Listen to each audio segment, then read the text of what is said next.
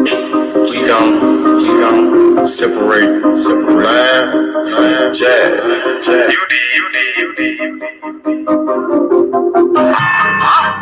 might understand me. Am is better than am. Oatmeal better than oatmeal. Trap. I'm on my motherfucking trap shit. I'm on my motherfucking trap shit. I'm on my trap shit. NBA, I'm the number one trap. 57, nigga on his ass down. Nigga came at me about a fucking bitch. D57, I laid his ass down quick. Wow, boom. Yeah, all that shit. Niggas talking shit. On with all that shit. 20, 50s, 100 shit, I want it all. First round drought pick, that's how I ball. Bitch, this shit bad, but I put that hoe on pause. Trap, I'm on my trap shit. I'm on my motherfucking trap shit. NBA baller, I'm that drop pick. 57 lay his ass down quick. Body found in the bag, laying in the ditch. I'm on my trap shit. For 48 a bitch. Nigga playing with the G shit. Simo, you know I'm with the shit. I'm ballin', girl, paid him back in 96. Don't give a fuck about what I do, cause they don't make you shit. 93 gang bad, they trap beat. I don't know nothing about shit, I'm on some trap shit. Hold the fuck up. I don't think these niggas believing in you, man. They sleeping on you. Free your mind. I thought you the number one trap shit. I'm on my motherfucking trap shit. I'm on my motherfucking trap shit. I'm on my trap shit. Yeah. I'm the number one trap pick. Close the door, turn off the phone. It's time for this meet. Had to grind for the shot is on the way on me. I'm on some trap shit. You niggas somewhere out there sleeping. Trap like a drive-through. They know I keep growing mad, cause I keep on firing up that reefer. I told them flex, gotta hold it down for my people. Ballin' like a motherfucking trap pick. D57, nigga gon' lay his ass down quick. These scaling sandwich bags, all a nigga need. In my trap house, I'm sticks still MOCs. NBA drop pick, that's how I ball. 20, 50, 100 shit, I want it all. I'm on my motherfucking trap shit. I'm on my motherfucking trap shit. I'm on my trap shit. Yeah. I'm the number one drop pick.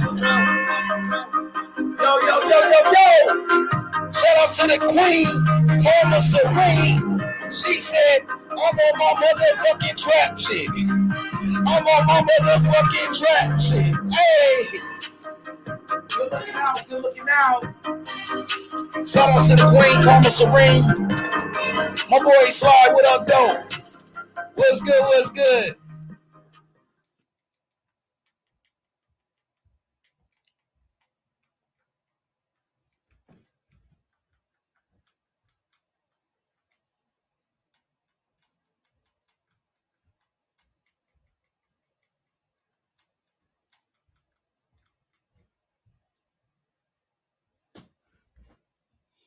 It's a great time to get... Dig? What up, though? My boy Pure Raw, what up, P? Big P. What's good, JC the Don, my boy? A1 since day one. You dig? What's good, Danny the Great, my boy? Good looking out, Karma. Good looking out. What's good, though?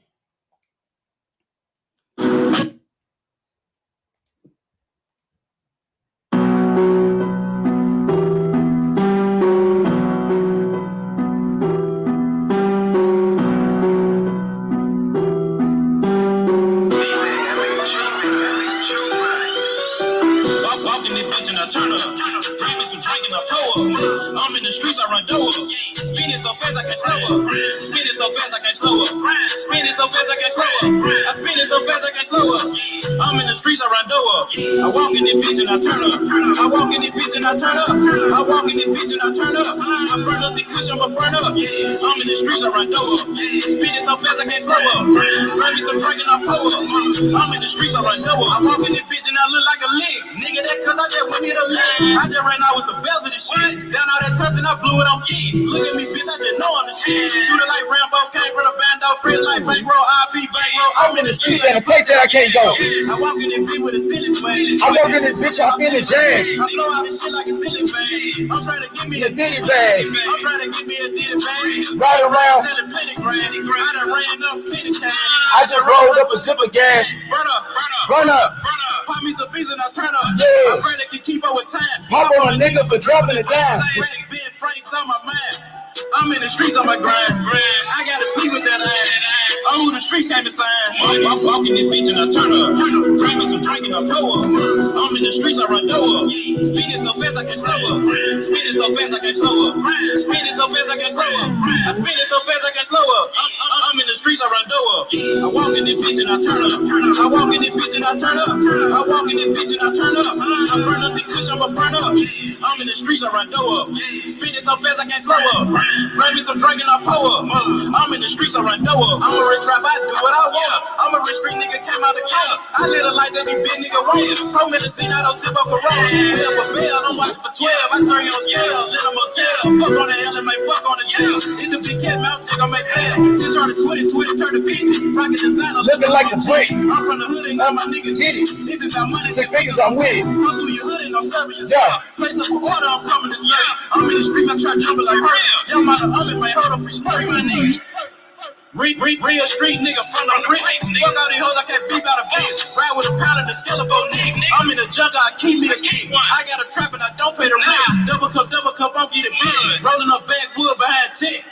Walking this bitch and I turn up. Bring me some drink and I pour up. I'm in the streets, I run door up. Yeah. Speeding so fast, I can't slow up. Speeding so fast, I can't slow up. Speeding so fast, I can't slow up. I speeding so fast, I can't slow up. I'm in the streets, I run door up. I walk in this bitch and I turn up. I walk in this bitch and I turn up. I walk in this bitch and I turn up.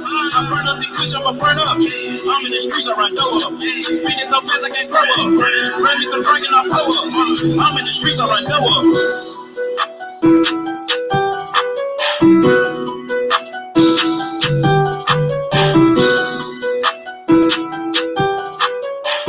Good looking out. My boy JC the Don with the super chat. He said H and I go way back like Cadillac seats. We go way back like Kobe and Shaq. You heard me? Real talk. My boy JC, good looking out. You dig? Shout out to my brother JC, good looking out. My brother Alex came through with the smoke. Alex came through with the smoke. He said, fuck Bill Haney and fuck T.Y. You dig? Shout out to Alex. For sure. Carmen said Alex came in with smoke unprovoked. You know what I'm saying? He coming through with that smoke. For real. For real. Hit that like button, man. Let's get ready. We turning up right now. Yes, sir.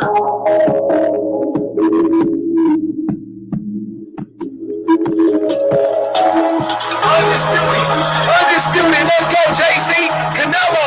We undisputed in this bitch. You heard me? I'm chasing these bills. I'm chasing these bills. And I live like the rap niggas already. I ain't even never had a deal. I'ma take you to bills. I'ma crack me a shield by chasing these bills. Look how a nigga live. Street nigga, what it is. What it is. What it ain't, nigga, fuck what you think. I just pulled up a 8 out of pint. I'm a little nigga, but I got right. What it is. Y'all still in the trap, still in the field. Hey. I live, nigga, what it is. Back to go copy your face. I bet your bitches design that flex. I done ran up me a check. And I still bang the same set. Still with the same nigga, yeah, what it is. So a lot of weed nigga about a whole field. I was 18, nigga, with my own crib. I was 19 when I went to this time. All the fuck shit, nigga, I ain't got time. I'm a cute bitch, nigga, about mine. And I shine on Obo without trying. And I smash that pussy without mine. When the cop comes, so what it ain't mine. Your mouth low, nigga, when drop down. I'm a young man, nigga, like John Gotti. He say shit, nigga, you ain't call about it. Fuck out the way by a lift for the shit. best believe we gon' eat. Nigga, I'm talking about a feet. I want a meal like me. I done been there about a week. I'm chasing these meals, I'm chasing these meals, I'm chasing these meals. And I live like the rap niggas already. I ain't even never had a deal. I'ma take care of bills, I'ma crack me a shield by chasing these meals. Look how nigga live. Street nigga, what it is? What it is, what it is, what it is. What it ain't, nigga, fuck what you think. I just pulled up an 8 out of pint. I'm a little nigga, but I got range. What it is, what it is, what it is. What it is, what it is, what it is. Still in the trap, still in the field. Yeah, how I live, nigga, what it is. What it is, nigga, what it is. I been having money, no deal. Say you gotta pay the SSL. No seal, nigga, no deal. Street nigga in the street for real. Stacking plans, gotta pay the bill. All these Jackson, all these Franklin, blue cheese in the cream deal. I been giving real hitters deal. Get your kid before it happen me. You grown now, I'm your pappy stick. Your fuck shit, get your mammy drink. Hell stop, motherfucker. Tell your heart from the fuck. Bird shit, dick sucker. You bitches get a sucker. No deal, I ain't copy through. Streets ain't start dropping please. They want that real shit, all that fake shit. I can't deal with them copping please. Money with me, I support the real. Shooting shots like a porter team. When he was on, I supported him. I took the streets back, now I don't see him. I'm chasing these meals, I'm chasing these meals, I'm chasing these meals. And I live like the rap niggas already. I ain't even never had a deal. I'ma take care of bills, I'ma crack me a seal by chasing these meals. Look how nigga live. Street nigga, what it is.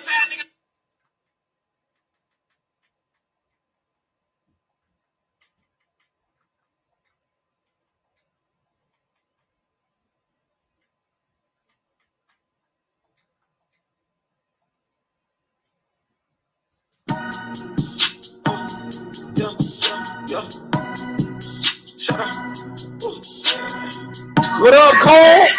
My boy Cole Slayer, what up, though? He said, look at that upper body movement. It's on point.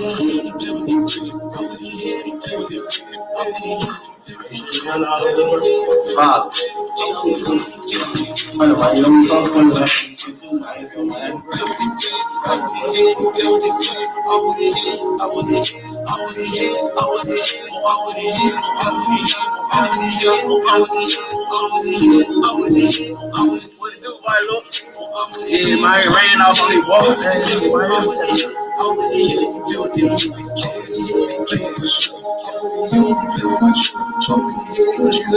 I'm whipping this food, they looking on you. I keep that grown, ain't talking about you. Rap.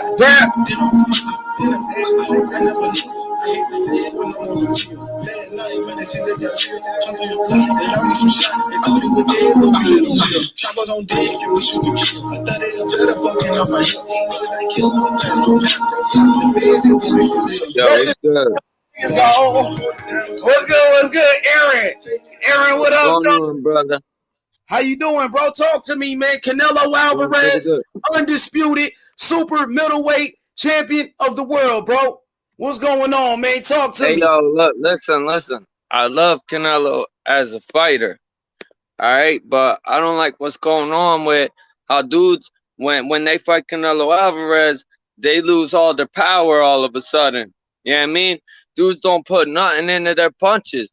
Dudes ain't doing shit. They're not trying to hurt Canelo. They fucking scared. It's like they don't want to hurt him or some shit. What the fuck is good with that, yo? You talking about Caleb Plant? I never thought Caleb Plant had the power. Caleb Plant ain't never had the power to begin with. But what about Kovalev? Well, what about Kovalev? Kovalev had power, but he lost it against Canelo. He got no power versus Canelo. You see Canelo come out of an undisputed bout looking clean in the face. What's good with that, Caleb Plant though? don't have no punching power, first of all, bro. He's not a power puncher. Cool. Now, you talk about a Sergey Kovalev. I want you to think about Canelo's chin. Canelo got the best chin in boxing. He got the best chin in the business. I agree with that. I like Canelo. I really do. I want to give him credit. I do. But you see Caleb Plant's past opponents, all of them have bloody lips, bloody noses. They're all fucked up, black eyes and shit. And what about Canelo come out undisputed and clean? He don't got no bruises or nothing. Canelo's on a different level from a Jose Uzcategui in a finger butts. Whoever those bums Caleb Plant was fighting, Canelo Alvarez is on a different level. Like Canelo told Caleb Plant to his face, I'm on a different level. You know what I'm saying? And that's what that was, my brother. Bruh, you seen how they was talking and talking What and was they jabbing, saying? Tell moving me what left they was and talking right? about. What was they saying? What was You said? seen? He said, "Oh, I respect your power. Oh, it's some good boxing, ain't it? Oh, yeah." And they move left and right, like 8 times, and then the crowd starts booing. So then they start throwing punches. That And wasn't Canelo real knocked him out, boxing. though. Canelo That knocked him wasn't out. real boxing, man. Canelo, it That was was some real fake boxing. ass Canelo knocked his shit. ass out. Canelo, #1, pound for pound, the best fighter in the world, bro. Straight up and down, homie. And Caleb Plant got knocked out. Canelo wasn't on no friendly shit. Canelo went in there to knock his ass out. And that's exactly what he did, bro. Cause that was real boxing, right? It was real That's boxing. real Didn't boxing Caleb Plant now, get right? knocked out? Didn't Caleb Plant get knocked out? Don't try to take away from Canelo and his That's real accomplishments, boxing bro. now, though. That's real Huh? boxing now, though, right? Yeah, that's It real was boxing. real boxing. Congratulations Didn't to Caleb Plant Canelo. get knocked out? Canelo knocked Caleb Canelo's the Plant ass king. out. So don't tell me about, oh, they were Yup. talking. Canelo was trying to knock his ass out. That was Caleb Canelo Plant. the king. Caleb Plant was Canelo trying to the be king. He the Canelo's friend best. in there, bro. He tried to be his Canelo the friend. best. He was trying to be friendly. He wanted Canelo to have mercy on him. But Canelo wasn't playing that shit. After Caleb Plant talked all that shit, and then the motherfucker got his ass knocked out like that, you should be talking about Caleb Plant. Why Caleb Plant didn't back up that shit he was saying.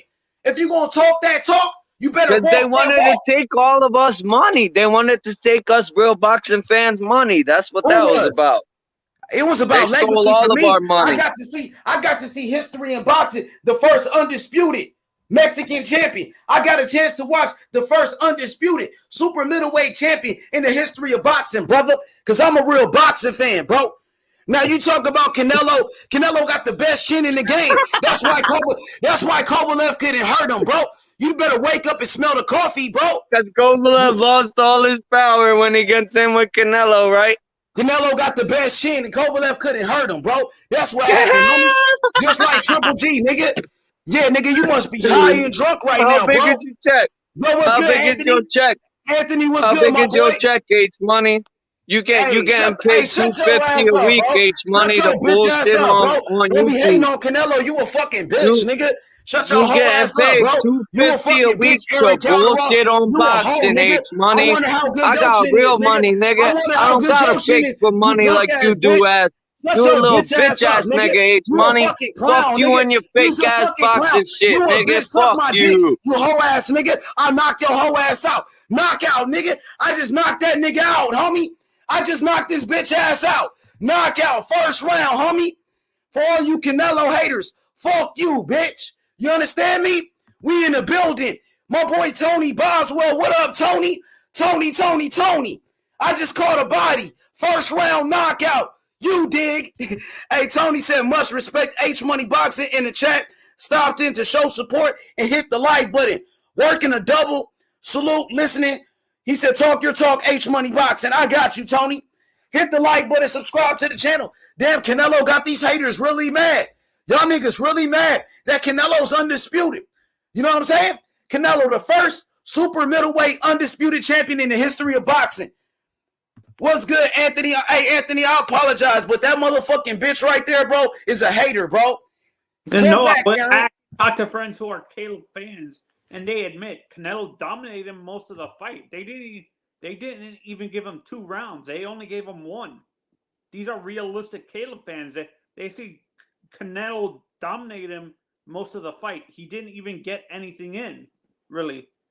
Like, these are kids who do boxing and stuff. Like, they box for a living, and they said that that Caleb really didn't get any work. Like, really, he didn't really hit Canelo. They even said that the judges who gave Caleb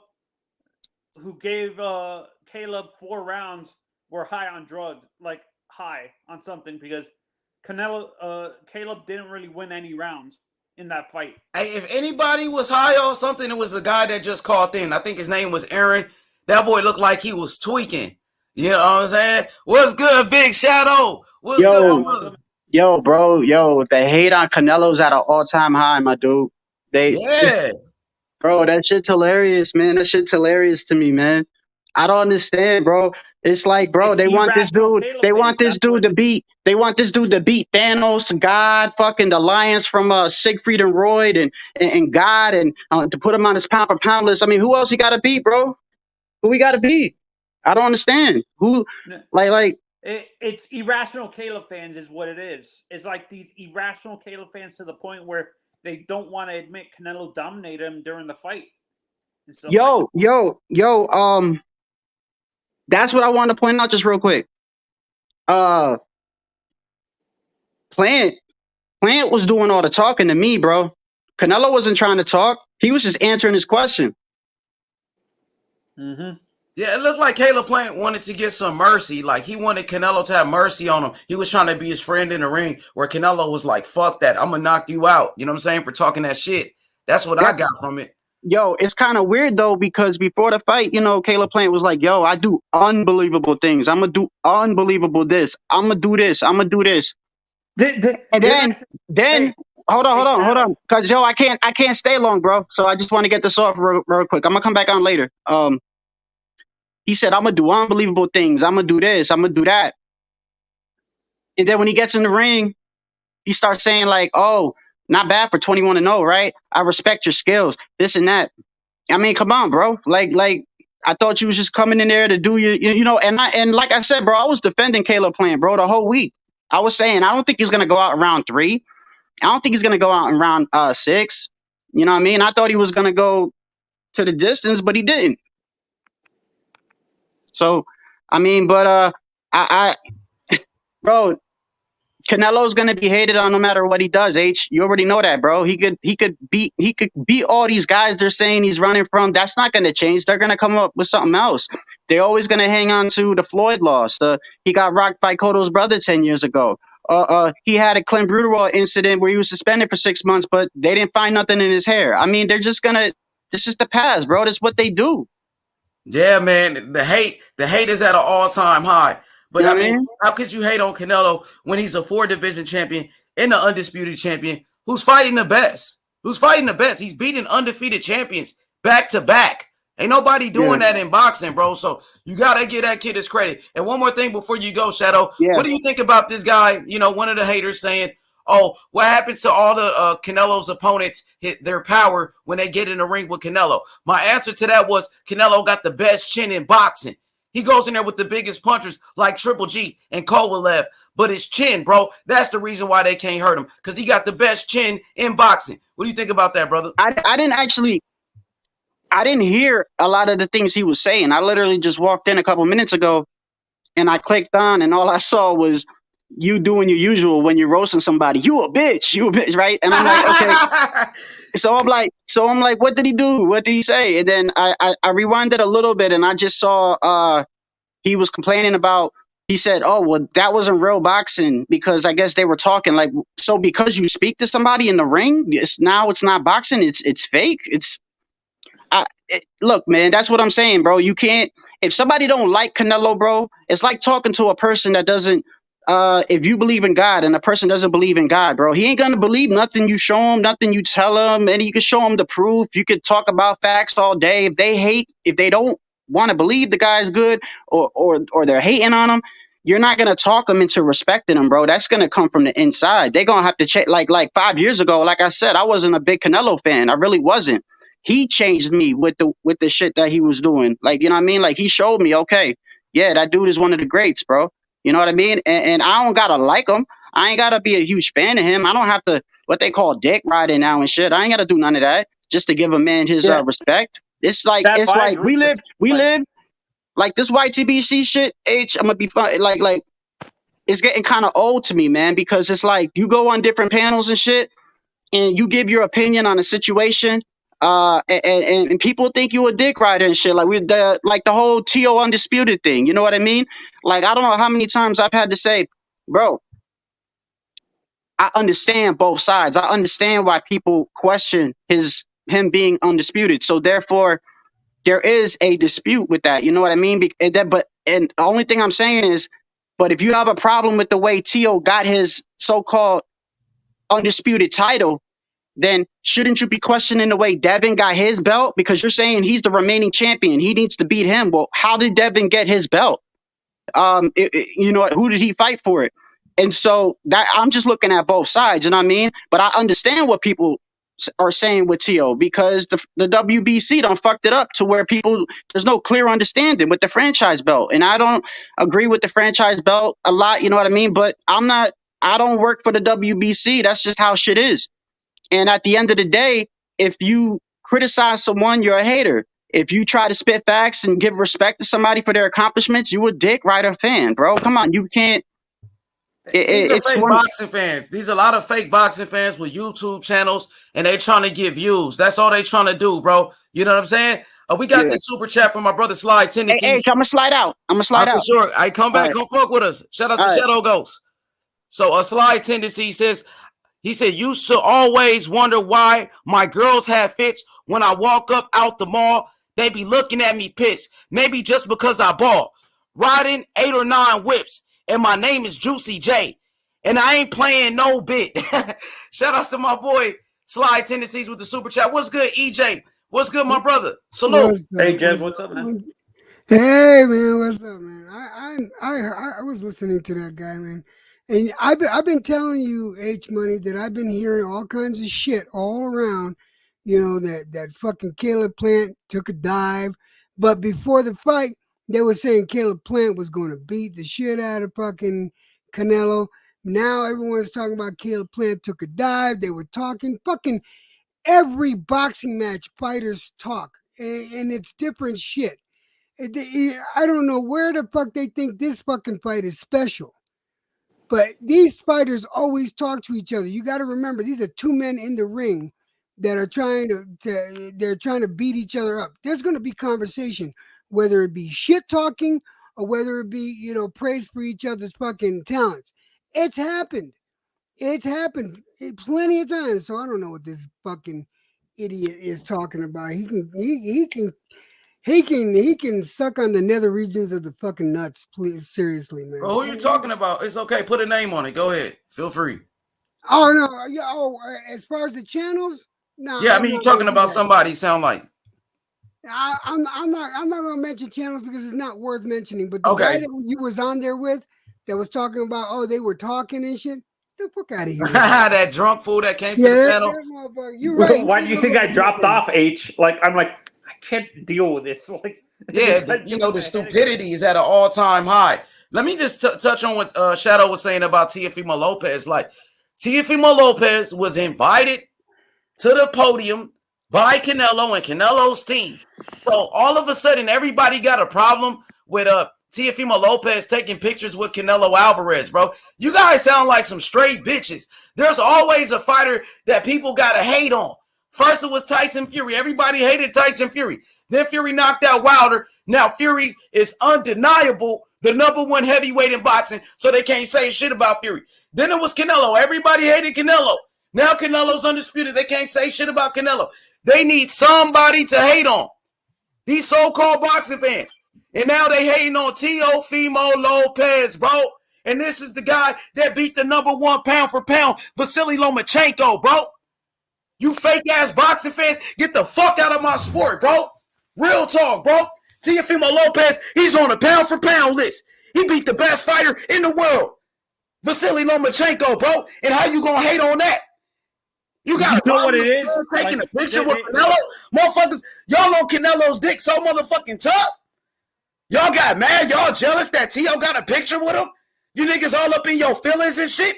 Teofimo Lopez, he did what he was supposed to do, and that's fight the best and beat the best. And you can't say the same thing with Devin Haney.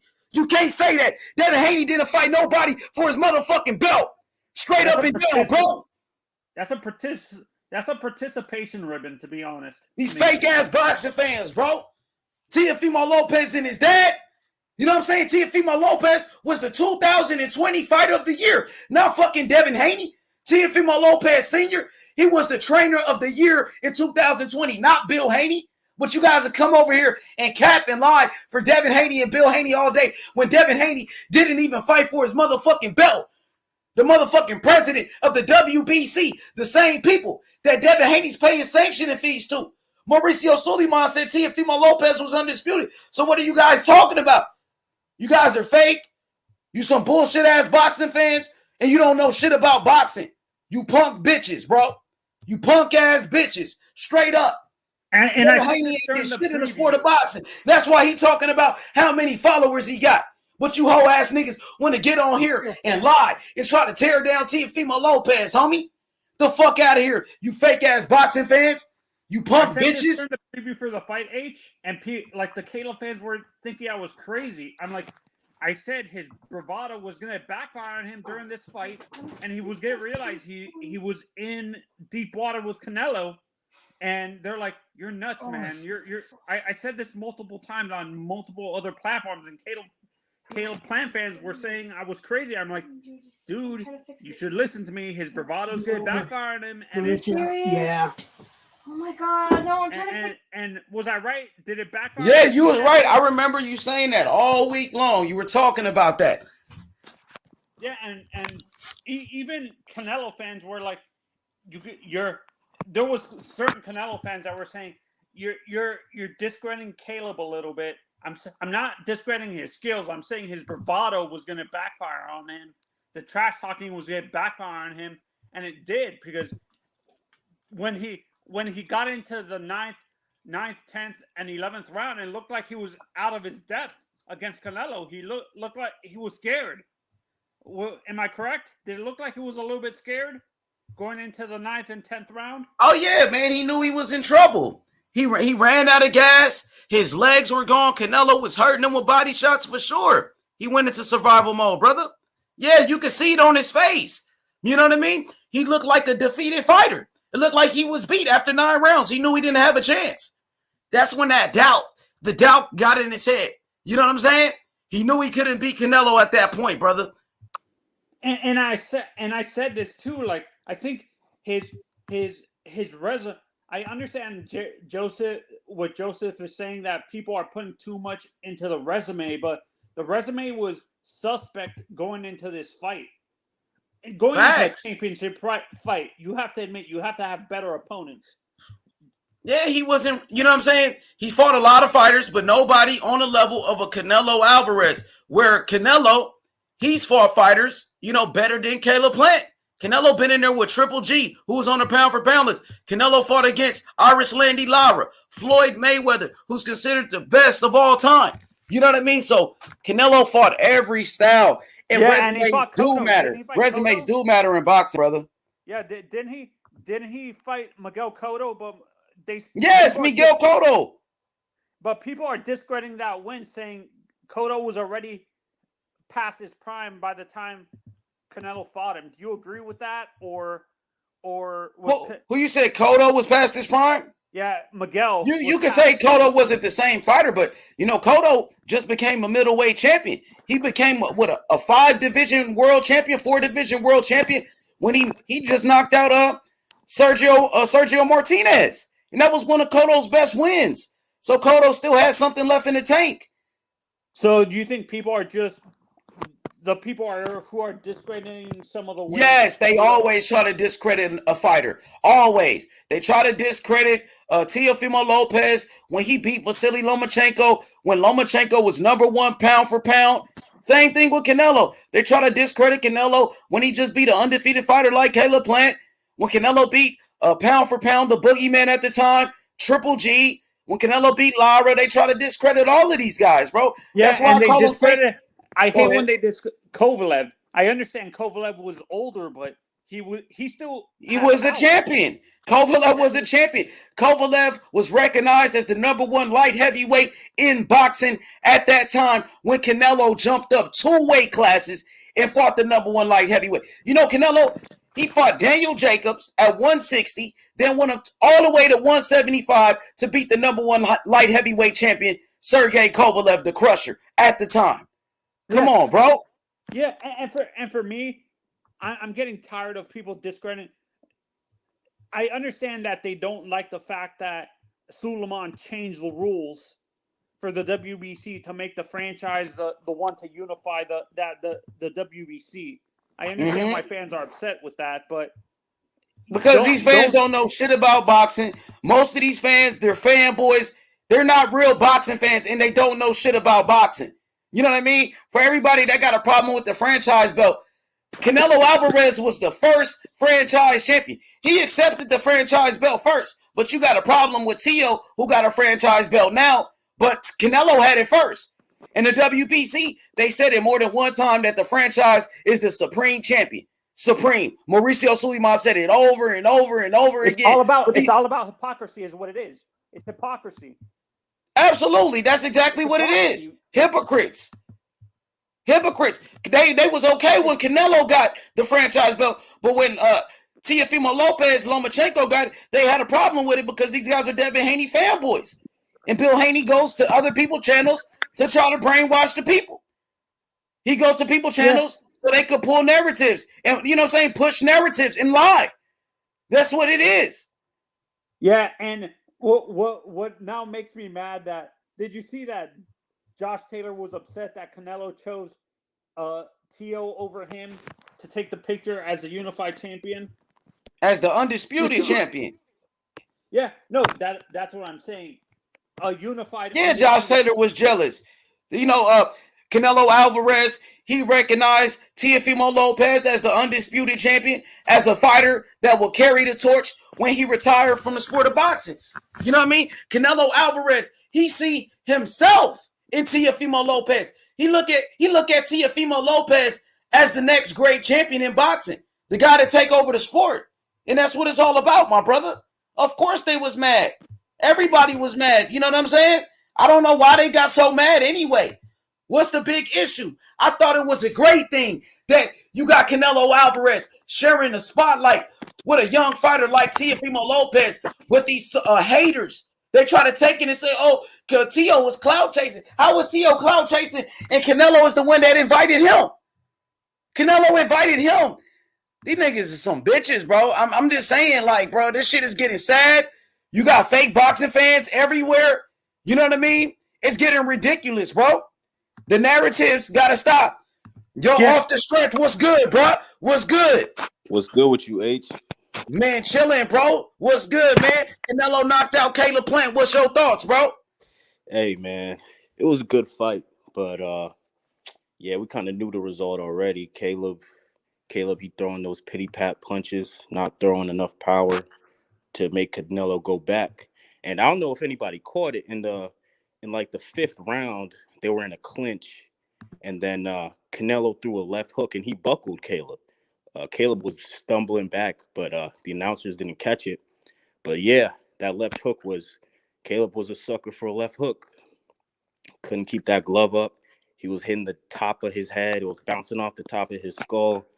Yeah, he just couldn't keep that glove up. He didn't duck under the left hook, nothing. And his coach waited till about the seventh round to tell him, hey, you can't let him back you up the whole fight. You got to make a move. It's like, it's the seventh round.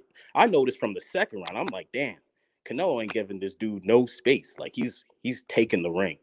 And his coach should have told him, hey, control the ring, duck the hooks, counter with the right hand, and just keep that until he adjusts and then do something different. But he didn't do it. And yeah, and I said this during I think Canelo felt the punches and he was just walking through it like nothing. Do you agree?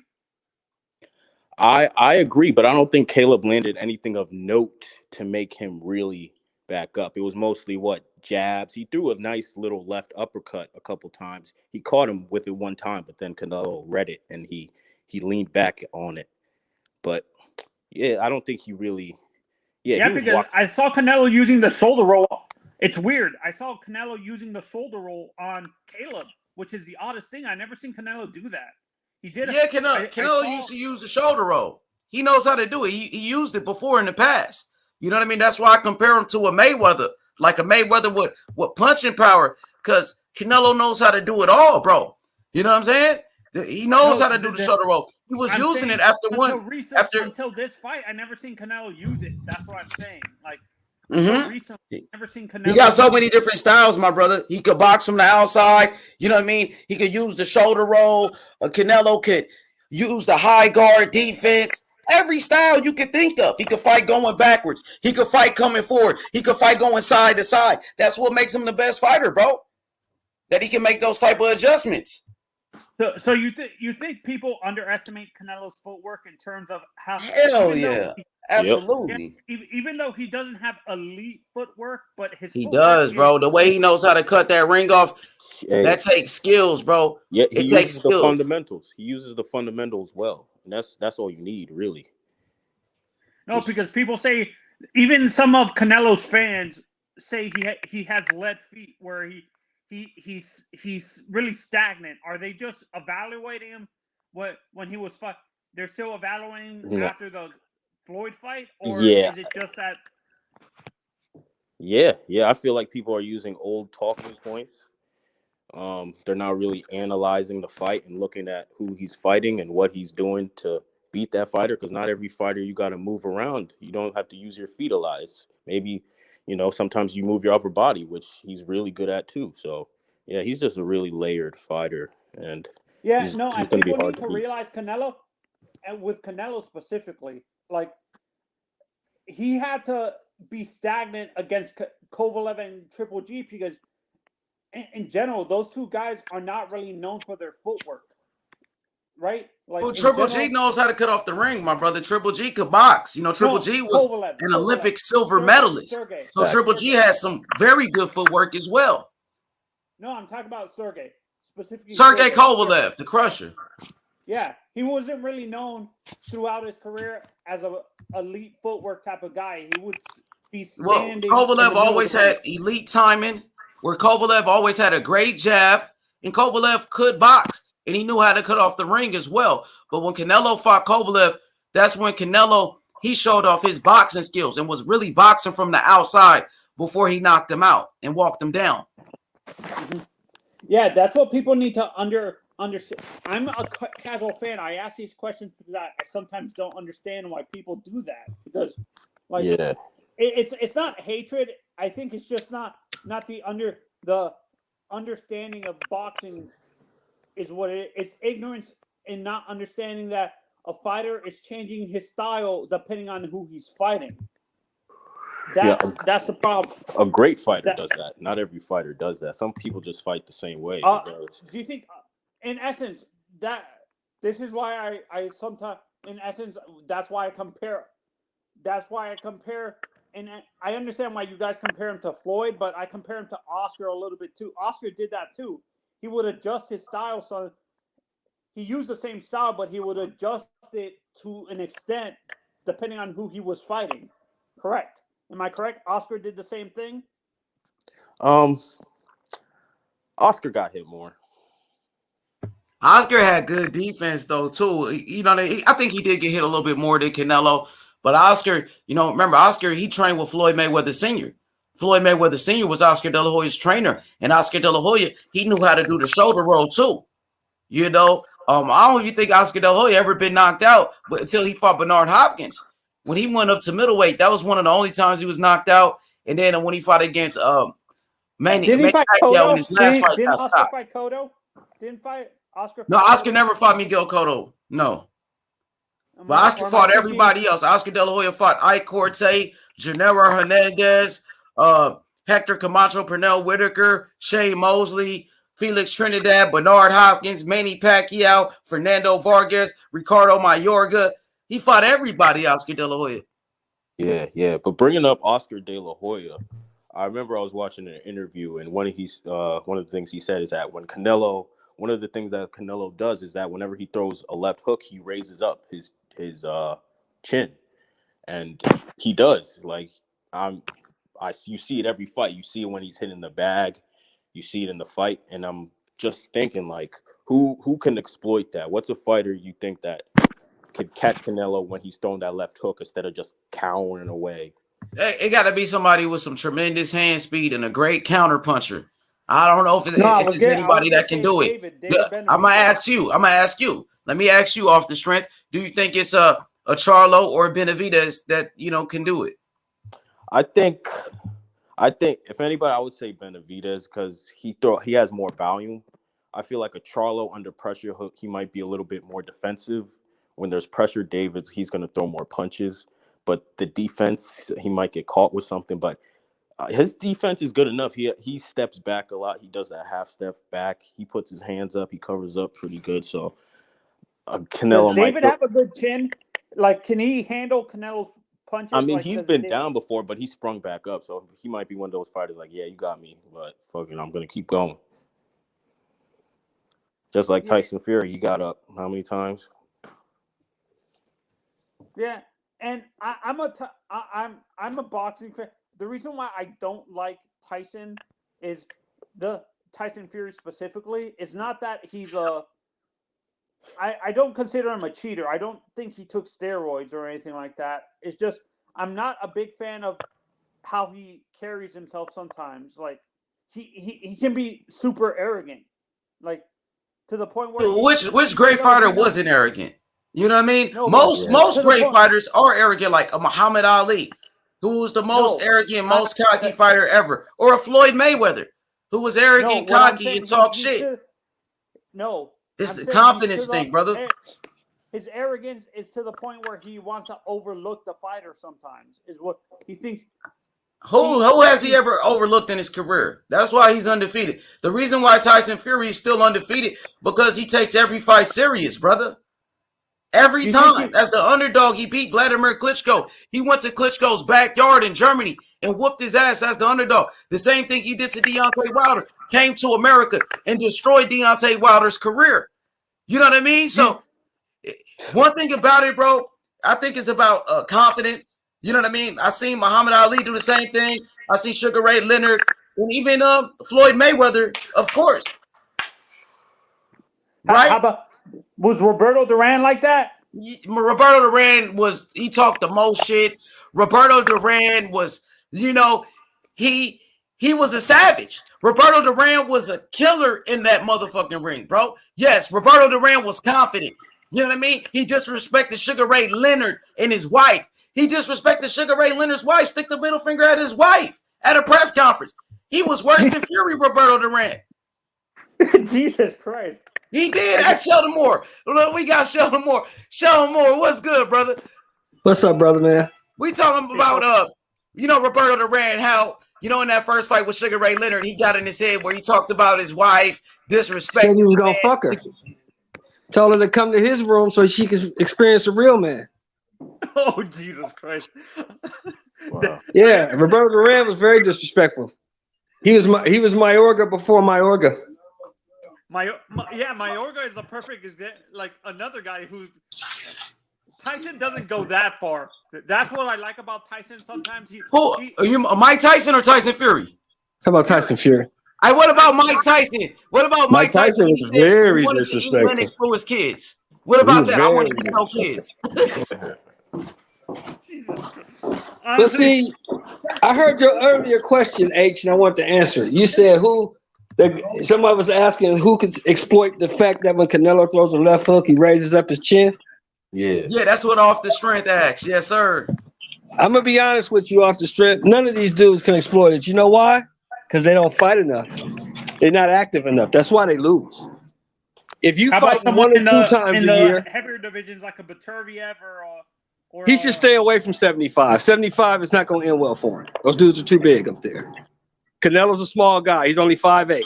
So let's not make him Clark Kent or Superman, because he's not that. He's a good fighter. He's an excellent fighter, one of the best, if not the best of this era. But you asking too much. People that's rushing him up to 75 want to see him get beat. That's why they're rushing him up there. Them dudes are big up there. And sometimes skill don't matter. If a motherfucker too big, he's just too big. Nothing you can do. So you think he will struggle against Bivol and Baturviev? Better Biev will beat him up. I think Zerto Ramirez beats him up. Better Bivol, he has a shot because I don't think Bivol hits that hard. But them other two dudes hit a little bit too hard for him. Yeah, in my opinion, yes. I think Zerto got it too. So he'll never call out Zerto anyway. You'll never hear him mention Zerto Ramirez. He'll never. Well, mention he sparred him, Sheldon. It's not like he's exactly. Ducking him. He's my point exactly. He sparred him before. He been in the ring with him. I think Canelo beats all of those guys. I think Canelo beats all of those guys at 175. When you talk about a guy like Baturviev, somebody that's almost 38 years old already. Yeah, he's slowing old. down. Yeah, if you watch Baturviev's last fight, I don't think you guys watched his last fight, where he looked slow. He looked. He got dropped. Didn't he get dropped? He got not in that one. He got dropped by Colin Smith a couple fights ago, a couple years ago. So I think Beterbiev is a monster. He is a beast. He got a lot of power. One of the hardest punchers in boxing. But I just think skills wins fights, Anthony. I think Canelo could outbox Beterbiev. I think Canelo could box. I'll even say this though, H, for those guys up there. If they don't fight more, he'll beat them too. Exactly. You cannot go into a fight. You cannot go into a fight fighting once or twice a year against a skilled guy who fights 4 or 5 times a year. He's going to beat you because his skills are sharp. I agree with Sheldon. That's what Canelo's been doing. That's Canelo been staying active, staying sharp, and these other guys have not been staying sharp. If you look at the champions, that's why I don't think Charlo has a chance because Charlo's fought how many times this year? Once. Fought Montiel. He fought one time this year. Yep. Yeah, once this year. That's not enough to beat Canelo. I don't think that's not enough to beat him. Benavidez has fought what, twice this year or once? He fought once. That's not enough to beat Canelo. You got to fight. You got to be active. You got to be sharp. And these dudes aren't active or sharp. That's why I think Canelo beat these guys. Strength, what'd you say, my brother? My bad. You was finna say something. You said you thought it's the reason why somebody. I think he said something about Charlo or something. Oh yeah, I said Charlo wouldn't even beat Canelo if he was fighting all the time. Just stylistically, he wouldn't match up well. I think his athleticism. He's athletic, so I think his athletic. He's flat-footed, but he is athletic and he's kind of quick. So if he fought more, he would have a better chance. But at fighting once a year, he has no shot. Hey, what was that athleticism against Montiel, though? I ain't really see it. Montiel was getting on his ass in there, bro. And that's because he hadn't fought in like 15, 16 months. But I think he fought Derevyanchenko not too long before that, right? He fought Derevyanchenko. That was a year prior. Oh, that was a year? Yeah, he only fought once. For me, I he only fought twice in the last 2 years. Skills, I'm not putting pressure on the kid, but I think the guy that might have the skills if he ends up if he ends up fighting Porter or Crawford is Virgil. Like if Virgil moves up to super middleweight eventually, like I don't think Canelo retires. I think he wants to see if he can beat one of these younger guys, like a guy who's in his mid-20s, like a Virgil Ortiz or something like that. But Virgil Ortiz is much smaller. Virgil Ortiz fights at 147. Canelo's at 168. So by the time Virgil gets to 168, Canelo probably retired by then, my brother. They're gonna take years. Canelo's not coming down. Canelo's not coming down for anyone. So you guys can forget that. He ain't coming down. And they're stablemates as well, so it would make that fight even harder to happen.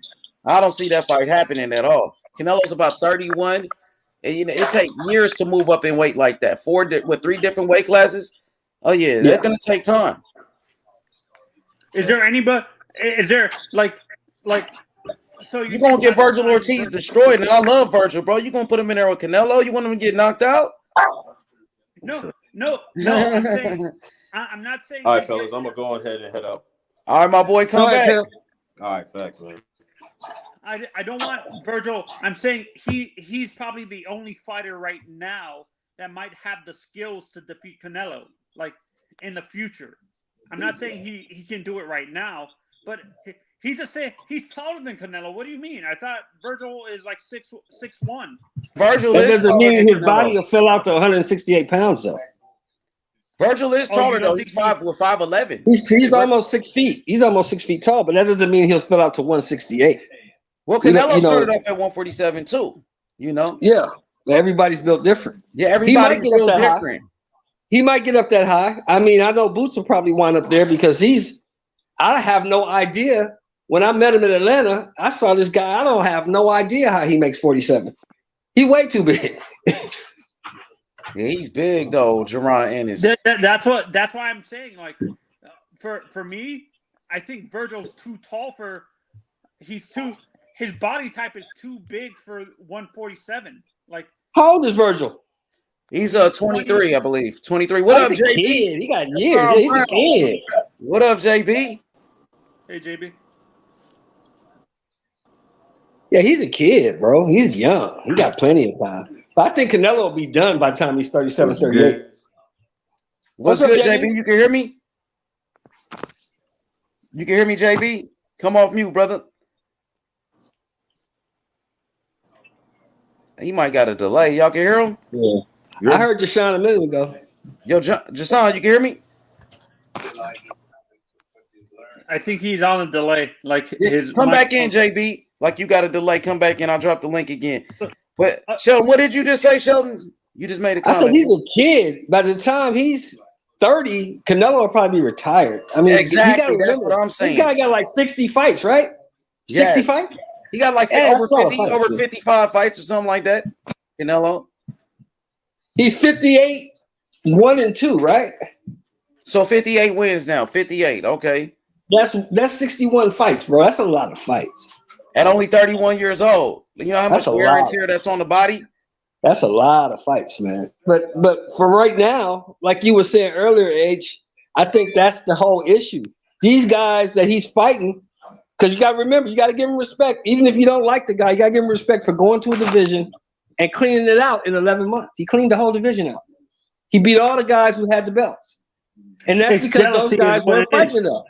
They weren't competitive because they weren't fighting enough. You can't fight once a year, twice a year, and go to a fight with a guy who's been active.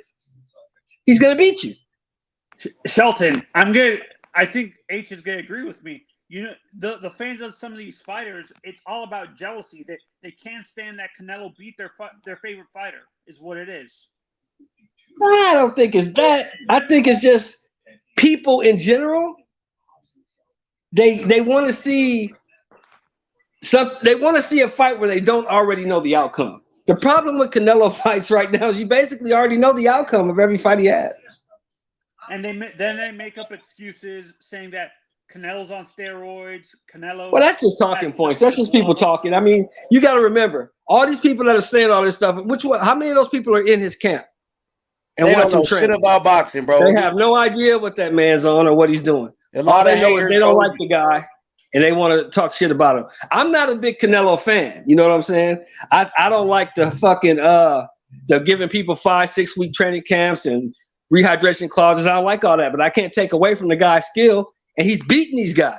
They putting these guys in front of him, and he's beating them. And you can't take that away from the guy. He gave Caleb Plant a full training camp, and Caleb Plant still got his ass whooped and knocked out. Still got his ass whooped. So that throws that shit out the window. He gave him a full training camp. Caleb Plant just wasn't. And Caleb Plant's problem was you can't fight the guys he fought for 21 fights and think you're gonna get into a fight with Canelo and being inactive for damn near a year and think you're gonna have a chance to win. You're not. He wasn't prepared. Now, if he had fought Benavidez, had fought what's the guy, Danny Jacobs, had fought Rosado, people like that, if he had fought up until that time, maybe he would have been more prepared for the fight. But coming up, basically, you go to 11-week camp. So basically, you coming off the couch and going into camp. You haven't been fighting, bro. Your skills aren't sharp.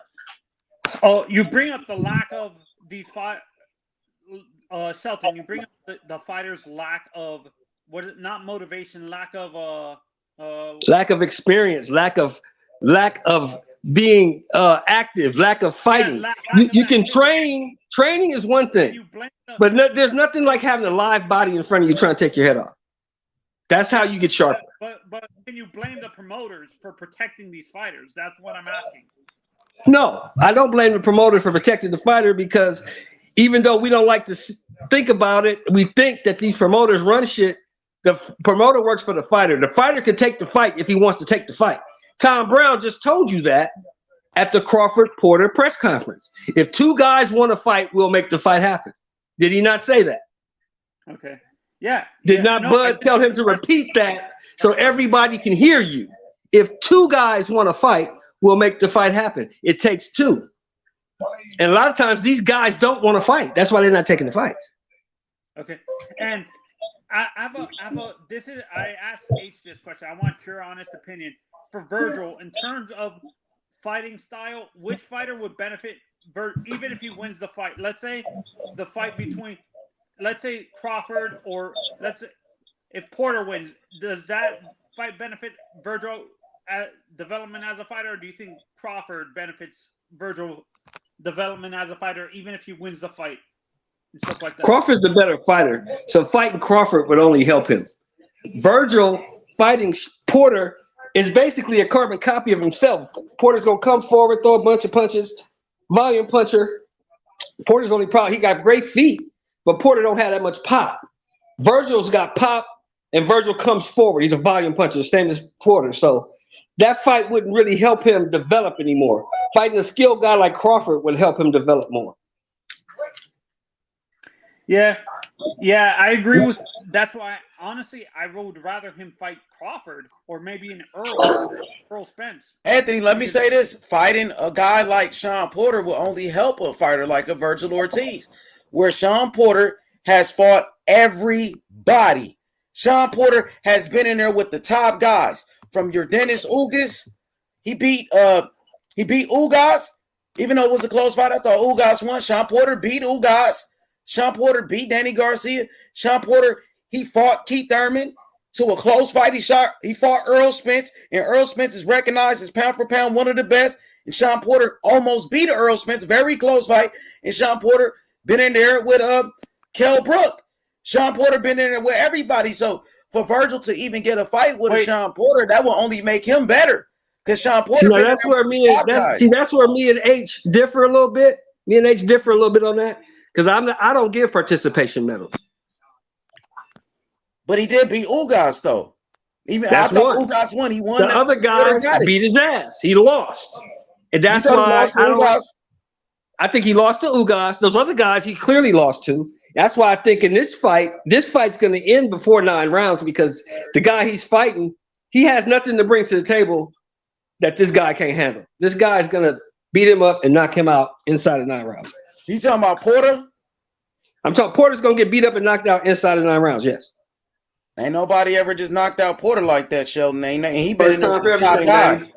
First time for everything.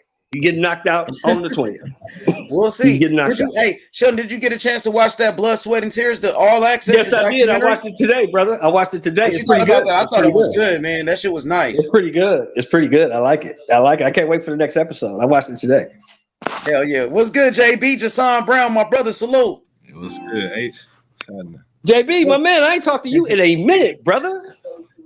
For real, it's been a minute. It was good, OG. Yeah, he been in school, Sheldon. You know what I'm saying? How's school going, brother? How's school going? It's going good right now. All right. That's what I'm talking about. And that's what's up. Hey, JB, what you thought about Canelo knocking out Caleb Plant, bro? Yeah, that was an impressive knockout. Canelo, he just was stalking him all night. And I knew, I had a feeling after the 7th round, I said, man, Plant, he don't got the power. And I knew it sooner or later that the fight was going to be over and Canelo was going to come out on top. Hell yeah. I mean, was you surprised that Caleb Plant was able to go 11 rounds with Canelo, or you expected him to do what he did in that fight? Nah, I thought it was going to go the distance at first. So I thought he would do better? Yeah, I thought he'd at least make it to the final bell. Was you picking Caleb Plant? I did. At first I picked, but I changed. I changed my mind after watching some film. Okay. And yeah, I realized when he fought Truex, he really didn't have no right hand. Like, he has no right hand. Like, he don't have no snap on his right hand. He's left hook dominant. And from just looking at that, I was like, man, he's not gonna win. There's no chance. For sure. Go ahead. That's what I've always wondered. Why does it seem like a boxer who's right-handed his power punches come from the left? That's weird to me. Can you guys explain that? Because you're taught that in the gym when you start boxing. I boxed for 7 years, so you're taught your right hand dominant. So you don't work too much on the right hand. Basically, a jab and your overhand right. But you're taught to build up your left because you don't use it as much. They want to make you a two-handed fighter. You don't want to go into a fight with just one punch. So they work on your left. You work on your hook, your left cross, your left hook. You hook the bag. They teach you to build up your left hand, and some guys get stuck in that mode and they become left hand dominant. Or you see some guys who decide they can switch and start fighting out of the left-handed stance because they use their left hand so much in training. Crawford is a perfect example. I think he has power in both hands, correct? Yeah, but Crawford's ambidextrous. He's kind of like Hagler. Hagler was ambidextrous. He could use either hand and they both had equal power. So Crawford's kind of an anomaly. Not too many like that. There's certain fighters that like to fight with their power hand in front. as their lead hand. Hey, Like as a matter of fact, I think De La Andre Hoya. Ward used to do that, didn't he? Andre Ward, Oscar De La Hoya, where Oscar De La Hoya is naturally left-handed. So he would, fight with his left hand in front because he wants his power hand to be his dominant hand right there. For his jab, For his jab, so you can have a power jab. Michael Moore used to do it. Demetrius Andrade does it. I heard even Tyson Fury. You know what I mean? He's doing it. Yeah, Tyson Fury can switch. He does switch. He switches. Does Teo do that? Teo, I think Teo is just orthodox, from what I know. No, Teo switch. He got power in both hands, though. He can knock you out with the right or the left. Teo's power more comes from his quickness and his speed. He's kind of fast. He explosive. His quickness and speed is his power. Yeah, he's explosive. Yeah. And Porter's explosive. I think Porter's biggest problem is Porter tends to smother his work. That's his biggest problem. That's why he don't have as many knockouts. Yo, what's good? What's good, JB, man? What do you think is next for Canelo? What's the next fight you want to see? I want to see him fight Bivol in the next spring. That's what I want to see. But he got a couple options out there. But Bivol, that's the fight I want to see personally. Yo, what's good, Jack Howell? What's good, my brother JK? What's up, H, my bro? What's going on, lad? How you doing, brother? What's up? What's up, JB? What's going on, bro? Yeah, long time. It's been a long time, my bro. Good to speak to you, lad. Same. Yo, JK, remember yesterday we had the brother Joseph on the panel when he was talking about his situation with K9, remember? Yep. Yeah, so I remember K9 went to his channel and responded to the dude. He made a whole video. Damn, I'll have to check that out. K9 got a check. Yeah, he got K9. A YouTube channel. It's called K9 Boxing. And he did a whole video responding to Joseph. So, shout outs to Joseph. That's their situation. They got it's between two grown men. I'm going to stay out of it. But, yeah, you should check it out whenever you get a chance. Yeah. K9 did respond. Because I knew K9 had a check. Because K9 responded to me in a comment once. We were talking about boxing and just breaking down fights. And K9, responded to me.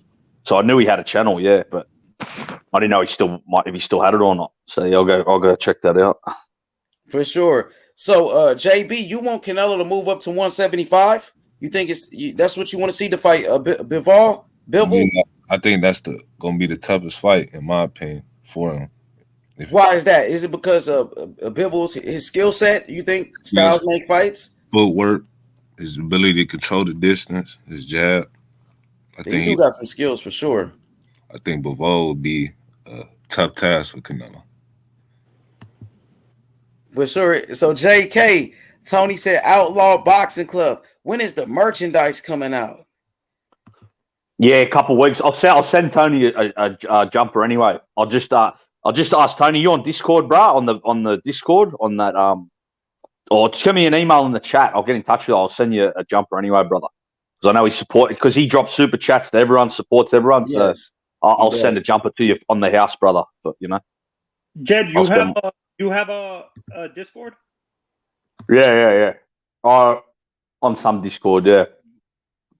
Okay. I don't know which one it is, yeah. Because I want to join your Discord. No, it's not mine. It's just someone. But I got an email, but that's why I'm just telling Tony to drop my email. But I put my email in the private chat anyway. Tony. So, Anthony, you got any questions for Jed? Anthony, you got any questions for Jed or JB? Go ahead. Actually, no. I actually want to say I would, which is surprising. Yeah, it's the first time I've ever seen you not ask questions, bro. Yeah, no, I would rather see David Benavidez versus.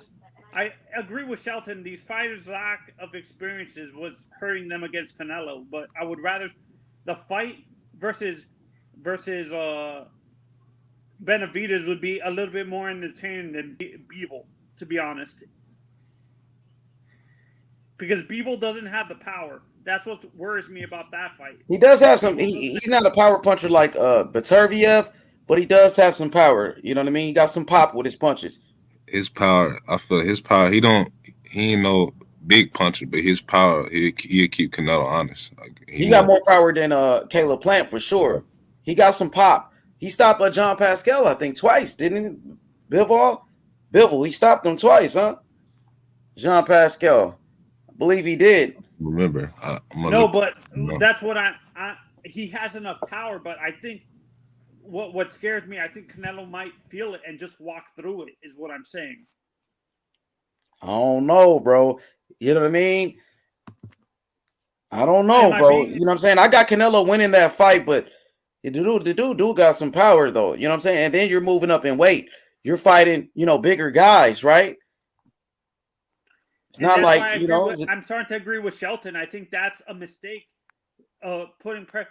making Canelo move up. If that power is, if that's what you guys are worried about, the power of the guys in that division is what I'm. Now I'm starting to see what Shelton said.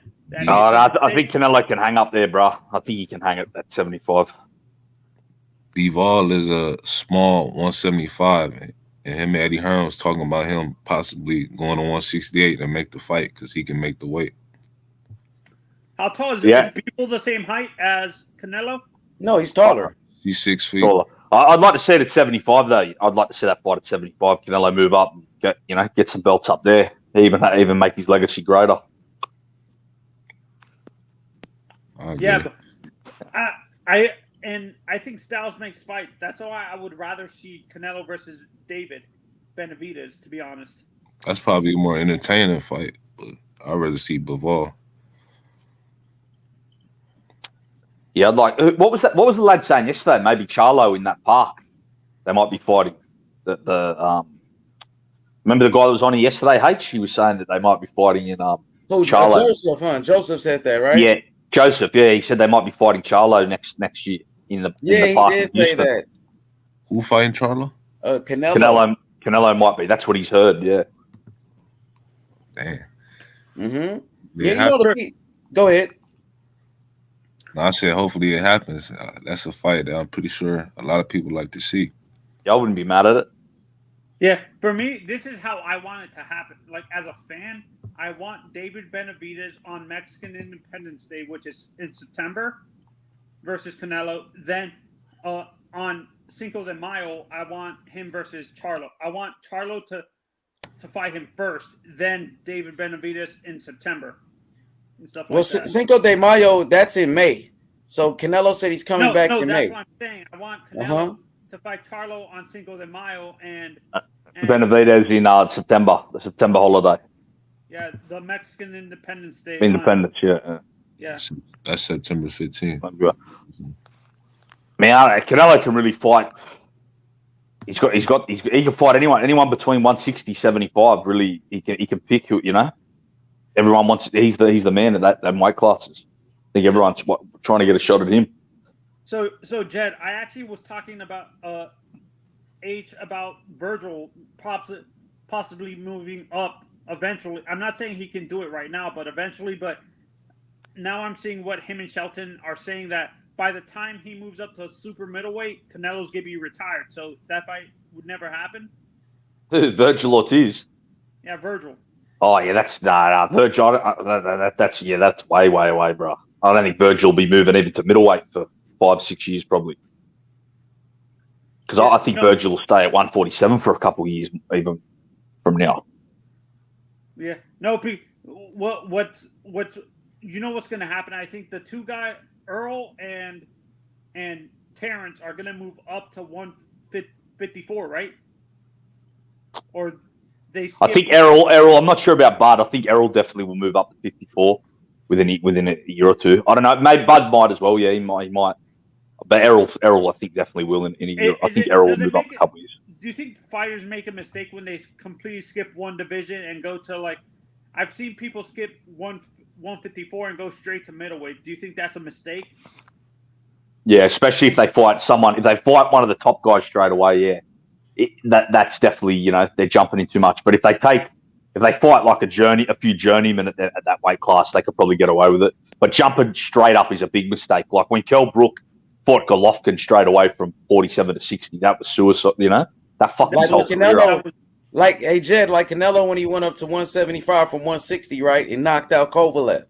Yeah, Canelo's he's a great fighter though. Kell Brook's not, most fighters aren't as good as Canelo though. Yeah, Kell Brook is a warrior, bro. And speaking of Kell Brook, I heard he signed his part of the contract to fight Amir Khan. You know what I mean? That's what I heard today. That Kell Brook signed a contract. He signed his part. Now they just waiting for Amir Khan to sign a contract to fight Kell Brook. What you guys think about that? That fight should have happened in 2000. Yeah, should have happened 2015. Would you still be interested in that fight? I would watch it, but I think it's just like a money, for about some money. But that fight should have happened years ago. It should have happened years ago. But Definitely. people will still watch it, right? Especially like overseas in the UK, right? Yeah, they'll still watch it. They'll watch it. Yeah, not as big as it was there, but they'd still watch it. But they should have fought. Remember when Kell Brook beat Porter and Khan beat Devin Alexander? That's when they should have fought each other. Oh yeah. Yeah. They should have had that fight then. Who you picking that fight, Jed? Now, man, I might go Khan. I think Brook's eyes are fucked. I think maybe Khan might get it. What about you, JB? I don't know. Honestly, I'm gonna say Amir Khan because Kell Brook took some punishment. Yeah. If they would have fought at the apex of their career, yeah, Brook. I agree. Yeah. Amir Khan up. Yeah, I think Brook would have beat him at their best, but maybe Khan might get him now, H, because Brook's eyes are fucked. His eyes get hurt every time he gets hit hard, and Khan still got some speed, so he might be able to light up his eye early. And what about you, Anthony? Who you picking that fight? Amir Khan or Kell Brook? Who you got, Anthony? Amir Khan, Kell Brook. Let me know when you're ready. For me, I'm gonna still go with Kell Brook. I'm gonna go with Kell Brook. I think Kell Brook, he actually was looking okay against Terence Crawford before he got stopped. You know what I mean? He looked decent in that fight. He was actually winning those early rounds. Early rounds, right? Yeah. He won the first 2 rounds or something like that. Yeah. That is true, H. That's true. I just don't know if his eyes can hold up. You know what I mean? That's the only thing. If his face can hold up, yeah, I think he beats Khan. I think you're right. He probably Brook can still beat Khan, I guess. Do you think that fight happens? Yeah, I think it probably will because, like you said, they've got nowhere else to go, and it will still make money in the UK. So yeah, I think they will fight unless Khan still doesn't want to fight him. That's maybe the only reason it wouldn't happen. Because I think Khan never wanted to fight him when they were at their best. Because I don't think Khan could live with losing to Brook. If he did, he didn't want to take that chance. So Anthony, who you think wins that fight, Amir Khan or Kell Brook? In their prime? Right now. Right now. They talking about fighting. It's like I guess Kell Brook already signed a contract. For me, those guys need to retire. Honestly, it's not gonna be. I hope it doesn't become like that fight. Doesn't become like a Tyson versus Holyfield, where they think of putting the amateur helmets and the gloves and the padding. Did you see that joke of a pay-per-view with Tyson and Holyfield? Oh, which one? The second fight? No, that I'm talking about they did a exhibition with. Holyfield. Oh, they were supposed to, but it never happened. They were supposed to do like a fight on Triller, but the fight never happened though. No, I thought there was an exhibition with 2 retired fighters. Was it Roy Jones? Oh, you're talking about Roy Jones Jr. and Mike Tyson. Yeah, that one. That's what I meant to say. I hope they don't, and because these guys are honestly past their prime already, and I don't want to see them get. If they're actually thinking of fighting, I'm not going to waste my money watching that fight. That's too scary for me. Seeing those old guys past their prime like that fighting and stuff like that. They're not. I mean, they're not. Yeah, they're not that old, bro. They're not that old. But they've been retired for a little bit. I'm only like 36. Yeah, I'm looking. Roy Jones and Tyson was like they look like a fight at the retirement home, bro. They look like 2 like guys that they were way old. They're not that old, Khan and Brook. No, but you understand what I'm saying. They've been outside the ring for a while. Yeah, I get what you're saying. Yeah.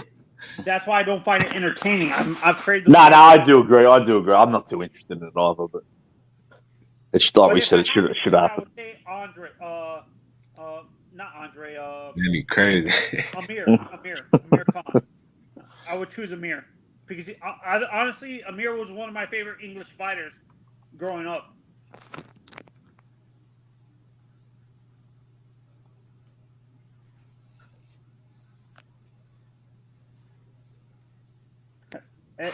Hello? Anybody there? I'm here. Yeah, and And to be honest, like I said, I don't find it entertaining that they're forcing these guys into doing a fight. It's all about money, and I'm afraid these guys are going to get seriously hurt. How long have they haven't been training for a while?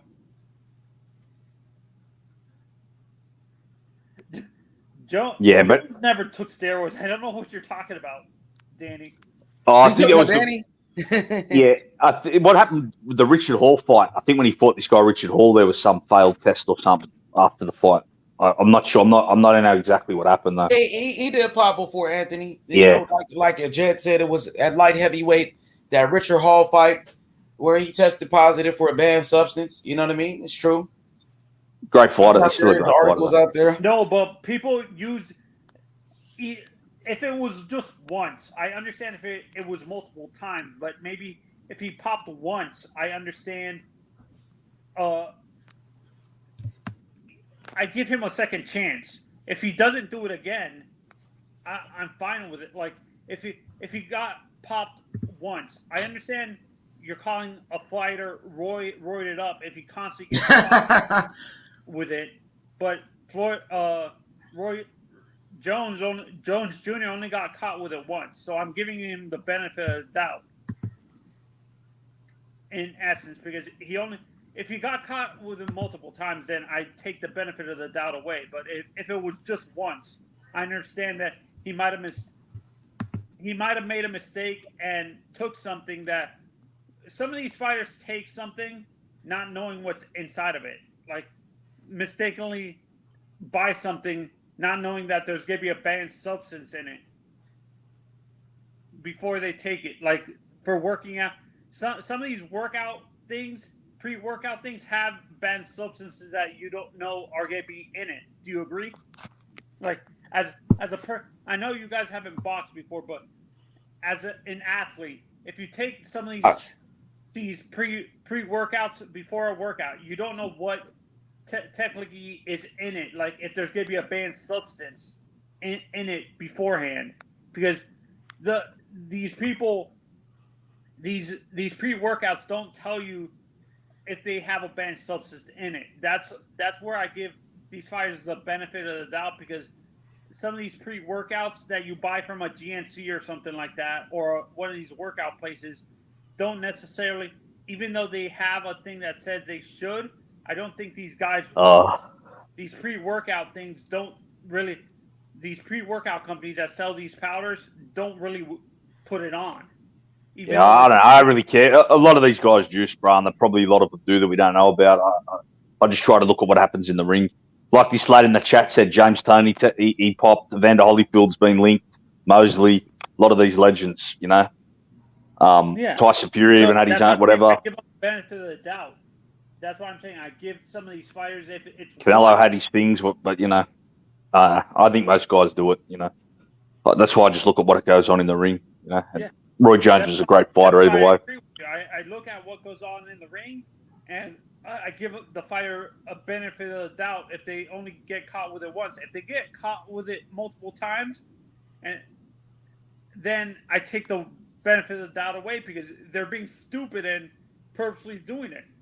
That's when I don't trust the fighter. Well, I'll ask everyone on the panel, like JB, Anthony H, give some guy steroids. Are we ever going to see anyone like Roy Jones, whether he's on steroids or not? You know, you're not going to see someone that athletic or explosive, no matter what steroids you give him. He's still a special talent, you know. Yeah, he is, for sure. Since those Olympics, you know, since the amateur days, Roy Jones always been a special athlete, bro, with tremendous speed and great power. You know, but you asking, do I think we'll see another one like a Roy that comes up? Like even if you give someone steroids, they're still not gonna. You're not gonna be able to make another Roy Jones because he's special. You know, even if you give someone steroids, or a Bernard Hopkins, then they're not going to be able to be as athletic. It's a few guys. Well, it's one guy right now I see that he kind of reminds me of Roy, but not really. You know, it's just kind of, you can see the speed, you can see the athleticism and the power. I think that's you talking about Ennis? Yeah, I thought you were going to say Boots Ennis. Boots might be the only one. He kind of reminds me of a Sugar Ray a little bit, but you know, maybe not on that quite that level because we haven't seen him against the top guys yet. You know what I mean? But Boots, just watching, Boots look like he's something special. Just What look at about it. bro? Who was athletic? Who looked quick and athletic? Do you remember this lad Rashidi Ellis? Yeah, I think he was at Speedy one. Rashidi. Yeah. What happened to him? I've never heard nothing He's with about him. Golden Boy. He just, they put him on the shelf, bro. Like he's like 28 years old. He still hasn't fought anybody. You know what I mean? I don't think he got the power, to be honest with you, Jed. Like you can see the speed it looks good against that lesser opposition, but I don't see it. I don't see it, to be honest. He doesn't have the pop. He doesn't have the power to go with it.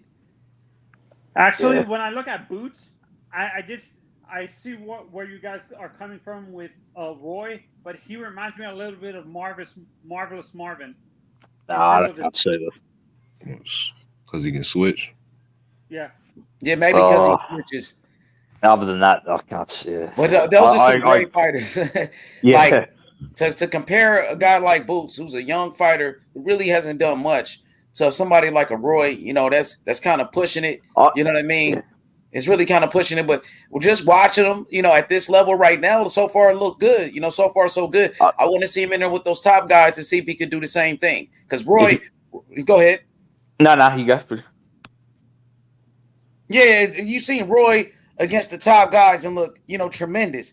We seen Roy against, Bernard Hopkins when he won his first world title.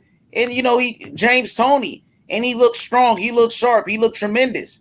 So I'm just waiting for that, bro. I'm waiting for Boots, for him to do that against, another champion or a top guy. Then we can really, see what he's all about.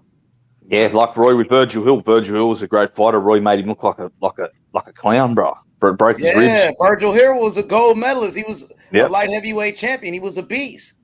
Yeah.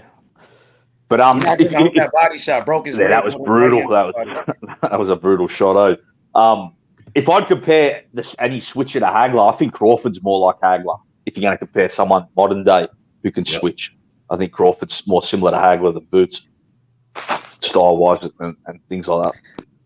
Oh, Jed, I had two fights that H already answered these questions.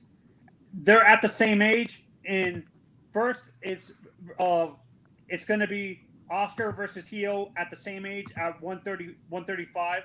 Who wins that fight at the same age at 23? Damn, that's a great fight. I'm going to go Oscar. I think he was a beast at 135. He's Oscar huge for the weight. Oscar was welterweight, I think, at 23. When he was 23, he's fighting Pernell Whitaker at welterweight. Yeah, I think you are right. Yeah, I think he was, because Oscar was I think he was 24, 23 when he fought Whitaker. I think Oscar was a lightweight when he was 21. Oh, okay, yeah. Maybe at 21 versus a 23-year-old Tio, who would win that fight? Oh, still might go Oscar. I think he might have just been too big at that weight class. And then Oscar was huge at 35. And Chavez Sr. at the same age. Nah, Chavez Sr. Chavez. But I'm gonna go Tio over Oscar at 20. You got Tio. Yeah, Tio's got a better shot than Navarrete. Navarrete gets fucked up by Chavez. So you said Navarrete has more power than Chavez. I don't know if he does, bro. Chavez's chin. Chavez will just eat it and walk through him and just rip his body up. Are you talking about Navarrete Chavez? Yeah, man, Chavez would destroy him. Chavez destroyed Navarrete. He would destroy him, bro. That won't even be close. Yo, what you about to say, JB? No, I said I want to see Navarrete versus Shakur or Oscar Valdez. I would like to see Oscar Valdez Shakur, to be honest with you. I think Shakur beats them both. Yeah. So yeah, Oscar fought against Pernell Whitaker when he was 24 years old. He was 24 years old at welterweight. So now Tio is 24 years old. So that will have to be like a 21-year-old De La Hoya versus a 23-year-old Tio. I'm gonna go Tio. Tio on that one.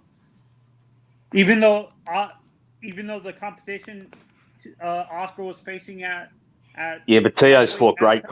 Tio's fought Lomachenko. That's probably better than anyone Oscar fought at 35. To be honest. Didn't he fight Gennaro Hernandez at 35? Oscar? Yeah, he did. Gennaro. Yeah, that's true. Yeah, Gennaro was more 130 though, wasn't he? One. Yeah. Well, Floyd beat him at 130. Or was it 130 when Oscar did? Oscar might have beat him at 132 actually. I'm gonna go check. Yeah, Oscar was the first man to beat Gennaro. Yeah, maybe that was at 130. Let me type it in. Let me see. I remember Oscar fought Gonzalez, Miguel Angel Gonzalez. Yeah, at Miguel 135. Angel Gonzalez, right? I think that was at 35. That was a good win. Gonzalez was a good fighter. Yeah, he was undefeated as well. Did Oscar ever fight Antonio Barrera? Nah. Hernandez was at 35, so Hernandez must have moved up. Oh, yeah, so he fought him at 35. So after Gennaro Hernandez lost to Oscar, he went back down to 130. Yeah. But Oscar was 22 years old when he fought Hernandez. Now, Oscar was a special fighter. I ain't going to lie. De La Hoya was the truth, bro. Oh, him and Teo would be a great fight, bro. That's what I'm saying. Yeah. Oscar was... Yeah, man. Oscar was fast as fuck, and he was tall. He was big. That's what I'm saying, H. He was tall, powerful, and fast, bro. Lightweight. Fast. He was a gold medalist. He could box. Yeah. It would have been a hell of a fight, though. Shit. Yeah. He way bigger than Teo. 5'4", Teo 5, what, 5'7"? Teo about 5'7". He 5'11". Oscar got a 74-inch reach with some long ass arms. Teo with a 68, 69-inch reach. That's crazy. Yeah, Oscar was a problem, bro. 35. When I look at Teo, in terms of his body, like how lanky he is, that's why I keep on coming. I understand you guys say his style is towards the Canelo, but his body style, with how lanky he is, that's why I'm saying he reminds me a little bit of Esteban de Jesus in terms of how lanky he is. Like for the division he's in, he's pretty lanky. Do you guys agree? Yeah. You talking about Teo? Yeah, Teo. You said he's kind of lanky? Yeah, he's. I wouldn't say lanky because he's not that tall. You know what I mean? I think he's kind of stocky. I think compared to Canelo, he was saying, yeah, he's not maybe not as stocky as Canelo, but I still wouldn't call him lanky either. Yeah, no, that's what I'm saying. I'm in terms of how long his arms are, because naturally when I look at the 135 divisions, I don't see guys with a lot of reach in that division. They normally have short arms. Like really, they don't really have super long reaches. That's why I'm saying he has a long reach for that division naturally, because that's why I'm comparing to Esteban de Jesus, because Esteban had the same problem. He was really tall for his division and he had really long arms. Like, yeah, he had problems when his problem was he had to fight Duran 3 times. That was the Jesus' problem. Hey, he gave Duran all type of problems though. He did that. He beat Duran. He beat Duran the first fight. You're right. Yeah, Duran didn't even train for that fight, and it was a lackluster performance from a Roberto Duran, and he was embarrassed. You know what I'm saying? You know what I mean? And then the rematch, I think Esteban de Jesus dropped him in that rematch too. Did he drop him in the rematch? Yeah, did he drop him in the third? Yeah. Did he drop him in the third fight too, or just second, third fight? Duran beat the fuck out of him. You could tell Duran wanted to still put some beating on him for beating him in the first fight, and Duran was like at his best. You know, Duran just beat the fuck out of him. So did Duran fight Sugar before Esteban or after? No, after. That was at lightweight. He fought Roberto Duran fought Sugar Ray Leonard at welterweight. Okay, I wasn't sure. So he went from lightweight to welterweight and fought Sugar Ray Leonard, and no tune-em fights. He went straight for Sugar Ray Leonard, and he beat Sugar Ray Leonard because Sugar Ray Leonard fought the wrong fight. Roberto Duran was able to, he forced Sugar Ray Leonard to fight his fight. They went to war. But it shows how great Duran is because. Go ahead, Jed. I got you. No, just say it shows how great Duran is though, because Leonard still would go to war with guys at 147 and still knock them out. You know what I mean? But this lightweight still was able to beat Leonard in a war. So it shows how great Duran was. Yeah, and Roberto Duran was able to get in his head, like I told you earlier, my brother Anthony. Roberto Duran, he got in Sugar Ray Leonard's head, and Sugar Ray Leonard fought the wrong fight. He could have went out there and boxed Roberto Duran from the outside, you know what I mean, and outbox him like he did in the second fight. But guess what? Roberto Duran got in his head mentally disrespected the man's wife, disrespected the man's family, and forced Sugar Ray Leonard to fight flat-footed. Sugar Ray Leonard fought in the pocket in that fight, even though it wasn't to his benefit. And Roberto Duran was able to beat him up. You know what I mean? And Man, it was one of the biggest upsets I think in boxing at that time, bro. It was insane. That fight is on Crazy. YouTube, bro. You should watch it. If you haven't watched it already. And Sugar Ray Leonard showed tremendous heart in that fight, bro. You know what I mean? He showed that he was a dog. Even though they would say, oh, Sugar Ray Leonard, he's the golden boy, he's a pretty boy, this and that. But in that fight right there, he showed that he was an animal, bro. You know what I mean? And Sugar Ray Leonard earned a lot of respect, even in a loss to Roberto Duran. But Roberto Duran was able to take Sugar Ray Leonard out of his game plan. He got in his head, bro. You know what I'm saying? He beat Sugar Ray Leonard mentally before the fight. And even after the fight. Go ahead. Go ahead, Anthony. This is what I'm wondering. The first fight they always bring up when I search that fight, Leonard versus that rivalry, is a no Moss fight. That's the first one that shows up all the time when you search it on YouTube. They have to go all the way down to find the first fight of Leonard versus Duran. The first fight that shows up is the no Moss fight. Yeah, but you got to watch that first fight. First fight's one of the greatest fights ever. And just look at the way they fight each other in the pocket. Like Duran's defense in the pocket is crazy because Leonard's hands are so fast and Duran's slipping, fainting, everything, you know? Yeah. What is the point of these noodles? What'd you say, Anthony? The video you have on, they're using noodles on Canelo. What's the point of that? Can you explain? I'm going to see if Jed can explain that. I know Jed, he did some boxing. Yeah, the noodles. I'm not too into the noodles, bro. A lot of trainers, they just do it for the fighter's reflexes and stuff. But I'd still just stick with the pads and work in the bag and that. I don't really believe in the noodles. My brother uses them noodles and that, but maybe I'm old school. I'm sleeping on them, but I don't really fuck with them. I don't really. But I see a lot of guys like Canelo and that do use them, but I don't really like them, bro. I'd rather just use the pad. Shane Mosley using it. I think, like Jed said, it's to do with the reflexes. As you can see right there, Canelo was working on his head movement right there. And speed. I think speed. My brother uses them. Like my brother uses them to train people, and he likes them. But yeah, I don't use them when I put people through the pads. I just use the pads. And there's a lot of conspiracies in terms of the no Moss fight.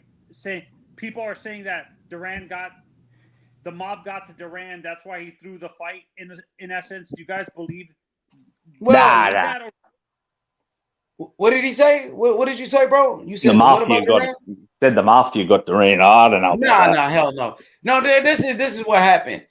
Roberto Duran beat Sugar Ray Leonard, and Sugar Ray Leonard wanted a rematch. And Sugar Ray Leonard, everybody knew in between fights, Roberto Duran did a lot of partying. He did a lot of eating. So Sugar Ray Leonard wanted to hurry up with the rematch. He wanted to rush the rematch because he knew Roberto Duran would struggle to make weight. And that's what he did. I think they did a rematch with like 3 months later, 4 months later. You know what I mean? Yep. And Roberto Duran struggled to make weight. And, Sugar Ray Leonard was outboxing him. Sugar Ray Leonard frustrated Roberto Duran. He was taunting him. He was showboating to the point where Roberto Duran got so frustrated that he quit in the fight, bro. That's what happened. Sugar Ray Leonard is on record saying that. He said, I wanted to hurry up with the rematch. I wanted to rush the rematch with Roberto Duran because he did a lot of partying in between fights. He was celebrating his win over Sugar Ray Leonard. That's what he was doing. He was celebrating, partying, doing all that. And Sugar Ray like, let me hurry up and get this man in the ring while he's doing all of this partying. And that's what happened, bro. And Sugar Ray Leonard fought the right fight this time. So you think these people that use that conspiracy are discrediting Sugar Ray's win, in essence, saying that the mob that's why he threw the fight. Apparently, that he threw that fight and stuff. Do you think it's just people discrediting Sugar's win, in essence?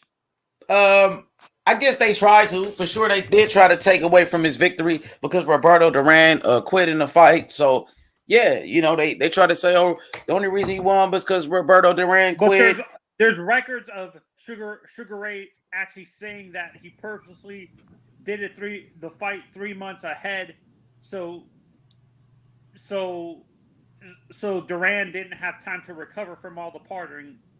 Yeah, that's true. That's what I was saying. That's what I was trying to say. Of course, it's true. Yeah, Sugar Ray tried to rush Roberto Duran into this rematch because he knew Roberto Duran wasn't going to be ready, and Roberto Duran did a lot of party. You know what I mean? He knew Roberto Duran was going to struggle to make weight. There was so many conspiracies that happened after that fight, bro. It was crazy, bro. For you guys, who in today's boxing game, who do you guys think is the closest thing, like close, not to Duran, to Marco Antonio Barrera in terms of how they fight? Of a Barrera? Go ahead, JB. Let me see what you think. Barrera? Yeah. Would you say Teo, in essence, is a little bit of Barrera because Teo likes to fight in the pocket a lot? Nah, I wouldn't compare him to Marco Antonio Barrera. I don't know. It's hard to say. I really don't see.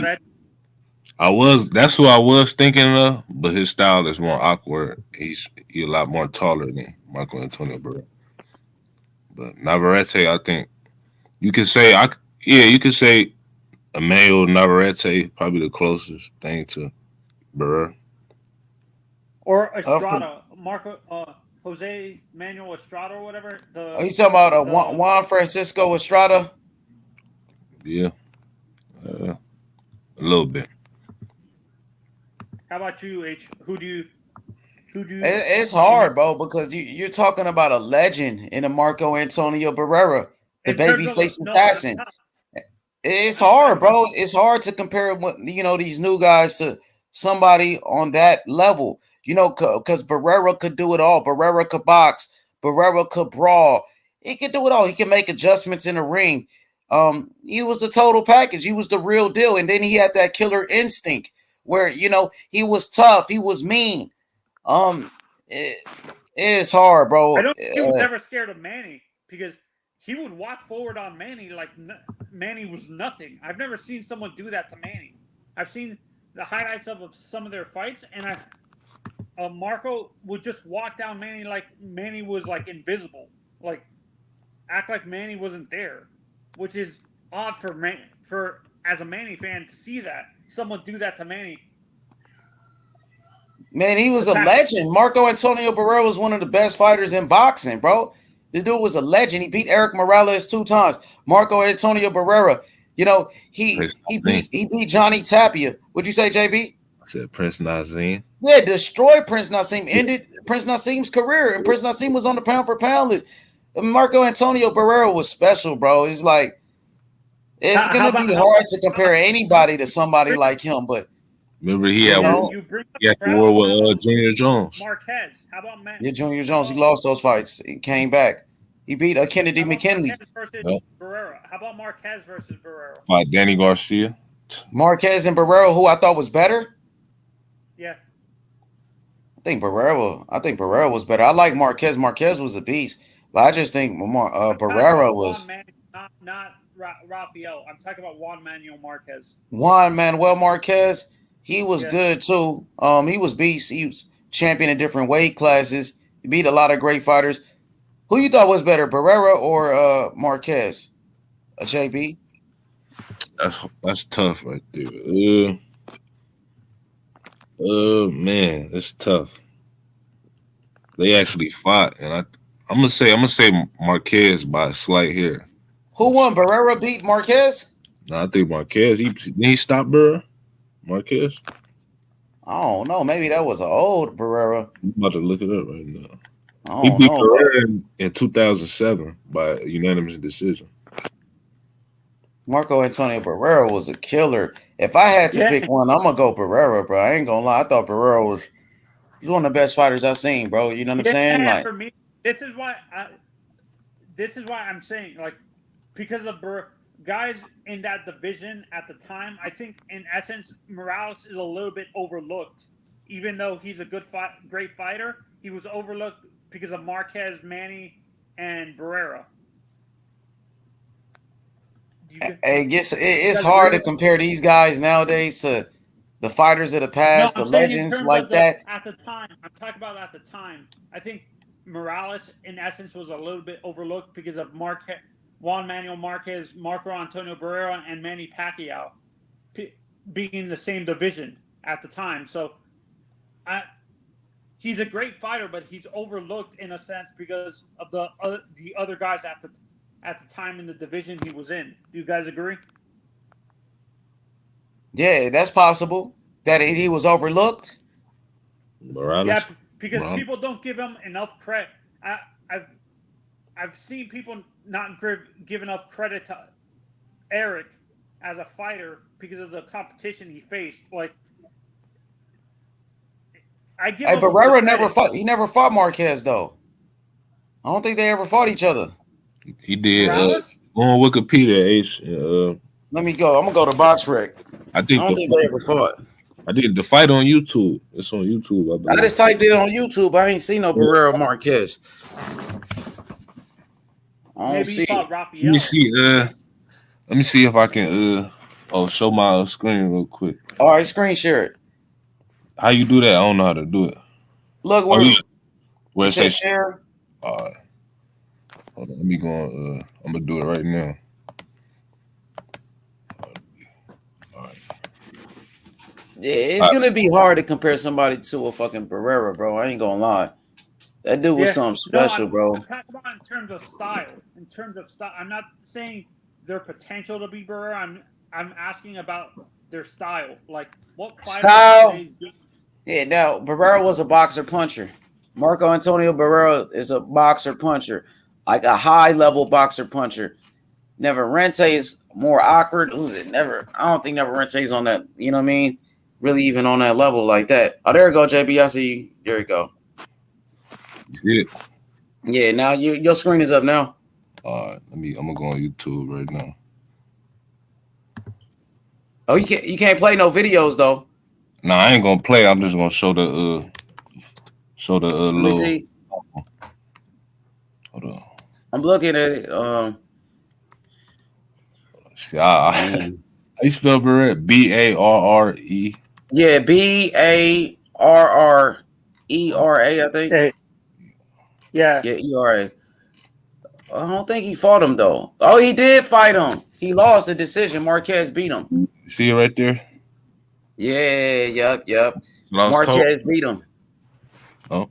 So shit, Well, he still was good at this time too. He beat him in 2007.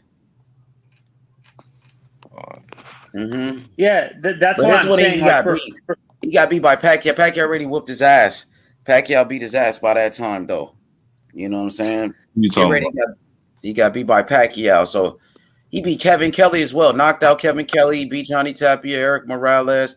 This is BoxRec, Marco Antonio Barrera. The babyface assassin, one of the best nicknames in boxing, bro. He beat Morales, Johnny Tapia, Kevin Kelly, Kennedy McKinley. Motherfucker he was the truth, dog. That motherfucker was on a different level, my nigga. Like, out of the fighters now, who's it? Oscar Valdez. I don't think Oscar Valdez is on that level like that. Valdez is good though, but he ain't no Barrera. You know what I'm saying? These dudes. In terms of Neverrente is good. I don't think he's on that level though. Neverrente. Who you think will win between Neverrente and Oscar Valdez? Who y'all think wins? I like Neverrente. Over Valdez? Yeah, I seen him fight, bro. His style awkward as hell, and he tall. Like, he gonna give a lot of guys trouble. He gonna give a lot of guys trouble at 130. If I had to pick one, the closest thing to a Barrera probably be Oscar Valdez. Probably. I think Oscar Valdez would beat Hey, Miguel Berchelt was good too, man. Before he got knocked out by Valdez, Miguel Berchelt was a beast too, dog. Don't sleep on Berchelt, homie. Yeah, Berchelt. Nice. I'm a Navarrete fan, but I think Oscar beats him. Oscar Valdez beats him. It's hard for me to choose against one of my favorite young fighters in Navarrete, but I think Oscar beats him. Honestly. Navarrete tough though. I seen his last fight on HBO against who was that? Christopher Diaz. Man, bro, Navarrete tough. For real. Neverente is good too. Yeah, I think Valdez a little bit better than Neverente, though. I ain't gonna lie. Like, I watched Neverente's last fight with my boy. What's his name? Oh boy, Joel Gonzalez. Well, it was a very competitive fight. He fought Gonzalez. I didn't see that fight. He fought. Yeah, he just fought. Neverente just fought Joel Gonzalez. Shit, but a couple weeks ago. That shit was a good fight too. Joel came with that smoke though. Joel came with that smoke, bro. I ain't gonna lie. It was a good fight, but Neverente did beat up on him though. You know what I mean? Neverente did beat up on him. Neverente pretty tall, 5'7". Neverente could box a little bit. The way he throw them hooks is crazy. Like that left hook is nasty, huh? Yeah, like, that shit hard. Like when I watched, I was like, "Yo, this nigga got some crazy. He got crazy angles for real." He awkward.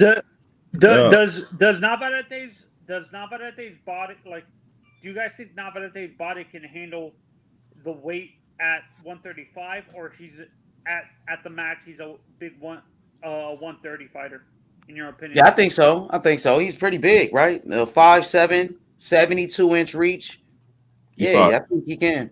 He can, no, but I'm talking about how narrow his midsection, how narrow his midsection is. Like he that's why I'm worried about. Like, do you guys think his midsection can handle adding that weight? Is what I'm saying.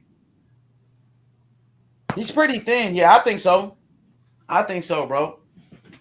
Yeah, absolutely, man. You know what I'm saying? I think so. The 135, that's only what he fights at 126. It's only 10 pound difference. Yeah, I think so. But it'd probably be harder for him to compete with those fighters right there, because he'll be going against tougher fighters, bigger, stronger opponents. You know, and we've seen him at 126 in his last fight against what's his name, Joel Gonzalez. He took some punishment in there. You know, so when you move up in weight, you go against stronger fighters. You go against bigger guys. I honestly, I think he can dominate Devin. Honestly, they've never Devin Haney. Yeah, I don't know about that one. I ain't gonna lie. I don't know. Devin Haney could box, bro. Devin Haney's fast. Why do you pick him though? What makes you think he could beat a Devin Haney? Because, like you guys always say, styles make fight, and I think that type of style is a weakness for Devin specifically, because he was struggling. I know he won against like he was struggling throughout the fight with that walk forward style. Throughout the fight, do you guys agree? With that pressure style, you feel like he struggled against the pressure of that pressure that what's the name, Jorge Linares put on him. Linares was bringing. It's possible, bro. Yeah, that's what I'm saying. I think Neverente is a big puncher. He is a big puncher. You never know. You never know what can happen in the sport of boxing. It's possible, but I do think Devin Haney will beat him. Like, Devin Haney's a very big lightweight. He does have good boxing skills, and even the hand speed of a Devin Haney could give a lot of problems to somebody like a Neverente. But I want to see how Devin Haney can deal with punching power. Does Navarrete not have good head movement?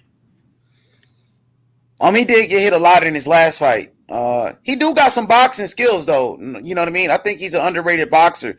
That's how he fought against Joel Gonzalez, where he made his adjustments in that fight, was boxing from the outside and, sticking with the jab. I think he's getting better as a boxer, to be honest with you. He's an underrated boxer, Neverente. I don't know why I say Navarrete. I think Oscar Valdez might be able to beat Haney. Oscar might be able to beat Haney. He'll give him a good fight. Yeah, for sure. With like you said, with that pressure style and the left hook, Oscar Valdez he's a very big puncher. You know what I mean? But Devin Haney does have boxing skills. Devin Haney's quick. He's slick. Devin Haney, he has a lot of speed. And Devin Haney's way bigger than Oscar Valdez. He's much bigger than Oscar Valdez. And, even Oscar Valdez's last fight against Robson Canseco gave Oscar Valdez a lot of problems. The height and the length of a Canseco gave him some problems in there. I wonder how Devin Haney will take the punching power of a Oscar Valdez, though. You know what I mean? Because Oscar Valdez does have power in that left hook for sure. But we always compare. When we look at Haney, we always say if Valdez if a Figueroa, let's say Brandon Figueroa destroys a Stephen Fulton Jr. like in terms of how he fights, because that's a good guy, Brandon Figueroa. Yeah, that motherfucker right there. That's somebody we could be talking about. He's pretty good. I'm to that fight. Oh, it's going down. It's like 2 more weeks. 2 weeks away, I think 3 weeks away. It's coming up. Push back, huh? Yeah, because somebody, you know what I'm saying, had got the joint, you know what I'm saying? Got the virus and shit like that. But, thank God everybody made a full recovery and shit. This weekend, that fight. It's coming up. Let me see. I'm pulling it up. Now, that's the dude that might be the closest, you know what I'm saying, to a fucking Barrera or Morales and one of those guys. This guy right here is a special fighter. 22 wins, 17 knockouts, 5'8" with a 72-inch reach. He fights at 122 pounds. Underrated fighter right here. And he's going against a tough fighter in Fulton for unification. Still undefeated. Underrated Mexican fighter right here. But I think he's American Mexican though. Mexican American. You know what I mean? Yeah. Omar. His brother Omar, right? Yeah, I believe so. Yeah, Omar, his brother. Omar fights at 147. Let's say Brandon beats Steven. Do you think the fight between him and Navarrete happens or no? Well, he fights at 122. Navarrete's at 126. They're in 2 different weight classes. And Navarrete's talking about moving up to 130 to go fight Oscar Valdez. So, I don't think that fight will happen. Who are the champions at 126 with Emmanuel? Emmanuel Navarrete. You got Gary Russell. It's only Gary Russell, right? Or Leo Santa Cruz. And Kid Galahad, right? Yeah. Yeah, do you think the fight with Kid Galahad ever is going to happen with? That's possible. Kid Galahad is promoted by Eddie Hearn. You know what I mean? So it's a possibility. So that fight is going to be on what? November 27th. Okay, that's the same day as Tio in Cambosis. So that's in 2 weeks. Yeah. Okay, that's Thanksgiving. But this dude is pretty good right here, though. Don't sleep on Brandon Figueroa. He had a big win in his last fight against Luis Neri. Luis Neri was an undefeated champion from Mexico, and he stopped Luis Neri. Stopped him. So watch Figueroa. Only 24 years old, too. Pretty big. Is there... See, that's another word that confuses me when people say stop and knockout. Is that the same term? Does that mean the same thing? What was that? I've heard the term stopped and knockout. Are they? Yeah, stopped means a technical stoppage where the corner might have stopped the fight, the doctor might have stopped the fight, or the referee. You know what I mean? But a knockout, just a regular KO, that's when, somebody gets counted out, gets knocked down, and they count to 10. You know what I mean? That's actual KO. But TKO is when the referee stops the fight, your corner throws in the towel, or the doctor stops the fight. That's the difference. But it's all results in knockout at the end of the day. What if you quit? Yeah. If you quit. Yeah. If you quit, it's TKO. Yep. Yeah, and for me, this is why I think there's a struggle with casual boxing fans understanding boxing. There's so many terms for either the same thing or, like, these terms are so confusing.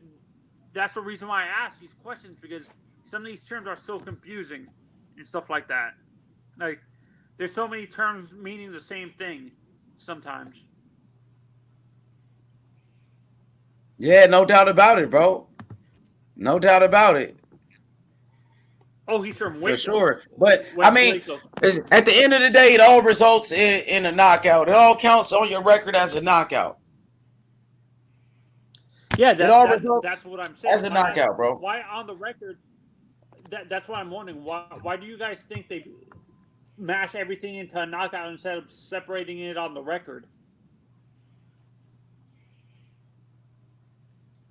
I mean, the fight still stopped, whether it's a knockout or TKO. You still didn't go the distance. You still got beat up and stopped. No, that's what I'm saying. Why not separate? I understand keeping the TKO and the knockout together, but why not separate the stoppage, which is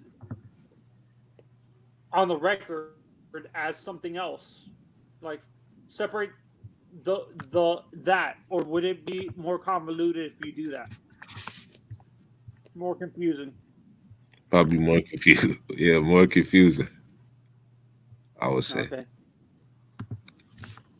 Boo Boo versus called out Andre Ward to fight. Oh, Demetrius Andrade called out Andre Ward. That's what they said. Yes. Somebody in the chat said that. Yeah. White Kanye West. He might just be capping. He said Boo Boo called out Andre Ward to fight. He ain't scared of Canelo at 175. Who is you talking about? Boo Boo. Yo, Bohai, what up though? What up, guys? What's good, bro? What you thought about Canelo Alvarez knocking out Caleb Plant? Man, it was beautiful, wasn't it? I loved the whole fight. I loved everything about it, man. I want PBC to stick around. I hope they can leverage this and pull themselves up out of the hole that they're in. We need more boxing. We don't need less of it, right? Do y'all agree? Yeah. Yeah, man. Mm-hmm. And but what I really wanted to talk about was I want to ask you guys, because you guys are like more expert than I am. You've been following the sport longer than me, much longer. What y'all think about Terence Crawford, Shawn Porter? Like, what y'all think if it's a real tough fight? Do y'all think Terence Crawford will be the same Crawford out of this, or do you think he'll leave a piece of him in that ring against Shawn Porter? Because people are saying if he wins, he might become number one pound for pound. But my whole thing is like, what's the cost of victory? Like, what if it takes a real toll on him if he goes in a dogfight with Porter and he's never the same after that? Like, what y'all think about that? I mean, there was plenty of fighters that fought Shawn Porter, guys like Errol Spence. And Errol Spence was still able to come back, and he beat Danny Garcia. Fighters like Kell Brook, who beat Shawn Porter, was still able to come back. You know what I mean? Even Keith Thurman. Keith Thurman was still able to beat Danny Garcia afterwards. And unify the division. With that being said, I think it's going to be a great fight, man. Terence Crawford is pound for pound, like you said, one of the best in the world. I think Terence Crawford should be able to outclass Shawn Porter and take him to school, give him a boxing lesson. I think Terence Crawford will beat Shawn Porter better than everybody else did. Yeah, I don't see that taking a big toll on Terence Crawford like that. But Shawn Porter does have the ability to make it a rough and tough fight like he did with everybody else. But to answer your question, no, I don't think it'll take that much away from Terence Crawford, where he will not be the same fighter again. No, I don't see that. What about you, JB? Okay, go ahead. Go ahead. Nah, go ahead. I don't really see it taking a toll out of Terence Crawford. I got him winning this fight, like you said, H, pretty easily. I got him stopping Shawn. So I don't think Shawn really got the power to, if that were to happen, I don't even think he got the power or to make that even possible, in my opinion. So I really don't think this fight will take a toll on him. But don't y'all think Errol Spence hits harder than, he has at least the same. They both have power, but don't you think Spence has a little bit more power than Crawford, or you give Crawford the edge in power?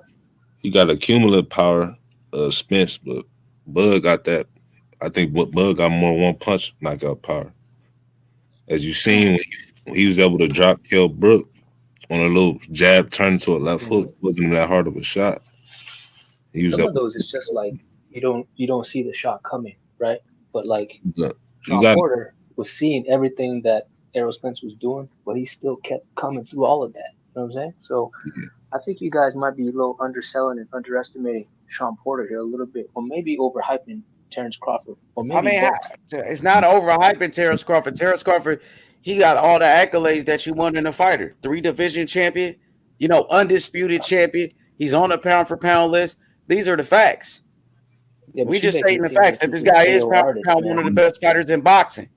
You know what I mean? I think you might be underrating Terence Crawford and his punching power. This man got 8 straight knockouts. He started off at lightweight, but he was able to carry his power on to the higher weight classes. H, let me ask him this. But you just said TKO and KO aren't the same thing.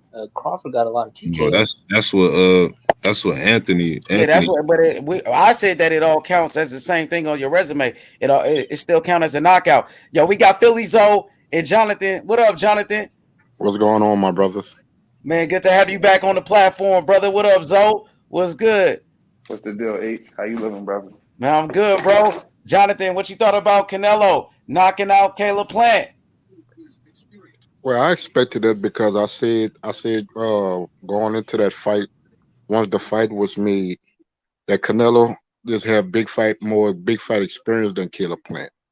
And that was going to be an advantage. I wasn't really looking at a specific style. I just felt that Canelo has been on that big stage longer. And that was going to bode well for him because he's the more experienced fighter. But I think after the fight, it's going to make Caleb Plant a whole lot better long term because he's just 28 years old. Yeah, man. I'll tell you this. Like now, whenever people compare whoever Canelo fights next, they're gonna have to compare that boxer to Caleb Plant, and they're gonna have to say, is this man really a better boxer than Caleb Plant? I think a lot of people now respect Caleb Plant's pure boxing skills much more than they ever did before. It's going to be hard to put anyone in front of Canelo at this point that has the boxing skills and defense that Caleb Plant has. Do y'all disagree? I disagree. Okay. I Who do you think has better boxing skills and defense? Who got better boxing skills and better defense than Caleb Plant? In which weight class? 168, 175? Both. 175. It's possible that Bivol has better skills. Bivol has a better jab. Bivol has very good defense as well. So Bivol, that's a possibility. But Caleb Plant he was good, bro. Caleb Plant, he won a couple of rounds, and that's about it. But yeah, there's fighters on a higher level than the Caleb Plant, for sure. I mean, if you got a list, please feel free to share it. I just named one. Dimitri Bivol. I think Dimitri Bivol. David Morrell Jr. David Morrell, another guy. Yep. I agree with him. You seen David Morrell in a big fight against a championship fighter like Canelo display the boxing and defense? Bro, who the fuck did Caleb Plant fight? Who did Caleb Plant beat? He ain't fought nobody. Outside of that, before he fought. Yeah, he ain't fought nobody before Canelo, bro. But everybody was saying this dude had skills. This guy was special. He was a great boxer and all of that. You know what I mean? I think David Morrell has better skills. But I mean, shout outs to Caleb Plant. Not to take anything away from him. I think Dimitri Bivol has better skills. But let's pass it around. Let's see what JB thinks. Go ahead, JB, and then we go to Jonathan and Zoe. Like you was saying, Ace, Dimitri Bivol, David Morrell Jr., Demetrius Andrade. Them is three guys that's better boxers than Caleb Plant, in my opinion. All right, let's go to Jonathan. Who you think at 160, 168, 160, 168, 175 is a better boxer than Caleb Plant, or better skills, or better defense than Caleb Plant? Yeah, like defense. Yeah, boxing and defense. You got them both. Because David Benavidez don't have the defense. Man, I would probably have to say probably Bivol, because the question mark for me, the answer that I want to give, but is a big question mark when you talk about that type of skill and defense. But I haven't seen him in a big fight. I would have to say Boo Boo. Boo Boo might have that slick style. But like I said, I haven't seen him in a big fight to see if he can really use those skills. Right.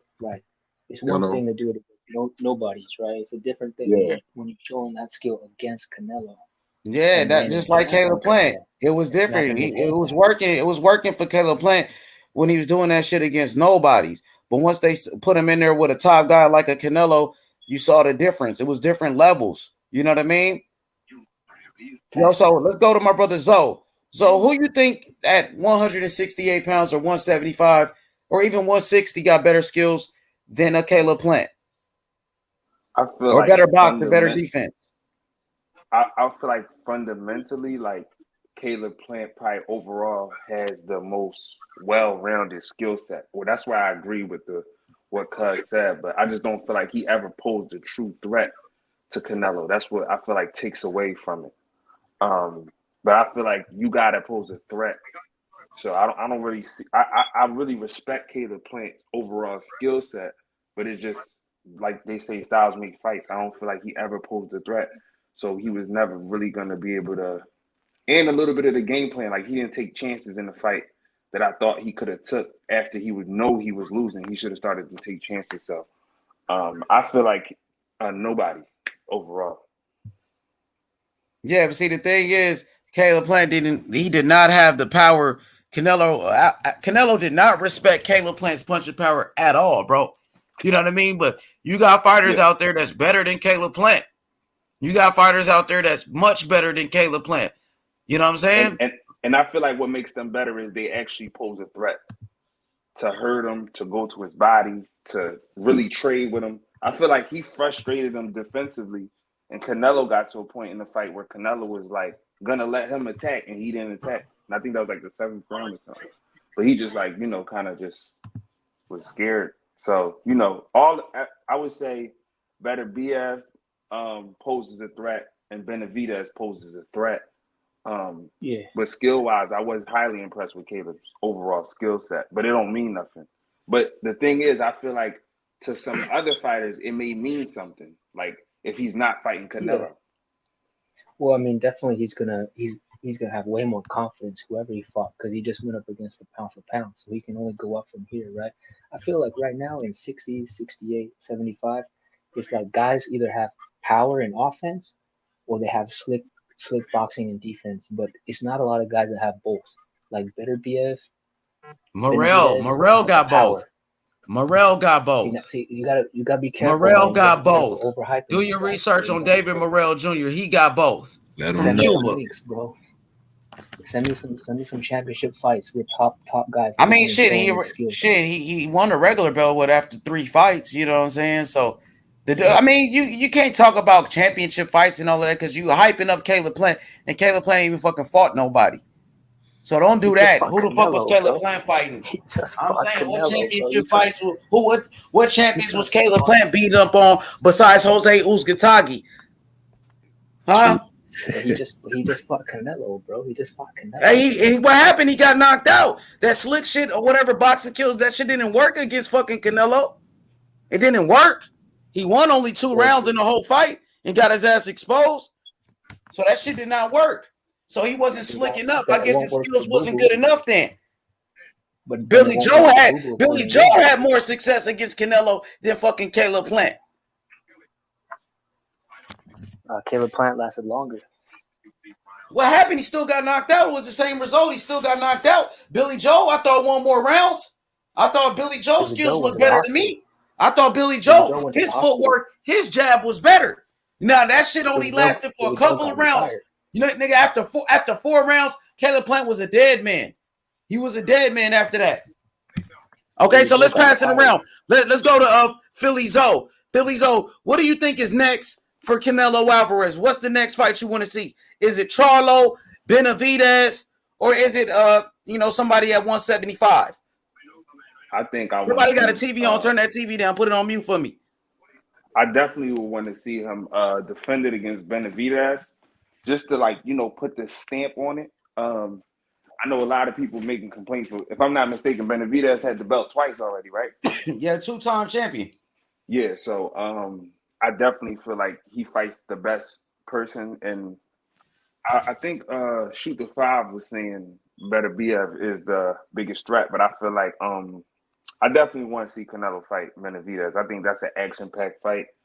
I think it ends in Canelo knocking him out ultimately because he don't got no defense, and I've seen him drop before, so it will be action-packed because he opposed a threat. He could possibly hurt Canelo, which is something we never seen. So I just if you had to put it in order, who's in Canelo's next 3 fights? Like you start off by who you want to see him fight the most first. Is it Benavidez, Charlo, or better to be Bertaviev? So I would say I don't know the rules as far as like them coming back. Does he have to leave the belt if he goes to 175?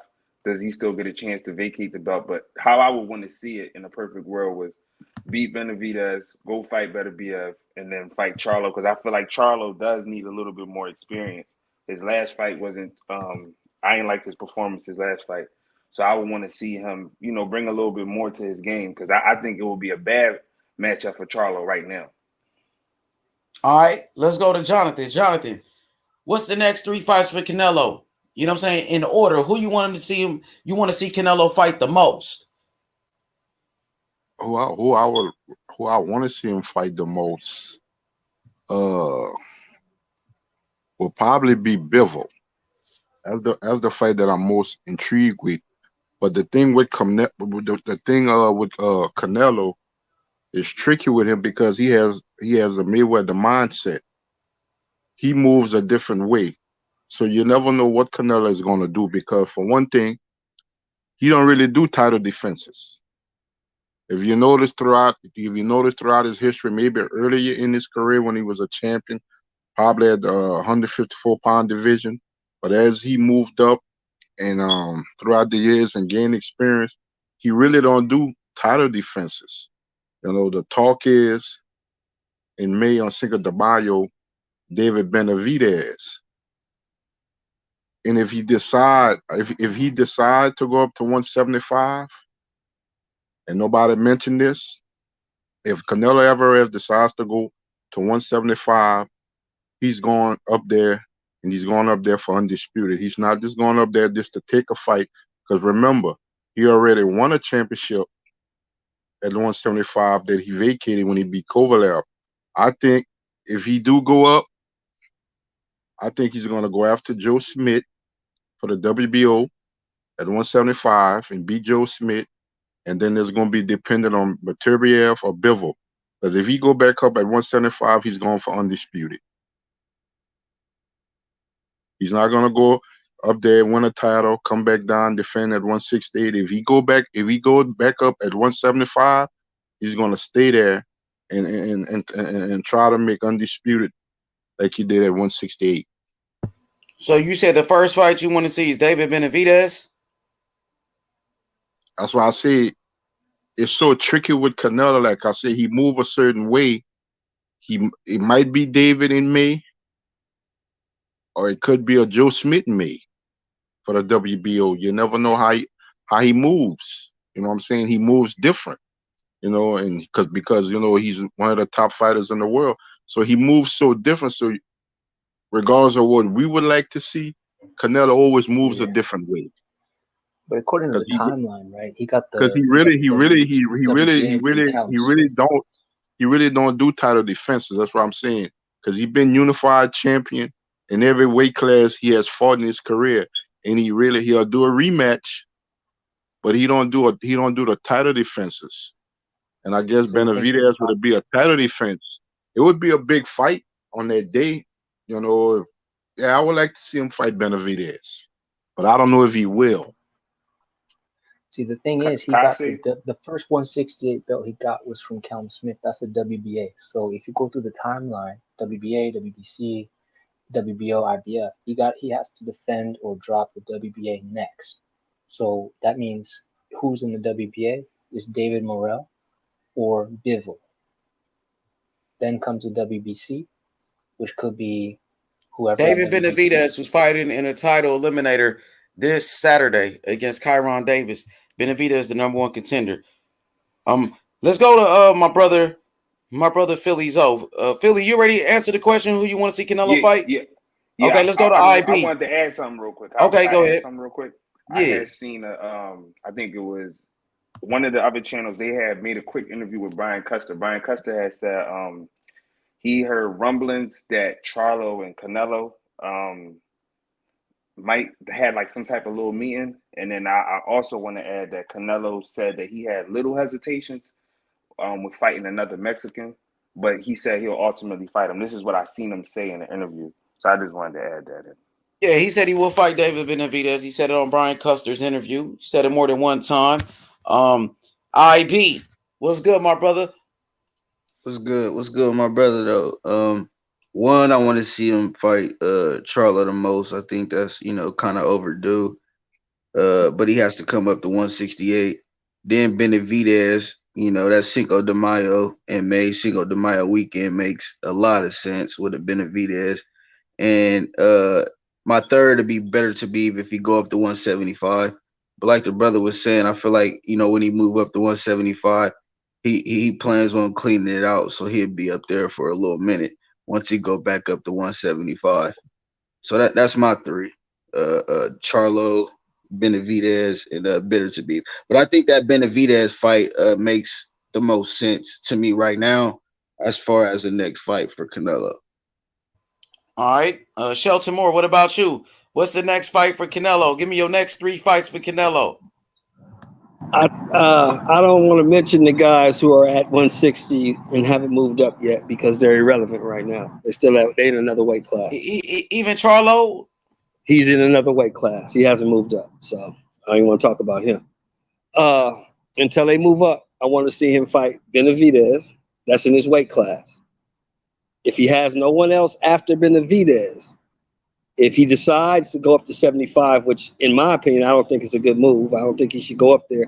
But if he does, he should fight Joe Smith first. That's the easiest pickings. Fight Joe Smith first, then maybe Bivol. I think you stay away from Better BF because Better BF is not going to allow Canelo to do whatever he wants in the ring like Caleb Plant did. He's not going to allow Canelo to stand there and stalk him and follow him around. He's not going to allow that. So I would like to see him fight Benavidez in his weight class. If there's another person in his weight class that wants to step up and take a shot, fight them. If not, then I want him to fight Joe Smith next and then Bivol. All right, let's go to Bold Hype. So, Bold Hype, what's the next 3 fights for Canelo that you want to see? Man, actually, I wouldn't even mind if he took the year off just to force a lot of these other guys to have tournaments and fight each other, because that would be, to me as a boxing fan, way more entertaining to see like a Bivol versus a Benavidez or any of these other matchups. Like let's say even like a Anthony Durrell, Caleb Plant, some of these guys who don't have belts but are still big names. I'd love to see that rather than everyone just waiting around for Canelo. So I'm not even really gonna give you my 3. I'd rather see these guys face each other and let Canelo sit out a year and force these guys to have a tournament. All right, Luis Phillips says, Triple H, if you can have your way, give me Andrade and Charlo next 3 fights. Shit. For Andrade, I would say Charlo, they should fight each other first. A Triple G for Andrade, and maybe even a Sergey Derevyanchenko or a Jaime Munguia. You know what I'm saying? Those are 4 fights for him. A Triple G, Charlo, fucking Sergey Derevyanchenko, and Jaime Munguia. Same thing for Charlo. Charlo should fight Andrade. Charlo should fight against Triple G. Charlo, he should fight. He already fought Derevyanchenko. Where Charlo versus a Munguia at 160, or even a Lara. Lara is still a fighter right there, and Lara's still making noise. Lara got the regular belt at 160.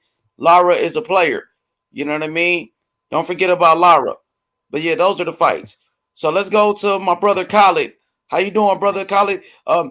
What's the next 3 fights you want to see for Canelo? Give me the next 3 opponents. How you doing? I agree with what I don't know who said it, but what the last person said. Like, I'd rather see like Charlo fight Triple G or Benavidez fight Triple G, or I want them to fight each other because I think that's a tough fight in order to prepare for Canelo, and I think that would give them more confidence and a better chance at Canelo. But if Canelo had to pick someone, I would say Better Biev or Benavidez. So you said Better BF or Benavidez. What about Charlo? I mean that fight's also a good fight. Like I'd watch it for sure, but I think it's too one-sided. Like I think Canelo whoops him. Okay, for But sure. yeah, Puro, what's good? It used to be Triple G, now it's Triple B. Bivol better give What up? Benavidez. What up? What'd you say, Bo Hype? Y'all want to see him fight Triple B, right? Oh, Benavidez, Triple Bivol, G. Triple B. Triple B. Better be Bivol and Benavidez. Triple B. What about Triple G? Is he somebody that would you like to see that third fight with Canelo Triple G? People on the panel? Anybody? Y'all, everybody. I'm just asking everybody on the panel. Would y'all like to see a third fight with Triple G? I I wouldn't wouldn't mind. mind it, but no, I don't want to see that. Canelo already beat him. It's nothing to prove with Triple G. If I felt Triple G a win, yeah, but I don't feel like Triple G a win, so no. Okay. Or Think unless Triple G put on a crazy dominant performance where he knocked one of these young guys out, then I would want to see it again because I feel like it put him right back to where he was at in a sense. for sure. Everybody hit the like button. Subscribe to the channel right now. What about you, Puro? A Triple G fight, man. I seen Eddie Hearn talking about it. Would you like to see a third fight with Triple G, or you past that, bro? No, it's been too long. No, I'm not interested in it at all. I want to see Benavidez and Charlo. Seems like Benavidez is. Well, I mean, I don't know. It depends, but I think it's going to be Benavidez or Charlo. Benavidez is obviously the easiest one to make. So Benavidez, he's first on your list right now, Puro, you would say, for Oh well, Canelo? I'd rather Charlo, but actually, yeah. I mean, I've had Charlo in the past, but I mean, if it's that kind of either or, like whoever. I would prefer Benavidez now, but if he fought Charlo first, that'd be cool too, because I think it'd be a good fight. All right. And who's the third fighter then? Give me one more name. So you Benavidez, Charlo. Who will be the third guy? Bivol probably because he's the one that said he would come down. Yeah, Bivol, right? And Canelo was talking about fighting Bivol when, the Caleb Plant negotiations actually stopped at one point.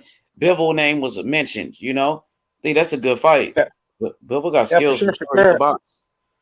Yeah, and he already said he would come down, so I don't think he's going to go to 175. He would have to, okay, so that belt at 175 would still Can be I on ask the you a line? question, H? Would he still put that No, belt on the I line? don't think so. No, it wouldn't be. They would come down to the super middleweight limit. Would you prefer Canelo go to Let me ask you. 175 to fight him for that belt or no? I would, that'd be nice, but I just don't think he'll move up. And if he does, well, fuck it, he does. But he's comfortable at 168. He said it himself. I think that's why he doesn't get tired anymore. So I mean, time will tell. Hey H, Yeah, can I answer Lewis Phillips' question real quick? Yeah, I got you. I just want to ask H a quick Hey question. Lewis Phillips, the reason why we saw the third fight with Wilder and Fury was because they had a contractual agreement. Fury had to take that fight or he would have been in a hole, I believe 80 million. So that's why we saw that third fight. But Fury obviously was the better fighter. I just got one question for H Money. H, do you guys think do you think it would be okay or that we should support Canelo if he decides he wants to stay at 168 for the whole year and let everyone come to him rather than him go up to 75 down to 68? Shouldn't we allow him to just stay in one division for a little while? Wouldn't that be okay?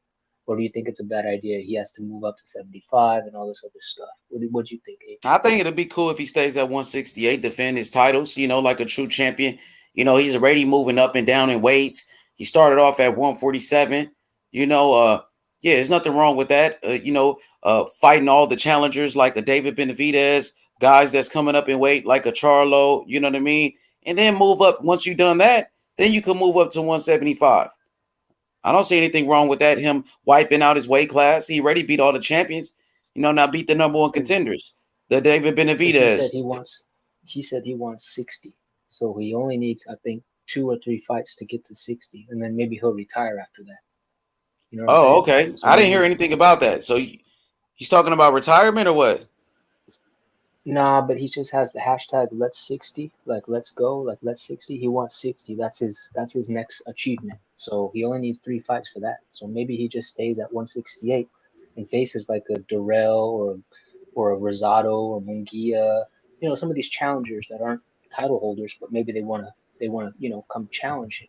Yeah, it has to make sense for him to fight some of those guys. Like Benavidez fight, that's good business. That fight makes sense. Benavidez, who's Mexican as well, it makes for a great fight between two Mexican fighters, and we've seen that in the past between Marco Antonio Barrera, Eric Morales, two Mexican warriors giving us blood, sweat, and tears. You know what I mean? That's what it's all about at the end of the day. And when you get two Mexican fighters and put them together, you get an all-out war, bro. And we all know that, bro. So many great fights between Mexican champions, bro. And I think this will be the next great rivalry between two Mexican fighters. Wait, didn't Canelo say he wanted to retire after 7 years? I definitely seen him say he wanted to retire after 7 years. Yeah, I heard that. Yeah, that was from interview. 3 years ago. He said 7 more years in the game? Yeah, and it was a recent one too. It was like, I think. No, that was 4 years ago or 3 years ago, something like that. Really? I thought it was a recent. I think he just said that. He said that with Brian Custer interview. And it was recent, right? Yeah, that was recent. Yeah, I think. I mean, this guy's 7 making years. so much He has a lot money to at do. this point, man.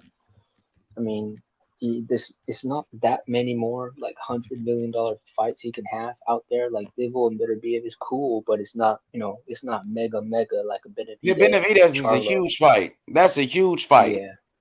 That's a huge fight on a Cinco de Mayo weekend, bro. That's gonna be a huge fight. We seen when Canelo fought, Julio Cesar Chavez Jr. When Canelo fought Julio Cesar Chavez Jr., that did 1 million pay-per-view buys. Hell yeah. So yeah, I think that's great business right there.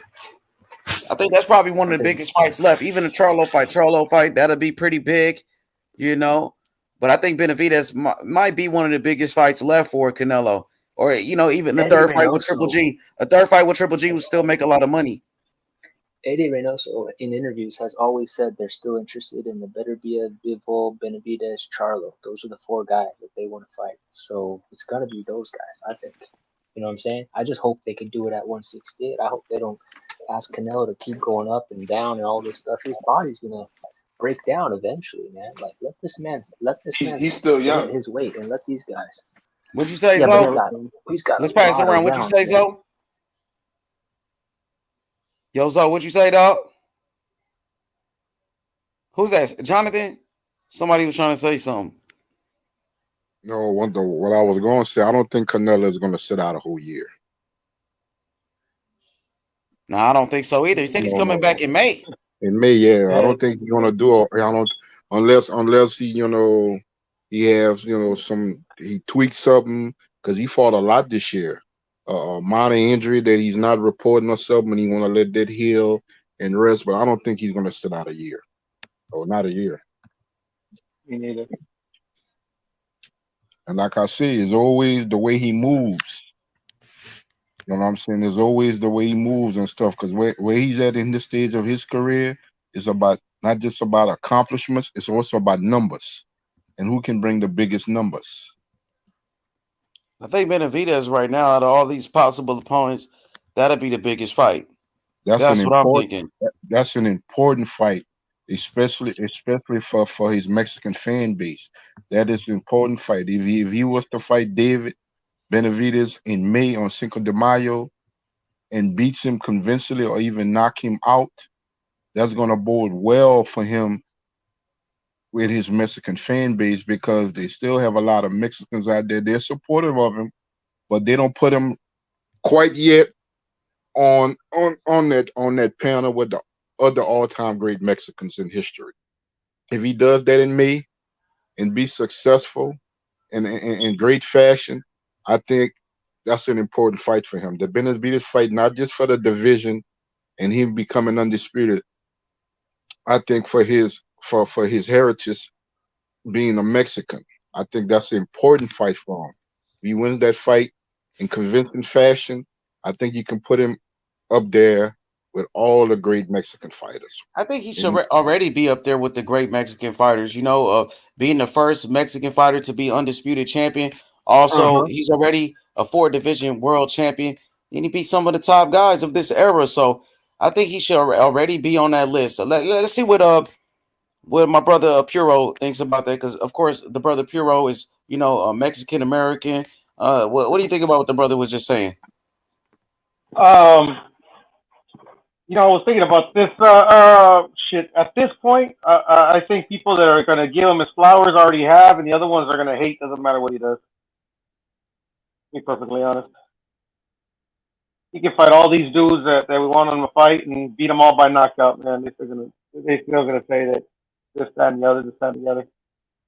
I think we just gotta, wait to see who he fights. Fuck it. Hopefully we get the. I mean, I believe we're gonna get the big one. But yeah, man. I mean, the only ones that like the true like Mexican like legends or whatever, or people that like don't consider them like in that class is are the ones that are never gonna accept them, for whatever reason. So I mean, I think it's gonna shit, be. man. I think he's doing something right if he got a lot of haters. I think They it'll go say, back to Puro. May and September. Hey, Puro, you know what they say? If you ain't got What? no haters, you ain't popping, man. And Canelo got a lot of haters, and so does Teofimo Lopez, man. That's how you know they popping, man. That's You how know you what I know they mean? doing something right. Yeah, Yeah, then Donnie was especially good. nowadays. What's good? What's good? Go What's ahead. good? What's good with the whole chat? What's good with the whole chat? What's good, What's good bro? with the What's whole next Good, for chat? brother. Canelo? Talk to me. Hey man, What's I the next mean, move? I'm telling you, man, Canelo just had 3-4 grueling camps in the 11th month, man. It's time he gets a little tune up, not even a tune up, a mandatory fight. And yeah, I think he owns Eddie Hearn a fucking favor. So he's gonna go to England, defend his title against mandatory John Ryder. Because y'all know he's a mandatory, I think, for the WBA or WBO. That's why I was telling the panel he moves different. Yeah, see, John Yeah. Ryder. Let me speak on this John Ryder thing. He John almost beat Ryder is the Caleb Smith. mandatory for the WBA, right? But we know the WBA supers, they don't, have Yeah, mandatories like that. they're not facing that. Yeah, You exactly. know, you But know who John Ryder is the mandatory for? David Morrell, the regular champion. He's been that yeah, mandatory for David Morrell, and John Ryder does not want to fight David Morrell. It seems like he's avoiding that fight for whatever reason.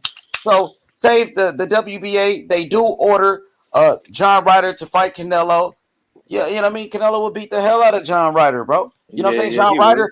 John Ryder is the mandatory to fight David Morrell for that regular belt. Why he don't fight David Morrell? That's all Yeah, I'm but saying. I think Eddie Hearn is gonna pull the strings to let John Ryder fight Canelo. Oh man, And I then seen Ness was talking after about that, that on the after boxing that, voice. after that, I think if Triple G beats Murata, they're gonna run it back a third time after the John Ryder fight. So I think JB, go ahead, speak on that, JB. Why you think John Ryder won't fight, you know what I'm saying, the champion, the regular champion, David Morrell, and he's the mandatory. I heard Eddie Hearn. I think he's trying to get John Ryder to fight against Bivol in December in the UK. Is what I'm hearing. So that's the reason why the fight between Ryder and Morrell hasn't transpired yet. Yeah, it might be business, but I know that John Ryder has been the mandatory to fight Morrell for a while, bro. And they've been talking about that fight, but it's like What I John know, Ryder ain't want no smoke, bro. And that's what what I I've been know hearing. is that Canelo owes Eddie Hearn a favor. So he He basically How doesn't we owe owe him a Eddie favor, anything. bro? Actually, he don't owe Nah, him I mean shit. because it's mutual You don't owe him respect shit, bro. between them two. So it's mutual respect between them two. So I think he wants to keep riding with Eddie Hearn. I But think he why would like he to owe be him a on. favor if it's just mutual respect? Not a favor, but like he'll throw him a bone. You know what I mean? Because he's been such a good. He made the Billy Joe fight. He made the Kevin Smith. He made everything Canelo wanted. So I think Canelo gonna throw him a bone and fight in England. Well, he was the promoter. I mean, who else would make it? That's what I'm saying. And Canelo wants to fight in England too. He said that numerous times. That's true. I'll give you that one. I know in a recent interview, I think about a week and a half ago, a reporter had with Eddie Hearn. I know the name that he keeps mentioning alongside Canelo when he comes back in the new year is Triple G. Yeah, Triple G and John Ryder. That's the name that I heard is Canelo mentioned. fight Triple G. and they're on the Prince zone, than so it should be easy fights to make. But also, Canelo said after the fight at the press conference, he was pleased and how well he was treated on Showtime. Yeah, And and then Stephen, that gets to my third opponent after GGG and John Ryder. He probably gonna fight Charlo. because Steven Espinosa, they talked with him. I think the next day after the fight, I think the Sunday they talked with him in the interview. He said he's going to give Canelo 2 weeks, and he's going to give him a call and talk to him about what we're going to decide for the next year. So I'm pretty much thinking that Canelo going to be for a while with Showtime, or he may finish his career with Showtime. Look, guys, Yeah, I'll just tell you but I from my see him including perspective. Eddie Hearn into what he does because he likes Eddie Hearn. Let me just tell you something from my perspective. I don't think the Mexican fans are going to travel to the UK, and I think Canelo likes to fight for his people, his fans. So I don't see him fighting in the UK against Shawn Ryder with no Mexican fan base. It's going to have to be in North Nah, but America. Canelo has said he wants to fight all over the world. He already said that. That's fine. He You wants can to fight in say that, England. but I just don't think he'll do it. He wants to fight in I just don't Africa. He think. wants to fight all over the world. Yeah, but I No, mean, are the I think Mexicans Canelo's going to really global at fly this over point. there like that? It's not really going to happen, man. He wants to fight for his people, Nah, but a so lot he of knows they don't. the British, the UK fans, they love Canelo. Yeah, they all know Yeah, I Canelo. mean, everyone loves Canelo, but at the same time, like he wants to fight for his people. You know what I'm saying? Like he's I mean, always those speaking fights in will make the Spanish most every sense, man. You crowd he can't goes keep putting Canelo in with dog after dog after dog because he's gonna lose. to. I mean, John Ryder could come here, right? Why does he And have to come to John the UK Wilder to fight arguably John beat Ryder? Caleb Smith, so that's the perfect fight to make, I don't in think my John Ryder opinion. has In the my profile opinion. to So I come back think Mexican with right. fans Canelo Yeah, to travel the too, though. but it'll be a mandatory.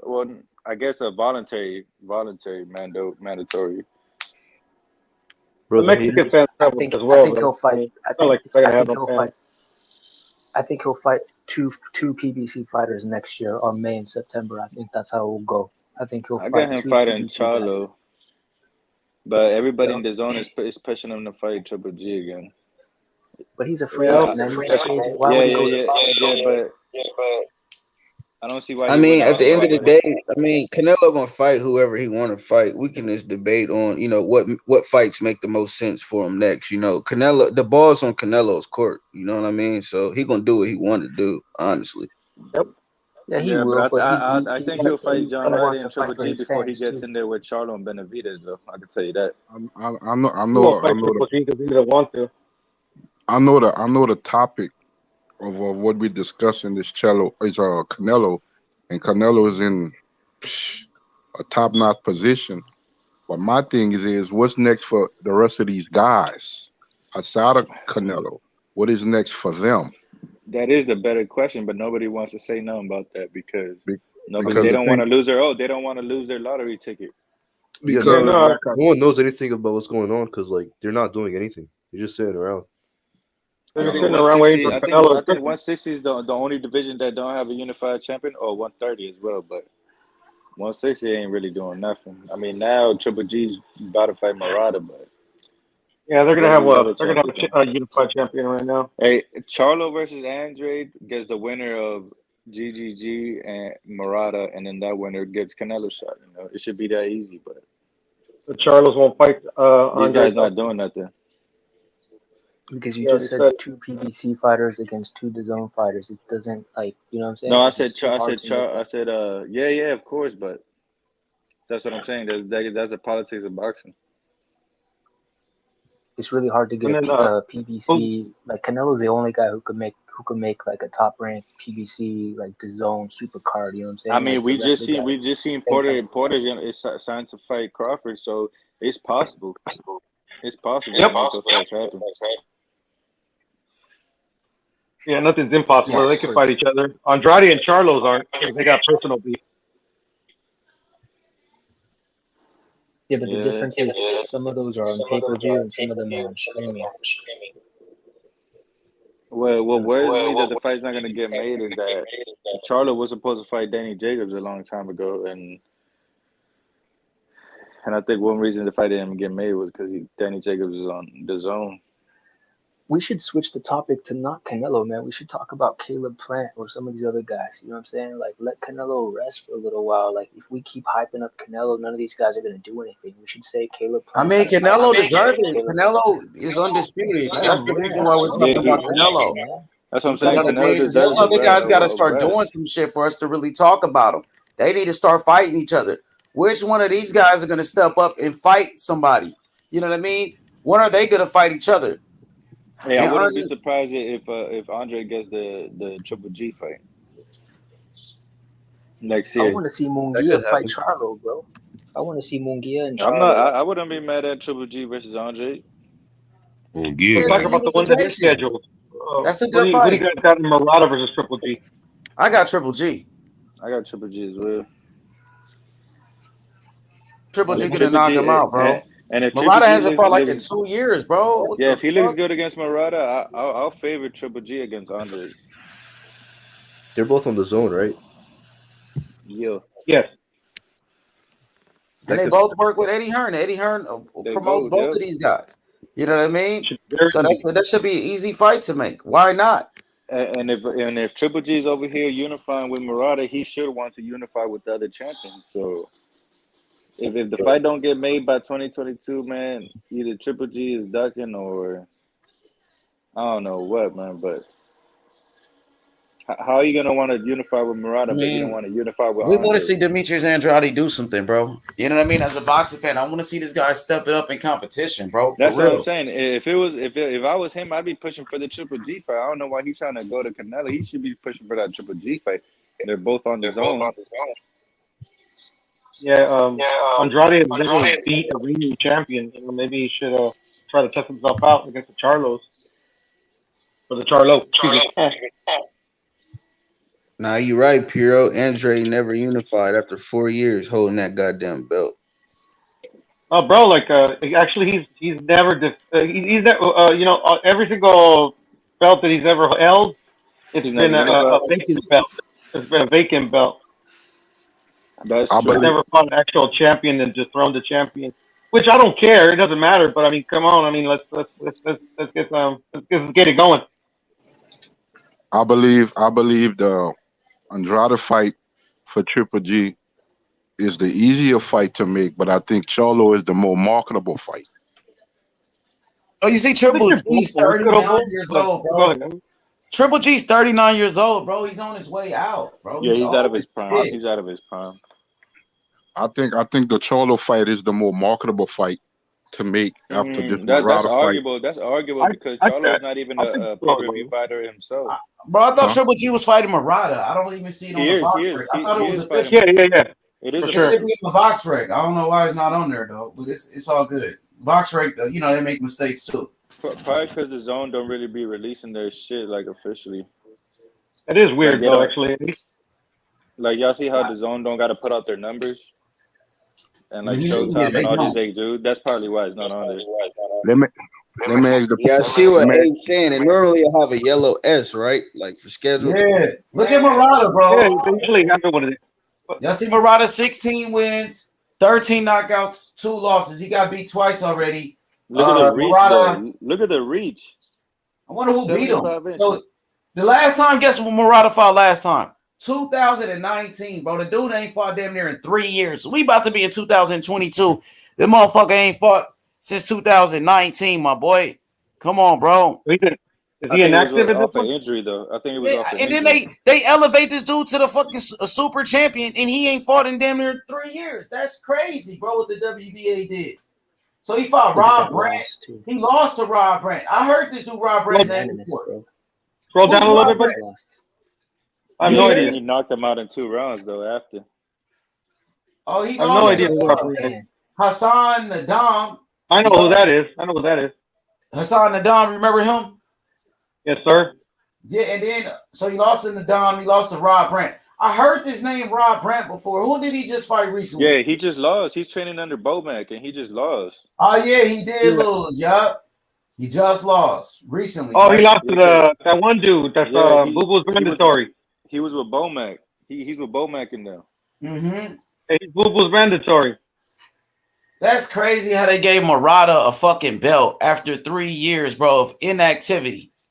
That don't even make sense. Hey, but I heard 2 years ago that Triple G was trying to fight him. So this fight has been in the making for 2 years. Yeah, the pandemic. Remember, you got to give like it a was year a for the pandemic. pandemic, It was a but still, I pandemic. mean, That's a pandemic match. yeah, he did win a vacant belt too, didn't he? Who? Yeah, because it's harder to Murata. Yeah, I mean, I think he won. Shit, he won a Yeah, I think regular it was belt a or vacant. something, didn't he? He had a regular belt, and then they elevated Yeah. him to super champion. Yeah, that's what I meant. Yeah. That shit Which is I don't care, you know, but I mean, it's taking too damn long for these fuckers to fight. That's crazy how they gave Murata a fucking world title, and he hasn't fought in 3 fucking years, and he ain't even fucking did shit. And now Triple G gets to unify with this dude that didn't even deserve the belt. Right? What was that?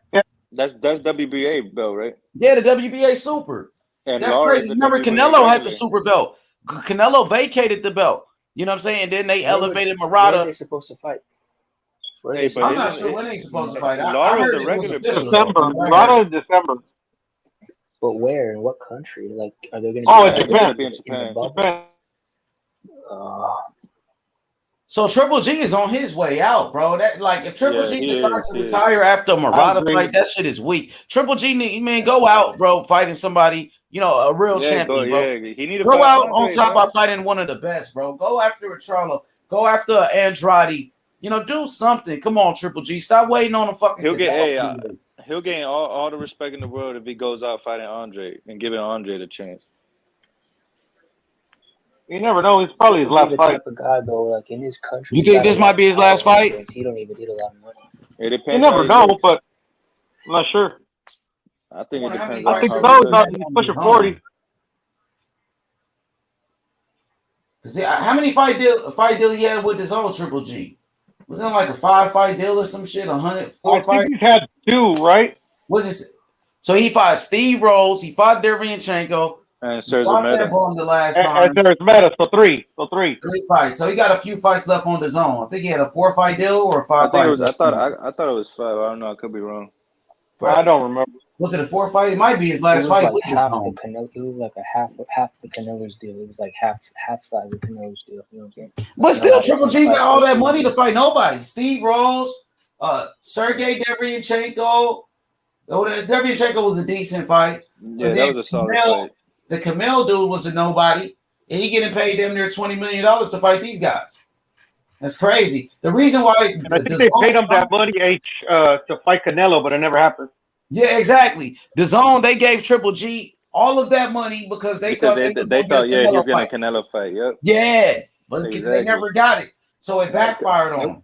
And that's why Canelo was so upset because he didn't want to face Triple G again, and that's what the whole deal was based on, that he was going to fight Triple G again. But he never agreed to it. Yeah, I guess Golden Boy, Oscar De La Hoya, they agreed behind Canelo's back to do that. Yeah, exactly. They did the little. That's the fallout. That's the fallout they had. Yo, so why do you guys never moved up? My question to the panel: what fight will be Triple G's cash out fight? It's only Canelo. Shit, Canelo fight. Canelo 3. Oh, Murata, maybe the Murata. Yeah, nah, I think they're giving him a big bag to go over unless there. Al Heyman could give him a lot of money for a Charlo fight. That's what I'm saying. His cash out fight should be Jamal Charlo. What about if Canelo doesn't get him yet? Al Heyman should pay him some good money to fight Charlo. Yeah, I think that would be.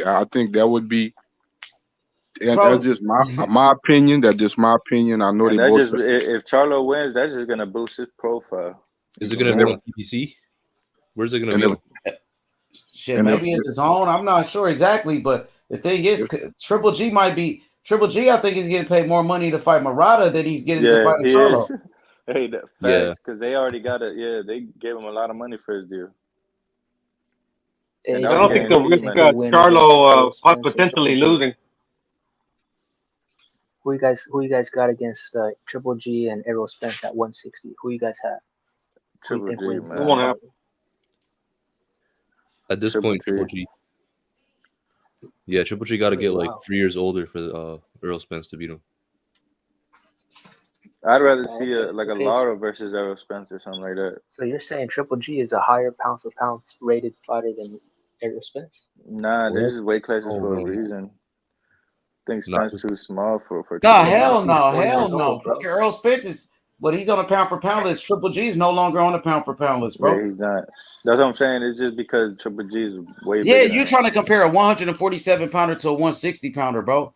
Nah, that's not I a good think he comparison. said that. I think he said that because Errol Spence did call out Canelo at 160.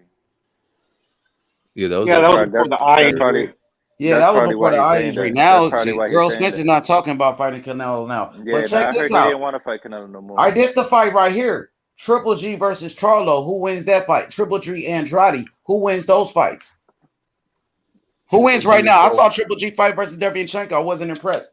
Who y'all think wins, Triple G or Charlo right now if they fought tomorrow? that's like 50-50. Charlo. Charlo gets hit too All much, right, man. Charlo. Who you got, Dundada? I'll go Triple G. For real? Yeah, All right, what about I you, got him Bo? beating Triple G. Montiel. Who you got? Triple G Charlo. Who you got, Jonathan? The way Jamal Charlo been moving outside of the ring. I've just been looking at some things. I don't know if he's since he's not been active scheduling. I guess since his last fight, I just pay attention to body language, and it looked like a couple of times he was drunk in interviews and the way he talked.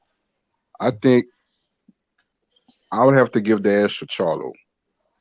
Even though he's been kind of straddling the fence outside the ring, Yeah. I think he's going to be motivated and prepared for a Triple G fight. Plus, Triple G is long in the tooth now. 39 years old. Now, they have common opponents. Both of them fought Sergey Devianchenko. I think Charlo looked better against Sergey Devianchenko. Coco the Don says Triple G is finished. He said Charlo beats Triple G. All right. Joe says Triple G beats Charlo. You know what I mean? I got Charlo in that fight. You know, I like Triple G. I think he was a great champion, but I think he's past his prime. You know, I think Charlo is young and hungry. I will take Charlo in that fight. It wouldn't surprise me because I say this because like I said, Triple G is long in the tooth. I wouldn't be surprised if Charlo stops Triple G. Oh, like knock him down? I wouldn't Knock him say out? that, man. I'm not Triple going G to. I'm not. I'm not has going. a I'm great not going. jab and has I'm not stamina. going. I'm not going to see. I'm not going to see a Deontay Wilder type of knockout. I'm talking about a stoppage, a TKO, because I think Triple G is long in the tooth. I think his best days. I think his best days has passed him. Now I don't know about the Murata fight, but I think his best days has passed him. My brother Jason Brown says Charlo beats up Triple G. Yeah, I agree, man. I think Charlo gets him at this point. You know what I mean? Triple G doesn't seem like he's the same fighter. He's past his prime. Yeah. I don't think he's been the same after those wars with Canelo. I think that second I fight give with you Canelo that took a one. lot I out give you of that him. one. Yeah, Canelo put a beating on him in that second fight. Hey, the first fight Canelo outboxed Triple G easy, man. A lot of people say that. Remember, it wasn't a taxing fight like the two fights with Triple G, but he didn't have an easy time with Danny Jacobs neither. And Devianchenko. Good point. And he was a lot of people say Devianchenko beat Triple G. He was a whole lot fresher at the time too when he fought Danny Jacobs. He was a fresher fighter when he fought Danny Jacobs, and that was a tough fight. Yeah, a lot of people thought he lost that fight too. Nah, he beat Danny Jacobs, but a lot of people think Devianchenko beat Triple G. No, but a lot of people also think Jacobs beat him. My only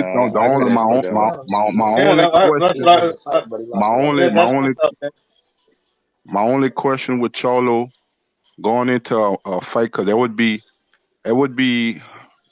a big fight for him. Even though Triple G is older, it would kind of almost be like a Caleb Plant, Canelo Alvarez. My only thing in that fight with Charlo that I would be a little kind of sus for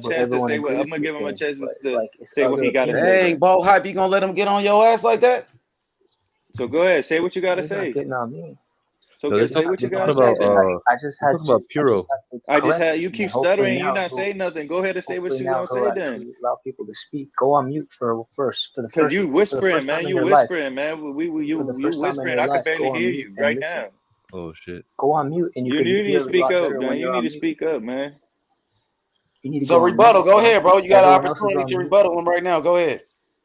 He ain't saying nothing. What was he talking about? What was we just talking about? He not saying nothing. Go Yeah, ahead. why you going mute, Bo Hype? I thought you had a lot to say. Yeah, don't That's get what I'm shook saying. He now. not saying nothing now. That's what I'm saying. I can't just stand here when somebody What did he dumb say? shit. What did he say I then? don't even remember now. I don't even remember.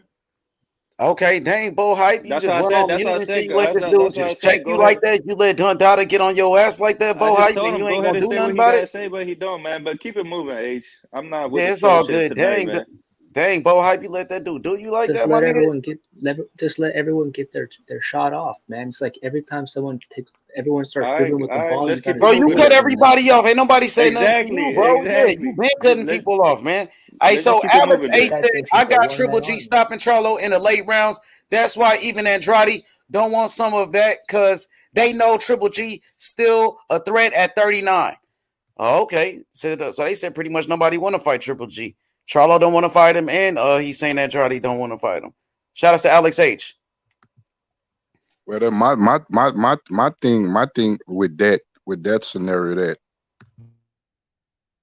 if they want any chance in hell to be able to fight with a Canelo Alvarez, they're gonna have to start challenging themselves. They're gonna have to start looking at the Triple G's and Unifines and stuff like that. If you ever want to get a chance to fight, and I know that I heard Jamal Charlo made a statement in the arena right before the fight started. Can you believe a Caleb Plant is getting a Canelo fight before me? And the reason is because the reason why it happened that way, because it's for undisputed. Caleb Plant was in a position to fight somebody on the level of Canelo Alvarez because it was for undisputed. You know what I'm saying? You had I agree. 160, and you got a Triple G that's 39 years of age, and he's about to be hopefully another unified champion in the division, which he was already before he even fought a Canelo Alvarez. So I'm looking at Bubu Andrade and I'm looking at Jamal Charlo and stuff like that. Y'all not stepping up to the plate to get these fights that everybody want to see. We looking at it from the pure competition of boxing. A fighter like Canelo Alvarez, he's looking at it different. So his best option, in my opinion, I'd be looking at that fight with Triple G real hard and going to my people and say, we got to make this fight happen in I the new agree. I year. agree. If You I talking about ever Canelo want to Triple have G? No, he said Andre no then Triple G, I think. Oh, Andre. Andre and Triple G I agree. I or agree 100% with that. Triple G and Jamal, if y'all ever want to be considered to fight a Canelo, because I agree 100%, man. Canelo said one thing at his last fight at the press conference when Bubu Andrade came into the room. He said, "You fights nobody. Exactly. So You fights nobody." press Canelo and get some good wins under your belt, and he'll Yeah. have no other choice but to fight you. So Bubu or Jamal, that's who I'd be targeting. Triple G. That's who I'd be targeting. I gotta have this Hey fight. H, I just try to keep it positive. Is that okay with you, H? I just try to keep it positive. Is that all right Bro, with come you? on, bro. That's We not want welcome. some smoke. Where That's the not smoke welcome. at, bro? Where the smoke at? You let Dundada check you, bro. You let Dundada get on your ass, bro. Come on, bro. You ain't gonna do shit about it, bro. Come on, bro. Hey, Alex H says facts. Them boys, he said facts. Them boys just waiting on the Canelo fight instead of starting to putting in some work. Facts. Yeah, man. How you gonna let Dundada get on your ass like that, my boy? I thought we were all part of the same brotherhood here, but if you Yeah, all want to we make it like are, bro. But racial you gotta thing or defend something, yourself, nigga. This the jungle. This the lions den. Only the strong survive, bro. Nah, I mean no disrespect. I was like, go ahead, state your opinion then. What you got? But I didn't hear nothing.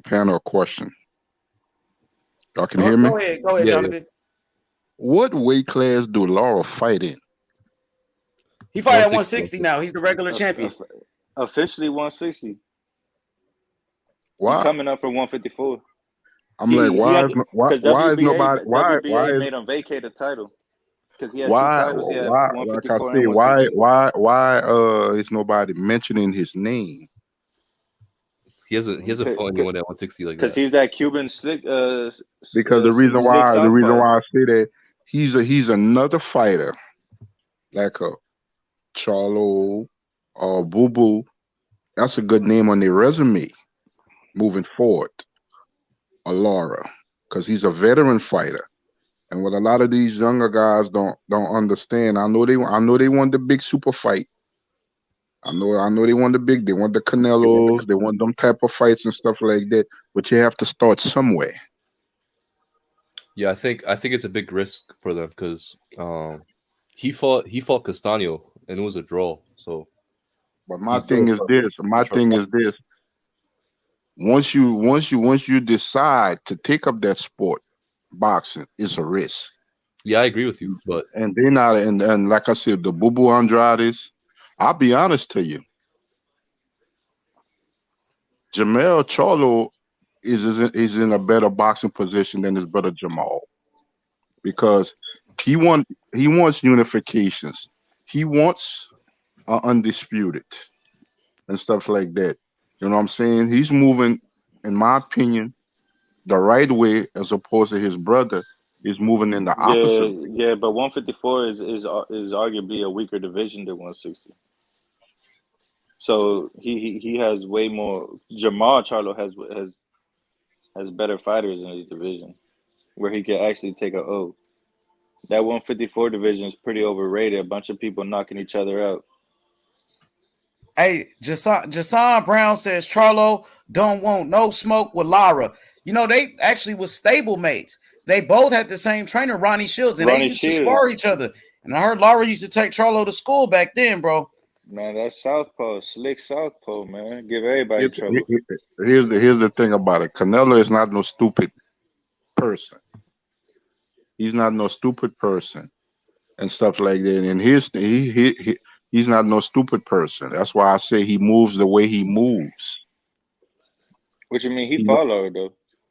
Like I say, he moves. Like I say, he moves the way he moves now. Damn, Don he moves Dada's the way so he negative, moves. bro. Anything anyone says, Don Dada got to be the negative. Man, shut your bitch ass up, bro. Shut your whole ass up, bro. For real, bro. Night, bro. Have a good night. Shut the fuck up, bro. Go ahead, Jonathan. You just cut him off, bro. He just ran like a little bitch, homie. He just ran. And what he said, it did make sense. Yes, Canelo did fight Lara. And those type of fights like that, that's why he's in the position he is today. Undisputed. The Laras, the Mayweathers, the Austin Trouts, the Miguel Cottos. That's why he's in the position he's in today. And that's what I'm talking about, that the Charlos do not see. Protecting my O and all that stuff, that's fine and everything. But if you want to be in that lead position in the sport of boxing, there's a certain way, there's a certain direction you gotta go. That's what I'm talking about. Yeah, he fought Lara, but look at him years later. Look at the position he's in. Arguably the top fighter in the world. So my thing is this: what is you doing it for if you're in the sport of boxing? What are you waiting for? You ain't gonna get a Canelo. Canelo, like I said, he moves the way he moves, and he don't have to wait on them guys. He don't have to even fight those guys at all. So those other guys, they're gonna have to do something.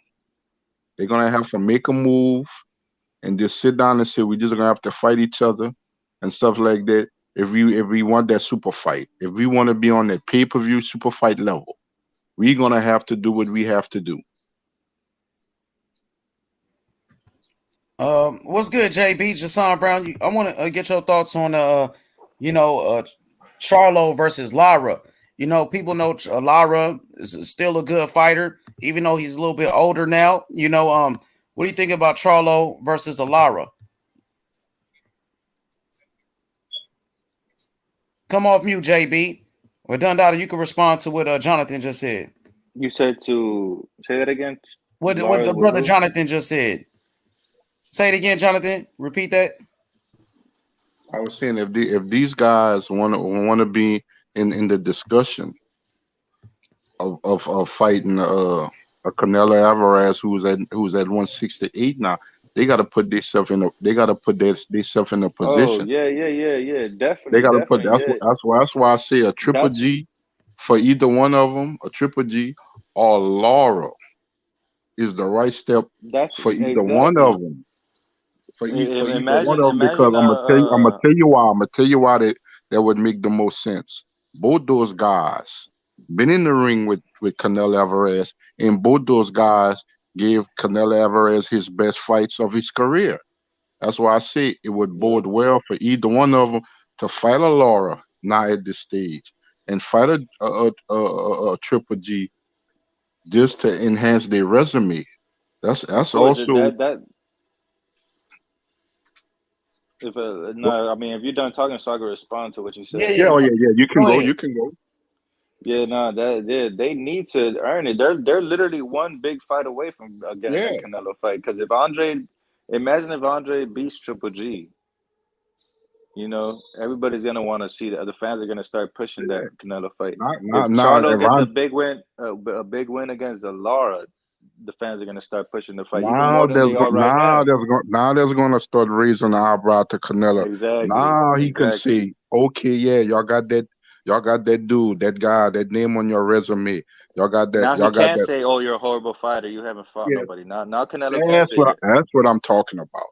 Yeah, I That's what I'm totally talking agree with about. that. I totally agree with that. But Because the everybody's thing, scared to lose their role. Everybody's but scared to the thing, lose a lottery ticket, because so they're not gonna take a risk.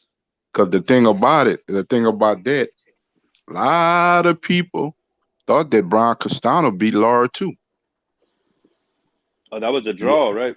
That was a Yeah, draw it was a draw. And officially. if you go from a technical standpoint, if you look at a Jamal Charlo and you look at a Bubu Andrade, you wouldn't expect a fighter like Brian Castano to even be close in the fight with Lara. Exactly. That's what Well, I'm Brian saying. Castano did have a good amateur career. He did. He is famous for beating Errol Spence in the amateurs. Yeah, that's Yeah, what that I'm dude can saying. box, Castano, bro. Yeah, Yeah, yeah. I He thought does got a good Castano beat amateur Charlo in background. that fight. I thought Brian Castano beat Jermel Charlo 8 rounds to 4 in that one, bro. You know what I Hey, mean? So you had it that wide, H? yeah, 8 rounds to 4. Castano, I thought he was beating Wow. Charlo to the punch. I thought he was outboxing Charlo. Charlo had some moments, but Charlo hurt Yeah. him. Charlo was, Charlo hurt him a couple of times in that fight, but He besides did. He that, did. Castano was outworking him for sure. I had it a little bit closer than you, but I had it going either way. I wouldn't be mad if either guy won, to be honest. In I all, in thought all, Castano did enough to win that fight, bro. in all honesty, and he just been on the stage in our eyes in his last two fights. But if you look at Brian Castano, just his last two fights, his resume might be better than Boo Boo and Jamal. Well, because he's coming off the Lara draw. And he's coming Yeah, off for the sure, he got better fighters undisputed. than Boo Boo. Of Yeah. course, he got better. Yeah, he fought way better fighters than Boo Hey, Boo. but we can't. Lara wasn't the same after Canelo because Lara got knocked down by Angulo. Yo, if And you he think got about knocked it, and he got knocked down by Hurd too. Yeah, he had that war with Hurd. That's why I feel like Hurd not the same because he had so many wars. Castano should be undisputed right now. If you think about it, because I thought that fight was. Yeah, he should be. You're right about that, Colin. Yeah, Cook, if he was go ahead, if bro. he was undisputed, right? He would be at 160, and everybody would want him. Hell yeah, Castano should be undisputed, bro. He deserved that decision over Charlo, bro. He was outworking Charlo, bro. He got You know robbed. what I mean? He deserved that victory. Most people thought Castano won that fight. Most of them. You know? You think he's gonna get a rematch? I mean, if Charlo wants it, do you think Charlo really wants that rematch with Castano? He almost lost that fight. He barely, you know what I mean? He barely got that draw. I don't know if Charlo wouldn't want to fight him again. I don't hear Charlo. I've been seeing Charlo everywhere at every fight, doing interviews, but I don't hear Charlo talking about a Castano rematch right now, bro. I do not. And I like Charlo. I know after the Let me fight. get a chance to tell you something when everybody done. I know after the fight, last Saturday night he was walking out the arena, and they asked him the question about a Brian Castano rematch. He said, "Yeah, He does want the rematch, but it's something with a mandatory Here comes defense. the buts. Now it's buts. I thought undisputed fights trump mandatories. I Yeah, thought unification trump mandatories. Exactly. That's what I was gonna get at you, but Ace. Yeah, I go think it ahead, was touch on it. I think Now it was you got champ side over here. You got champ side over here saying that because Jermell Charlo's black, they didn't let him be. They fixed the fight to not let him be undisputed before Canelo. He Man, over that there nigga's a saying bitch, some bro. For real. dumbass Niggas need to shit, start slapping the some fuck out these dumbass niggas, shit, man. and now Motherfuckers they're really saying gotta that he start got to beating fight. up on these hold niggas, up. man, that talking this boxing shit, that don't know shit, Yeah, lying on these exactly why you fighters. exactly why you Hold said up. unifications trump mandatories. Hold up. Say Unifications trump it mandatories. again. Now he has to take mandatory. Now he's over here Exactly, bro. saying Nigga he's race What hustling. They try to make it a race he thing, bro. race baiting. what Like Bitch it ain't ass no. nigga, homie. That what nigga's a champ? bitch, dog. For real. Say it Get him again. hip. Get him hip to what he said, man. What champ side? Say it again. Like I'm paraphrasing, obviously, but he was over here saying that Jermell Charlo won that fight. The only reason he didn't win because he's black and they didn't want him to be undisputed before Canelo because he's in and around his weight class. Like a bunch of shit Man, them like niggas that. some Like, bitches. And they man, say that shit that's the ain't got same nothing to reason do why with the fight. Tyson Fury beat Wilder in the second fight because of white privilege. Them niggas some hoes, some bitch ass race hustlers that don't even give a fuck about their own people. Bitch ass nigga, bro. He said that Real shit like talk. yesterday or the other day, man. I heard that Niggas shit. I need was to like, start man. slapping the fuck out these niggas, man. For That's real, why bro. that's why people have to do their homework and research and pay attention to history. Do y'all know who was the first undisputed full belt holder in this era? In the Who's four that? belt era, in the four belt era, Yes. Yeah, 160. I forget his name. wasn't it Lennox Lewis or Bernard No. Hopkins? I Now thought that it was was a 3-belt era. Bernard Hopkins was the first Oh, yeah. bro. Okay, Bernard undisputed Hopkins. champion, first undisputed champion in the full belt area. And what race is he? Black. Black. And he After beat that, it was Jermaine Taylor. he beat De La Hoya for the Oh, WBO title. exactly. That That made little, him yeah. He knocked him out with a so body shot. yeah. So it don't have nothing to do with race. It's just Brian Castano just fought a good fight that night and should have got the decision. Hey, the funny thing, he said Clarissa Shields lost to the Mexican girl in MMA because she was black. How, That's the bro? other shit that he said, man. Bro, to be honest, I think that Jermell Charlo, if the people at 147 go up, I think they all could beat him. Like Earl Hey, Spence, look. Hey, hear me out real quick. Eddie Garcia could probably beat him. I'm trying to look up the Charlo and Castaño full fight, but they don't Yeah. got it up here. They got all Yeah, the other done Charlo got it. fights. Them niggas some bitches, them LDBC niggas, bro. Them Yeah, niggas I'm some tired of hoes, their ass, bro. man. Them They niggas keep don't taking give a L's fuck and they about their keep own people. They don't give a fuck about black people. They using race to push false narratives to and push lie. false ass narratives, man. Man, that shit should be illegal, but that's what I'm Well, saying, man. We gotta keep pushing pushing the fucking envelope and talk about that real shit. Not no fucking bias, not no fucking. We gotta keep it objective. What I think that is, everybody's stances is different because there's always feelings over facts and stuff like that, and it's supposed to be directed towards the sport of boxing. To the sport, not the fighter. To the sport. We want to see the best fighting the best, regardless of the race. The best fighting the best. But that's what That's what them we want motherfuckers to be see. doing. They raise bait and they only ride with they say it all the time. They only ride with the PBC, man. And that's why they don't mess with Crawford because Crawford didn't want to give them a interview. Exactly. Now They act like they so pro-black, but they talk all that shit about Terence Crawford, who's on the they talking shit pound-for-pound about list. Mark Breland. They talk all Mark that shit Breland, about exactly. Mark Breland. They don't give a fuck about their own people. They just trying to use their people, take advantage of their own people, bro. Exactly. Elijah Muhammad did the same thing in the Nation of Islam. Say he was a prophet of God, but at the same time, this dude was impregnating, underage women, underage teenage girls, bro, like R. Kelly was. But he said he cared about his people. He was pro-black, but they killed Malcolm X. They was the same ones that killed their own black brother, Malcolm X, bro. Stop with the false narratives, bro. Hey, Stop why you think using they don't race. fuck with the Charlos anymore? Because the Charlos don't fuck with Wilder. Why you think they don't fuck with the Charlos no more? Now the Charlos Them niggas is some the villain bitches, to bro. the For UFC, real, my man. nigga. Them niggas And some we straight up hoes, dog. and On what God, and what Man, bro. that's a cult, man. what's sad when you think about something like that in the full belt era, it's been 3 outstanding black fighters to fight for that: Hopkins, Crawford, and Charlo. So And I we don't give them full credit, man. We give them full credit. whether they win, whether they lose, whether it's a draw. They made the opportunity to fight for undisputed. Not anybody in the sport of boxing can say that. I had a chance to be in a historic fight for undisputed for everything that's on the table, and it's black. True. And I don't But a lot understand of that. us, all of a sudden, Canelo Alvarez becomes the face of boxing. Now Canelo Alvarez don't want to face black fighters. When he beat, you know what I mean? When he fought 2 black fighters that were arguably the best in his division, in Austin Trout and Floyd Mayweather.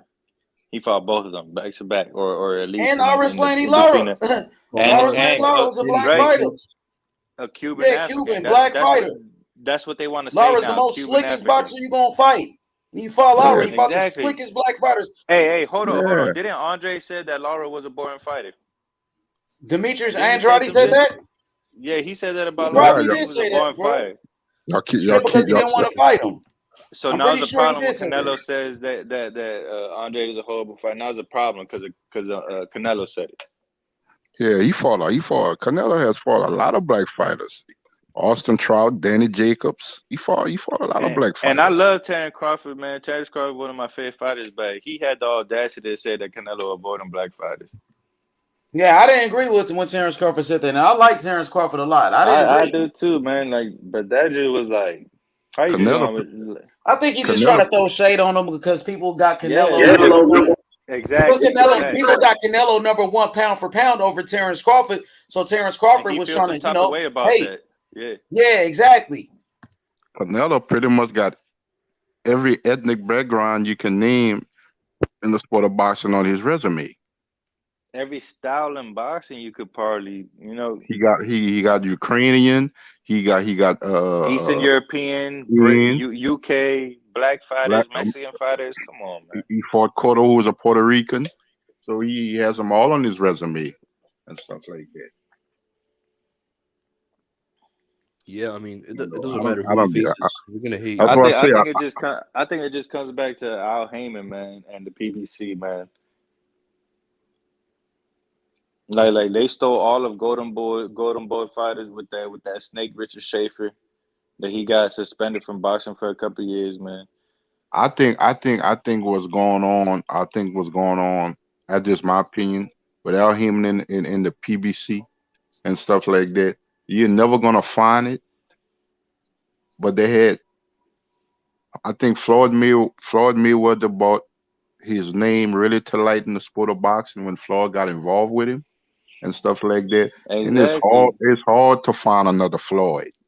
Al Heyman taught Floyd Mayweather how to cherry pick, but we better tread carefully, man, because we'll get shut down if we keep talking about Floyd made a lot. Floyd made a lot of money, but Al also made a lot of money off of Floyd too. Exactly. And so you said they looking for the next Mayweather? Is that what you're saying? They looking for not as a fighter. They looking for the next fighter with that substance. That's what they're trying to do to Tank Davis, man. Well, Canelo is that guy. Canelo is that next Mayweather. Canelo is the number 1 pound for pound. Canelo is the cash cow. Canelo is the face of boxing, bro.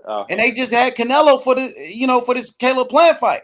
So it looked like Al Heyman has found that next Mayweather in Canelo. Canelo is the closest thing to Mayweather in boxing. Let me ask y'all something real quick. How much pay-per-views do y'all think the Plant and Canelo did? I'm thinking $1 million. $1 million. I'm thinking shit, man. I'm thinking like 600K to 800K, man. Because really, Plant wasn't really even known like that in his own country. I'm thinking about $1 million, bro, because there was a lot of people that fucking bought that pay-per-view, bro. Motherfuckers lot was of celebrating. Hey, I wouldn't be surprised if it did a mill, but I'm thinking around 600 to like 800. 800,000. I think they could have probably squeezed in a meal because that fight was really talked about a lot. They had a lot of interest in that fight. I mean, they had that spicy ass press Maybe conference. maybe not because of Caleb Plant, just because they could have sold the fact it was the first undisputed fight at that weight class, and it's Canelo. Now, if it had been Caleb Plant fighting somebody else, and Canelo was in 160 or in another weight class, it might would have never Hey, man, been. but I think PBC did some whack ass promoting, man. They could have had this promotion on FS1 Fox during the football games. You know, they could have Man, put I this did shit all see it over the on place. ESPN though. I was seeing that shit Yeah, everywhere. I ain't gonna I Oh, seen you lie. I did? seen I seen it Yeah, I I seen seen it it on on ESPN ESPN. too. Nah, I'm saying because football. Everybody watches football, but I didn't see no commercials, no nothing, like no promotion like during the football games, and that's the hottest time of the day when the Yeah, football games is but on. but But I didn't see none of that. I did see it on ESPN. I did, and the network I talked about the fight too to say it didn't have nothing to do with ESPN. The network and the analysts talked about the fight a lot. Yeah, but I think I don't know. I saw them more on Showtime than I did on PBC. I didn't see nothing on Fox.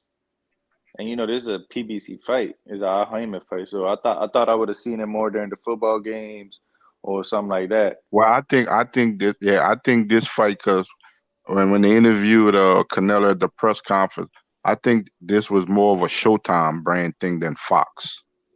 Yeah, I mean, why y'all think they put it on Showtime and not on PBC though? I mean, it What's the was bigger? PBC. PBC. Al No, but Heyman. I mean like on You the mean why they I didn't put mean it on like Fox? yeah, on Fox. Yeah, exactly. I'm That's not why. sure. I'm not sure That's to be honest. that's why. Do you think they couldn't handle this type of pay-per-view, like this type of big of a fight? No, I think it That's would why. have been good though. I think it would That's have been why. solid. I thought it would have been better on PBC actually. That's why. I thought it That's would why. have You better mean on numbers because Fox? You mean Fox, on right? Fox. Yeah, my fault. I keep saying PBC, but it's Fox.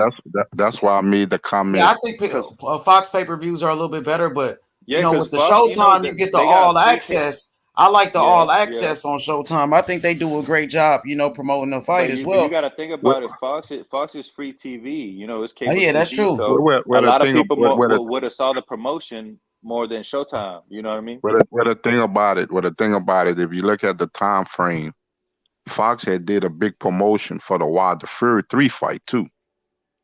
So that opened the door for Showtime to get involved with this undisputed 168 with Canelo and Caleb Plant and stuff like that. Because like I said, they just did the big promotion for the Fury Wilder 3 on Fox.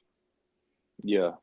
And that's why I I say don't know. I just thought it would have done better numbers on Fox because that's why I Fox say is that's why I We say don't know what type TV. of numbers it did yet, though, right?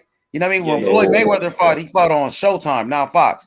And Floyd was yeah. doing all of those pay-per-view buys, right? Millions, breaking that, records Yeah, you're right. on the Showtime pay-per-view.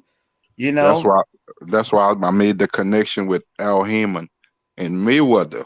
He's looking for that next because when Floyd Yeah, left Canelo is the HBO, next, though, Jonathan. That's what I'm saying. what I'm saying is the connection when Floyd left HBO, he signed that stated all deal with CBS and Showtime, Yes. which was connected with Oh, hold Al Haymon. up. Puerto Rican Rum said Fox wants out of the Heyman deal. They're looking to drop PBC.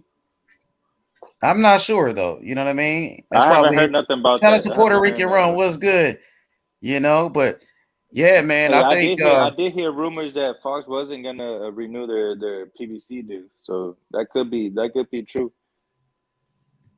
yeah, the thing is this, Jonathan, you said Al Haymon is looking for that next Floyd Mayweather, that next star in boxing. It's Canelo Alvarez. Canelo Alvarez is the closest thing to Floyd Mayweather in boxing today. Yeah, He is. the thing about Canelo,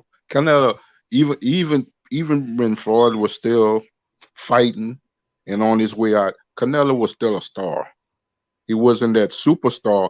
Now, since Floyd has moved on, now Canelo is in that Floyd Mayweather superstar status now. Because Floyd is out the He's the picture. cash cow. Yeah. Canelo is the face of boxing. You know what I mean? He's fighting the best. He's fighting the top competition. And I think when you're talking about networks, Showtime is more iconic for boxing than Fox. You know, I'm not saying that the fight on Fox wouldn't have been bigger, but when you look, and then if you really think about it too, Canelo has been on Showtime before. He fought Floyd on Showtime on pay-per-view, and that did great numbers. But that was Floyd Mayweather. He fought Hey, Laura on what Showtime. I could say, Plant. Like, I'm not pocket watching or nothing like that. I wish everybody could get their money, but Caleb Eggplant is not worth no $10 million, man. So that's how you know Canelo is the cash cow. He virtually got somebody that never been on pay-per-view $10 million. Shit, Daniel Jacobs got $15 million to fight Canelo. He got 15. I thought he got like 8. Nah, Daniel Jacobs got 15. He got more than what Caleb Plant got. Well, Caleb Plant fought on pay-per-view, so Wait, so I got that's a a little question. bit different. That's when the zone first started. That's when the zone was throwing money Daniel around Jacobs like it was nothing. did fight Triple G on pay-per-view or the zone. All So right. Daniel Jacobs did have I some got a experience question. with making Go money. ahead, let Khaled get up in there. Go ahead, Khaled. So you said Caleb Plant got 10 million. If Canelo fights Charlo next, how much do you think they'll give Charlo? Jeez. She'd probably get around the same amount, maybe a little bit Yeah, less because it's not I say 10. undisputed. Because this fight was for undisputed, right? That's why probably was more money involved. Yeah, I I wouldn't feel be that. But surprised Charlo if probably they get does. He 10 probably million. get a little bit more though, because Charlo has already been getting paid more money than Caleb Plant has. You know what I mean? Wait, Charlo's been on pay-per-view though? Yeah, I say Charlo 10 been to on 15. pay-per-view before, right? Yeah, that's a good With his question. I brother. think around the same amount, probably. I say 10 to 15 million. They'll give Charlo 10 to 15 million. Got you. He'll probably get the same. Bro, Canelo opponent's making a lot of money. I think Canelo. That's what I'm saying. That's a real payday, man. I think Canelo opponents making more money than Mayweather opponents did, bro. Like Maidana wasn't getting paid like that. Maidana wasn't getting. Maidana got like 7 million or 8 million. Exactly. Even Canelo, when he fought Floyd Mayweather, he wasn't getting he only that did much 5 money. million. That's what I mean. Now Daniel Jacobs got 15 million. Fucking Caleb Plant 10 million. Kovalev got like 10 million. Yeah, Canelo paid better than Mayweather, damn near. I know Amir Khan got like 7 million as well. That's crazy, bro. Wait, was the and Triple G got Triple G got more than 10 mil as well. For real, I don't know how much Triple G got. I would like to know though. What'd you say, Khaled? Was Billy Joe Saunders a pay-per-view fight? No, that was on the zone. It was on the zone. Yeah, so the zone is no pay-per-view. It's like an app. It's an app where you pay $20 a month. Yo, I heard subscription. $20 a month. I heard the zone. Billy Joe got 8 million, right? You said you heard the zone doing pay-per-view? Yeah, Billy Joe got 8 million.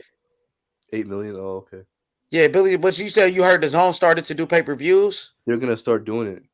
Yeah. The zone did say that. Yep, I heard that. What, like in the UK or in America? In America and shit. Like actual pay-per-views? Like what? No, they're gonna have the subscription, right? But they're also gonna have pay-per-views where you could just pay for the pay-per-view. You don't have to subscribe. Yeah, but if they're gonna, so you'll pay more for the pay-per-view and you pay less for the subscription. Exactly. So it's a win-win for the. It's a win-win for the zone. More. It's a win-win for the zone.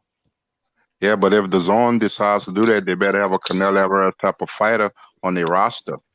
Yeah, it can't be no small fight, especially like for American fighters. I know y'all might not like this, but Devin Haney's on the zone too. Well, they work. Yeah, but Devin Haney's not a star like that. Most people don't even know who Devin Haney is. Hey, Money, he could be though.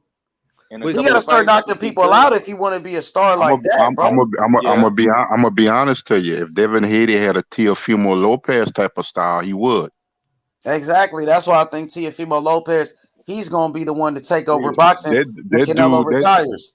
Teofimo brings that excitement. He's knocking people out. He got the style that people want to see.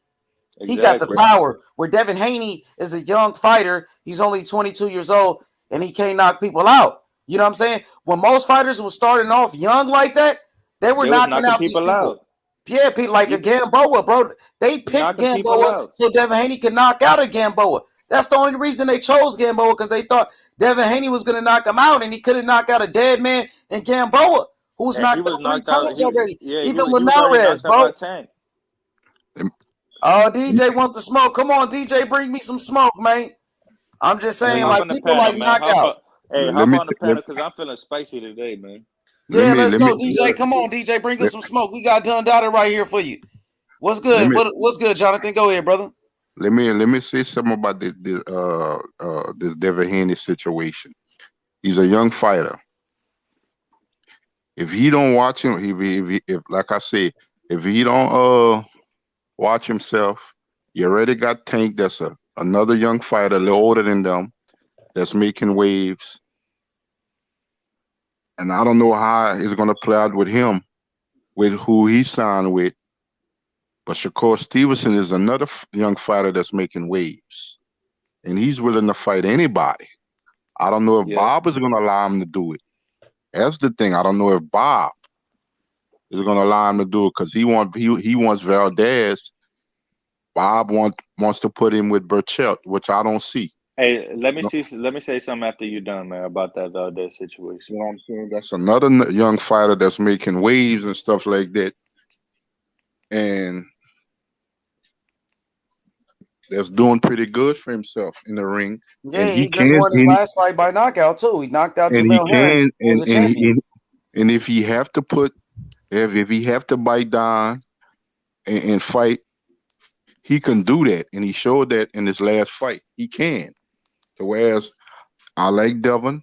Devin is an outstanding young fighter and stuff like that, but he always looks the same to me. No matter who's the opponent, he looks the same to me. And that's what his dad and him is not understanding. You're a good fighter, very talented, but you look the same. And I just think that Teal has that charisma. It's just something about Teal. I know a lot of people don't like him, but it's something about him. And going into that Lomachenko fight, because that was a big fight for him, to say he's so young, the way he handled himself Oh, inside hey, the ring and outside the ring, he handled himself the right way. Jovan He Soto. Hey, he you didn't seen look this like comment? That's pretty funny. He He said, said, yeah, go ahead. "Go ahead. You He got it. said, Go ahead." man, PBC is taking them L's. First Wilder, now Plant, next Porter. Shit, at the end of the day, they still making money off of this shit. They made money off Yeah. of Powder. They made money off of Caleb Plant, and now they making money off of Shawn Porter. Okay, HCP, my brother D Style Boxing with the super chat. He said, hashtag HCP, what's good? Undisputed champion, Canelo Alvarez, #1 pound for pound. Let's go, Canelo. Let's go. Shout out to D Style. What's good? Everybody go subscribe to D Style Boxing on YouTube right now. One of the best channels on YouTube, man. Yep. Go check He him out want right now. payday. HCP. The movement is real. Teofimo Lopez, undisputed champion. Canelo, undisputed. You know what I mean? Come on now. It looks like the HCP running boxing at this point. And Brian Castano, he should be undisputed too, goddammit. Because he got robbed against Charlo. So we should have Hey, 3 undisputed champions. And let's take let a me good stop. look. Go ahead. Look, Go ahead. look, I'm watching the Charlo versus Castano. I'm watching a full fight again, man. Castano was pushing the pace, man. It looked like he was controlling the fight, and Charlo was just, going through the motions. It looked like Castano was definitely, taking control of the fight. Let me ask you a question. What's If good, it bro? don't bode well for Shawn Porter in what 10 days? Yep. What y'all think is gonna happen to Fox boxing after that? Because I don't know what they got left on their stable as real good fighters. Who are you talking They about? don't. I'm talking about the PBC. network of Oh, they got some fighters now. Let's not get it Who else twisted. they have? They do have Brian Castano, right? Brian because Castano, who's a hell of a fighter, who should be undisputed right now. They do have No, but Earl Spence Jr. Earl hey, Spence Jr. I think he's talking about the younger fighters coming up. You know Oh, how they I'm got just young fighters, right? I'm They I'm do. just but you see how Top Rank I'm just pushes all their fighters. I'm Uh-huh. just talk I'm PBC don't really push their young fighters. I'm just talking about the network as a whole because the Castano Charlo fight was on Showtime. It wasn't on Fox. Yeah, but Showtime that's PBC. PBC fighters fight on Showtime. Nah, they Charlo got a fought on Showtime. partnership though. Charlo's PBC, right? So he fought on Yeah, Showtime. But a Yeah, lot, but but a that's the lot, difference. That's the difference, though. but a lot of those fights they've been having lately been on Showtime and ain't really been on Fox. I think. Yeah, but Fox is just the network. Where PBC they do Yeah, business with Fox and and Showtime. Showtime. Yeah. Yeah, No, Yeah, but they it was do. all the same PBC shit. doesn't. PBC Yeah, don't that's get what I enough thought. but don't get a big enough budget to make to make these big super fights. That's why they have them on Showtime. Well, they They don't just did have they don't a have big Wilder enough Fury. budgets. Wilder versus Fury was what a top rank in But PBC, it was right? And a joint promotion though. It was a joint Yeah, but promotion. Fox was involved on that one, right? yeah, Fox yeah, was, there was yeah. But it was Fox. It was Fox pay per view. with joint promotion from Yeah. ESPN. It's not just PBC by themselves. That's why they had the Canelo. That's what I'm saying. That's why they had the Canelo and Plant fight on Showtime because they could afford the budget. Yeah, but to answer your question, Jonathan, now PBC they still got fighters. They got Tank Davis. Tank Davis is a star. He's a star in boxing. You have Earl Spence Jr., who's on the pound for pound list, undefeated, unified welterweight champion of the world. You know what I'm saying? You still got Jermell Charlo. You know what I'm saying? Jermell Charlo, who's some people believe should be on the pound for pound list. Who else you got? Brian Castano, who's a hell of a fighter. Brian Castano. You still got Andy Ruiz. Andy Ruiz, former heavyweight champion. I guess what I was trying to say is it's not that I know they with PBC. They're just not getting these big fights on Fox. It's all going to Showtime. That's what I mean. It's all the same thing, though. I know what Dundada is saying is better that it's on Fox because it's free TV. More people got Fox at home. I understand. Fox is great. I love, the fights on network television like a Fox or CBS. That's great for boxing. But, at the end of the day, they still put they fights on Showtime.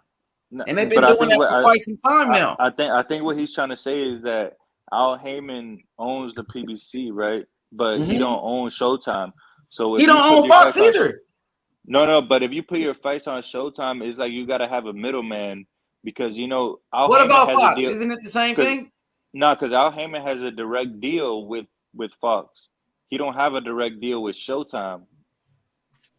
You know what I mean? So I think you have to go through a middleman if you're just putting your stuff on Showtime. Who's Steven Espinosa?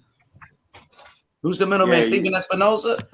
Yeah, somebody up in there. But you see what I'm trying to say? Kind of. I'm trying. You know what I'm saying? But at the end of the day, they still got a lot of talent over there on the PBC. You can't even deny it. I guess what I'm trying to say is we had Wilder and Fury on Fox. What would be the next big fight on that network? On a Fox pay-per-view? Yeah. Maybe Earl Spence. Every time Earl Spence fights, he's on a Fox pay-per-view. So when Earl Spence comes back. Yeah. Wasn't Manny Pacquiao Ugas? Manny Pacquiao Ugas was a Fox pay-per-view. PBC, it was PBC. Yeah, Fox pay-per-view with PBC. Manny Pacquiao Ugas was just a couple of months ago. You know what? You sure was right. Yeah, you sure was right because Pacquiao and Spence was supposed to be on Fox. You're right. Hey, but you know what the difference is? Somebody got some background noise. Well, PBC, they still got a lot of champions, no doubt about it. They still got a Brandon Figueroa. Yeah. They still got a Stephon Fulton. You know what I mean? Fulton, and then you got Jerron Ennis. Jerron Ennis, who just fights on the PBC. You know what I'm saying? No, he fights on Showtime. He fights on Showtime. But he's not signed out. PBC, they put their fights on Showtime. So Jerron Ennis, he is doing some business with them. He's fighting on a PBC network, which is Showtime. You feel me? But most of them guys, their advisors, Al Heyman, Boots Ennis don't got nothing to do with Al Heyman. Yeah, he don't. He got his own manager. And I guess too, what's available? What's available? What's the availability? The dates, the time of the year. What's the best time to make a certain type of fight? I guess you got to look at all that, and that goes to management and stuff like that. I guess the Wilder Fury. I think PBC's trying to make Wilder and Spence their two biggest stars. Well, they tried to, and Wilder got his ass beat. So yeah, Wilder got his ass beat. Now it's all about Tank. It's all about Tank. Spence. It's all about Earl Spence. Who else they got? Charlo. You still got Andy Ruiz. Wilder's still a name. Charlo's fight on Showtime from here and there. They fight on Showtime. But I'm telling you, Charlo is a PBC fighter who fights on Showtime. PBC fighters fight on Showtime, bro. Just like the PBC fighters fight on Fox. It's Didn't the he same fight? thing. That's what I'm telling you. Did Charlo fight? What's the guy Oh, that beat David him? Benavidez with the PBC. That's another killer right there. But he Motherfucking fights on Benavidez was Showtime. raw. But he fights on Showtime.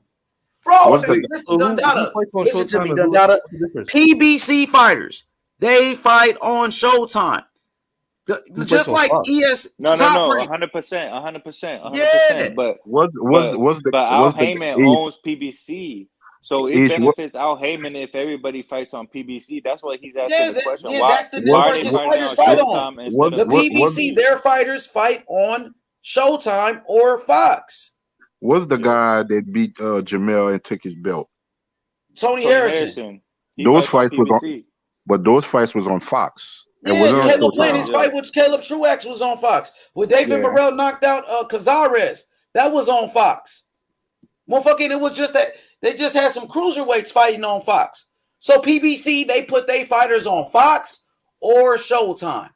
Just like the Zone. The Matchroom fighters, they fight on the Zone. Golden Boy fighters, they fight on the Zone. Then you have Top Rank. Top Rank, their fighters fight on ESPN, ESPN Plus. So so you think like it don't matter if you fight on Showtime or PBC? You think it don't matter, or you think, or what you think? No, Like, why what do I'm they saying fight? Like, is why are they fighting on PBC different networks?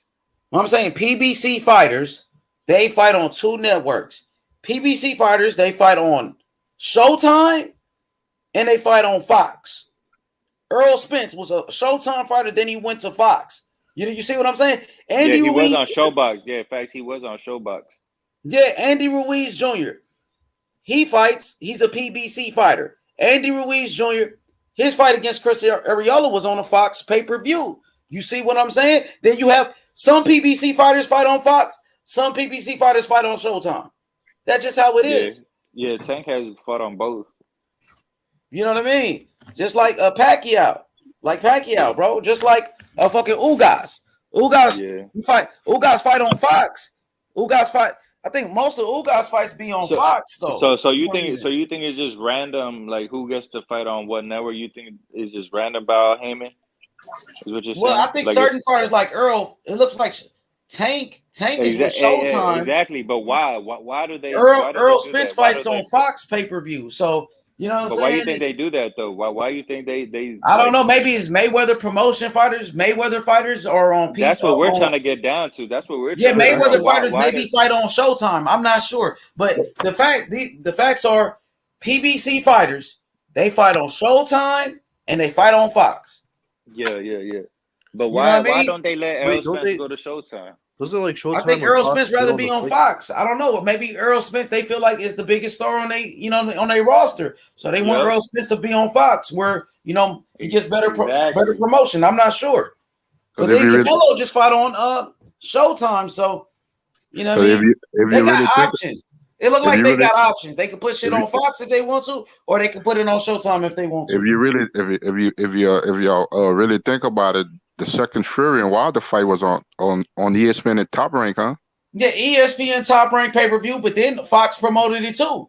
That's why when the girl, what's that, Kate Abdo, was asking. Yeah, it was a joint promotion. Yeah, it was a joint promotion. Facts.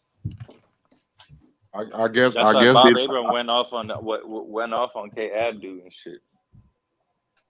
Hell yeah, he's Puerto Rican Rum said the Fox deal could have been great for PBC. Hell yeah, Fox. To put your fights on network television, Fox, bro, everybody got that channel. That's free TV.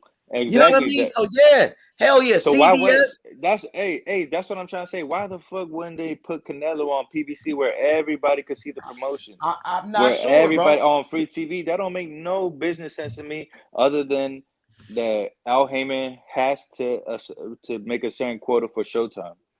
Yeah, maybe so. But that's why I made That's why I made the comment. That's why I made the comment earlier when I say Mayweather and Al Heyman, and I say Canelo and Showtime and Al Heyman, because if you look at Tank Davis, you look at Errol Spence, you look at Deontay Wilder and stuff like that, a lot of the big event type of fights has been on Fox. And I think this might have been a big event type of fight for Showtime in a while, huh? Hell yeah, that Canelo fight, goddamn Yeah, right. Maybe they because wanted it on Canelo. Maybe you know what I'm Yeah, saying. PBC had a horrible year this year, man. because if you really think about it, They if had you some talk good about fights though. if, Let's if be you think honest.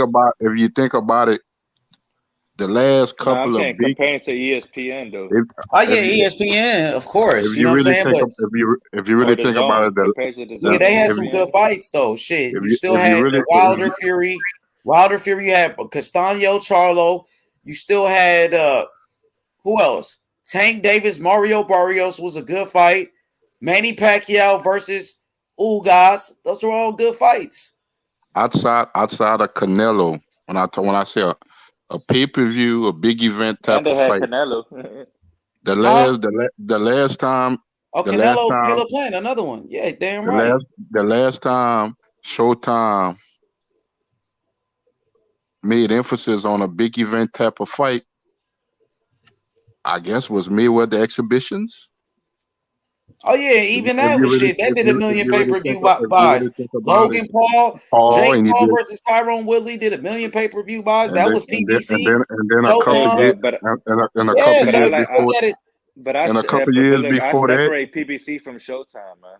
I and a separate them. couple bro. PBC fighters are on Showtime. That's why I don't understand what you're saying, No, bro. no, no, No, no. I get PBC that is not the network. 100%. Yeah, I know that, but It's all I the still same separate shit. for them because Al Heyman owns the PBC, but he don't own Showtime. You Yeah, get what I I'm trying to know say? that. He doesn't own So he's a Fox either, though. middleman.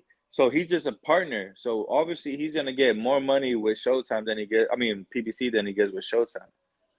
That's what because I'm trying to say. You know what I mean? Well, PBC is just a company for boxers, bro. yeah, They don't. That's not a network, so they're gonna have to put their fights on a network. So that's why they chose Fox and Showtime. You and feel me? that's why I made the comment of availability because PBC Wilder with PBC too. Yeah, there's a lot of good fighters with PBC. Wilder's Yeah, with Wilder's with PBC. PBC. Yeah, Wilder's with Okay, well PBC. we made the heavyweight pay-per-view on Fox, and we're gonna make the super middleweight I undisputed mean, say you had Andy championship on Ruiz with Showtime. Chris Iola in the pay-per-view Yeah, with PBC.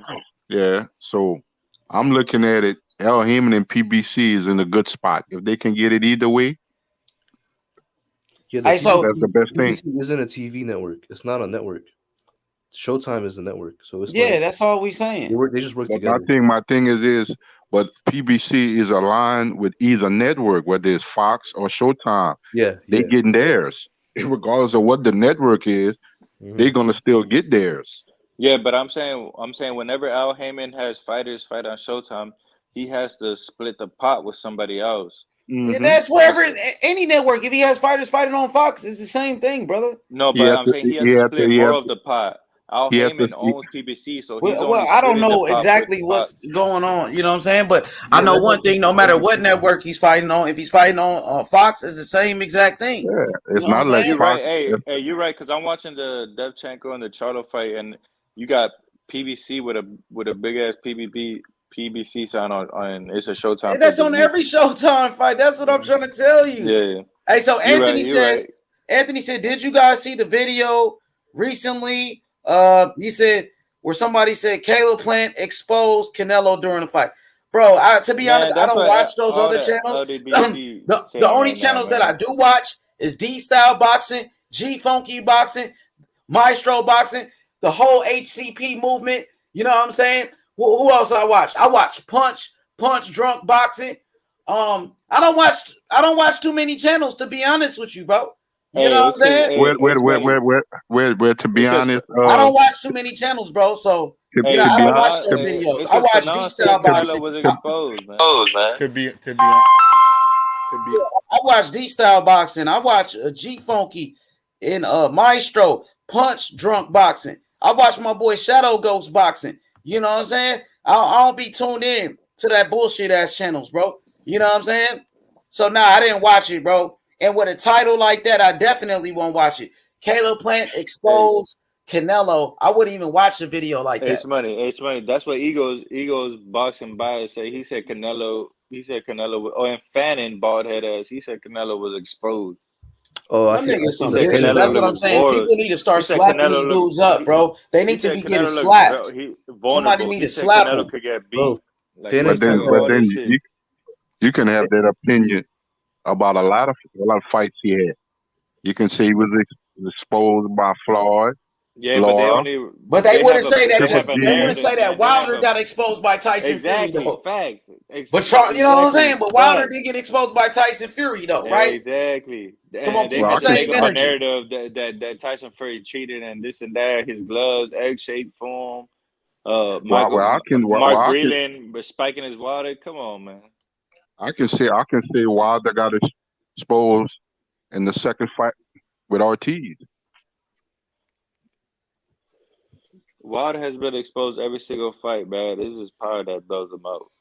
Yeah, they didn't say that, right? When Ortiz was outboxing Wilder in those fights, they wouldn't say Wilder got exposed in that one though. But they'll say Canelo got exposed, and Canelo knocked the fuck out of Caleb Plant. And Caleb Plant only won 2 rounds in there. Come on, man. These people don't know shit about boxing. Battle Rifle, what's good? What up, Battle? Join the panel, my boy. Congratulations. Canelo Alvarez, #1 pound for pound, undisputed champion. He made history. Look at that beatdown. Left hook, bow. Look at that, Caleb Plant. Oh, hey, shit. left hook, right uppercut, left hook again. Punished him and dropped him. Beat that boy ass, bro. Canelo made history. He beat that boy pillar to post, man. If you could, Now, Caleb Plant got exposed by Canelo. Yeah, that's what they should be saying. Look at my title. Canelo Alvarez exposes Caleb Plant, bro. Caleb Plant got exposed by Canelo. He thought he was Mayweather. I'm telling you, man, Canelo grew for those 10 years since he fought Mayweather, man. That Philly show ain't do shit, man. He punished his man. If you go out to the history of boxing, any great fighter has a flaw. As great as Sugar Ray Robinson had flaws, man. As great as Armstrong had flaws. Mayweather was, he had a problem with a jab. It was hard for him to get away from a jab. After Jamal Charlo's last fight, they were saying that he had an off day. They weren't saying anything about him being exposed. Jamal Charlo been exposed about 3 times against Matt Korobov, against Montiel. And they're saying he has off days. Like, what? Come on now. Man, the Charlo's been exposed, man. They can't box. If you box their ass off, they're going to lose, man. Korobov beat him. Anthony Harrison outboxed Jamal Charlo twice. Hey, Battle Rifle, Teofimo Lopez, he is the undisputed champion. I don't know what you talking about. Mauricio Suleiman, the president of the WBC, he already said Teofimo Lopez was the undisputed champion. He got 2 certificates where he said the WBC titles is both valid. Exactly. Mauricio Suleiman, he told Devin Haney that Teofimo Lopez was the undisputed champion. I understand you're going to say Devin Haney's the WBC champion, but Devin Haney didn't even fight anybody for his belt. Vasily Lomachenko is the one that fought for the WBC belt in the ring. Bill Haney emailed Mauricio Suleiman and asked him if his kid could get the title, man. Yeah, Teofimo Lopez, undisputed champion. That's why he right there on that podium, you know what I'm saying, with Canelo, with all the belts. That's why Mauricio Suleiman said Teofimo Lopez was undisputed. That's why when Teofimo Lopez beat Lomachenko, they said it was the undisputed fight. Yes, sir. Yes, sir. Who did Devin Haney fight for his belt? Nobody, bro. What up, Battle? Teofimo Lopez, undisputed champion. We talking about Canelo Alvarez. This video about Canelo Alvarez. If you want to bring in Teofimo Lopez beat Vasily Lomachenko, who was #1 pound for pound for his WBC world title, bro. #1 pound for pound in the world. #1 pound for pound. And who did Devin Haney fight for his belt? Devin Haney fought a number 58 ranked opponent. Tyler Abdullev, who was a complete nobody, bro. I want to clear this up. Teofimo is not undisputed. He is undisputed. He is not. He is undisputed. He is undisputed, bro. I got facts to prove it. We can stop the bashing on Teofimo Lopez. You know what I'm saying? Where Teofimo Lopez fought for his belt in the ring. Who did Devin Haney fight for his belt? Hey, that's how you know he and David Haney not hugging. Can I get the room to speak? You know why people make him that claim? Nah, go ahead. Let him speak. Let him speak. I And mean, let why would they KC make got that to claim? finish. Who did Devin Haney fight for his belt? Nobody. I get this. What claim are you talking about? What belt does Devin Haney got? The WBC world title? And didn't Mauricio Suleiman, the president of the WBC, Y'all don't didn't want to the get to the president of bottom the of it. WBC, Mauricio Suleiman, say Devin Haney, Teofimo Lopez was the undisputed champion? Yes. Yes. So can we? Do you want to get to the bottom of this, or you just want to yell Bro, over? I already know. We've been to the bottom of this. Bill Okay, Haney got cooked on this okay. So can I motherfucker right speak? here. Can Bill I get Haney my- got his ass roasted over here. Can I You get know my what I'm saying? Throughout the night on the telecast, they showed in the full bed era, and a lot of people ran with it when they said the only full belt undisputed world champion Teofimo Lopez name was not on that list for a good reason. For a good reason. What reason? Because Devin Haney got an Because email he's not belt? undisputed. Because Devin Haney got an email belt that he didn't fight for? Hey, So Lomachenko why is never lost his Mauricio WBC Suleiman belt. going around saying the dude is undisputed then? No, Lomachenko I'm asking, why is never lost his Mauricio WBC Suleiman belt. going around and calling this man undisputed and Devin Haney paying sanction fees to the WBC and Mauricio Suleiman what they saying Teofimo Lopez is the undisputed champion. Devin Haney didn't even fight nobody for his motherfucking belt. It's the truth. First of all, you're going back into old habits where you just like to talk No, over. I ain't going back to shit, bro. Niggas ain't going to disrespect Teo, and Teo fought for his motherfucking belt in the ring, and Devin Haney even fight nobody for his motherfucking belt. I respect Teo, but he ain't undisputed. But He is undisputed. That's according to you. That's according to you. But according to the WBC, they said Teofimo Lopez is the undisputed champion, and that's who Devin Haney pays sanction fees to. So you just gonna yell? So you just gonna yell? It's the truth, bro. Nah, you trying to push false narratives, bro, and we ain't gonna have that, bro. We're not. We're not gonna have that, bro. Who did Devin Haney fight for his belt? Who did he fight for his belt? So if I yell the sky green loud enough, who did Devin Haney fight for his belt? I'm waiting. Who? Lomachenko never lost his WBC belt. Exactly. Never lost his belt. Lomachenko beat Luke Campbell for the WBC world title, bro. Nobody beat Lomachenko for his belt. Still going into the fight with Teofimo. Go ahead, bro. Go ahead, Battle. Okay, so now let me get my piece. All right, go ahead, bro. Okay, so we got to stop being emotional. We got to break this down. Bro, you stop lying. Stop lying, nigga. Stop lying then, nigga. All you doing is capping. Who the fuck did Devin Haney fight for his fucking belt? So where did I lie? For his fucking belt. They gave him an email belt. He didn't fight nobody for his fucking belt. You're right. And Okay. Teo's still not the WBC champion, is he? Why he got two WBC belts? Why he got two WBC belts then? You undisputed, but you missing the belt? That's not how undisputed works. Why does he have two WBC belts right there in that picture with Canelo? Answer that. Why is the WBC president, Mauricio Suleiman, saying Teofimo Lopez is the undisputed champion? Answer that. Talk about that. WBC belts? Party City, nigga. So, said it, bro. What is you talking about? Let me ask you a question. Unified. Teo undisputed. That's what Mauricio said. He's undisputed, bro. Stop hating on that kid. He's the one that fought for the belt. He was the one that beat the #1 pound for pound. Not fucking Devin Haney. Who the fuck did Devin Haney fight for his belt, nigga? Undisputed, man. He ain't fight nobody. Okay. Wait, so how is Devin Haney the real champion? He didn't even fucking fight for his belt. Because what don't fight your mandatories. You should know about that. You the one who defended. Yeah, I know about it. You don't. Obviously, you don't, nigga. Do you? Yeah.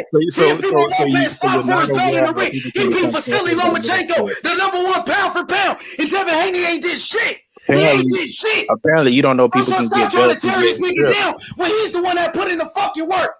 How do you know about it? Yeah. You don't First know thing you want to tell Teo's not undisputed.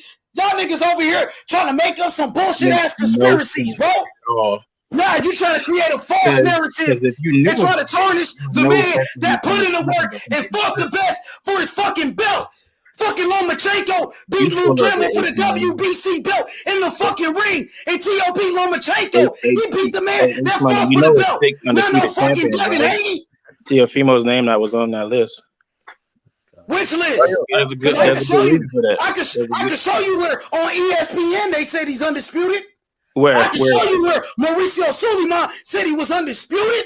I can show you where the WBC said he was undisputed. You can't find his name on Wikipedia nor ESPN. Hey, so let me ask him this. Let me ask him this. Hey, they still on it. HLD everywhere you go. Oh, T.O.'s not undisputed. T.O.'s ain't this. T.O.'s on the pound for pound. T.O. beat Lomachenko. So you told a lie then. ESPN. Yeah, you telling a fucking lie, my nigga. Who the fuck was telling a lie, nigga? What the fuck did Mauricio Suleiman say, nigga? So basically, what did Mauricio Suleiman say? What the fuck did the president say? You lied to yourself, Money, because you just said ESPN said that they didn't. They did say he was undisputed. You didn't watch Lomachenko versus T.O.? You lied. The whole fucking build up to that fight was undisputed. Undisputed. They promoted it as an undisputed fight. You're lying. You're lying, bro. You're the only one that's lying, bro.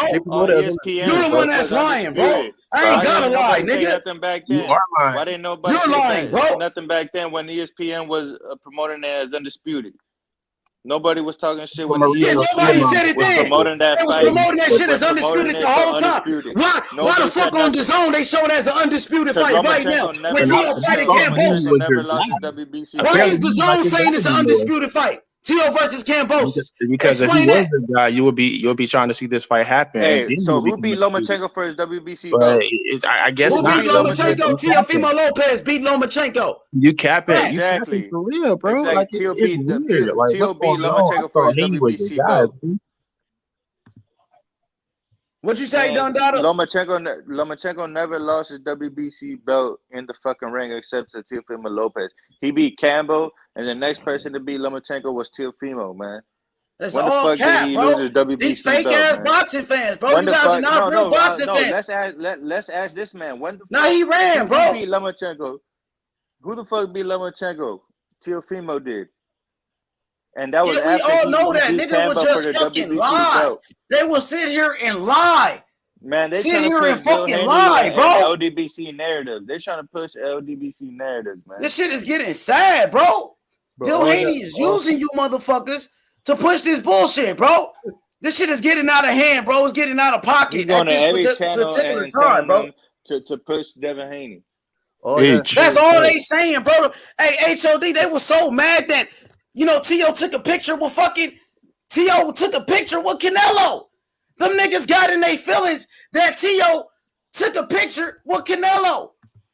Motherfucker got mad. Oh, T.O. cloud chasing. He took a picture with Canelo, but Canelo invited him. What the fuck is you niggas talking about, dog? This shit is getting out of pocket. This shit is getting out of hand, bro. Motherfucker come over here just to tell me, oh, T.O. is not undisputed. That's the only reason motherfucker came over here just to say that shit. Shit's so fucking weak. And he's the one that fucking beat Vasily Lomachenko, who was #1 pound for pound. And Lomachenko is the one that fought for the WBC world title in the ring. What are you guys talking about, bro? All you niggas trying to do is come up with some bullshit ass conspiracies every time. Every time. It gotta be a fighter that you hate on. It gotta be one fighter that they gotta hate. So they chose Teofimo Lopez, the fighter to hate on. That's the fighter they hate, my dude. Man. If you're not on PBC, man, they're gonna hate on you. That's how I'm trying to tell you. This shit is retarded. The PBC, man. This shit is ridiculous, bro. I'm on the DAZN right here. I show you where they show Teofimo Lopez versus Cambosis as an undisputed fight. What the fuck is you guys talking about? You just don't come here with that bullshit, bro. I really don't want to hear that shit, bro. Real talk. Teofimo Lopez is the undisputed champion. Mauricio Suleiman said it. Homie, who the fuck is you? The motherfucking president said it of the WBC. This shit is sad, bro. A fucking American champion who fought the best, Teofimo Lopez. They want to hate on this kid. That's the guy that y'all choose to hate on, man. Hate on the guys that's not doing shit, dog. Hate on the fighters that ain't fighting nobody. They're not even hate on the ones that put in that one work. time a year. Look, Teofimo Lopez, Cambosis, DAZN. All right, click on it. Let's see what it says. Is it undisputed or not? What the fuck does this say? Undisputed, right before your fucking very eyes. Don't come on my shit and tell me this kid ain't undisputed when he fought the best. Hey, I'm gonna screenshot that. Nah, he ran like a little bitch off the motherfucking panel, bro. Pussy ass nigga, bro. What does this say? Lopez Kambosos fight night, right? The undisputed lightweight title is on the line as Teofimo Lopez defends his crown. What does that say? Undisputed on fucking DAZN. The fuck is you talking about, bro? Go do that shit on your weak ass channel. Go on your channel and start talking about that bullshit. Don't come to me with that bullshit, bro. Undisputed lightweight title of the world. Bro, is you gonna respect the panel? Yes or no, bro? What the fuck does this say right here? What does that say, Battle Rifle? It says that it's an undisputed fight versus Kambosos. Yes or no, bro? What does that say? The undisputed lightweight title is on the line. What does that say? That's on wax. No, they say that's straight up fact. It says undisputed. It's not a So what fact. are you talking about? Just because it's black and white doesn't make it a fact. That's black and white right there. That's black and white for you right there. So what does that say? That's not how it works, buddy. Yeah, we hear you, Jonathan. What does that say? Doesn't that say the undisputed lightweight title is on the line? So you believe he back on the panel. You believe anything? Do y'all pay attention to Wikipedia? I like how you Wikipedia for anybody can go to Wikipedia and put some shit on there. I could go to Wikipedia right now. I know y'all hate the money. Because he just lied because the reason why I say that boxing is all over the place. Somebody may say this at one point. Somebody that might say that. Bro, we talking about the people that matter, the people that count, which is the president of the WBC, who is Mauricio Suleiman. Or are you gonna go by the networks like ESPN? Who are you gonna go by? Networks like DAZN that's putting on the fights, they're promoting the fucking fight. Let me ask you undisputed lightweight title is on the line. WBC, man. Let me ask you a question. Has Mauricio Suleiman ever contradicted himself? Yep. On numerous occasions. I'm glad he answered that. So hey, it don't even matter. He's the president of WBC. What he says goes. Let me finish. Mauricio Suleiman has on numerous occasions contradicted himself. But he's consistent when he says Tio is the undisputed champion. He said that more than one time. Consistent with I'm glad. Mauricio Suleiman. He said that more than one time that Teofimo Lopez is the undisputed champion, bro. I'm glad he's consistent when he said that. They had a fucking press release. They had a whole press release that said that Tio versus Loma was for undisputed. They had a whole build-up, whole promotion that it was an undisputed the whole build-up promotion by ESPN. The whole thing. What is you talking about? Fight was undisputed fight. To be honest, all these sanctioning bodies contradict themselves. Not just Suleiman and the WBC. Okay, hold on. A lot of them he said do Tio was undisputed, bro. And these are the facts, bro. Lomachenko was WBC belt. He never lost it till he fought. Now let me rebuttal that. I don't think you understand how undisputed works. The way yes, I do. I've been watching boxing before you, nigga. How does it work? Yes, I do, my nigga. How does it work? Yes, I fucking do, bro. I watched multiple undisputed. Explain it to me. Go. Undisputed is when you have all the fucking belts, nigga, and that's what he does have, nigga. No. Yes. You're already wrong. You're already wrong. Yeah, nah, you're wrong, nigga. You don't know what the fuck you talking about, nigga. You don't know what the fuck you're talking about. You're a fucking hater, bro. Trying to discredit. You want to discredit the men that fought for you. Don't give me that shit, bro. Commonwealth belt. Does he have the WBC silver belt? He doesn't have all the belts. You can have all the belts. Get the fuck out of here, bro. Get the fuck out of here with your nonsense, bro. Get the fuck out of here, bro. Undisputed champion. It says it right before your fucking eyes, bro. It said it on ESPN. It shows it everywhere he go. He the undisputed champion. So you guys can dispute this shit on YouTube all you want, nigga. I asked you a simple question. All you want on YouTube, all you fucking want, bro.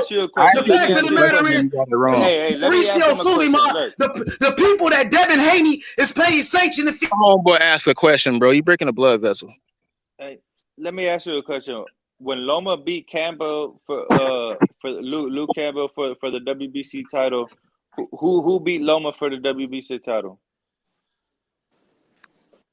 Tio did. He won it off Luke Campbell. Exactly. Yeah, and Teofimo beat him for the WBC title, so he's undisputed. Yeah, Teo isn't undisputed. Or you tell me, Haney isn't a real champion. Who beat Lomachenko then? Who beat Lomachenko when he beat it off Campbell? Who beat Lomachenko? Teo did. Teo Teofimo, beat exactly. Lomachenko. So how can you say he's not undisputed? Because When did theoretically, Lomachenko lose the Wait a WBC minute. Seven and Could a I title say half. in the something, ring? please? Could I say something? You can't answer that. When did Lomachenko lose the WBC title in the ring? When he fought Lomachenko. Yeah. Bro, Devin And isn't it a was real a champion. The man WBA who beat Super. the I think it man. was a He beat the man who beat the man. championship. I think Teo has a WBA Super Championship for the lightweight title, and I think that's why some people are saying he's not undisputed, because some people don't consider the Super Championship a real title and stuff like that. I think that's what's causing people to. Who No, it's who WBC. who is the WBC middleweight champion? Canelo. Jamal Charlo. But they At still have 160? they still got Canelo recognized as the WBC champion. Where on their website? Yeah, they got him. They got him. Right now. Right now? If you go on ESPN, If I go to WBC, if I go to WBC right now, is Canelo is Canelo not the Alvarez going to be the champion at franchise 160. title? if He you dropped go that if you title. if He you go dropped on that the title, if you man. go on ESPN right now, because they just updated it 3 days ago. If you go on ESPN right now, they're gonna have Teofimo Lopez as WBC franchise champion, and at 160, they're gonna have Canelo Alvarez as franchise champion at 160. Is it current? Franchise, Is it current? Is it current title franchise. holders or franchise Well, past? it's basically a title, I guess, self-owned. Jamal Charlo is the recognizable WBC champion. It's more like a self-owned franchise. It's like that's something that you're gonna have forever. Yeah. Yeah, so it You could be know, but the past title holders. cause if Jamal Charlo was to unify or fight for undisputed, and at 160, he would be the original undisputed champion with that title. It Hey, just but you know who you missed though? Estrada, because Estrada is a franchise champion as well. and my thing with that, with all those different titles, because I'm kind of old school, franchise and super and regular, just have one champion. Just Hey, have but one. franchise title is the same thing as a super belt in WBA. You know, because It's the like I same said, thing because I'm WBA supers don't defend their title. They don't have mandatories. I'm old school. Bernard Hopkins didn't need no franchise. Marvin Hagler didn't need no franchise. When they was considered undisputed, they was undisputed. I don't need a regular champion. I am the champion of this sanctioned body until somebody beat me. And when boxing gonna go back to that stance, bro, I don't know why you talking about Marvin Hagler and all of these guys when the fucking rules none changed, bro. They what done I'm brought what, something called a franchise belt, and they what said I'm the franchise belt is the supreme champion. That's what they said. Mauricio Suleiman from the WBC, the man that run the whole shit, the son of Jose Suleiman. They said it, bro. They said it. Why do you think the zone? Why the fuck y'all think the zone got this shit as an undisputed fight right here? Why?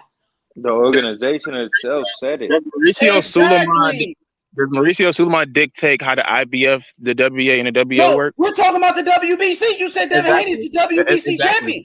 You the one that said that Devin Haney's on the website. If you type in the website, it shows Devin Haney as the champion. That's the whole dispute, right? Why do you think No, I that's asked the that whole question? dispute, right? The whole dispute is that, Devin Haney got the WBC belt. Devin Haney's the real WBC champion. But the WBC saying Teofimo Lopez is the undisputed champion. Why the fuck do you think the zone is able to put this as an undisputed fight? Why? It'll be false Mauricio advertising said it, if it wasn't, man. Mauricio Suleiman said the shit. You acting like I'm the one that changed the rule. Nah, the WBC changed the rule when Teofimo Lopez petitioned to win the franchise belt, because at first it wasn't transferable. But Teofimo Lopez, he petitioned for it, and they changed the rule. The WBC, the Board of Governors, they passed it. They made it an undisputed fight. Don't get mad at me. Get mad at the fucking WBC. Facts. They changed the rule, not H Money. That don't fucking make the rules. It's just the truth. that's what I meant. I'm not pointing the finger at the fighter. I'm not pointing the finger at the fighter. If the fighter got an opportunity to fight for a title and for a championship and make money, I don't blame him. I'm not pointing the finger at the fighter. I'm looking at the powers that be. Bill Haney even told me. Bill Haney told me on the WBC, they said he was undisputed. And he looking at me to do something about the shit. What the fuck can I do? You can't even do shit about it. Bill Haney said he was going to sue the WBC for making Teofimo Lopez undisputed. Hey, I Haney saw that video, but he didn't do shit. He didn't do shit about it. He didn't do shit. Did he sue him like he said he would? No. Nope. No. He kept his mouth closed, bro. But he'll come to you. He YouTube. likes Mauricio Sullivan. You know, he said he Bill likes Haney won't tell Mauricio Bill Haney won't tell Mauricio Sullivan, oh, Teofimo's not undisputed like Battle Rifle told me. Bill Haney won't even tell him that. But he'll come to my channel and say, oh, he's not undisputed and get mad at me. Get mad at motherfucking Mauricio Sullivan. Don't get fucking mad at me. I don't make the fucking rules, bro. What's good, DJ? The undisputed heavyweight champion of the world is here, H. What's good? What's good? Undisputed heavyweight champion of the world, man. Unscathed. Ain't lost a debate yet. What you mean? I'm here. Hey, so you said you want to smoke with Don Dada. You was calling out Don Dada, right? DJ. Listen. I've been listening for a while, right? And I got to go all the way back, man. I've been listening for like an hour now. So I'm gonna go back and I'm gonna touch some stuff y'all might have forgot or y'all probably done moved on from. But Demetrius Andrade, you can't make these guys fight him, man. For whatever reason, Charlo won't let that shit go that happened like 5, 6, 7 years ago. That had nothing to do with him. That was his brother. And he listened to bad advice from his management team. He listened to bad advice his brother's money, man. He gypped him. He gypped him out of his brother's money, man. There's a lot of people in the industry that don't want to work with Andre, man. To be honest, Jamal Charlo could have also made a fight with Janet Jacobs too. Facts. He's more like it. Jamal Charlo do a lot of talking. He do a lot of talking. He do a lot of capping. But at the end of the day, he ain't fighting. Hey, but as far as that Montreal fight, Danny Jacobs was on the zone though, so you can use the excuse that Danny Jacobs was on the zone and Charlo's a PBC fighter. You want to use the excuse for everybody else? We can use it for Charlo too. Hey, DJ, I'm glad Danny that you. Jacobs was a zone fighter. I'm glad that you brought up that you never lost a debate. So, what do you think about this Teofimo situation? Listen, Teofimo is not undisputed, man. Thank you. Teofimo is not undisputed. He's undisputed, DJ. You know that he's undisputed. Mauricio Sullivan came to barbershop conversations and said he was undisputed, bro. Stop playing. I forgot Mauricio Sullivan. He told Bill Haney that's a Bill Haney face, bro. You know that. Listen to me.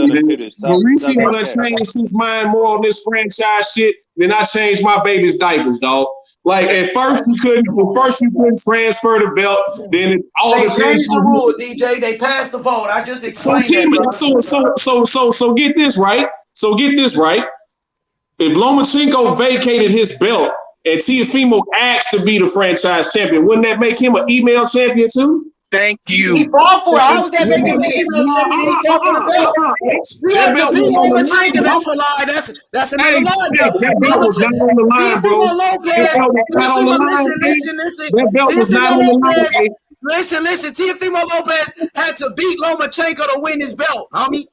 Devin Haney ain't fought nobody. Who did Devin Haney beat? Teofimo Lopez had to beat Lomachenko was the WBC champion. He beat Luke Campbell for the belt. Exactly. So in other words, Lomachenko was gifted a belt, right? No, he fought for his belt. He beat Luke Campbell for his belt. Devin Haney was gifted a belt. Devin Haney was gifted a belt. If we gonna use that logic, Devin Haney was gifted the belt because he didn't fight for his belt. Where Tio and Loma fought for their belt. Loma beat fucking Luke Campbell. So what is this then? So if Teofimo Lopez is not undisputed, what the fuck is this on the screen? Certificate from the WBC. Franchise certificate. And the world title certificate. What is this? No, what is this? Tell me. Why is the WBC gave him this? The certificate shows Why they that he giving him belts? Why they giving him belts? Because he asked for them. because he fought for it. He He didn't fight beat for that Lomachenko WBC for the belt. Man, belt. stop What is playing. that? Hey, What is DJ. that? Go look on, go look on What is that? That's Man, facts. go look on That looks like a go look on certificate Wikipedia. When he for fought the WBC. Lomachenko, it was for the WBO, IBF, WBA Ring Magazine belts. It was not for the WBC belt. Yeah, yes, it was. How you think he won But the belt? man, he got So that how does after he the have fact. this? They So gave him why does it Teofimo after. Lopez got this? They gave him that after the Why does fact. he have these certificates from the WBC? Hey, how the fuck Explain you that. gonna discredit the WBC like that, man? He Yeah. obviously got the certificate. But Bill Haney won't say that shit. Bill Hey, Haney talking DJ. like a church Man, mouse. That's why he won't Bill come over here Haney, no more. DJ. Bill Haney is Let me sucking say the something, That's DJ. why Bill Haney got all mad and sensitive and shit. So look at this certificate from the WBC. The World Boxing Council. If we going by that Listen, logic, let me if we going read by it. that logic, I got not making facts. this shit I if we got going by receipts. that logic, I got the receipts hold right on. here. If we going by that I logic, got the receipts if right we here. going by that logic, H, if we going by that logic, Let me show you. Jamal Let me just Charlo read is not this. the middleweight champion. I If we got the going by that certificates logic, right here, Jamal brother. Charlo is not the middleweight champion. Hey, If we look at going by this. that logic, DJ, what does this say? Jamal Charlo Y'all ain't the don't middleweight. even want to look at the evidence. Y'all don't want to see the facts. Look at this. Let's show that evidence I I sent you. got you. Champion. Let's Okay. show that From the WBC. When Teofimo Show us Lopez beat. a couple weeks ago. Listen, bro. When When Teofimo Lopez that belt beat was not on Vasily the line, bro. Lomachenko. Show that evidence I sent you a couple weeks ago, H, where that belt was not on the line. I got you. Check this out now. From the WBC. Let me ask y'all a question right quick. Well, hold on, brother. Hold on, I my just- brother. From the WBC, Teofimo Lopez, when he beat Vasily Lomachenko, they gave him this. Champion. Teofimo Lopez, the World Boxing Council certifies the authenticity. The championship belt registered with the number 130, the WBC world title versus Vasily Lomachenko in October 17th. What is that? What is that? That's why Bill Haney said he was going to sue the WBC. That's why he said that on Reggie Owens' channel, bro. Come on. We got the receipts. Bill Haney can't say shit about the WBC. And he also said Devin Haney was the world champion. And he also said Devin Haney was the world champion. And he also said Teofimo was the undisputed champion. Look. You got two certificates. And I changed my favorite. Go ahead.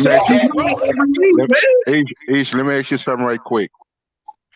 After Vasily Lomachenko beat Luke Campbell for the WBC lightweight championship, what happened to the belt afterwards? Which belt? When he beat Luke Campbell. So when he beat Luke Campbell, Lomachenko had it. Yeah, Lomachenko was the WBC world champion. He fought for the belt in the ring, and then what happened? He lost it to Teofimo. He was elevated. He lost it to Teofimo. Lomachenko was elevated to the franchise, and then he fought Teofimo Lopez for undisputed. And lost the And he fought WBC belt to Teofimo Lopez for undisputed right after he beat Luke Campbell, homie, in his next fight. Exactly.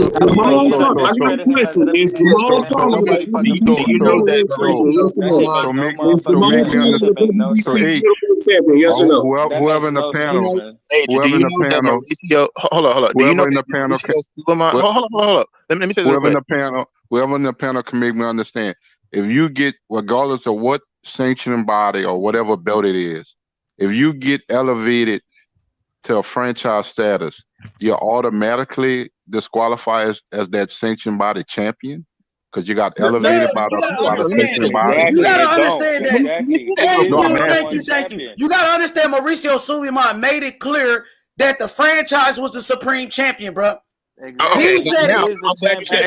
He even said Teofimo is the undisputed, and if he was to beat Devin Pillow Hands Haney, he will be the ultimate undisputed. Okay, now I'm so do you get what I'm saying, or you're not getting what I'm saying, or you want me to explain to you what that was comparison? Because the reason why I say that, when I watched the fight on ESPN, it didn't say for no unification, it said for undisputed. That's what. Okay, and when Teofimo won, what did they say? Did they say I woke HLB up. That's what I'm talking about. Hey, no, DJ. Hold on, DJ. None of y'all can answer the question. Who beat Lomachenko? Teofimo beat Lomachenko Okay, for the so now WBC let me belt, man. respond. Can I How respond does to that this? not make any sense? No, How does no, that let me make respond to not that. Let me any respond That's sense, what to I'm that. man? telling you, bro. You gotta Lomachenko explain never it, lost the title. He Let me never respond. lost bro. when he H is won literally the showing them WBC the title. certificates, bro. That Okay, is can I that is like a Never birth respond to lost, you? certificate, my boy. This Come shouldn't even on, be an look at that. argument, You just man. gonna It's talk right all the time. there. Is that it? Y'all tell me, when did Lomachenko, after Tell he beat Pillow Luke Hands to show Campbell, you a certificate what? like that. None, No, because he no. never fought for the title, bro. After No, after not Lomachenko necessarily, beat Luke guys. Campbell, after he Haney's beat got Luke a Campbell, who he won? certificate too, but what Hey, is he what got it is via email, via Yahoo or something like that. Via no text message from Bill. let's who are the gentlemen who I need wanted to respond. understanding? I The wanted homie to I'll DJ, respond. the answer your homie questions, DJ. I guess. I need wanted to respond. understanding. And So I'm gonna let me whoever it is now one at a time. We'll HOD. Let me say something real quick. Okay, for you guys that are not aware, I want to ask you guys a question. Do you know that after the fight, Mauricio Sulaiman said himself that Teofimo is not an undisputed champion, and then he backtracked and Oh said he my was? god. Do you know that? Does anybody know Dude, do that? you know what are gaffes, bro? Do you know what are gaffes? What? Do you What know is what it? are gaffes? When What the you heck? when you misspeak, when you may say something, when you're following a leading question, like the other day when somebody kept on flipping the question back and forth between unified and yeah, you will say a gaff as many questions as a man's No, that's asked. not a leading But question. I can prove That's a to you simple one. on a preponderance of the evidence, on the majority of all times, 98, 99% of the time, you will hear the man say what? Okay, so All I right, don't so get we what. can't. So that's not That's a out the leading way. question. What's your First of next all, question? second of all, I asked a simple question. Do you know that Mauricio As Sulaiman simple as this, himself when said that? Lomachenko fight Let him finish. when Lomachenko fight T1, he Because had what? Let him people finish. Let him Let him finish. speak. Let him Yeah, speak. Whoever it is. let me speak. Do you know that Mauricio Sulaiman himself said Teofimo is not undisputed? That's not a leading question. Yes or no? Dude, again, I Yes just or no? answered So your obviously he's question. backtracking. I just He answered can't your. No, answer there's no simple yes or no backtracking. questions. Okay, cool. Backtrack.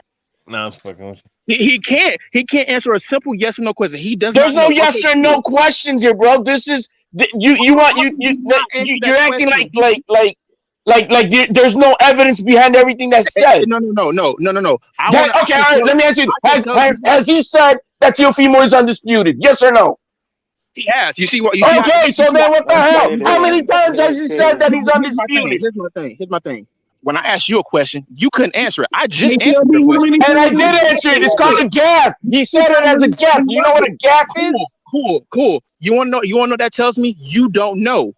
I No. clearly answered your Again. I question. just answered it to you at the very moment you asked me. That's what it's called a gaff.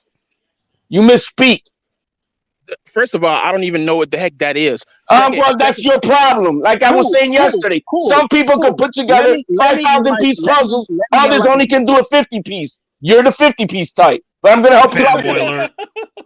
So I don't even know what the hell you're talking about. First of all, Again, you don't. That's what I'm saying. So I'm gonna so Because try it's to. dance season, my talk boy. about We're gonna negative put health. some So dancing don'ts so you can second of all, listen. here's my thing. So I let's clearly go with asked him a question. factual I questions. What is clearly it that asked you him need a to question. understand? I clearly asked him a question. He couldn't answer it. I answered his question. Well, let me enlighten you. Mauricio Sulaiman No. said out his Don't own go and mouth. ask me what Mauricio you need to Sulaiman said out his understand why own you mouth think he's he not. wasn't On facts, undisputed. what are your The facts that same you think they're guy, not? the same guy that you're saying that he did say is undisputed. So which is it? You're going to tell me to listen to a guy who constantly contradicts himself? Oh, That's a fact. like Bill Haney? That's a body. That is a body. You give me a context of what he contradicts himself so That's a much on. body. I It's want to over. hear it. Give me some It's over, bro. context. It's over, bro. That's a body. Yeah, give me some That's a context body. on How's what that Mauricio body? Sulaiman That sounds an says. idiot. And You a again, you're not body willing to already. talk about the topic on hand. What is it that you need to understand that you think I he's not gave you the undisputed? context. It was after HLD. the You could fight just, was Miss me, bro. miss Just me tell with them this. that though. Miss me with that When the though. fight was over, Teofimo and Lomachenko, what did they say? And then you what? Unified or what did they All say? right, I heard it was you who said. Let me All give it. okay, My man, okay. my man. That's it. What This is did what- you say? Did you say? Oh, that was afterwards. Devin, H Money, put up the picture of Teofimo without the belts when he won that night.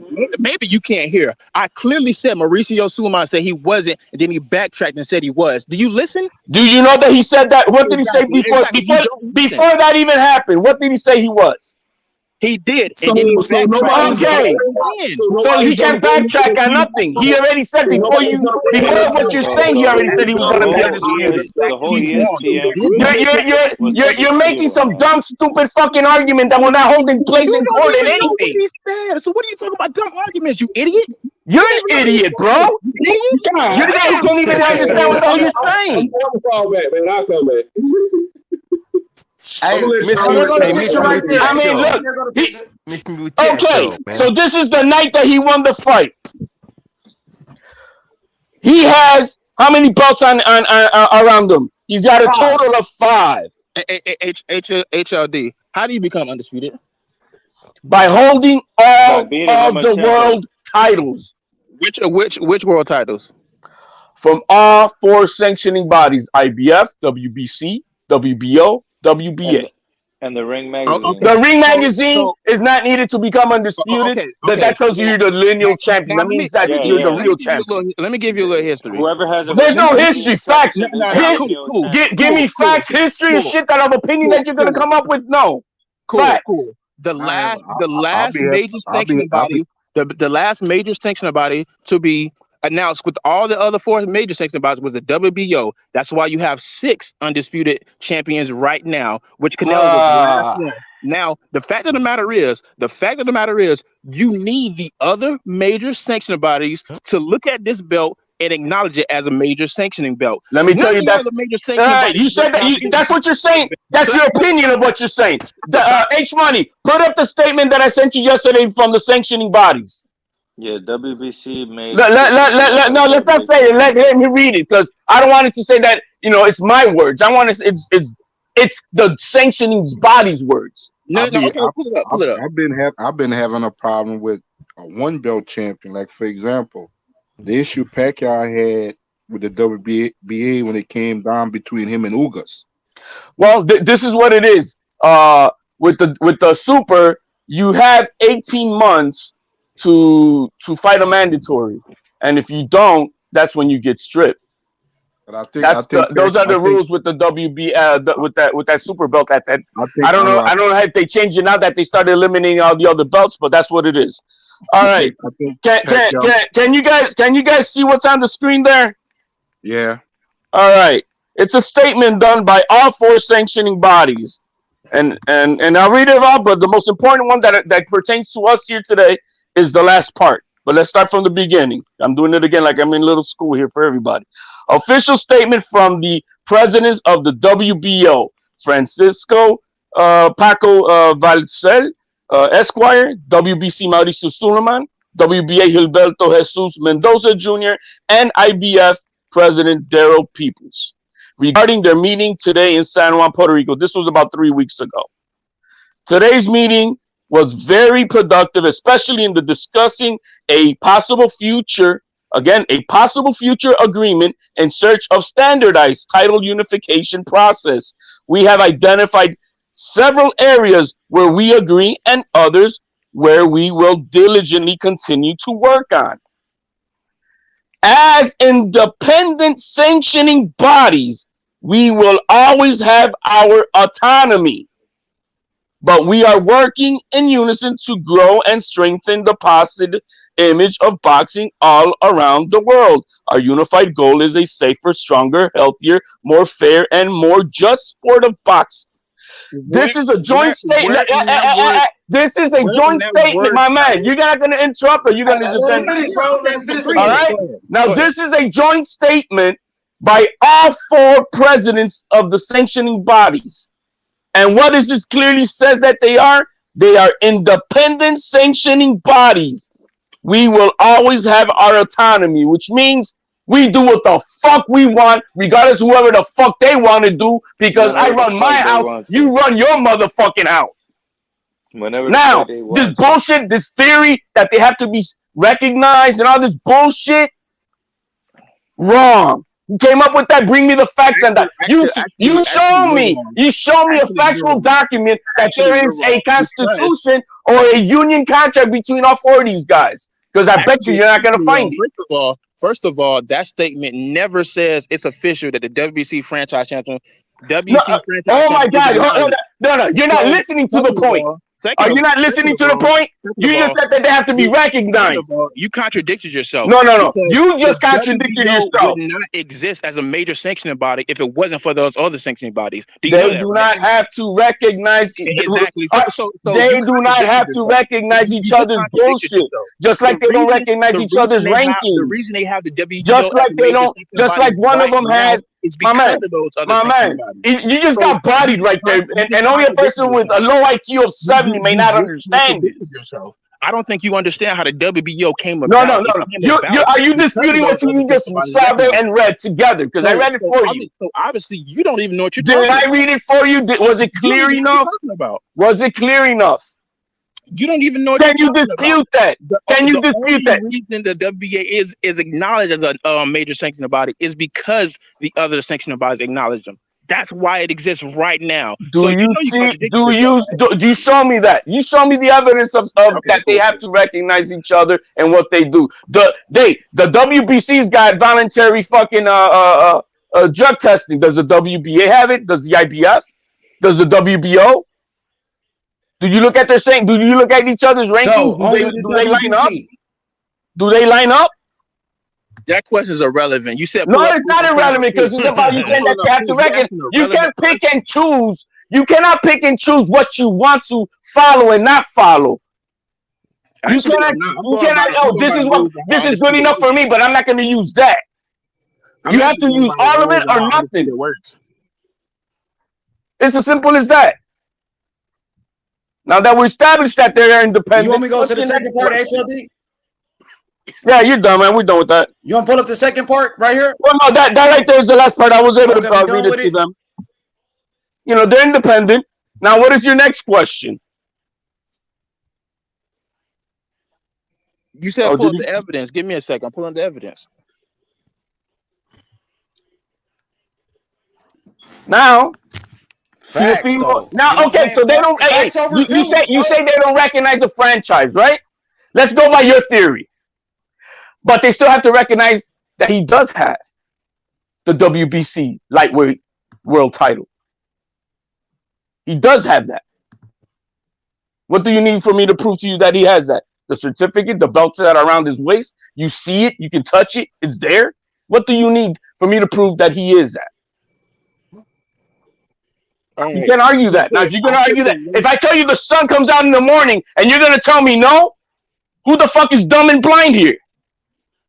I don't know what the fuck that has to do with anything. But anyway, because you can see the certificates. I put the link in the chat just to let you know. So. You know what's better? You know what's better, man? You said let's ask you a question. You said let me ask you a question. You sent me a link on Wikipedia. That's a Wikipedia link. Come on, bro. Anybody can put some shit on Wikipedia link, man. I could go to Wikipedia right now and make a bunch of. All right. Let me ask y'all a question. Hey, HLD, man, you sound like you Mauricio Solomon's representative, my man. Hey, right when you know how to dissect information without changing it on your own, you're not pushing the narrative. When you want to put your opinion, I'm showing you the facts. Everybody else is just spitting out opinions. Oh, they go to a website. That's an opinion of what someone else is saying. Actually, but I'm showing you that he does have what he has. Actually, now how can you? Now you argue to me that he doesn't have. This is your link. Actually, it's not an opinion. Battle Rifle. This is your link. This is your proof. This is your evidence. So what you want me to do with this right here? Which one you want me to click at? Champion boxing. Right there. Wikipedia. You know anybody can put something on Wikipedia, okay, right? Cool. Let me read it. Go ahead, please. Okay, I'm gonna zoom in for you. Let me. I like this because go ahead. No, hold on. Let this brother finish. Let him present his evidence. Go ahead. Here you go. Battle Rifle.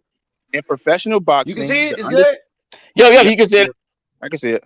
Okay, in professional boxing, the undisputed champion of a weight class is a boxer who holds world titles from all of the major sanctioning organizations simultaneously. There are currently 4 major sanctioning bodies: the WBA, WBC, IBF, and the WBO. There were many undisputed before the number of sanctioning bodies increased to 4 in 2007, but there have only been 6 boxers to hold all 4 titles simultaneously. As of November 2021, Josh Taylor and Canelo Alvarez are undisputed champions in the lightweight in the light welterweight and super middleweight divisions, respectively. Now, I want you to do me a favor. What's the name? H Money. Go to. Can we let's dissect this right here. Okay, go ahead. Go ahead. All right. So I don't see anything about it saying that they have to recognize each other's belt, but they have to hold 4 of the what major titles? Is that what it says? I'm trying to read it. Is that right? Yes. Okay. So Teofimo has the IBF. Teofimo has the WBO. Teofimo has the WBA Super. Teofimo has the WBC Lightweight World Champion. And he also has the WBC franchise designation. Where on that list do you see WBC franchise? So he has an extra belt. Or not a belt, but it's a designation. A belt. All right, but I just mentioned that he has 4. Okay, cool. Wait, does it say the lineal right there? Does it say the Ring Magazine belt? Cool. Does it say the Ring Magazine belt? Because you're trying to say about the franchise. Does it say the Ring Magazine belt there? No, it doesn't. Oh, okay. So then, done. So Teofimo has all of those 4 titles. What did you just prove? I'm confused. What point did you just prove? Put up Teofimo's a picture of the titles so the man can see again. Why you asked me that question? But anyway, okay. No, you're not. He has all of those 4 titles. He has all of those 4 titles. What did you prove when you asked me? My man, we just showed you a certificate that it shows that he has the WBC lightweight world title. He has the franchise and the franchise. He has both. No. He got how is that possible? Look, look again. The sun comes up every morning. I know it does. Just because you can't believe it is not my problem. How can he does it? Because he has it. How is that possible if Devin Haney? How is it possible? Because he has it right there. Because Devin Haney still has the belt. You know that, right? No. Devin Haney has got. I'm lying. Devin Haney's got. Yes, Devin Haney's got the interim belt title that he got. That he got that WBC title from. So Teo is missing a piece of the puzzle. No, he doesn't because he has it. Unified. Oh, he has it right there, Battle Rapper. How many belts does he have right there? You don't see 2 WBC belts on this picture. You don't see 2 WBC belts right here on this picture. It's the franchise. Do you know talking about Devin Haney? You talking about Devin Haney? One of them is the franchise. The other one is the world title. Do you know how? Do you know? That's why you know got 2 certificates, brother. Why you think we show 2 certificates right here, Battle Rapper? Oh, hey! You know what? Hey, let's play something even better. Let's hear it from Bill Haney. What a person needs to verify and certify their belts. Can we play that? Let me play that. Why do we need to because it's not a narrative. It's not from me. This is from Bill Haney himself. It's not from me. Okay, first, it's from Bill Haney himself. First and foremost, Bill Haney is not part of the major organizations as far as the belts. Hey, he pays a sanction, but he pays a sanction fee, doesn't he? Second of and now you're gonna question Bill Haney?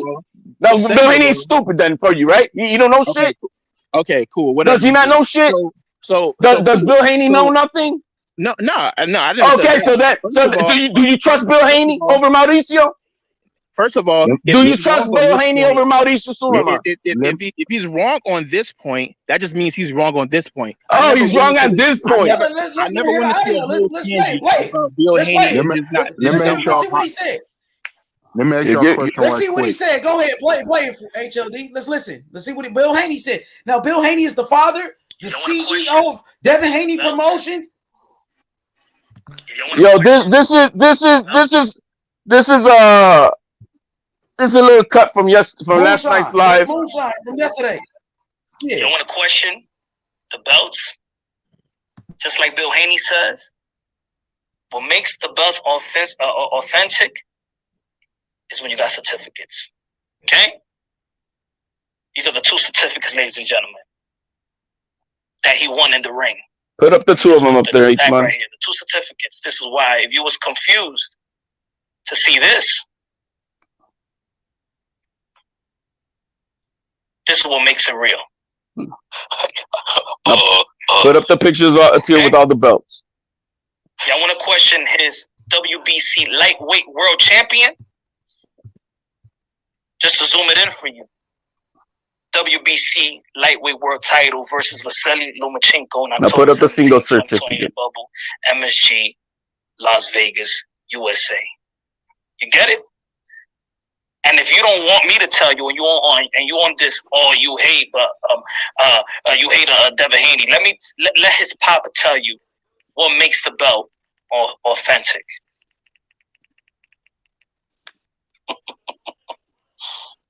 The same thing done to Devin Haney, and was that sent to Devin Haney Promotions and to Devin Haney that same certification that legitimizes his WBC lightweight championship status.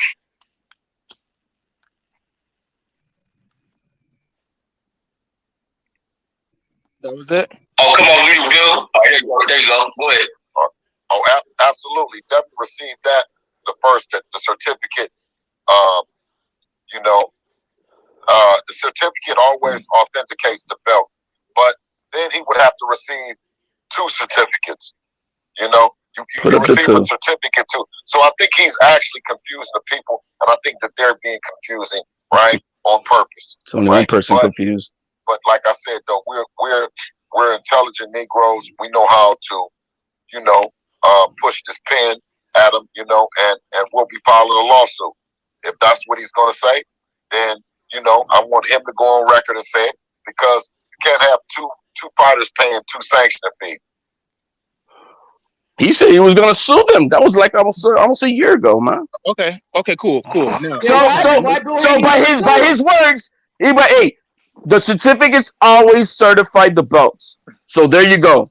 What does it say right there? Do we have to read it for you?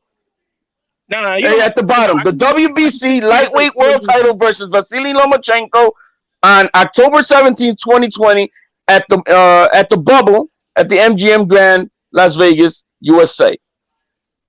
Okay, cool. Now, so the bottom line is Teofimo has the WBC lightweight world title. Nope, he doesn't. So then that's your opinion. The fact, no. H money. That's his problem. He wants to have an opinion, but the facts are the facts.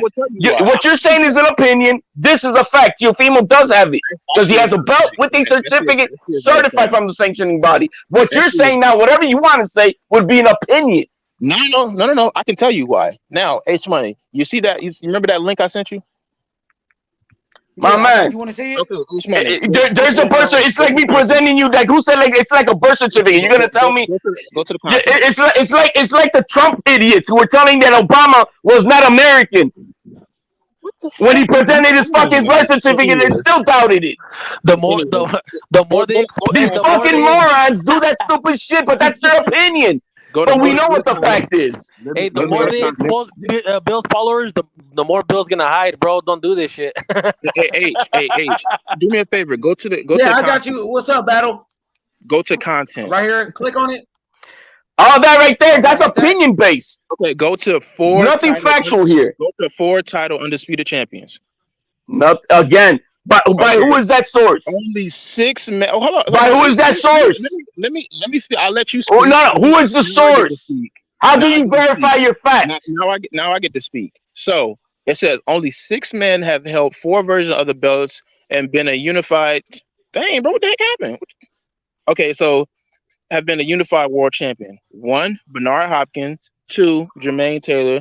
3, Terence Crawford. 4, Alexander Usyk. 5, Josh Taylor. 6, Canelo Alvarez. Oh, what's that? I don't see Tio. Hey, do you still believe that Christopher Columbus discovered America?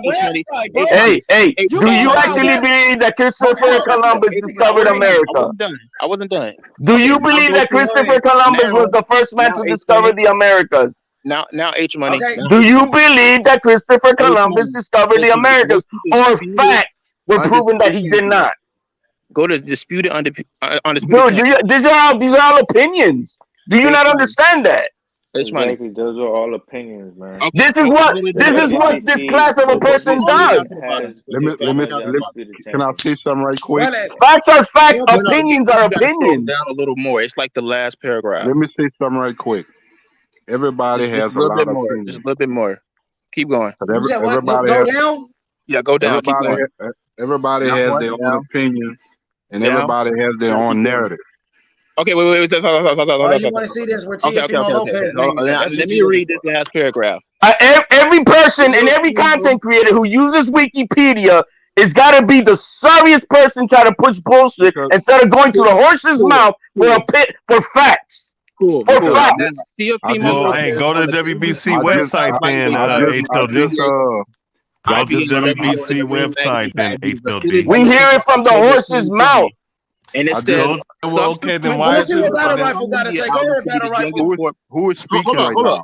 Look at the last sentence though. However, Who's the main guy WBC speaking right now? franchise title is not universally recognized as a major world title. Read them in a week, people. That's a body. By who? By who is that? A body.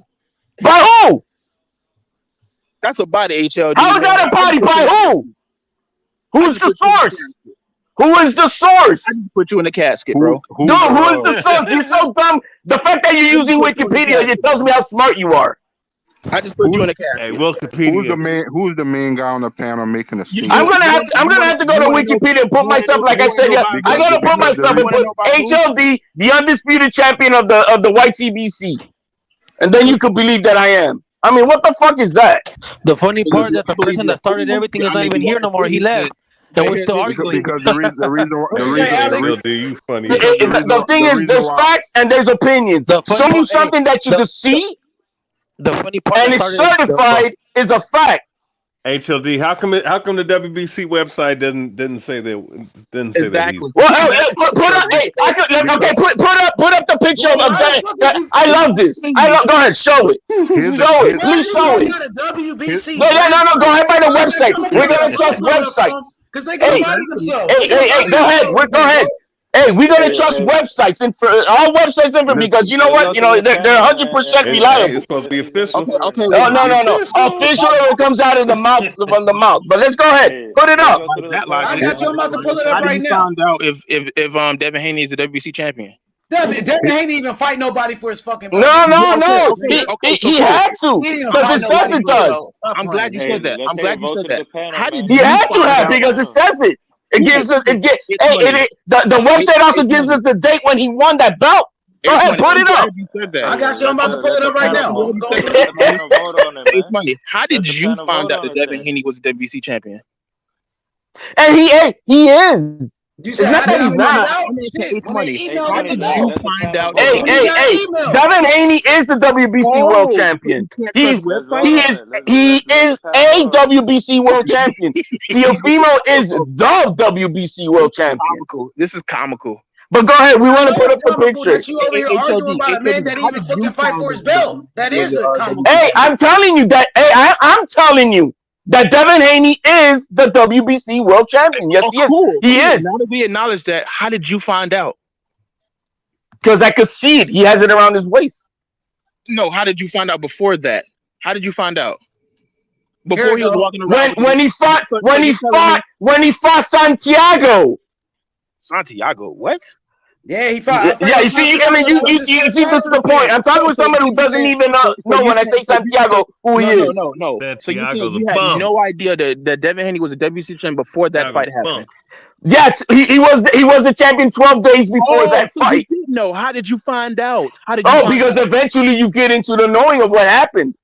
Now, but, my man, stop. Look, hey, it says that he's the WBC world champion, right? I'm asking a simple question. Hey, my man. How did you find out? My man, because it came out also the mouth of the fucking president.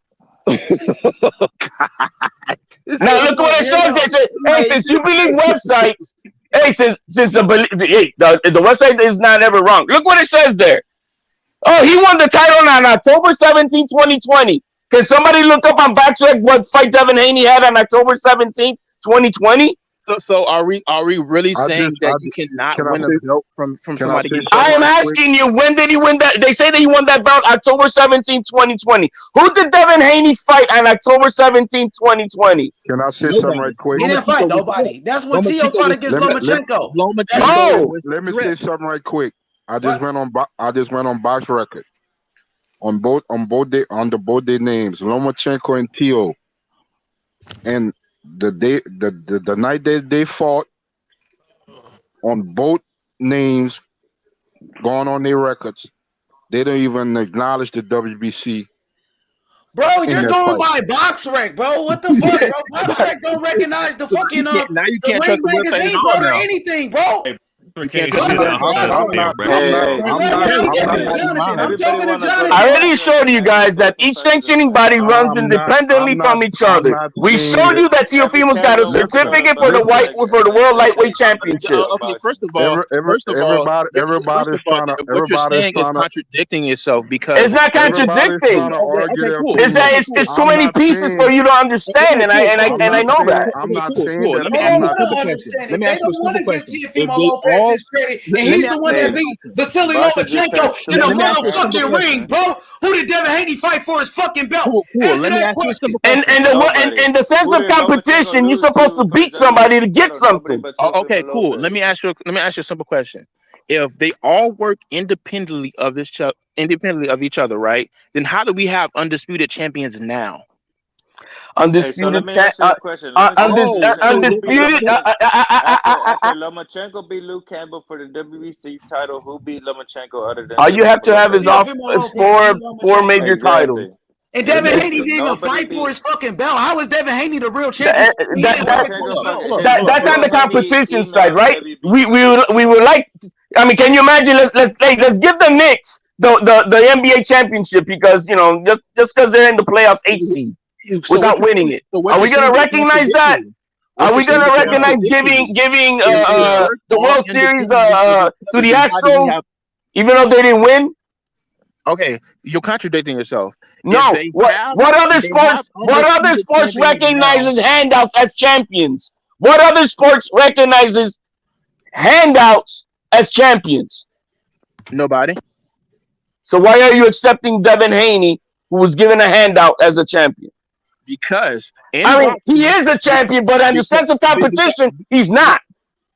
Bro, first of all, who the hell is going on this tirade saying that Devin Haney is a real champion or whatever, something like that? I mean, bro, what are you arguing about then? If he's not a real champion, what's the fucking point of So arguing? if he's not the real champion, like you just said, so why does Teofimo need to even bother with that mosquito? Hold on. Because first of all, you guys contradict yourself on so many occasions. There's nothing that I contradict. You're saying there ain't nobody contradicting anything. You are. You can't even accept the fact that you saw the man has the WBC World Lightweight certificate with the title, and you still say no. So that almost makes you think that you're crazy. Cool. Now let me tell you what you're contradicting. You see it and you read it, and you still don't want to, and you still say no. Here's my thing. How are we contradicting? Let me say this. How are we contradicting yourself? Here's the thing. How are we contradicting ourselves? Let me say this. Let me say this right quick. Sound like some bullshit to me, HLD. You feel me? Y'all been talking. Let me say this right quick. Oh my god. Prior. Hey, let the man speak. Prior to Teofimo Lopez and Vasily Lomachenko fighting, was the WBC championship title stripped from him? Nope. Or vacated? No. Neither. So neither. Lomachenko was the WBC champion when he fought Teo. He was the WBC lightweight world champion with you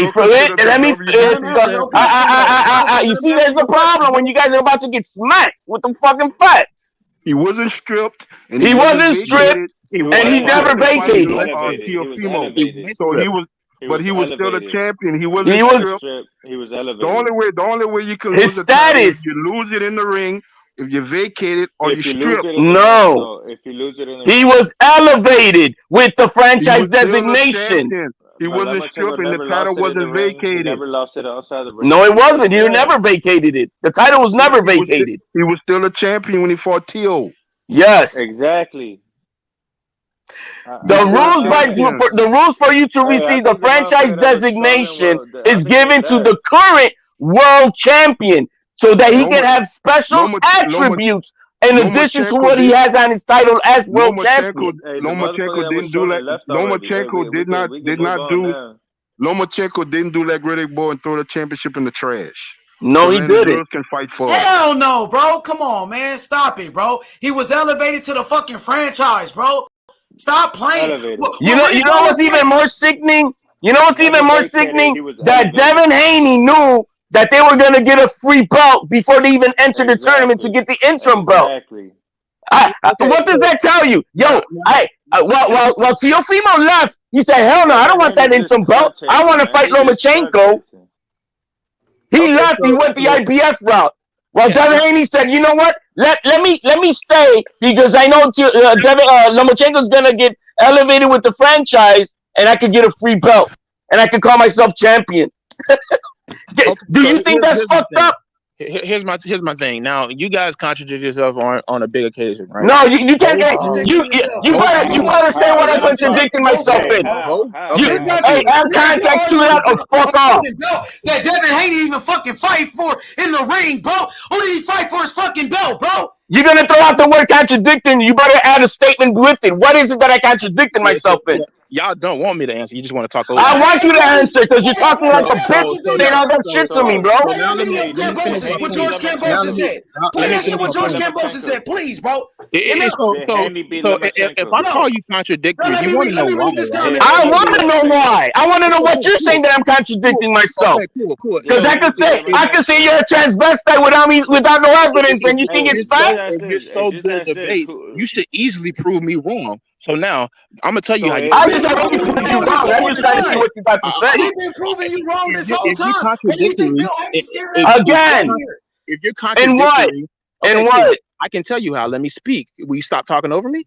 Hey, if you get to it. No, I can get to it. Stop talking over me. Just get to it. Yeah, exactly. Get to it. Yeah, you want to talk? I know the puzzle is a little bit complicated for you, but let's go, man. Hey, let me read this comment real quick. Colin said, let's be real. Devin Haney belt holds no merit. JoJo never mentioned that man's belt during the press conference. None of his past fighters cared about his belt. And what did George Cambosa say about his belt? That he was an email champion, right? Didn't Ryan Garcia say, oh, Devin Haney, he's an email champion, right? Yep. All of the fucking fighters. Rolly said the same shit. Rolly said the same shit. You know what's even more sickening? That Devin Haney knew he was gonna get a free belt, and he was okay with that. He took the easy route. HLD, he took the easy route. Is it me who's saying it, or is it Bill Haney who says that? Hey, do you guys trust the words of Canelo? Do you think Canelo holds merit? Bill Haney. Hey, my man. Canelo also. Whatever anybody says without facts is an opinion until you bring facts. Okay. HLD. Do you think Canelo's word holds merit? It may hold merit. Doesn't mean 100%.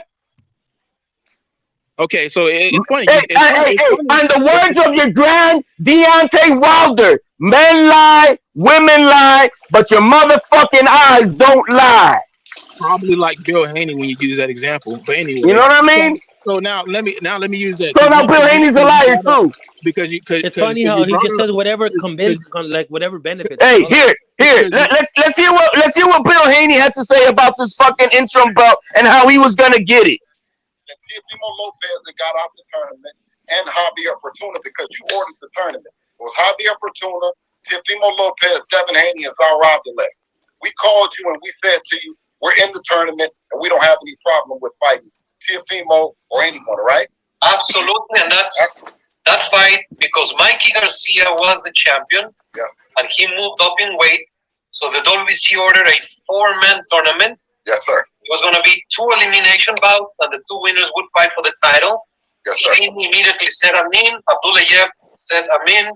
The other 2 fighters went on. So we had a final elimination. Meaning went on. They said that they got out. They got out of the tournament because we had a time. Okay. And then that fight was moved to be an interim title fight because the tournament was disrupted. So that's how it happened. Well, the tournament actually, but the tournament we had an opportunity. We had an opportunity that we could have chose to be the mandatory for Loma, be the mandatory, or be the interim, in which we petitioned to be the interim because we knew that Lomachenko was then going to franchise out. How sickening is that? They knew they were gonna get a welfare check fucking belt later on down the line because they knew that Lomachenko was gonna be elevated. Man, I couldn't even get to my point earlier, which I was saying, which is contradicting yourself. Now, I was trying to say, let's just on everything that you heard. Cool. Anyway, so now It's not anyway. It's here's the thing. either you accept what's going on with this shit or you There's a don't. bunch of excuses, I accept man. what's going on. You have not yet proven to me that Teofimo does not have the WBC lightweight belt. Can you prove to me that he doesn't? You guys contradicted yourself. Can you prove to me that Teofimo does not have the WBC lightweight title? You said that Let him when it speak. comes to Mauricio Sulaiman, so you're not going to listen to the words of Mauricio Sulaiman and stuff like that. So when I clearly showed you, I clearly showed you that hey, you need to hold these major sanctioning bodies. Oh, it doesn't matter because where are you getting this from? Where are you getting this from? Where you get? I'm like, first of all, you got it from Wikipedia. You show me. You show me from the 4 sanctioning bodies that they say that. Before you came in, that Mauricio Sulaiman himself said that Teofimo was not undisputed. He said he was. He said he was, bro. Get the fuck out of that, bro. I got when he said he was undisputed. So what is you saying? You know, he So said what is both. you saying? I got when he said he was undisputed. I got when he told Bill Haney and Devin Haney to their face he was undisputed, my nigga. He said both. Oh, so Mauricio said he was undisputed. What's your argument? He said both. That's my point. How can you listen to a guy if he's constantly lies? Show me a video. Show me a video. Okay, so then when we show you the evidence, he's got the belt. He's got the belt in his motherfucking hands, and he's got the certificate. So that's nobody saying it. He actually has it in his hands. So what the fuck are you arguing that he doesn't have? Guys, this is a perfect example of the issue we're having. Like, he doesn't have the WBC champion. No, this is not a perfect example of people who are not unwilling to understand facts and are still based on opinions. No, that's not an opinion. He doesn't have the WBC world title. Hey, my man, there's nothing. Hey, that's okay. There's nothing to argue about with this moron. I don't want to talk to crazy people, man.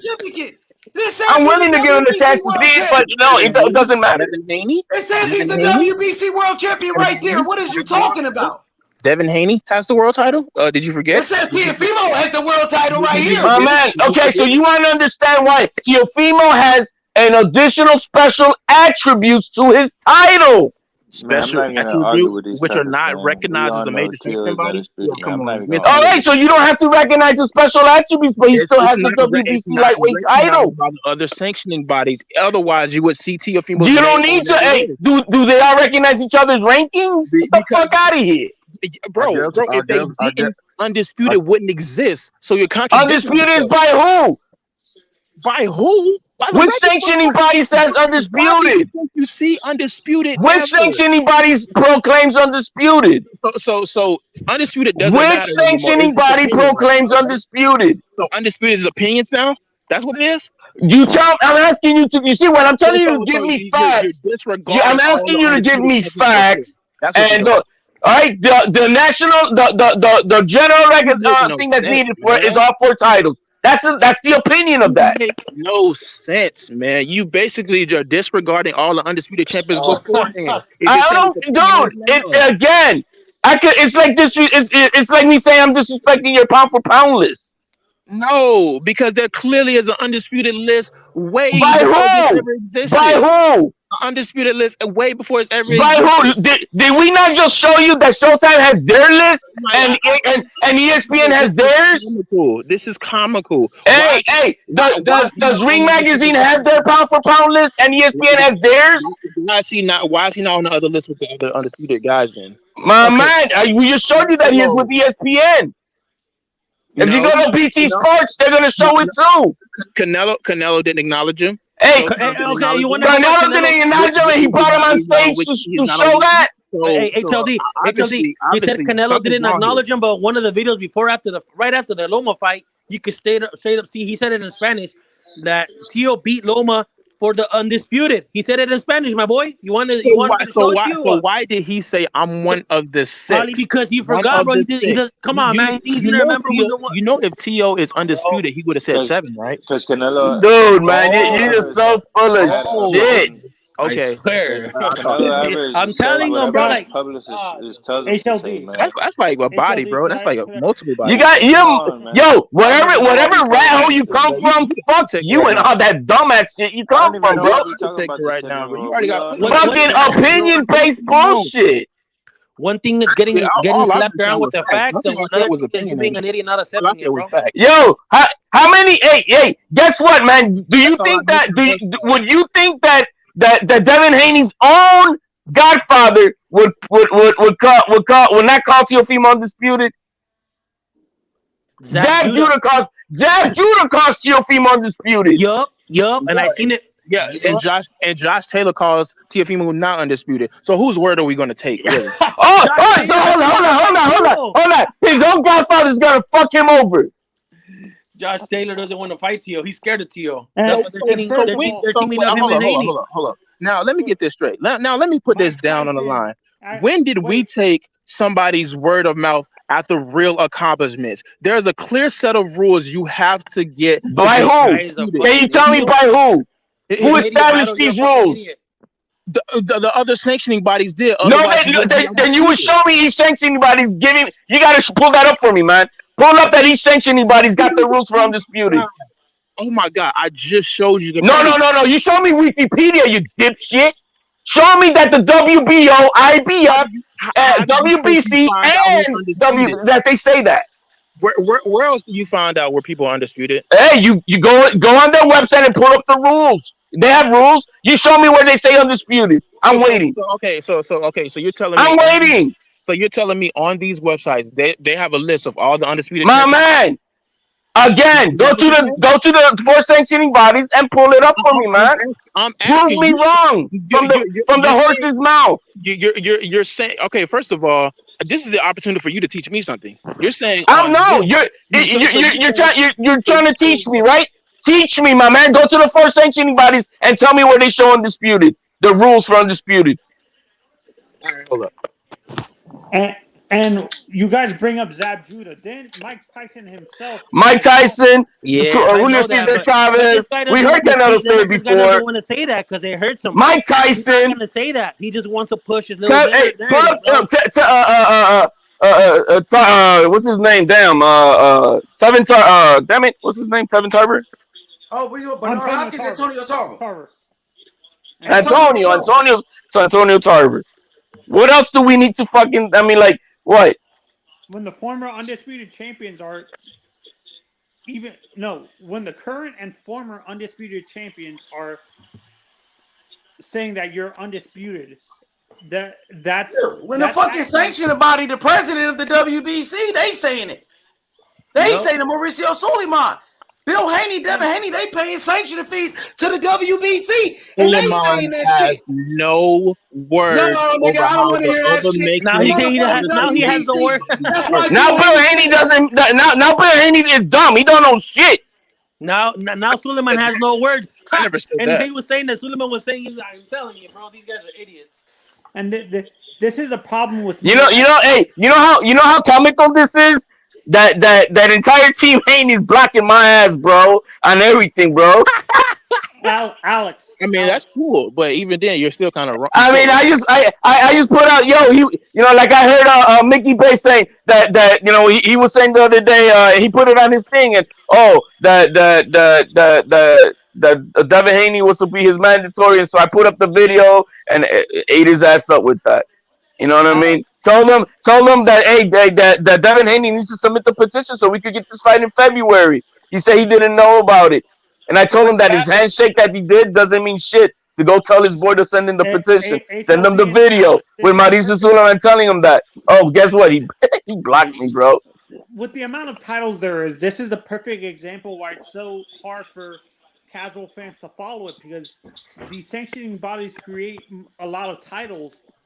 Which ones should we believe are real titles? You guys are hard. Why do you think Mauricio Suleiman made the WC franchise in the first place? Because he knew he could fool casual fans. There's nothing to fool. There's a purpose to the franchise title. The purpose of the franchise title is for that champion can go up and down in weight and challenge and be the mandatory to the next division. Unified title. Hey, what's that's the point of that, or to avoid mandatory fights like Canelo and Yildirim. Dude, what's your name? Exactly. At the bottom. To unify fights. Y'all motherfuckers. Hey, Anthony. Yes. Because all the. Let me ask you a question. Let me ask you a question. Let Don Dada finish what he was saying. Go ahead, Don Dada. No, that's what the franchise title is. So you could go up and down weight classes and get title fights like Estrada and Chocolatito. They're fighting for a third time I mean, as you could have did that with a undisputed. That's why WBO, but Canelo anyway. fought Danny Jacobs Now, Anthony, let because me there say this was real quick. a Anthony, let me say this. unification title fight. Anthony, imagine this. Imagine this. Let's just put this in perspective, right? Let's say you're a professional boxer, and you know there's a guy at the top of the list who is the WBC franchise champion, right? So you work your way up through the rankings, right? And you fight your way up the list. You basically fight the number 5 guy, the number 4 guy, number 3 guy, number 2 guy. You basically become the number 1 guy, and then you fight the next number 2 guy to become the mandatory. Now, put this in perspective, right? The WBC franchise champion is at the top, and you know you're his mandatory. He doesn't have to fight you at all. Think about that for a second. Think about you going through your whole Unfortunately, Devin Haney didn't do anything He that you just doesn't said. have to fight you. He can keep that title, and he Devin won't Haney get didn't do anything that you just said. what? What the fuck are Devin you Haney talking did about? not do anything you just said. First of all, Devin Haney is not the guy I'm talking about because he's not the WBC franchise champion. Tio No, is. he's So not the now, guy. He's so not the now guy let who me fought finish his my way up point. to become Now into let anything me because he finish was my point. gifted a You're belt. bringing up irrelevant response. You're just trying to He move the just goalpost. was gifted a belt. So Oh first my of all, god, this is giving the me a headache. WBC franchise champion has no mandatories. No, he That doesn't. allows you as a champion to move around as willingly as you please. But you want to know the funny thing is, you still have to pay the same sanctioning fees as a I don't real care. belt. That's You not my know, problem. Is that your problem? do you know why the belt was made? It was made to make more money and convince you it was a real belt when it's not even recognized as a major sanctioning body. It's not a real belt. It's a designation. It's a designation. Exactly what it was. It's to You give want to know added how attributes. Yes, You you're want to right. know how Roma became the franchise Yes, champion? yes. He asked for it. He asked for it. Think My about that. man. It's a Think about that. designation. He He asked still for it. has to have his WBC So world title to you receive want to know it. something funny? You want to know something funny? Think about if you was a Dude, football you're not player. listening because you just want to Think just about jab if on you what was you're a football saying. fan and the Kansas City Chiefs asked for the Super Bowl ring and they got it. You know how absurd that sounds? Like Yeah, think you should about tell that. that to Devin Haney who got a gifted belt. Think about Devin Haney getting the belt through the if the email on a Wizards, right? Tuesday. He Think about the ignores the Wizards, fact right? that Devin Haney received the gifted belt. Let's say the Los Angeles Lakers, right, said, I "Hey, just told you all this earlier. You're using my own Bro, analogy. this guy's just a troll being an idiot, and bro. He they doesn't want to got it." accept the Do you facts. know You how literally showed him the absurd that facts and you don't sounds? want to learn, bro. You know how Clear this absurd that out. sounds? No, it's okay. It's okay, man. So Hey, HLD, basically, that was a Alex, can body, you guys and explain to me? Dude, you ain't nobody. You're an idiot. If you so represent that basically, alphabet boy shit, bodies yo, themselves, you guys sent the fucking lowest of the low that you got. You got anybody better than this? Well, It's comical for me because Do HLD, you the main guys got anybody better than this, the man? main guy that started are. everything is not Cool. here, bro. It's The main cool. guy Like that I started get the it. pot is not here. He left. You're a fool. The guy, Like This guy is ridiculously ignorant. the bro, DJ you guy fell was off the the one that band started way too everything, many and he left, times. bro. I Why did he get it, leave? bro. You got He hit in the just used my same and you analogy still for recovered that. from it. Yeah, that's exactly how ridiculous it is that Devin Haney accepted a And you're fucking belt not like that. recovering from it. You're So right. It's absolutely ridiculous. when has it ever been allowed to where you can be undisputed, but you're missing the Hey, belt? let's hear what another champion, what another boxer says about free belts. Undisputed, but you're disputed. For the title, never won the belt. He still disputes you. He was an interim champion or a super, whatever he was, a super champion. And all of a sudden, he got an email or Gmail or Yahoo Mail, whatever you want to call it, and he became a world champion. If that was me, I would have said, listen, I'm putting the email in junk, in spam, and I ain't accepting it, sending it back because I like to earn things. And even if I don't, obviously become a world champion and something goes wrong, I'd rather know that I gave my all and no one gave it to me. You know, Devin Haney, he's parading different. He thinks he's the full champion. He thinks he's the WBC champion. If he wants that false sense, but I bet you when he looks down deep in his eyes and when he looks himself in the mirror, he knows he didn't earn that belt. It's a fact.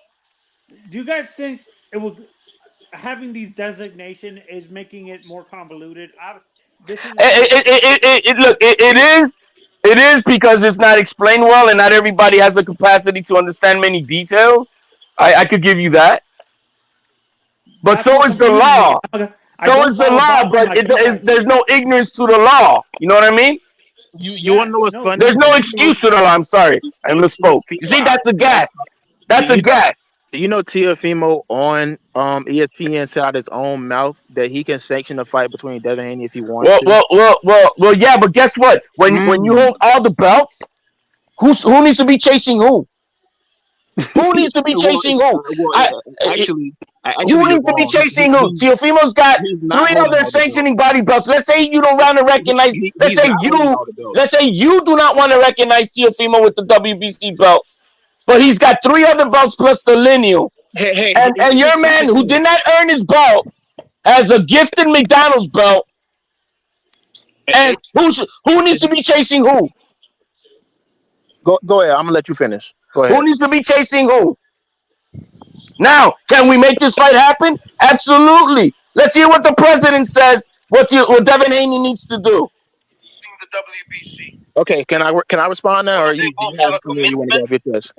They have fights November and December, and I spoke yesterday to both camps, and they really want to fight each other. So we're going to be working on it to see if there's a way we can structure something there. Is it as simple as a Bill Haney, Devin Haney representative showing up to the WBC convention this month and petitioning for an opportunity to face the franchise champion in Teofimo? That could be one of the. Of course, we always take the official petitions and we attend them and we go through the process and make a voting. So that is one of the ways to make things happen.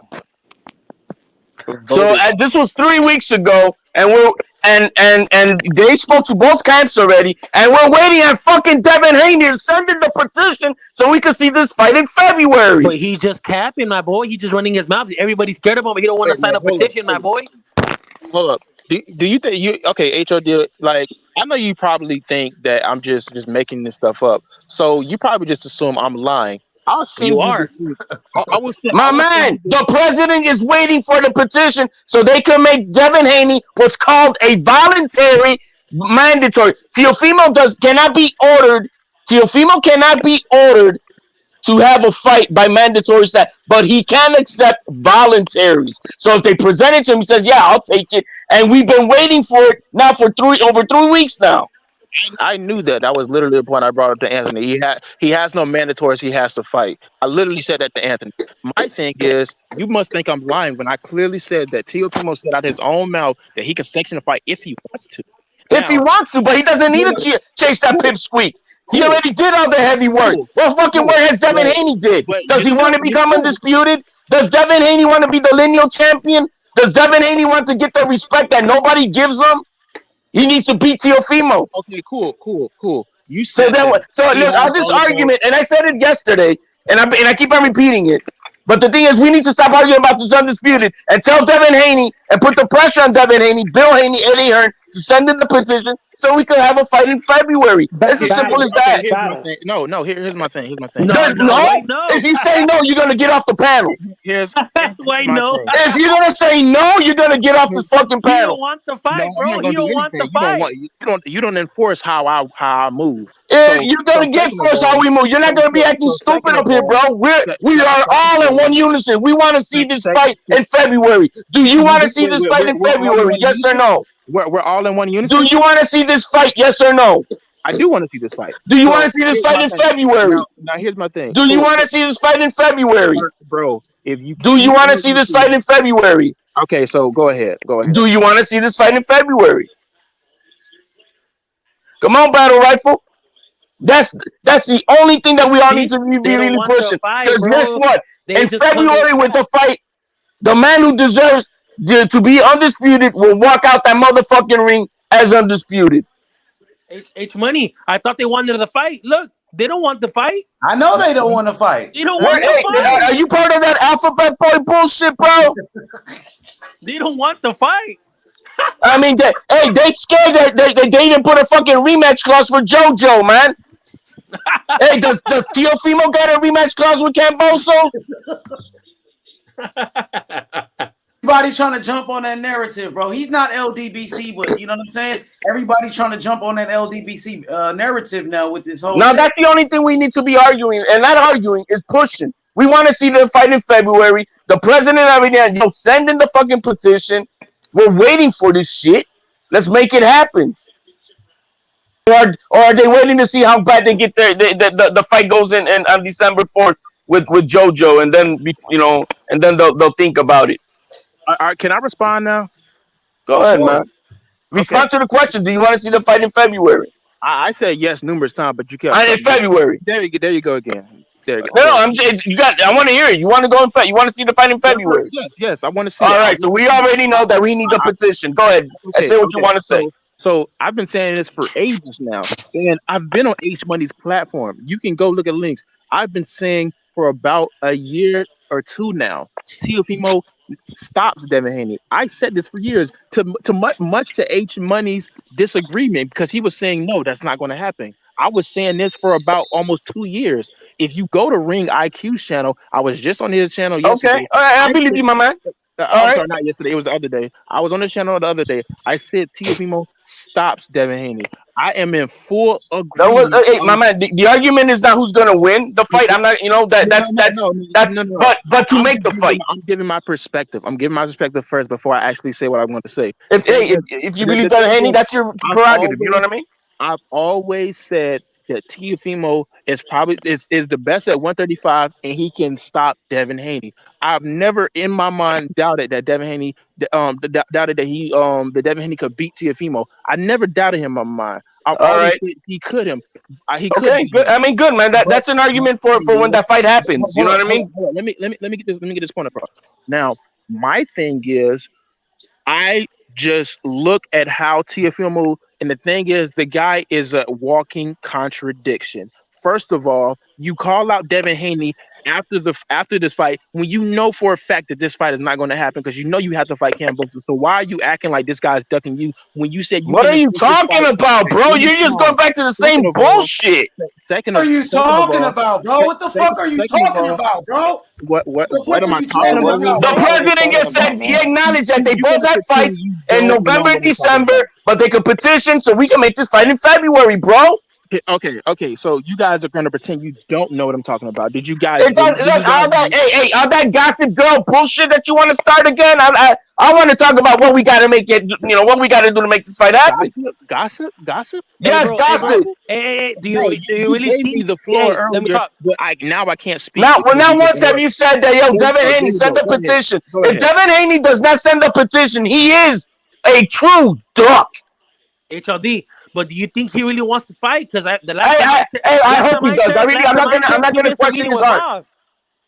Hey, I'm gonna say that he does, but if he doesn't send the petition, he is an official duck. Okay, well, he already gave the first. He already gave me the first thing. He already gave me the first signal. He missed the meeting with Bob, so it's already. You want to know why he's not a duck? Because if Teofimo can sanction a fight at any time he wants, they can take the belt over. He doesn't need to chase that mosquito. Don't you want it? Again, Devin Haney, you should be telling Devin Haney, yo, you didn't fight for your belt. You need to chase this motherfucker and beat his ass. It seems like Teofimo doesn't want to be undisputed. He is undisputed. You're the one questioning that he's not. So then don't make it happen. Vasily Lomachenko, bro. No, but hey, you saying he's not, then send your guy to make it happen. Or not. Yeah, what the fuck are you talking about, bro? It doesn't matter. I know how you. The bottom line is, your man needs to chase the guy who's got all the other belts. This man just running his fucking mouth, man. He is. Yeah, bro. Hey, you see that ring belt?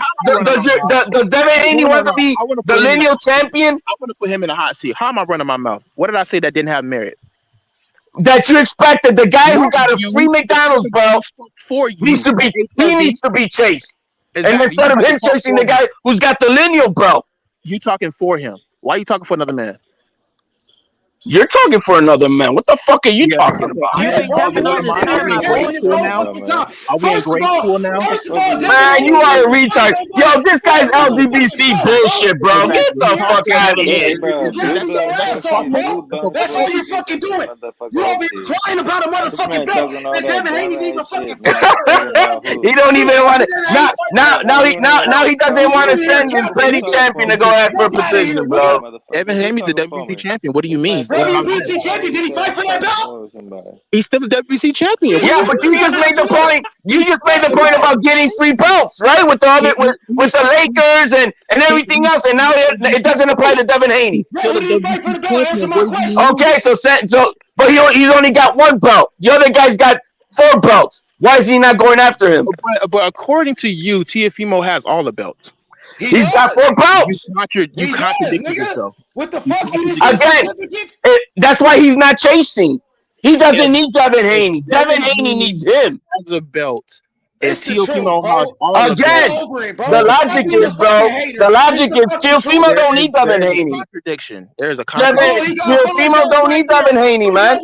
Devin Haney needs That's why Bill Teofimo. Haney was telling I'm getting sued at WBC, and Bill Haney didn't do shit. He didn't do shit. Why he didn't sue the WBC then, motherfucker? Answer that. What the fuck is this? That's like me saying I have What the all fuck the is money this in the right here? world. This is a certificate. Oh, that's exactly what Devin Haney does. Yeah. That's like me saying I have all the money in the world. Yes, this You a capper, bro. Now they're bringing the money. Now they're bringing the money. Now they're bringing Hey, the how about money. the followers, bro? Yeah, Hey, how about the I follower champion? The I got more tickets champion. What else you want to bring in? I have more followers champion. Yeah. Oh, he ran. Oh, he ran off the panel. You fucking duck. Man down. Knockout. Over. Body. Where you at, nigga? Get your ass on here. Who did Devin Haney fight for that belt? Answer that question. He didn't fight nobody. No 10 count. No 10. No 8 count. I mean, no 8 count. He got knocked out, bro. He's going just like that body. You ran like a fucking dog with your tail between your legs, boy. Get up out of here, homie. This is funny, man. Fans, bro. What's up? But you know what, guys? The thing is, at the end of the line, the main thing that we need to be pushing. Look, today Mickey Bay blocked me, bro. He's back. Oh, he's back? Bro, don't fucking run. Don't fucking run from me, bro. Don't you run from me, bro. You my easy work, bro. You my easy work, bro. Bottom line is, first of all, I didn't run. You ran, bro. Don't fucking run. Don't run, nigga. I refreshed my page, so get over yourself, money. Hey. You got knocked out. I will have to be the dumbest runner in the history if I come back in 10 seconds. You got knocked out, homie. Straight up. Your homie Haney fight for that belt, nigga. 3 times already, so I'm okay with 1 as long as you got 3. Fight for that belt. I'm up 3 to 1. Haney fight for the belt. Answer the question. You're as delirious as Devin Haney thinking that he's the real champion, bro. I'm okay with getting bodied 1 time as long as HLD got bodied 3. Oh man, you wish you bodied me, man. You wish, bro. I'm up here. I can coast. You know my name is tattooed all over the place for you, bro. I can coast now because I know my name is tattooed on your ass already, bro. He's a zombie, bro. HLD is tattooed like a tramp stamp on your ass, bro. He's a dead man walking. You ever seen a tramp stamp? You ever seen Green Mile? Hey, I don't want a channel come through, bro. If you feeling froggy too, come here.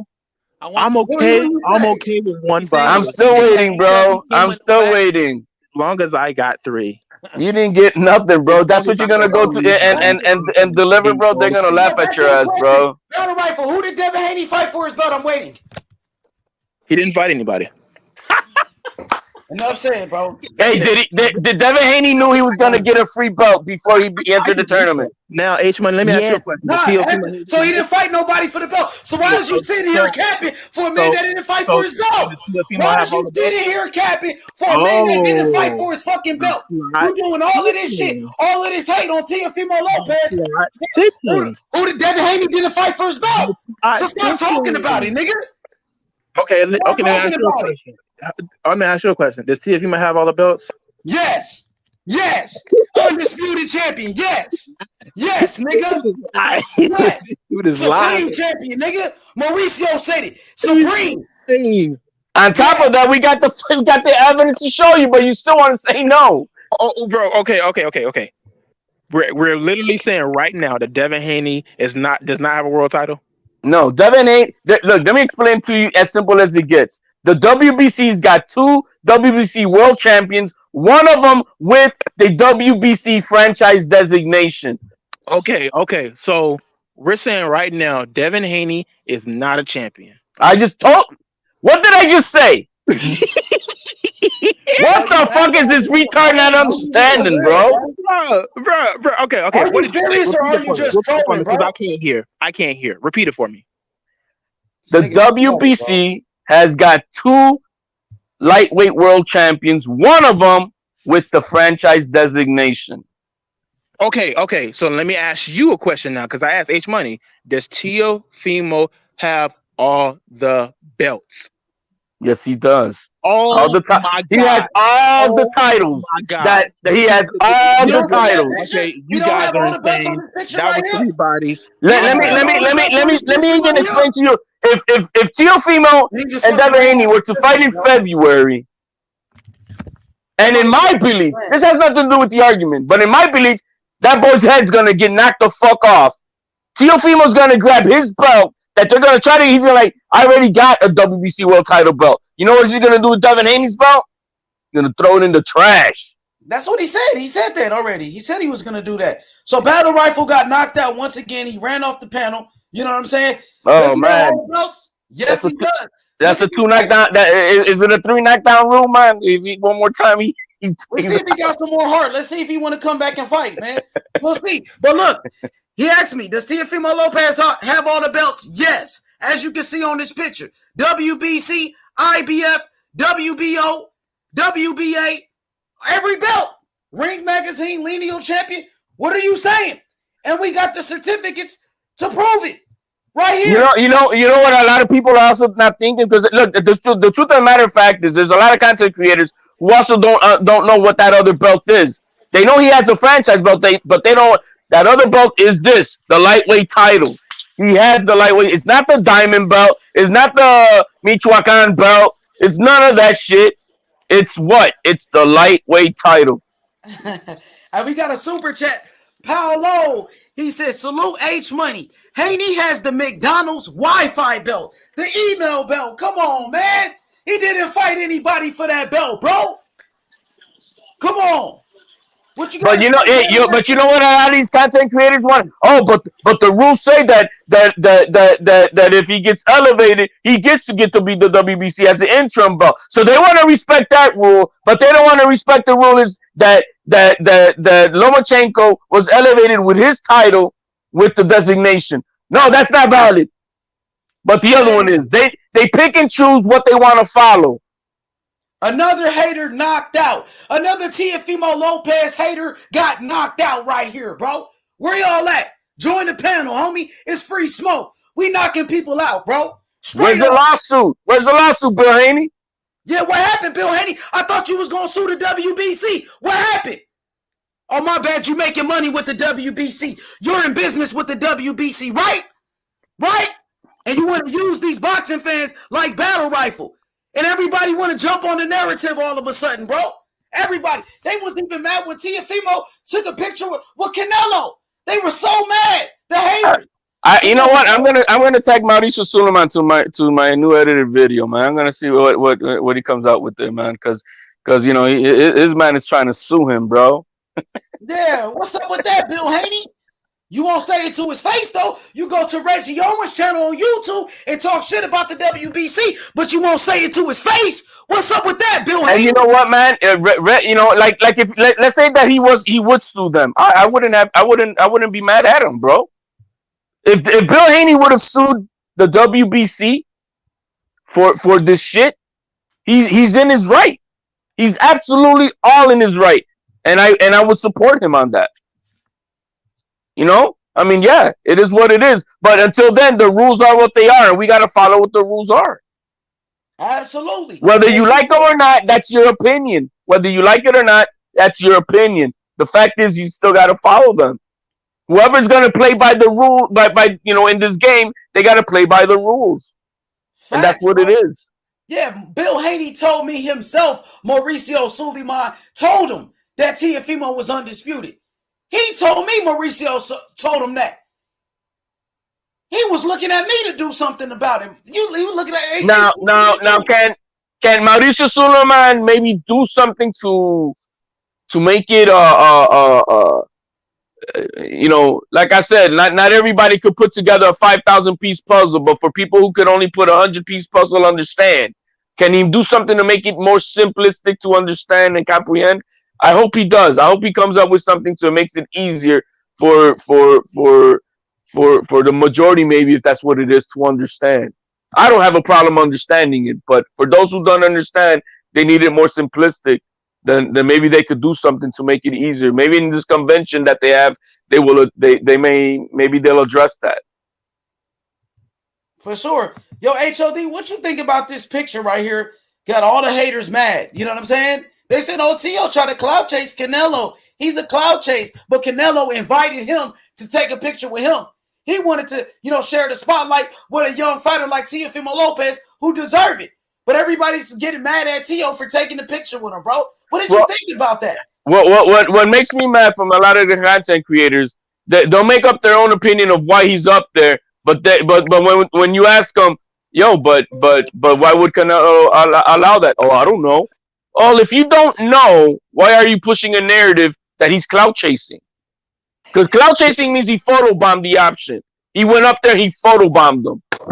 No, this was pre-planned. This was pre-planned days in ahead. You know what I mean? It wasn't like, oh, shit, what's this kid doing here with belts? No. I'm pretty sure Canelo told him, whenever I win, I want you to bring your belt so I could, show you off that you're the next person that's going to come after me. You feel me? Like, I want to show them. Because Ryan Garcia is not even there, bro. Like, Canelo respects this kid. He respects what this kid is doing. He knows he's the truth. Exactly. He respects the work ethic. That's why he's up there, man. You don't see him. You don't see Ryan Garcia up there. Hell, you don't see Oscar Valdez. That's what I'm telling you.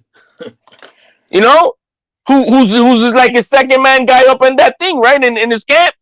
He wasn't there. It hurts these haters that now they're pushing. But guess what? Valdez was in a fucking tuxedo that night, man. And he didn't get that love.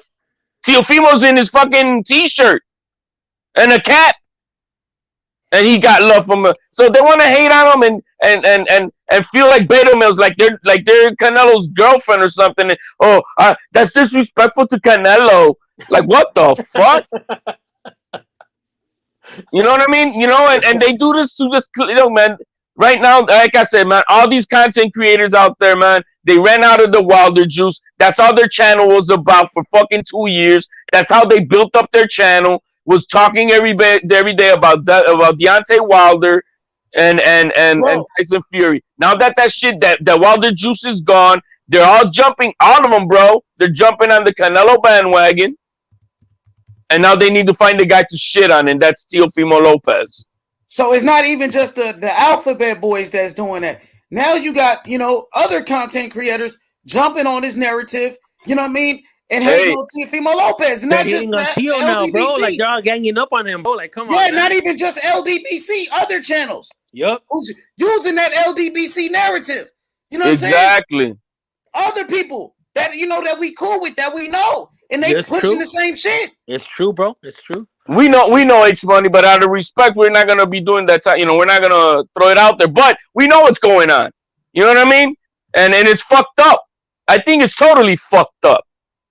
Because it doesn't seem no different than those channels that are just trying to say anything to cause triggers to get clicks and views, and that's sad. That's sad because a lot of some are people that I would consider I respect, but when you see that they do stupid shit like that, it's hard to respect that. It's totally hard to respect that. But yeah, you're right, H Money, man. They're using the same narratives, bro. They're just that same shit. I see it, bro. I'm like, yo, what the fuck is this? You know what I mean? What the fuck is this about, bro? Everybody want to gang up on Teo. Everybody, not just the alphabet boys, other channels. You know what I'm saying? And they doing the same thing as the LDBC now, bro. And they choosing to hate on Tio, the man that fought the best. The guy who did it in only 16 fights. If you're going to hate on a fighter, hate on somebody that's not doing their job. Hate on the one that's not doing what they supposed to do. But you hate on the guy that's on the pound for pound. The guy just beat Vasily Lomachenko. Make that make sense to me, bro. Make that make sense to me, bro. That shit got to stop, bro. I'm a real boxing fan, bro. That's why I support Teofimo Lopez, bro. That's why I'm with Tio, bro. Because I'm a real boxing fan. And he's doing what he's supposed to do. For real, bro. That shit got to stop, bro. Just because Tio took a picture with Canelo, everybody mad. Everybody got something to say about that? When they was trying to unite the people together? That right there was for, it was more than just, yo, man, this is for all Central America, South America, the Caribbean. Is to see the, you know, two different Latinos, bro. You know, one is from Hondureño, the other one's Mexican, and they're uniting to show it's a positive light. And that's when I saw that, man, the first thing that I came like, damn, that is dope. You know, to see you know, the face of boxing. You know, basically co-signing the youngster. Yes, bro. Yes, that's all he was doing, bro. Co-signing the youngster at the same time, giving a positive image, bro. Because yo, man, you know, Mexico's a lot of poor. Fucking Central America, South America's a lot of poor, man. And to see maybe something that's a glimmer of positivity.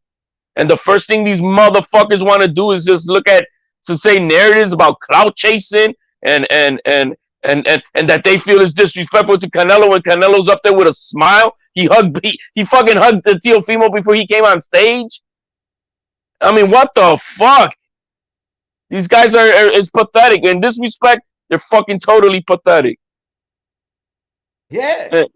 Yeah, man. And it wasn't just the LDBC doing that. These are the so-called true media guys doing that same bullshit, man. Motherfucker ain't no real boxing fans, bro. You motherfuckers is bitches, bro. You motherfuckers pussy, bro. For real. Shadow Ghost. He said they question how Tio got his so-called undisputed name, but don't question how Devin Haney got his belt. He didn't fight nobody for the belt. Shit is sad, bro. It's pathetic. At least Tio fought for his belts in the ring. He knocked out Richard Coleman for the IBF, and he beat Vasily Lomachenko, who was #1 pound for pound for the undisputed. Devin Haney didn't even fucking fight nobody. And you guys doing all this arguing, bro. All of this, bro. You guys are, bro. This shit Boxing is about competition in the ring, and they want to support bullshit. Technicalities of paperwork. Bro, you guys are doing the same shit as the fucking LDBC, those alphabet boys that y'all talk about. Y'all pushing the same shit, bro. It's embarrassing, bro.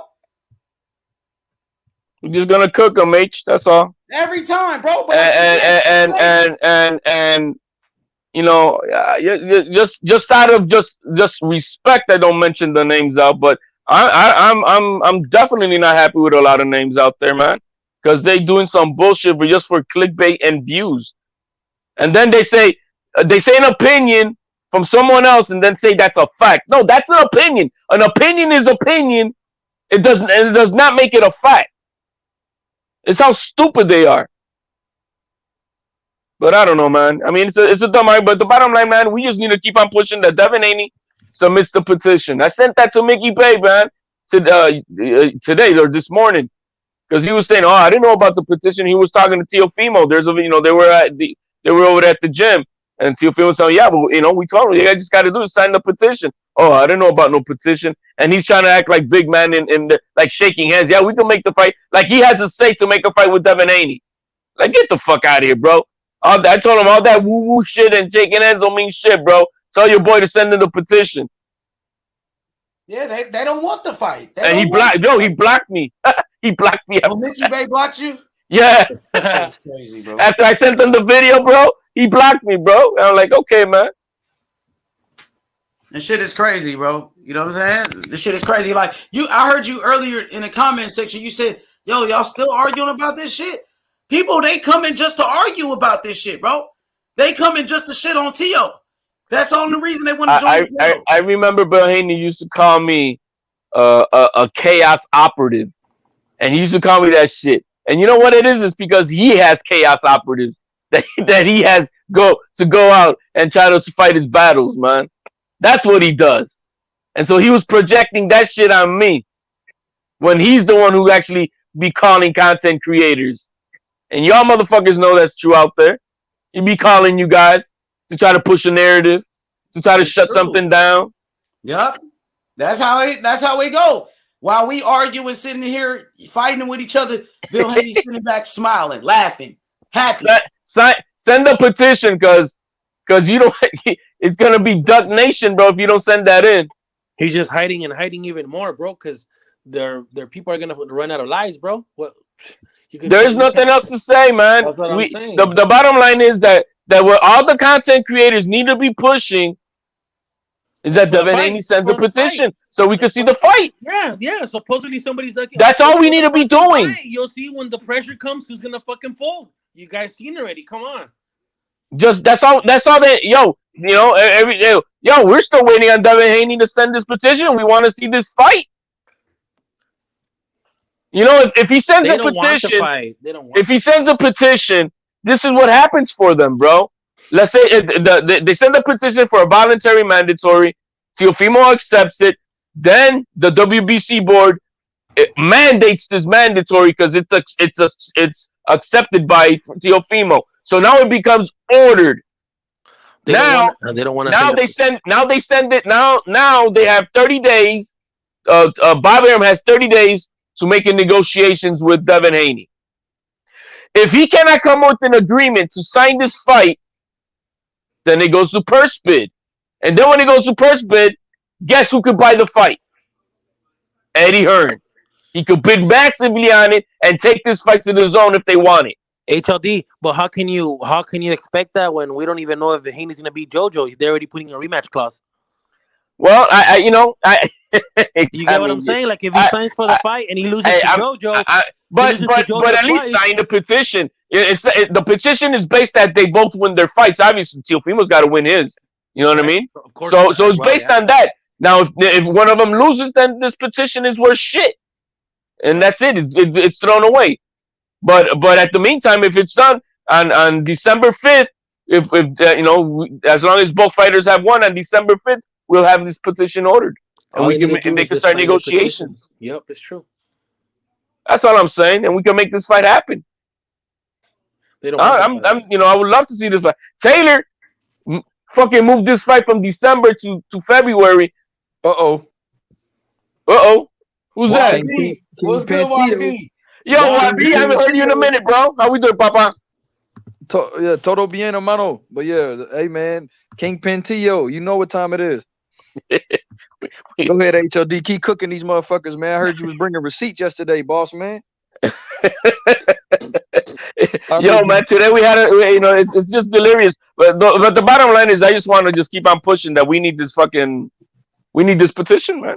They don't want to sign the petition because that's the last time they'll sign the petition, bro. That's it. Mickey Bay blocked me on Twitter, bro.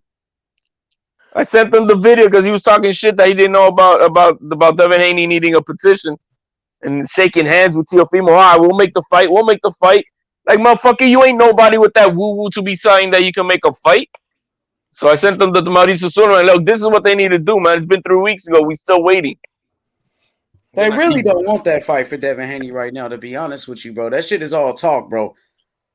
They know Devin Haney's not ready for this fight, bro. They're not going to do that, bro. I think they're going to probably wait to see how Devin Haney looks with JoJo, because if he looks, he a little flaky. Pretty easy. I ain't going to lie. I think he will. You know what I mean? He should, right? I mean, he should.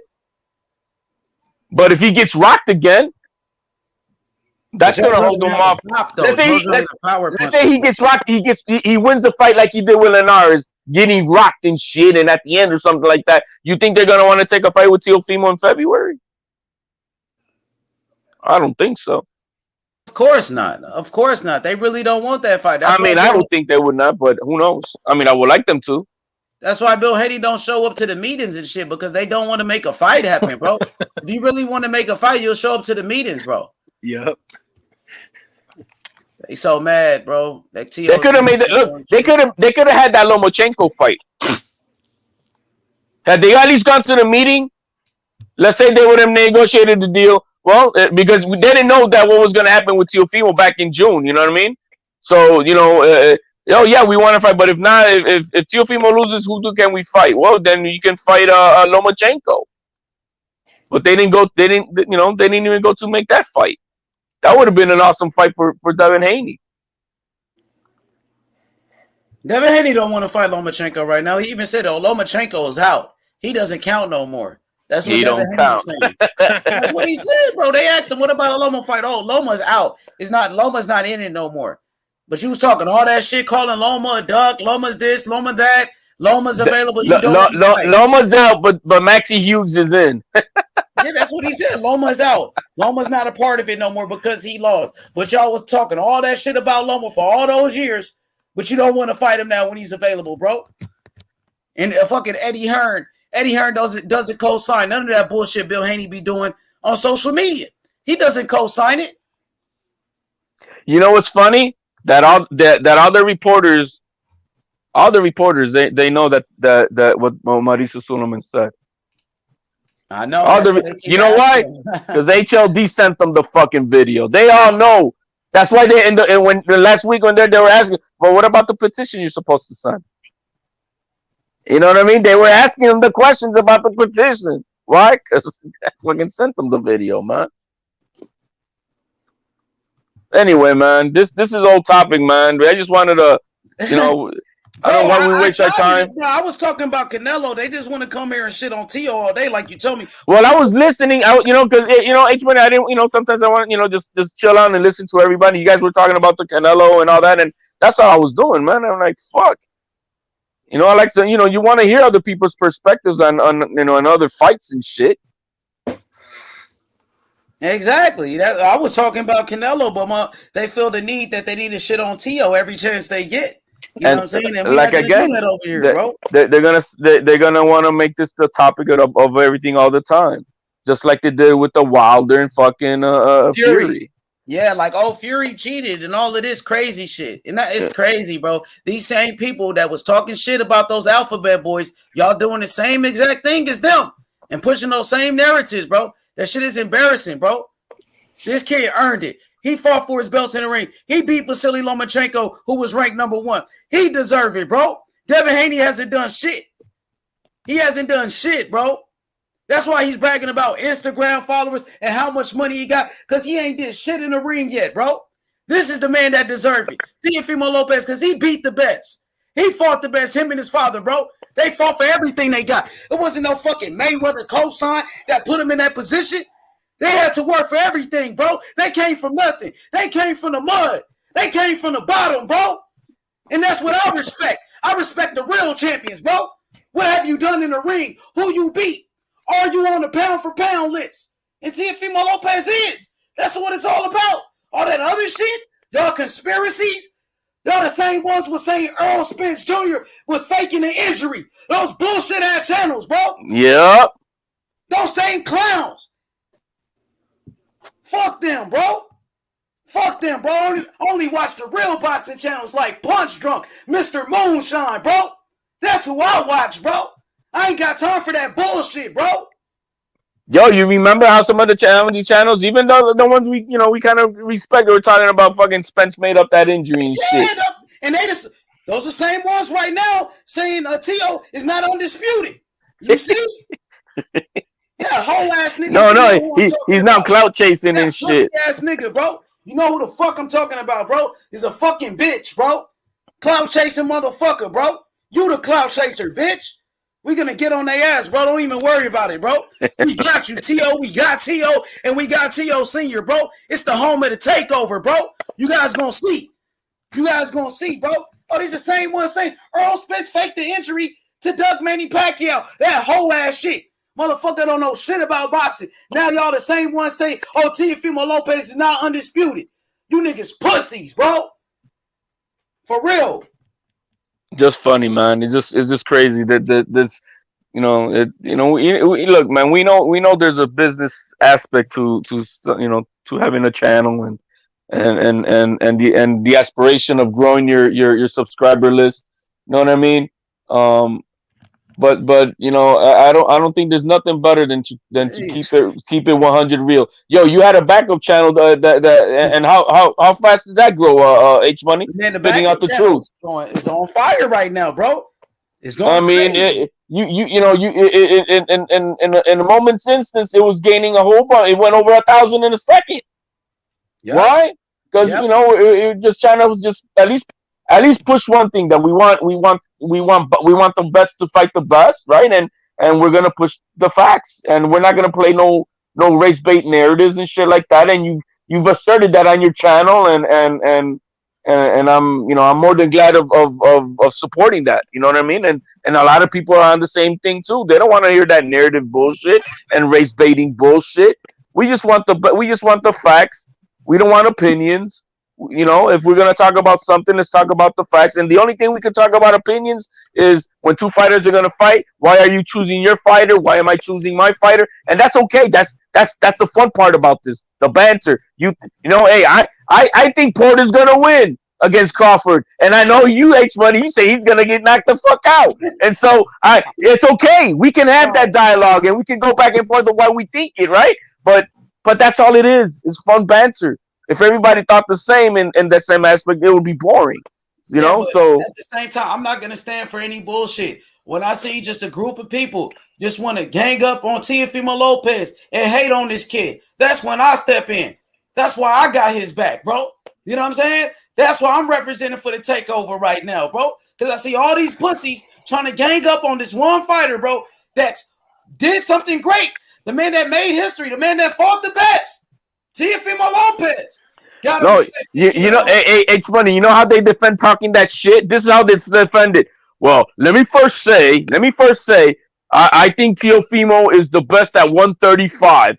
I betted on him against Lomachenko, so I put money on him against Lomachenko. But and then they start spewing garbage and shit. So they use that shit to then cover up like they're not biased, and then they start saying some ignorant ass shit. Ignorant ass shit. Boxing fans, bro. These same motherfuckers were saying Earl Spence faked the injury. The man detached his retina. Y'all saying this man faked his injury? Pushing a false narratives, making conspiracies just like those alphabet boys that y'all talk about so much? No, he had the patch on the wrong eye, remember? No, it's on the wrong eye. It's on the wrong eye. Motherfucker, the picture was backwards. That shit is sad, though, bro. These guys are real. You know what I'm saying? These guys are fake. They fake boxing fans, bro. You know what I mean? That's why we got to keep it real. We got to tell the truth. That's why T.O. Sr., he come over here because we telling the truth. That's why. That's why he respect our channel. He said, keep it real. Most importantly, keep it real. That's all we doing. That's why the channel keep growing. Even on the backup channel. Kept growing, got bigger. Because we keeping it real over here, bro. That's all I'm going to do. That's all I'm going to do, man. You know what I mean? And you got to respect these fighters that's risking their life. You know what I'm saying? Especially the fighters that's fighting the best, unifying the divisions. That's what it's all about.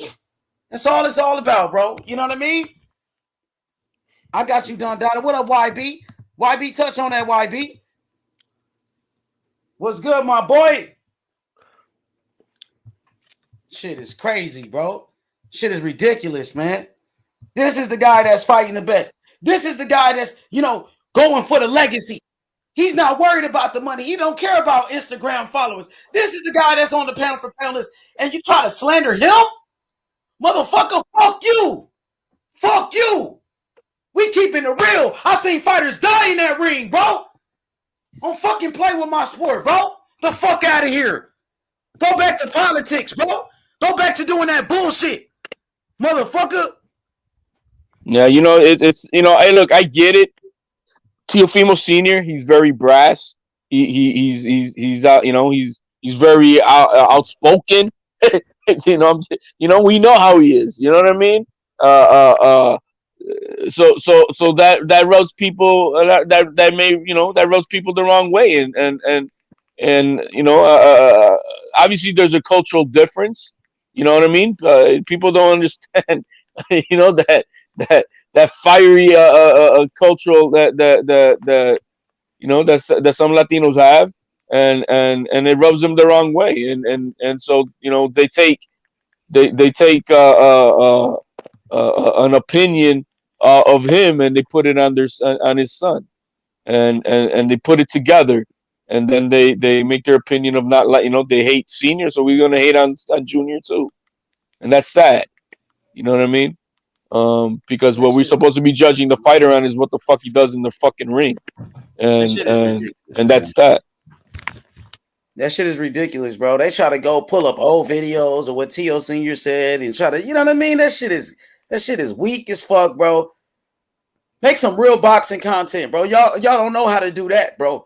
You don't know how to talk about the legends of the sport like Arturo Gotti's, the Johnny Tapias, you know what I'm saying? Evander Holyfield, Riddick Bowes, you know what I'm saying? Pernell Whitaker. You guys don't know shit about those guys. You don't know shit about the Salvador Sanchez, Felix Trinidad. You know what I'm saying?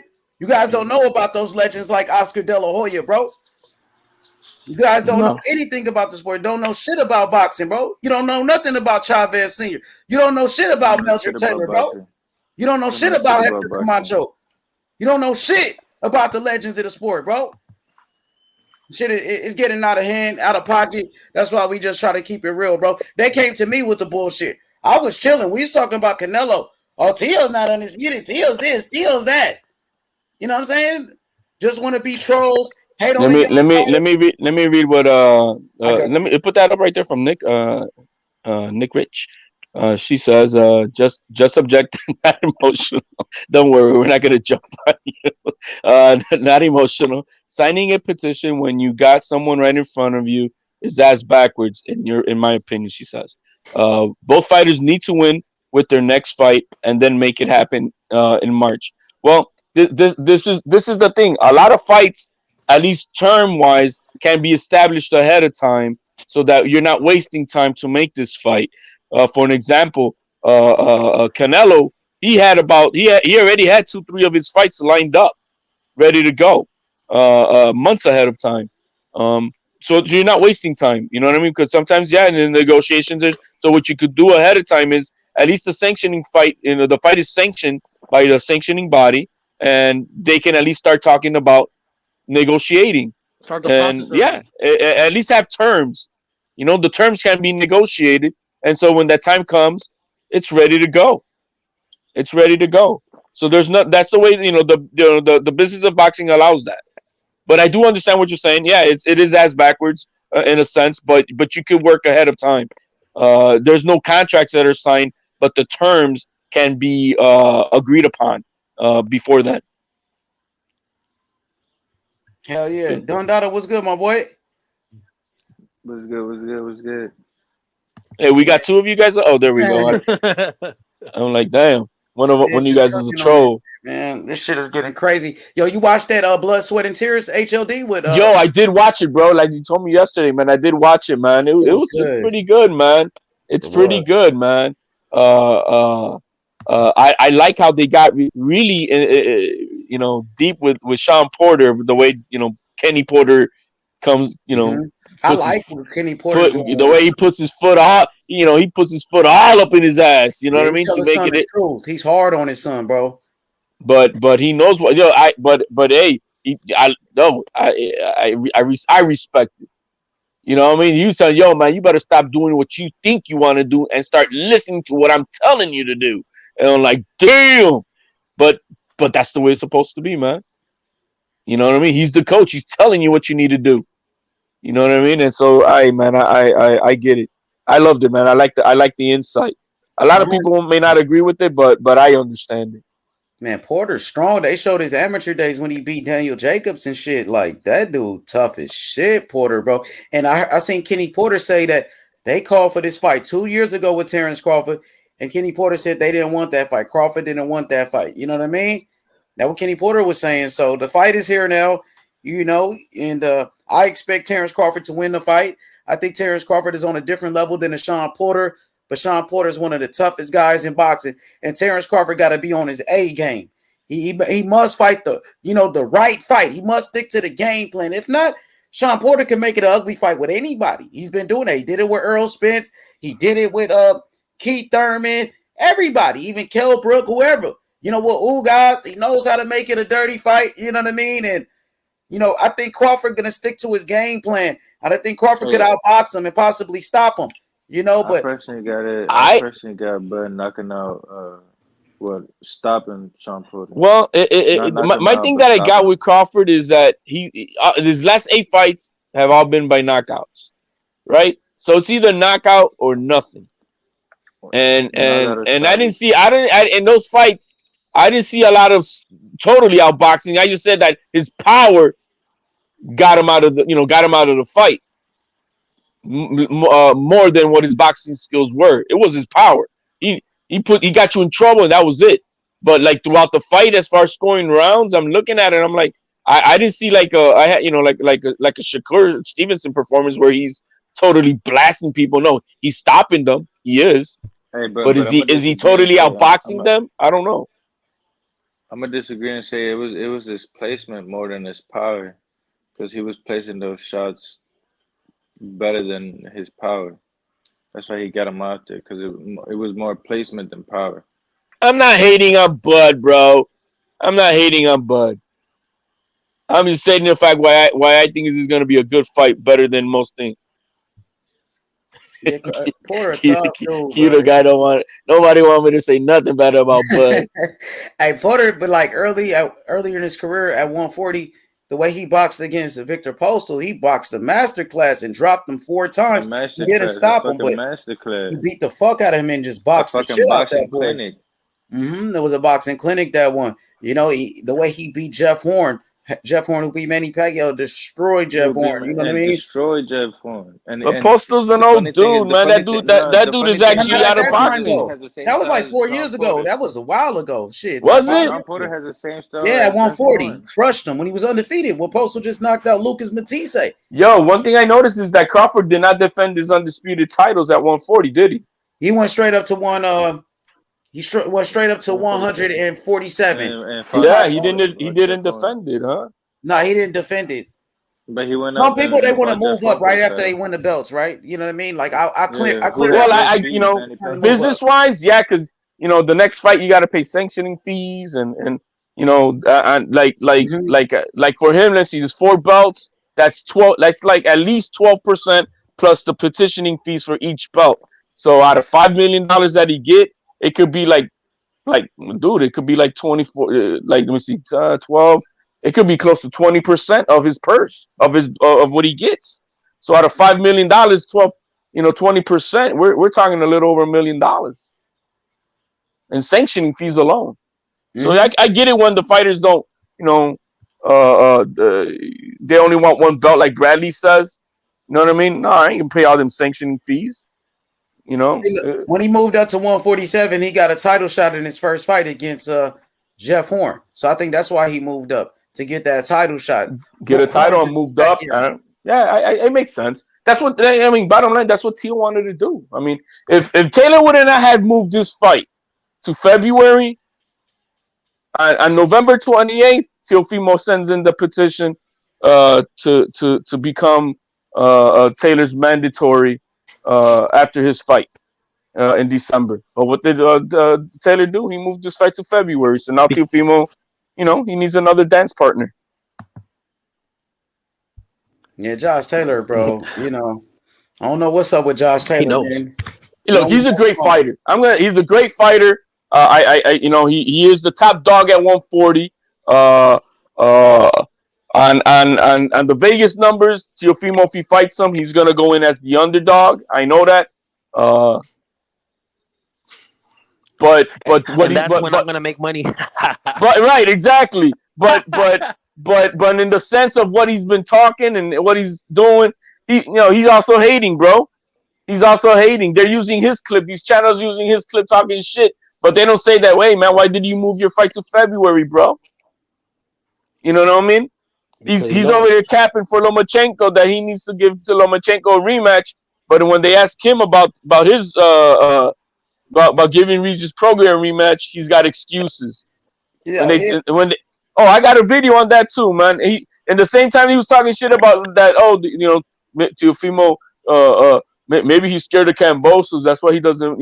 He pushes the fight. Like we know it's because of the fucking Triller situation, but he's pushing a narrative.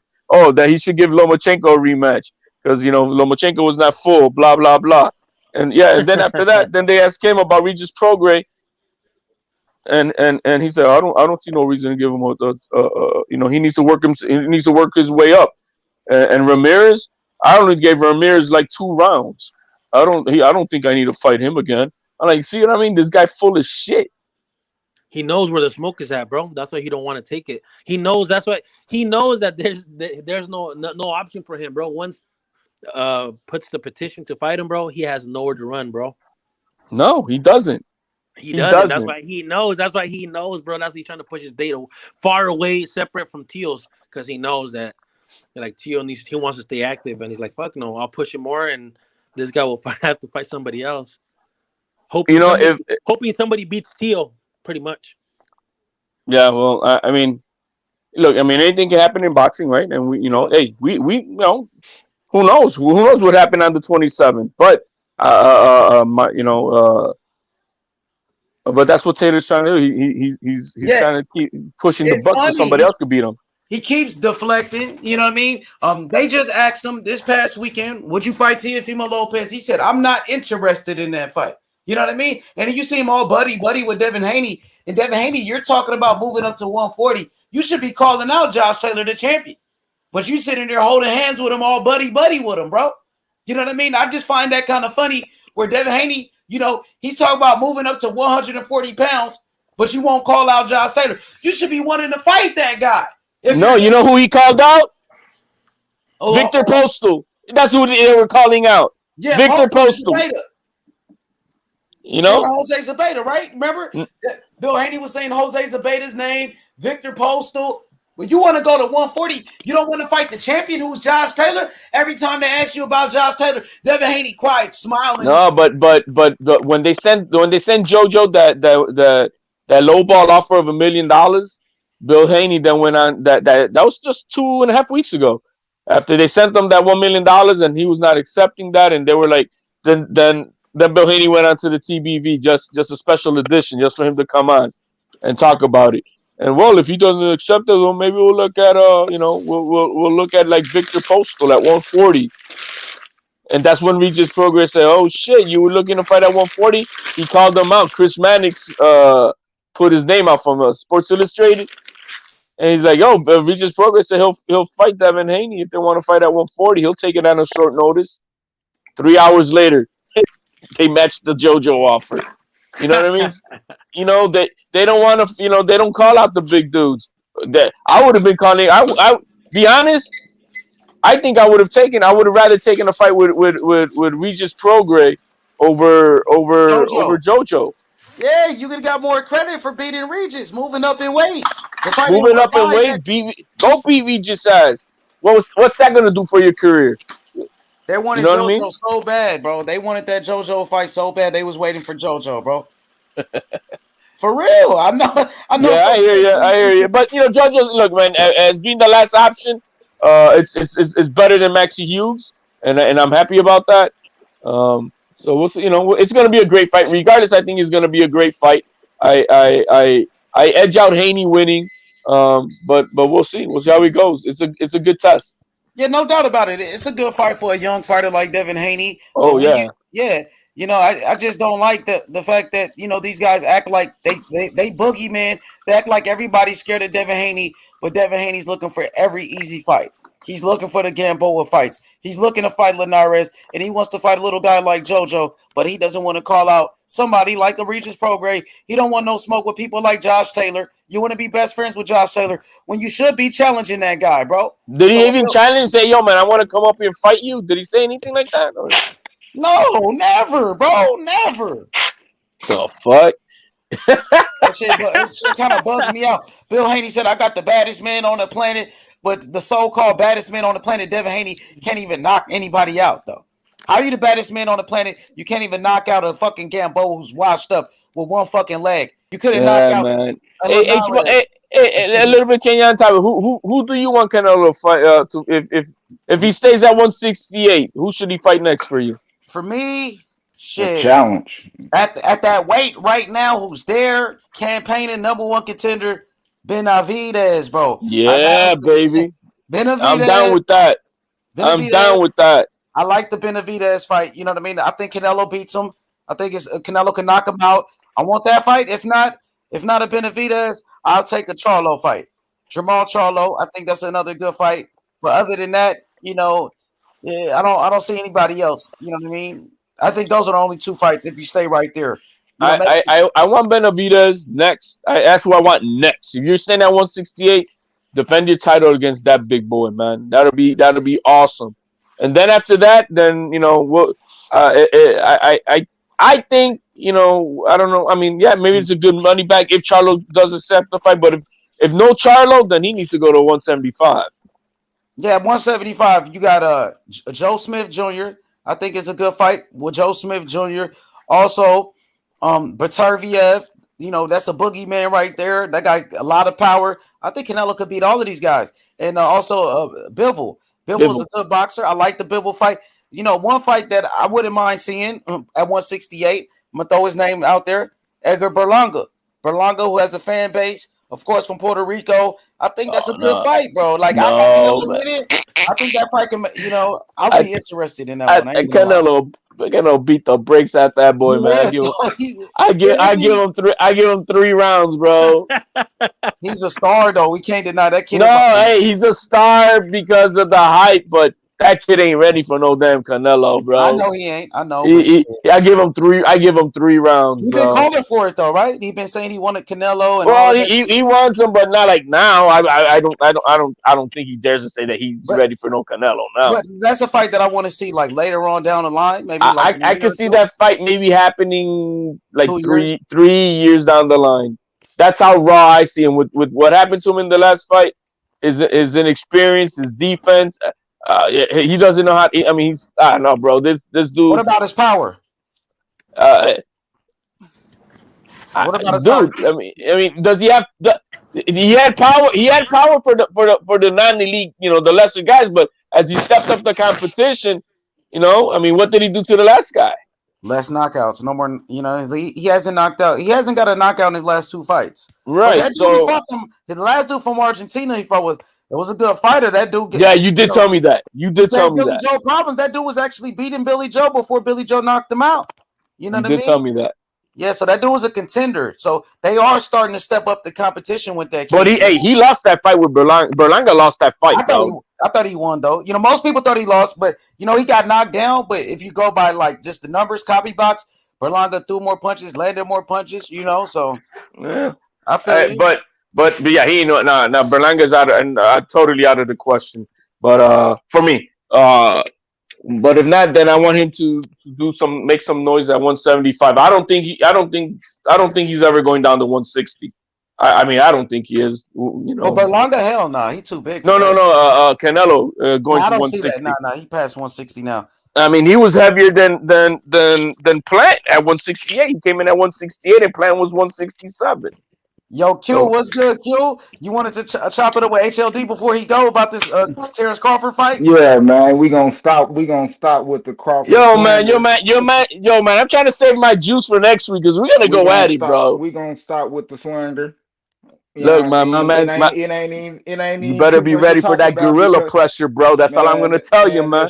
That shit ain't nothing. We gonna talk facts because you just talking some bullshit. Tell your farmer guy to come with his overalls, bro, because he's gonna need it. We talking facts because you were just talking some bullshit, talking about well he was getting outboxed but the knockout, that shit out of here. What was Canelo doing? He was getting outboxed by Caleb Plant before he got the knockout. I don't know why you bringing Canelo Plant I don't get that. Not because that's why I'm gonna say that. That's why I said you hating. Because if I say some shit like that, you hate on Canelo. You hate on nothing. No, man, it's just that's not even the argument, man. You mean you hate? Because, you very well know that Canelo won 7 out of those 10 rounds. So I mean that's fact. I disagree. In that, yeah, I gave Caleb Plant 2 rounds in that fight. Damn, man. At best, I gave him 4. Okay. The first 4 rounds, he was doing good. I gave him the first round. I think in the 3rd round, I gave him that. I gave him the first round and the 4th round. It was one round that was pretty close in there. At the most, you could give him 3, but that's about it. So was it a tough fight? Hell nah, he beating the fuck out that motherfucker. Okay, so why? Yo, when the guy's gotta be talking to him, telling him, "Yo, man, I'm better than you thought, huh?" Because Canelo fans would say that, but Canelo didn't say that. No, you know what? Plant told him in the ring, bro, in the 9th round. Did you see the video? Canelo's like that, bro. He shows respect to everybody, whether he whoops his ass or not, bro. No, we ain't talking about no video. We talking. Yo, about you heard what Caleb Plant was telling him in the 9th round, bro. What's that shit you love saying? What came out the horse's mouth? I don't give a fuck what came out your mouth. What came out the horse's mouth? Canelo, in the 9th round? He didn't say that. In the 9th round, what was Caleb Plant telling Canelo? No, HOD, the post press conference ain't talking about no bullshit that they was talking Oh, about. you mean the politicalness of being in front of the camera? Man, no, the post press conference. Don't pick and choose what you want to pick that come out of. No, I'm just telling you what the man said himself in the middle of the battle. In the middle of the battle, what did the man say? Out his mouth, he was giving respect. So, oh yes, you give respect to you. Hey, that's sportsmanship, bro. Point blank period. That's sportsmanship. He had Canelo in that bitch missing shots. He was hitting. Man, dude, he lost 7 rounds, bro. Stop it. Came out of his own mouth. Stop it. In the press conference. Stop it. Said he a tough fighter. You can say what the fuck you want. We got to go back to talking about Porter and Crawford and how Crawford was getting smacked around by Gamboa until he got knocked out. Hey, what's up, DJ? Where were you at? We were cooking your homeboy right, and you left, bro. You're the one that started the pot earlier. Yeah, y'all started talking over each other, man. I don't really like to do that. No, but you were the one that started the pot earlier, and then you left your boy, and the other guy just left. All sad, bro. I told H.R. like, man, I'll come back, man. Like, I don't like just a bunch of women talking over each other. I don't do that. Well, we sent them to the morgue, man. So I mean, because niggas like me and DJ grown man, we don't gotta yell over another motherfucker. That ain't how we talk. Yeah, we either gonna have a dialogue or we ain't. You feel me? Motherfuckers no, please. Don't want to come to the show to hear a whole bunch you just deflected the conversation of Porter and Crawford talking about Canelo. I know that, I'm letting you know. When I just told you this hating, okay, let's go back. That Gamboa was smacking Crawford around only until he got knocked out. Terence Crawford is one of the best farmer from Nebraska, boxers, is one of the best pound for pound boxers. Only motherfucker you can say better than him pound for pound is Canelo. Facts, I agree with you. I agree with you on that. Other than that, you can shut the fuck up. If you disagree or don't disagree, everybody gonna say that. So all that. What does that have to do with the what does that have to do with the fight coming on November 20th? You facts. Because motherfuckers that's but okay, you're telling me about accolades. I'm telling you what's going to happen on November 20th. I ain't say shit about no accolades. Go HLD. You want to talk when I talk? Go. No, man, you're talking about pound for pound. We're talking about what's going to happen on November 20th. Okay, talk about it. I just told you, man. Talk about it. You already heard my arguments. Okay, well, that he was saved by power, not by skill. Shut the fuck up and let the God talk. You hear me? Nah, bro, you better put that name in front of it first. If you done talking, let the God talk. Hey, in Spanish it's que. Go, that means what God, bro? Go. Go ahead, what God? Go. You done? Go ahead, what God? Okay, let the God talk. Exactly, let the God talk. So anyway, what God? That's what it says. Go HLD. Go ahead, man. You heard my argument. No, shut the fuck. You gonna hold on. Now you're talking slanders to me, bro. What are you talking about? Are we gonna? I said, go ahead, what God? All right, well, shut the fuck up, then. Let the God. Go ahead, what God? On me. Now let the God talk. So go ahead, what God? I was saying. I'm gonna be quiet. Go ahead, go. I say, damn, like, come on, my nigga. I got this gas in my hand. I got all night. I ain't tripping. My wife, I'm tripping. I ain't chilling. I'm right here. I got all night, my nigga. I'm good. So go ahead, go HLD. Just have your man ready for that gorilla pressure, man. It's coming. It's coming. That's all. So HLD, it sounds like you picking Porter in that fight. It sounds like you picking Porter in that fight, man. I'm going for the underdog. Just like he picked Heron. Nah, man. That was totally different. Don't play You yourself. go for Harry. Hey, what's up? You want to bet? I got Crawford. I got Crawford. What's good? I got Porter, man. I'm gonna get good odds online, bro. Why would I bet anybody? You want to bet? I'll pay you what the odds pay you. What's up? Nah, man. I'm gonna take a bet over an online bet, which is secure. Bro, come on now. Well, you right here. You don't have to report nothing, bro. I'm giving it to you cash, my boy. You don't gotta report it to your taxes. You're not gonna bet my level, man. What's up? I'll pay you what the bets pay you, bro. No, you won't, bro. What's up? Well, you're down or not? I'm right here. No, bro. you're not. Look, man, I'm not. I know what's up, Papa. That's not gonna happen. It's okay, man. You're not gonna pay me $5,000, bro. I mean, let's put it that way. That boy Crawford, go for it. You want to lose $5,000? What's up? Hey, I don't have to bet $5,000. That's the thing. I don't have to bet $5,000 to make $5,000. Well, that's what I'm saying. If you're gonna beat me, I'll pay you your $5,000. What's up? How much you want to put down? Dude, I'll be your casino. That's for okay, my man. You think I'm gonna take a sucker's bet over my secure BUSR, bro? Are you crazy? Nah, bro. Come on now. Betting line to us, so he won't have to bet real money. Because at the end of the day, he know Porter gonna get his ass knocked out probably before 9th, 10th. He gonna get outboxed. I tell you this. He gonna get his hopes up in the first 3 rounds, like, oh shit, Shawn Porter on him. Oh, and then to get his ass set up with an uppercut right hand. No, man, Porter's no postal, bro. All this only thing you can tell me he do is gorilla pressure. Crawford's gonna stop him on the 10th, bro. Crawford's gonna stop him in the 10th round, my boy. On the 10th round, Crawford's gonna stop him. I said in the 10th round. Like Spence did. Well, I don't know about Spence, but I know Crawford's the truth, my boy. That's all I can tell you. Spence got outboxed and had to outdog Shawn Porter.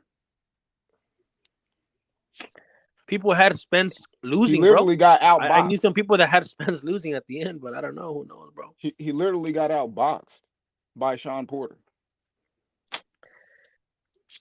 So when has he faced somebody like Porter up there? Yeah, he's disappeared. We haven't heard from him. He's on a milk carton, Karma. She's talking about you, bro. That you don't want to bet. Now she's trying to say you're gonna disappear like T.Y. or some shit. He's gonna disappear. God, because he imaginary. I ain't putting no money on none of these fools here, man. He imaginary betting online. You know what time it is? Imaginary betting online, so he ain't got to do it. You know me, H. I don't go nowhere, bro. I'm here, bro. You know me, dude. Yeah, I feel you. See. You obviously, HLD don't want to bet on fucking, Shawn Porter, so he knows. He knows look like. That's what pound for pound looks like right there. Look at your screen. That's pound for pound right there. You guys are talking about everything, but how you guys gonna actually win, HLD, bro? look at the screen. That's pound for pound right there. The farmer boy, you better make sure he buys more cows so he can learn how to milk them and shit, bro. Because he's gonna have to retire, bro. You better buy a tractor, learn how to fucking plow that land over there in Nebraska, man. I feel like he's gonna become a farmer, bro. Look at that. Ooh, you see that double jab on the back? Look at that. Where do you see? Where do you see? What are you talking about? Look at that. Yo, I think he looks just like Plant, bro. Hell no, that motherfucker got power. He's pound for pound, bro. No, he got power. That's the one thing that's what I'm saying. That's the one thing that he does have. He's got elite power, but his boxing skills ain't above and beyond. Don't be no goofy and say that. What? Nah. Don't be no goofy and say that. He ain't got the best boxing skills, bro. He box better than Canelo. Okay, yeah. He box better than Canelo. He's got power. I give him that. I can't do this. HLD, how come you got Porter? How come I got Porter? Because I like I like Porter Castro. I like his podcast.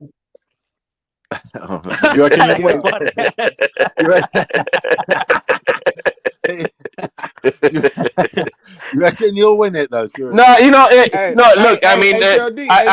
Let me say it. I know he's the underdog. Full-time podcast, man. I know he's an underdog. But I'm a fan of him. You know what I mean? He's a good dude. He's I call him the gentleman of boxing. I like who he is. I like how he represents himself. I like how he gives back. I like a lot of things about the young man. And Well so yeah, spoken, I man. mean, Well but spoken, man. as far as power goes, absolutely Crawford's got that. As far as hey, he is unbeaten. Absolutely, he is the pound for pound fighter. So it is the bigger challenge for Porter. You know what I mean? So I do, but I do know that he has things that also Crawford has not seen. Crawford has not seen a fighter like Porter, Name and three so things. this I think Name is a good three test also things. for Crawford. So I Three mean let's things put it that way. that Yeah, but Porter does in my better. opinion, I'm me and not my I'm Three not things fanboying, bro. Look that how Porter you're does talking like a better fanboy over here, than like he's the Crawford. god. And no, man. I mean, Name let's keep it three objective. things. Name three things that Porter does better than Crawford. He dresses better. He's got a better smile, and his wife Boxing. looks gorgeous. Boxing, not no fugazi gay shit. I'm just saying, bro. Pressure. And that right Pressure, there alone, heart. hey, He's got everybody, he's got different styles and skills. We always talk that he's just that all he does. Yeah, I say right, pressure. nigga, But the I guy said knows how name to three box, things. bro. No, The I guy said name knows how three to things he do box. better. Three things he do better. Don't tell me some shit he know how to do. He a boxer. I know he can box. Name three things he do better than Crawford. Fuck you talking about? We waiting. You waiting? No, everybody in the chat, in the panel, we waiting. I could tell you. I think No, Crawford goes to the I'm body. asking I think HLD. Crawford is a body. I think Porter. No. I think What's Porter's a better Porter? body puncher. Who? Porter? Yes. Okay. I think Porter's a better body puncher. And I think Porter knows how to cut the ring better. And then And I think and then he also has a forward pressure better than Crawford. It's his style, really, isn't it? It's His the pressure, style his pressure of not everything. better. Two, his body punching not better because I ain't seen him stop nobody to the body. You don't have to stop nobody from the body, bro, to be better. That body didn't work with Earl because he wasn't even hitting Earl body. Oh, it didn't fuck Earl up. No. Man, okay. You just said he outboxed Earl, but now he didn't. He outboxed Earl. I just told you he didn't have a body attack to Earl. He wasn't chasing the body. Okay. He was chasing the head. He was head hunting. He wasn't going to the body. Let me ask you this. This is if Crawford loses, what does that say about him? What do it say about him? Was he a hype job? No, because ain't nobody hyping him. You're hyping him right now. Nobody the fuck? Nobody. Okay. You want to know what hype is? Ryan Garcia, hype. Devin Haney, hype. Okay, that's not Terence Crawford. Don't. That's not who's exactly what. Hey, you don't know hardcore. No hardcore fan is hyping those guys up, bro. Stop it. Bro, hype don't come from hardcores. Fuck is you talking about? I'm talking about you hyping them up, bro. What are you talking about? He don't have hype. I'm one person. Don't give somebody hype. You're hyping them up. You understand that? One person. You're hyping them up. Multiple of people get people hype. Terence Crawford don't have multiple people hyping. He don't got big platforms saying, "Oh, Terence Crawford the best. Terence Crawford the best." He don't got that. So he don't have hype behind him like that. What are you talking about? That's facts. Hardcores know what they talking about, so they say he the best. Say the best without saying it. Like you just right now saying you just saying right now that he doesn't go to the body better. Everything real. It's no hype. Everything real. You just said that Porter does not go to the body better than Crawford. No, nigga. Goddamn this. Bro, Terence Crawford stopping niggas to the body. When the last time Shawn Porter even stopped somebody to the face or to the body? Who did he stop from to the body? Who? Crawford? You just said. And Dongo. He was on the fucking ground crying, undisputed. Fuck is you talking about? Body. Okay. Nigga, what is you talking about? Okay. All right. When the last time Shawn Porter stopped somebody to the body? Your question, your answer, nigga. What's up? Exactly. We'll see. Exactly. We'll see. Terence Crawford, the motherfucking truth, gonna beat that boy ass. What you mean? He ain't gonna beat that ass like you think, bro. And then when he doesn't knock him out, When he doesn't knock him out, what you Gonna gonna say? beat Well, he that doesn't boy have to win by ass. knockout. What I just hear, what I just say, he gonna beat that boy ass. So if he doesn't,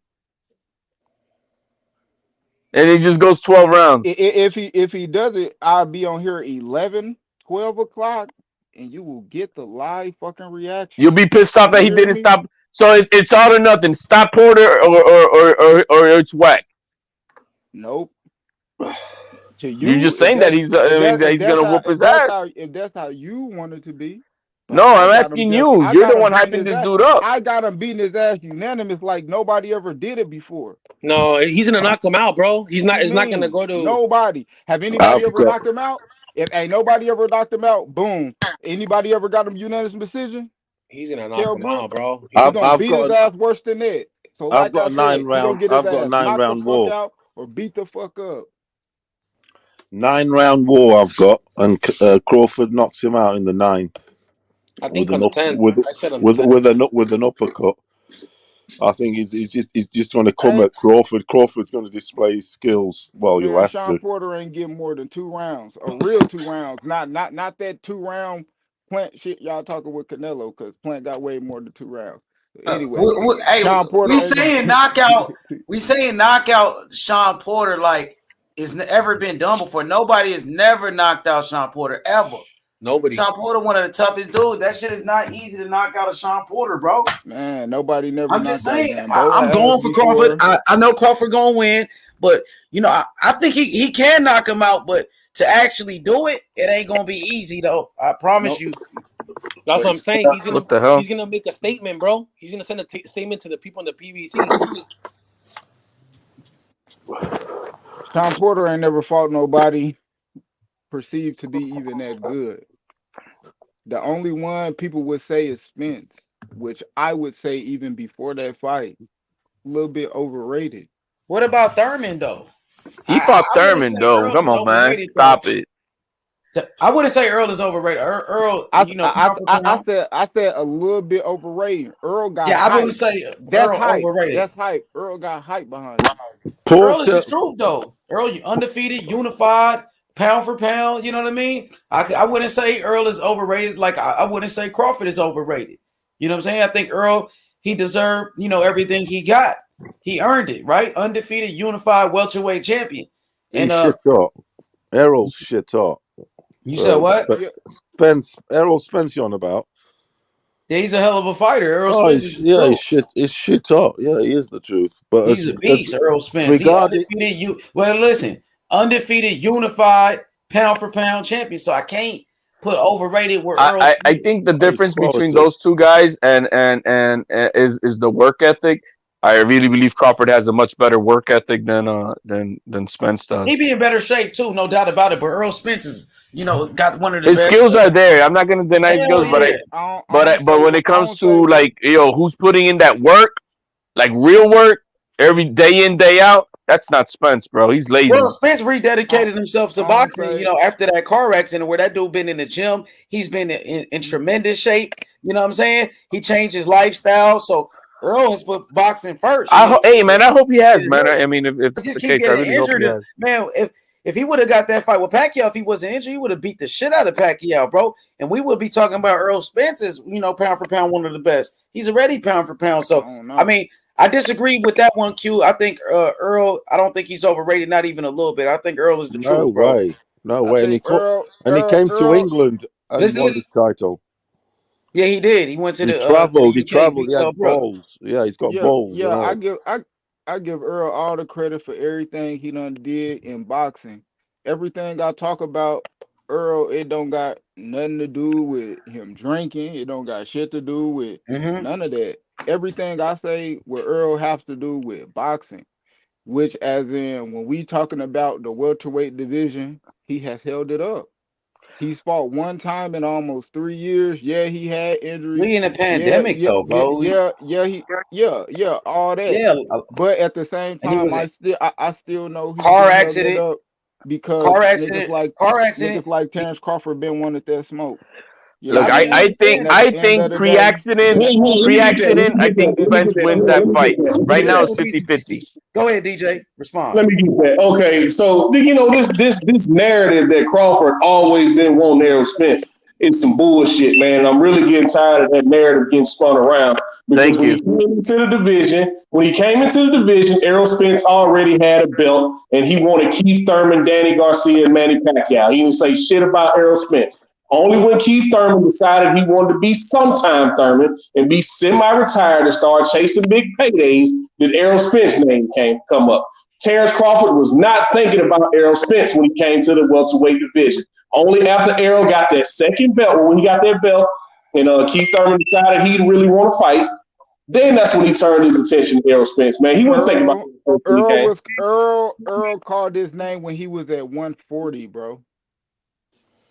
Okay, this is I don't pick sides in that fight because I want that fight, man. I have no idea who wins the fight. I'm just stating the timeline. The timeline. Stop that bullshit narrative that he been wanting to smoke the Spence. He been wanting to smoke. No, he didn't, bro. Because when he came to the division, he didn't have Errol Spence already had a belt. He didn't say Errol Spence's name. Nigga, because Errol Spence said his name.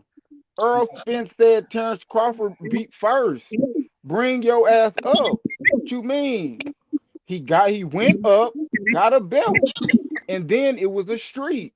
And then he was talking about, Shawn Porter wanted to take the easy route, but then it came out his mouth, why would I just take the easy route? I don't want to hear none of that shit. I'm talking about boxing. I don't care. No. I don't care when he said that shit, because when he came back after the wreck and fought Danny, he was talking like he don't give a fuck about what Terence. I don't know why he had my fight. I never come to his fight, but look how them tables turn, and now he might be fucking around, showing up, sitting ringside, watching him fight Shawn Porter because he want to fight him now. What you mean? Listen, man, these niggas, man, quit playing. We talking boxing. Porter. You know what Porter's bringing? Wait, let DJ respond real quick, and you go ahead. Go ahead, DJ. Respond to Q, and then Paulo. We need to stop falling into that shit. Why would I not take the easy route? Meaning, it's easier for me to make a fight with Shawn Porter. Not that Shawn Porter's easier fight. Yes, easier fight. Man, listen. Context matters. Context matters when he was talking about him. No, context matters, man. Y'all just heard. Let me take the easy route. Let me take the easy route, man. Come on, man. At that time, Bud was still chasing. Manny Pacquiao, bro. Like, come on, man. Man, nah, DJ. Man, no, what? See, you don't want to give it. You hold Crawford in so high regards. You can't say that he may have done something like that.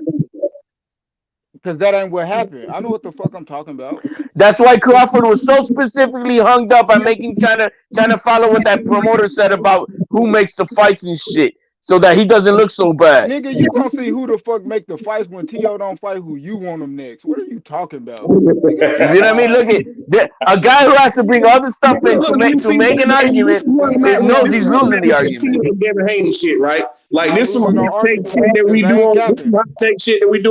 Earl mentioned the easy route not because it was easier to make a fight. He mentioned the easier route because he thought Shawn Porter was an If they don't fight in fucking April, I'm done talking about that shit. If T.O. and Devin don't fight in April, I'm done talking about the shit. That's just me. I don't even talk we're on board with that, bro. I don't even talk about that fight. I'm talking. But we're not talking about that. We're talking. Why are we always first you bring up Canelo, now you're bringing up Devin Haney instead of staying on topic? I'm talking there. People who do that, bro, it's because they don't know how to make an argument, bro. Hold on. No. Let Q to God talk. We was talking about. I'm talking that Earl Spence ducking that Crawford smoke. At the I don't know about it already came out. If a fighter really man, Kenny Porter, didn't you say that earlier? Kenny Porter told me that, and Crawford didn't want the Porter fight. If niggas go from talking about a belt, go ahead. If a nigga, I just want to say this. Well, go ahead, Q. I'll go after you. Go ahead. If a nigga talk about getting a belt to a side of a street, to an easier route, to a why would I come to his fight, to now niggas talking about Earl Spence might show up at Terence Crawford fight because he indirectly want to fight because he either gonna get lined up against an Ennis or a Virgil for a low risk a high risk low reward, or go ahead and fight the man that been chasing your ass since you started. And now you done said so much shit like I never go to his fight. Since Bud also Cody, to said you we showing done up with to the a Spence nigga fight. fight. Bud also said, Hold up. Let me say this. To go ahead. you actually showing up to a nigga fight because you indirectly want to fight him. We all know he not gonna fight Ugas, but he said I want to fight the champion. Who the other champion? Who the other champion? We know who the other So champion. He indirectly asking for this nigga from the same time you was talking this 60, 40, 30, did. Now that shit don't matter. Does he have? Now, Did he now, fight him? now Because the it's been only 6 years, man. now the only thing that matter to him, and I guarantee you, is the pay-per-view numbers. Oh, don't let them motherfuckers sell less than his fight. I guarantee you that's what come out of his mouth. I told you it was 60-40. I told you it was 70-30. I fucking guarantee you. He ain't gonna say shit about let's fucking fight. He ain't gonna try to get in that ring. He ain't gonna none of that shit. But I'm You gonna gonna be fucking honest with see, you. I especially never when I got got that beat. vibe from Earl Spence. Like Earl Spence don't want no smoke with anybody. No, I never got that from Earl Spence. Earl Spence, a real fighter, bro, will fight anybody though, bro. You know what I mean? A nigga, a real fighter, bro, will fight anybody, bro. Earl Spence, he pulled up on Crawford, right? They pulled up on each other and said we gonna fight. Even Crawford said like, "Oh, we talked on the phone about fighting each other." Oh, I saw that today, man, and I saw his energy kind of whack on Crawford, bro. Who? When Spence pulled when they met in the hallway. Yeah, they met in the hallway. They wanted to And they're fight. talking about, yo, I texted you and I called this and that, and oh, I don't know your number. He played it off like I don't know your number. I tried to FaceTime you, and like that Yeah, when Earl Spence told Crawford and then you remember when Crawford was going off on his ass on Twitter, and then Earl on Spence Twitter, called but not and in person. no, hold up, and then Earl Spence called his ass. It went from I ain't got your number to you calling this nigga, telling him, "Oh, we gonna fight so he can calm down on Twitter, nigga," because he was going crazy on your ass, on Bro, me, I don't because he think. really want to fight. I think they both want to fight. To be honest with you, you know, I know that's Earl. I know Earl said some they shit. both want to fight, man. Yeah, They that's what both I think. want to fight. They both want to fight. Like they told us that amongst all this bullshit that we keep trying to read into as fans, they both said numerous times we want to fight. Terence Crawford is the only one who said, I'm over the fight. Errol Spence said, we've spoken on the phone 3 Because different a times, nigga and keep we didn't know doing nothing all about because a making no nigga fight. keep Hold moving on, the let me goalposts. talk. Nigga Let moving me the talk. goalposts. Let Let me DJ talk. cook for a second. So DJ, you said Terence Crawford said he was done with the fight, that he was over it. Go Is that back what you and said? when Virgil fought Mo Hooker, right, and became like the interim intercontinental WBO what the fuck ever, right? When he beat Mo Hooker and he was at that fight and they was asking him about that, he was like, I'm done with the Errol Spence fight. He said Nigga, that shit. that was when Earl coupled that like a week after he was like, oh, it's be 70-30, right after he was talking about, I don't know why this nigga at my fight. Nigga, I'm over this shit. Why the fuck I'm gonna come to your fight and all this shit? First you talk about chickens, now you talk about the split. Nigga, I'm over that shit. And he's still saying that now.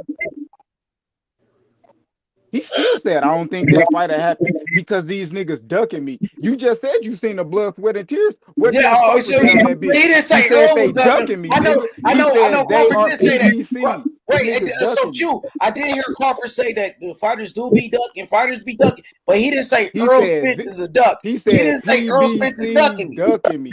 He Who didn't is say on Earl Spence PBC? though. He said He fighters talking do about be all this ducking. Because they showed that little clip of him and Earl going back and forth. And he was like, fighters do be ducking. But he didn't say directly it was Earl Spence that was ducking me or nothing like that. So who is he talking about when Shawn Porter was in his face and they was at the press conference and he was talking to Mr. Brown and he was like he told him to run back what he said.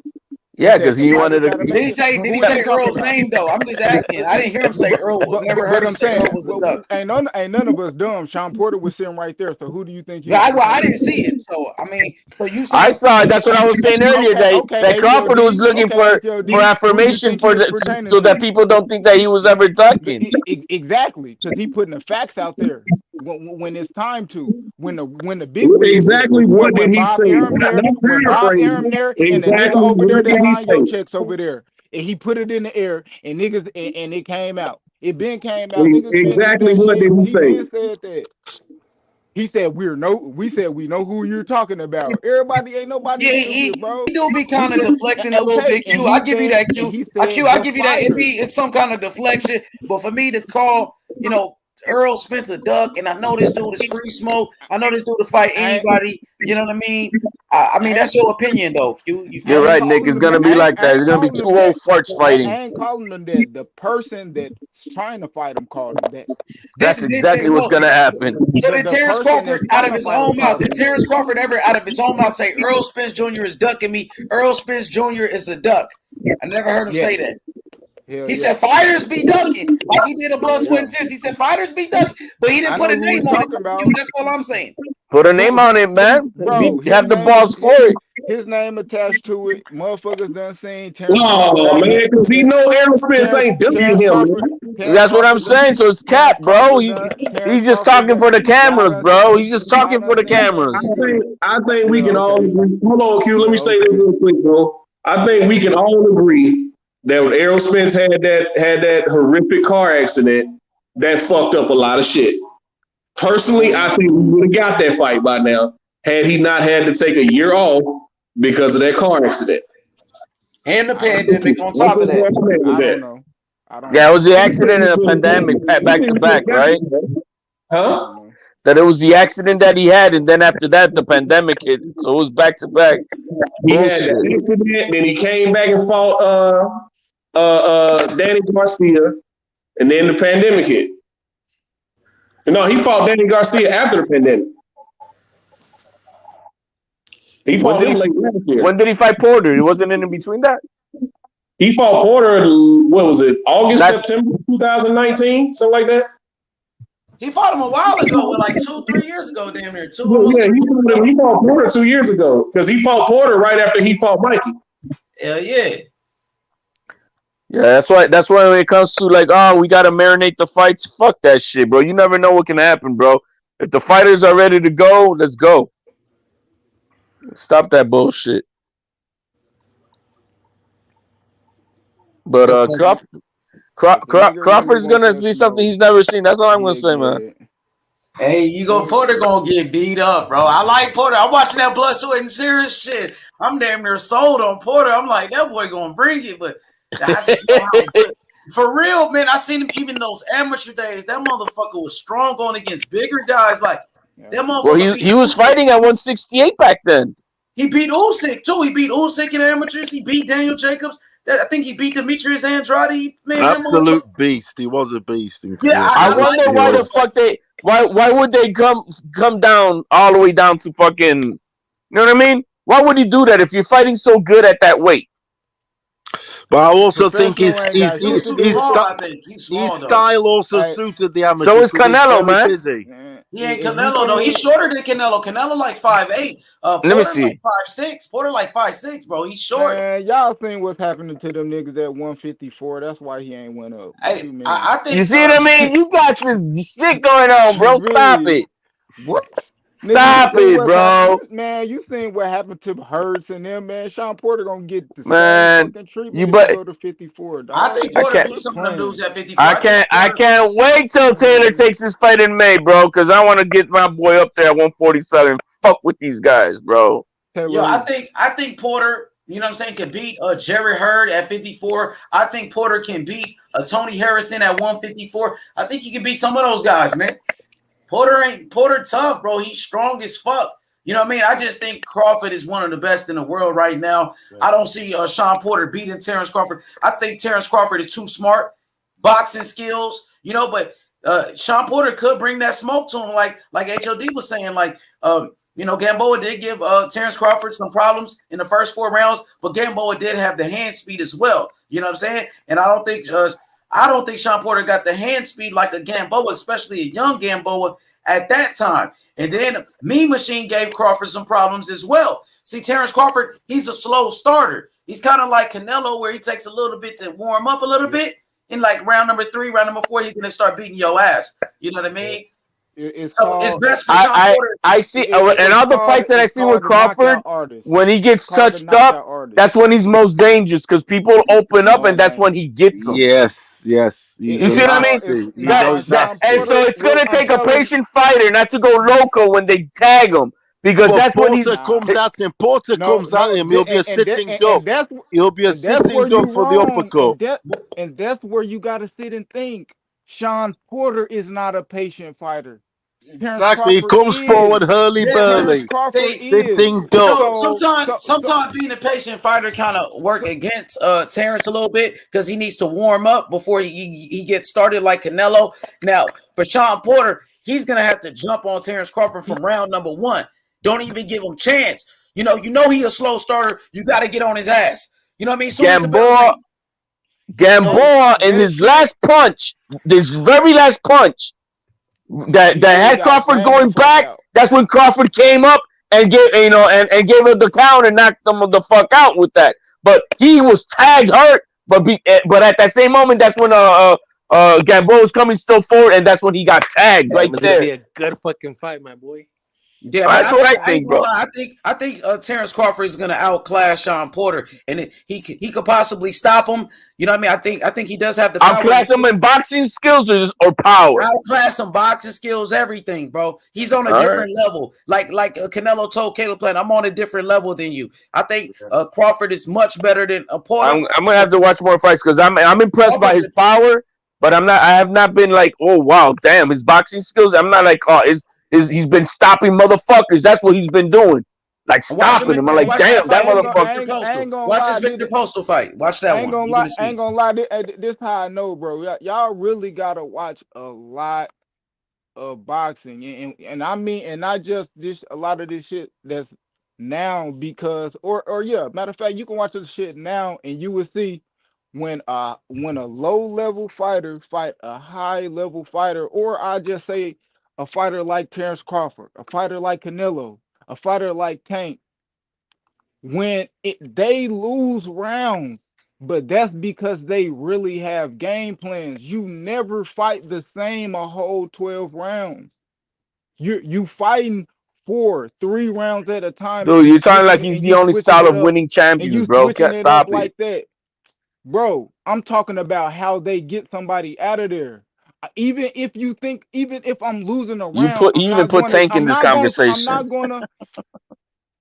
Even if I'm losing a round, I'm not going to switch my game plan just because I'm losing that 1 round or 2 rounds in a row. I'm gonna let you do that. You're gonna build up them same tendencies you thinking you capitalizing off of, and I'm gonna use them against you. Because you rely on that power, that 75%. I watched, yeah, you know, this guy right now, Armando's bringing up on power. That's how Benavidez can't do that because if Benavidez wouldn't have a fucked up leg, that fight would have been a lot different than what happened, bro. Benavidez' leg was straight, whatever. No, stop it, bro. That guy, I saw his fuck, man. His shit was blasted, bro. How many times did he fight before he fought? He fought a couple of knuckleheads after that, bro. What'd he do to him? No, before he fought Crawford. No, I'm saying before. Had he not, you're gonna tell me that man. You're gonna tell me you did not see that man dragging his leg in that fight. Man, you ain't answering my question. Did you not see Benavidez drag his leg in that fight? He ain't gonna answer my question. I'm gonna say it. Go ahead. Did you not see Benavidez drag his leg in that fight? Go. I'm gonna go after you. I'm asking you, bro. Did you not see Benavidez? You see, you don't want to give not 1 inch, and that's a fanboy. Like you can't. Yeah, he had 1 leg. I'm talking. He had 1 leg. It was my floor. What you mean? It's my floor. Why the fuck I gotta answer your question? Dude, you're too on your bullshit, bro. Get off it, man. You're not gonna be on no high horse with me. Fuck you, bro. I'm gonna tell you that right now, Q God, bro. I respect you, but this floor, you can't even think that you brought it. Fuck you with that, bro. We're not gonna go with that bullshit, bro. No, you're not gonna act like you got it. Your name means piss poor shit to me, bro. You're not no fucking god, and you're not gonna try to act like it here with me. Simple as that. You want to talk with respect, then we cool with that. Man, go. Are you done? Go ahead, Mr. Whatever. Let's go. You done? Yeah, okay. Man, go ahead, whatever. Okay. So like the fuck I was gonna say. Anyway, you brought up Benavidez out of nowhere. Benavidez, since he had a fucked up leg, he came back and fought 2 times, knocked him the fuck out, and fought Crawford and got knocked out. So that leg shit don't mean shit to me because he came back and fought. Were those other 2 guys the level of Crawford? Were those other 2 guys the level of Crawford? I don't care who it was. Well, no, you should tell. You see, you're full of cat, bro. Get that pipe out your mouth, bro. You're acting like a fanboy. You're acting like a fanboy. Dick sucker. That's exactly what I'm calling you, man. You got it. Get that pipe out your mouth, bro. I'm calling you. Now go ahead, go. Get that pipe out your mouth, man. You going? There's nothing that can't be said that's straight up. The guy had 1 leg, and you can't even say that. Talk boxing or talk like you can't even say that. Go. You can't even say that. Come on, Q, man. You're acting dumb, bro. Go. Just because I don't say what you want. No, man, because you're acting irrational. Everybody knows that Benavidez had 1 leg, bro. Everybody knows that Benavidez had 1 leg, that he was targeted and blasted, and they blew out his fucking leg. I'm not going to say nothing. Don't talk when I talk. Go. Bro, it's simple. Then get off the shit, bro. You don't have to talk. We can keep it going. I don't want to talk when you We can keep it going, bro. You talk and I'm going to talk. You got on the panel to talk about Porter and Crawford. You started talking about Canelo. Then you wanted to talk about fucking Devin Haney and all this bullshit because you can't stay on topic, you. On my mama, I never said nothing about that. Yo, you didn't? Did he just start talking about Canelo? On my mama, I said nothing about Devin. Everybody knows that Benavidez was on 1 leg, and had he been on a full set, it would have been a different fight. I'm not saying he would have won, but it would have been a different fight. And you can't even accept that? Come on, man. You got to be kidding me. Next, who else wants to talk? Anyway, so you done. I'm guessing you done, so you want somebody else to talk. It's back on me. So like I was saying, I don't care what you're asking me just because I don't agree with you. It don't matter. Agree to disagree. Nigga, I don't have to agree with you. I don't give a fuck what you talking about or how you feel about it. Point blank, period. You're talking HLD. to me. I'm not talking to you. I have HLD. talk about something else, bro. Your name, so now you know I'm talking to you. Come on, man. Now you know I'm talking to you, HLD. You came on the panel for me, man, and you can't handle it. Exactly. That's why I just said your name. And you can't handle HLD. it. I'm talking to you, HLD. Can't handle it, Q. Handle what? You don't even know shit about boxing. You don't know shit about boxing. You're fanboying, and you can't even. You're not objective in anything, bro. Everybody on the panel got his ass getting beat. Point blank, period. You the only one speaking opposite. And we gonna see. So we gonna see at 11:30. It's gonna be an early night. 11:30. Okay, man. It's gonna be an early night. Yeah, that shit gonna be hella early. Okay, man. Good. But this weekend, who y'all got? You know what I mean? Munguia or Rosado? Who you got? Shit. I ain't gonna I'm not gonna look, Q. We're not gonna talk. Me and you, we're not talking about Porter and Crawford till like next week, bro. You hear me? Yeah, or no. You and me, we're not. We'll talk on Friday night. On Friday night next week, bro. Or if I hear you hating on Crawford, I'm gonna chime in. No, man, ain't no hating, bro. Ain't no hating. I gave the man the props. He is the pound for pound dude. He is undefeated. He's got that. He's got more power than Porter. And ain't no hating. What the fuck is wrong with you, bro? But like I said, look, we're gonna stop because HLD, are you going to the Teofimo fight? No, I'm not gonna be able to make that. It's Thanksgiving weekend, man. No, are you in New York? Maybe. But are you a New York person? Are you from New York? Maybe. Why? Oh no, I just wondered if you're in New York.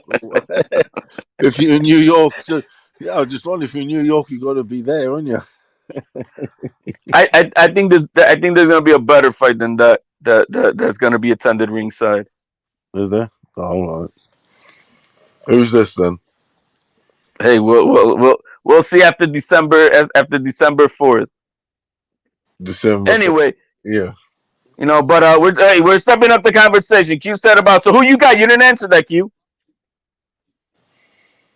Shit, I think shit, I fuck around, man. Shit, that boy Gabe been sparring with Benavidez and shit. What? Man, Munguia, his ass be getting hit. On game, Munguia be getting his ass be getting New hit, but his coach. He's ass got got a that new motherfucking coach power. also. He's He got a got new that coach. power. He's got a new coach. Who, Gabe? I'm Yeah. surprisingly hearing a lot of people It's going a for second Rosado. fight. It's a second fight with the new Who's coach. got how Man, many losses has Rosado got? shit, I don't 15 or know. something like that? Who's he got then? Fuck on I've me. had He a done got brain his fart. ass. I've had a brain You know what I fart. I mean? can't But remember who he's but got. but but thi- but this what I'm saying. He in the same position Shawn Porter in. Top guys. Every Triple G. He's Danny Jacobs. He done probably 5-1. He's lost to, you know what I mean? 5-1. You know what I mean? 5-1 he is. And then he actually lost Dude, to a man, you can't guy. you're not And gonna he actually you are lost. not gonna compare Rosado to Porter, bro. No. I know you just did not do that, When we bro. talking when we talking toughness and shit, like him actually fighting everybody, who ain't he fought? Man, when have you ever seen fucking Porter get outclassed by a guy like No, I'm saying a prospect that bullied the back, I'm saying bro? If it wasn't for the mistake you that saying bullied who the ain't he back there, fought? he was beating his ass, bro. Porter He never knocked been his like ass that. out though. It don't matter what happened. It don't It matter. does He knocked his matter, ass bro. out though. And so you got Rosado? A up and coming a young dude up and coming prospect. You know what I mean? So now you want to go? You want to talk back about Terence Crawford and Shawn Porter, No, you said that's the same thing like or we talking Porter. about Rosado? No, you said it. No, You no. you said I that was Rosado is the same comparing. position Do as you want to let me Porter. talk? You said that. Don't play Yeah. yourself, bro. Yes. Come As on, far Q. Don't play as yourself, bro. don't Anyway, who you got, man? Just who you you gonna let got, me man? talk or you gonna keep talking? Who you got? Exactly. So let me go back to what I'm saying. Let me say what I'm saying. You don't Don't mention don't Porter, bro. dictate how I do my conversation. Don't dictate how I do my don't Don't dictate how I do don't my mention dialogue. Porter, bro. You hear me? Hey, you hear me, pussy? Relax. Relax. You hear me? Hey, relax. So like I said, when comparing Gabe, you can compare him to Shawn Porter as far as resumes when you're talking about somebody in the division that's fought a lot of people. We talking experience. We talking about a young Munguia who coming up from 54 and somebody who don't fought at 68 and 60. So anyway, like I'm saying, and then just be the young up and coming dude. So like I'm saying, Gabe, he got some momentum on this side. I think Munguia still could win by knockout, but I also think Gabe gonna be in that bitch to bang too. So shit, it might be a test to see Who you putting your who money more on? fit. You know what I mean? Shit, money, shit. Then I I'm gotta just look saying, at the who you odds got, when we get to bro? bread, but I'm gonna say Rosado's got a puncher's chance. I'll Late probably Hey, go on. with That's what he's thank got. you, Munguia. thank you, That Paulo. That's what I'm just saying. that's You why he's know, 5-1. He's got a punt. That's he's called got a That's what five I puncher's to just chance, one. but He's a puncher. Yeah, Munguia should be able to handle this guy Munguia is going to be like convincingly. these. Yeah, but Man, that he should. McGill be getting his ass punched all in the face. McGill, he good. He be knocking shit out. He young, he strong, but He's yeah, only he be getting 24 his years ass old. He's punched still, all in you the know, face. No, I don't give a fuck how old he is. What you mean? It's a lot of young motherfuckers. Rosado needs Q, man. a Q, Rocky what are you knockout. smoking today, He Q? Man, needs a you on some hype shit, bro. What's going you on, my talking man? about? What is you You need, talking about? You trying to dissect yo, every man, word I say? So I'm you gonna do need the some same better thing to juju you. today, What you bro. talking about? You a little bit hype, bro. But the You HLD, you need to Rosado's relax. heavily back though. The HLD needs to opinion is relax. 50-50 out Acting there. like a hoe out That's here. an interesting Yo, the point. surprising, no, surprising what It Q is is. saying. I'm hearing it a lot from a lot of people, No, and it I know a is. lot of people saying Rosado, man. I It's am hearing a lot split. of people It saying really. Rosado. The opinion is not 5-1. It really is split. Unless they want the romance of Rocky and this and that, and he has got the emotional attachment because of he's a classic journeyman, old school, That's etc. what I get You know, what I exactly, mean that Paulo. there is that attachment, and I'm attached. I'm a sucker for that. We all are. You know, it's Rocky. And Well, anyway, yeah, rags to exactly. riches. Rags to riches. We all love the rags to riches. So anyway, but he has got that puncher's chance at what to time one in or something late on. But I hear a lot of people saying that they're really going for Rosado. No, they are. It's 50-50. But opinion based. I hear that a lot, and from a lot of respected people that I trust in boxing, like Q. He's going for Rosado. I respect his opinion. But yeah, man. I got Munguia. I think Munguia. Well, two things. I think it would be better for boxing because he's the younger guy, and hopefully he's continues getting better and better. But because I think the kid is he's just a younger, stronger lion, and I think with that in itself, he should be able to handle this vet. I hope he get his ass knocked the fuck out personally because he can't trade, but that's just me. Because of what? Shit, that's why better for boxing might be Andrade.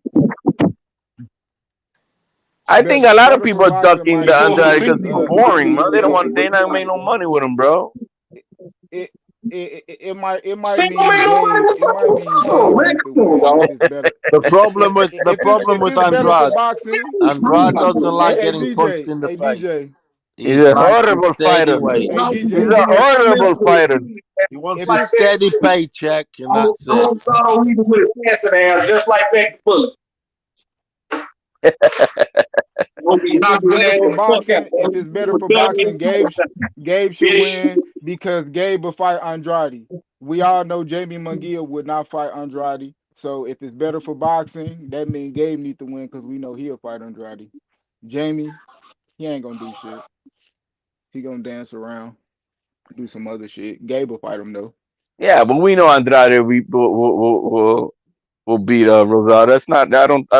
I think that's a fair, easy call. Probably beat Munguia ass. And if you believe otherwise, you probably believe in Jamie more than he believe in himself because I believe that he's got a puncher's chance. That's what he's got against Munguia. Simple as that. What kind of chance do Jamie got against Andrade? If they a puncher's chance, because he got a puncher's chance too, Munguia. Now Andrade didn't look too good in his last fight though. Q, he got rocked a couple times. It looked like he lost a step. He don't look like he's getting older, man. He's getting older. His legs don't look the same. I ain't gonna lie. He always got rocked.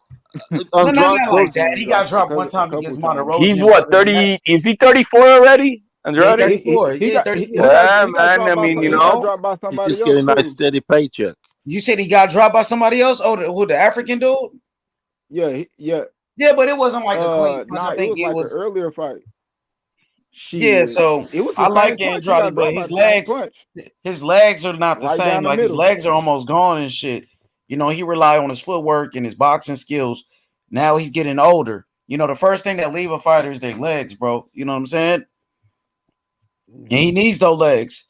Yeah, his style of fighting, he does need his legs. Hell yeah, because he's not the biggest puncher. You know what I mean? Yeah. And his balance is not that good too. Most times he be off balance and shit. I do like Andrade. He do got some skills, but I think he's starting to slow down. Look like he lost the step to me from what I see.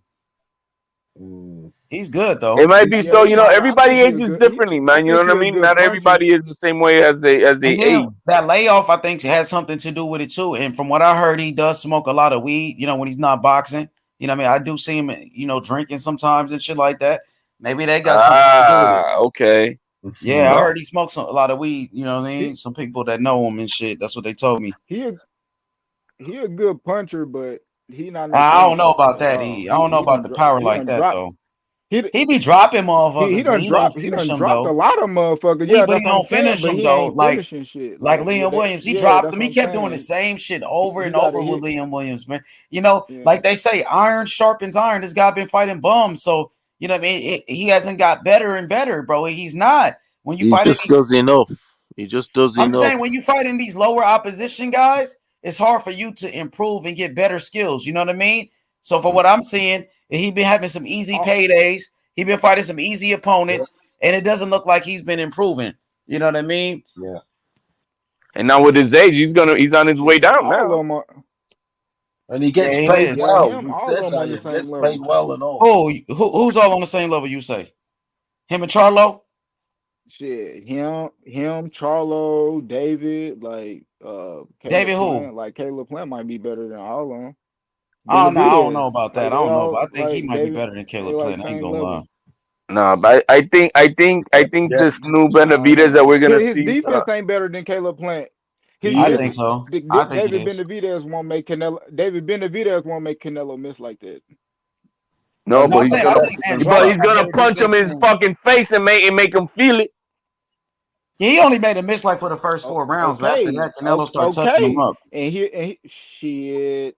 Yeah, After that, I know Canelo started fucking him Benavidez up. ain't gonna be fighting to survive like Caleb Plant was doing. I tell you that. Oh yeah, for sure, for sure. Benavidez is more of a threat than a Caleb Plant, bro. Yeah, I He's gotta be coming to honest with win. you. He's coming. He's Didn't look coming. like Caleb Plant didn't look like he was in survival mode. He was in survival mode, bro. He wasn't going after. He wasn't going for it. I got Benavidez knocking out Caleb Plant, by the way. That's how we Yeah. fight.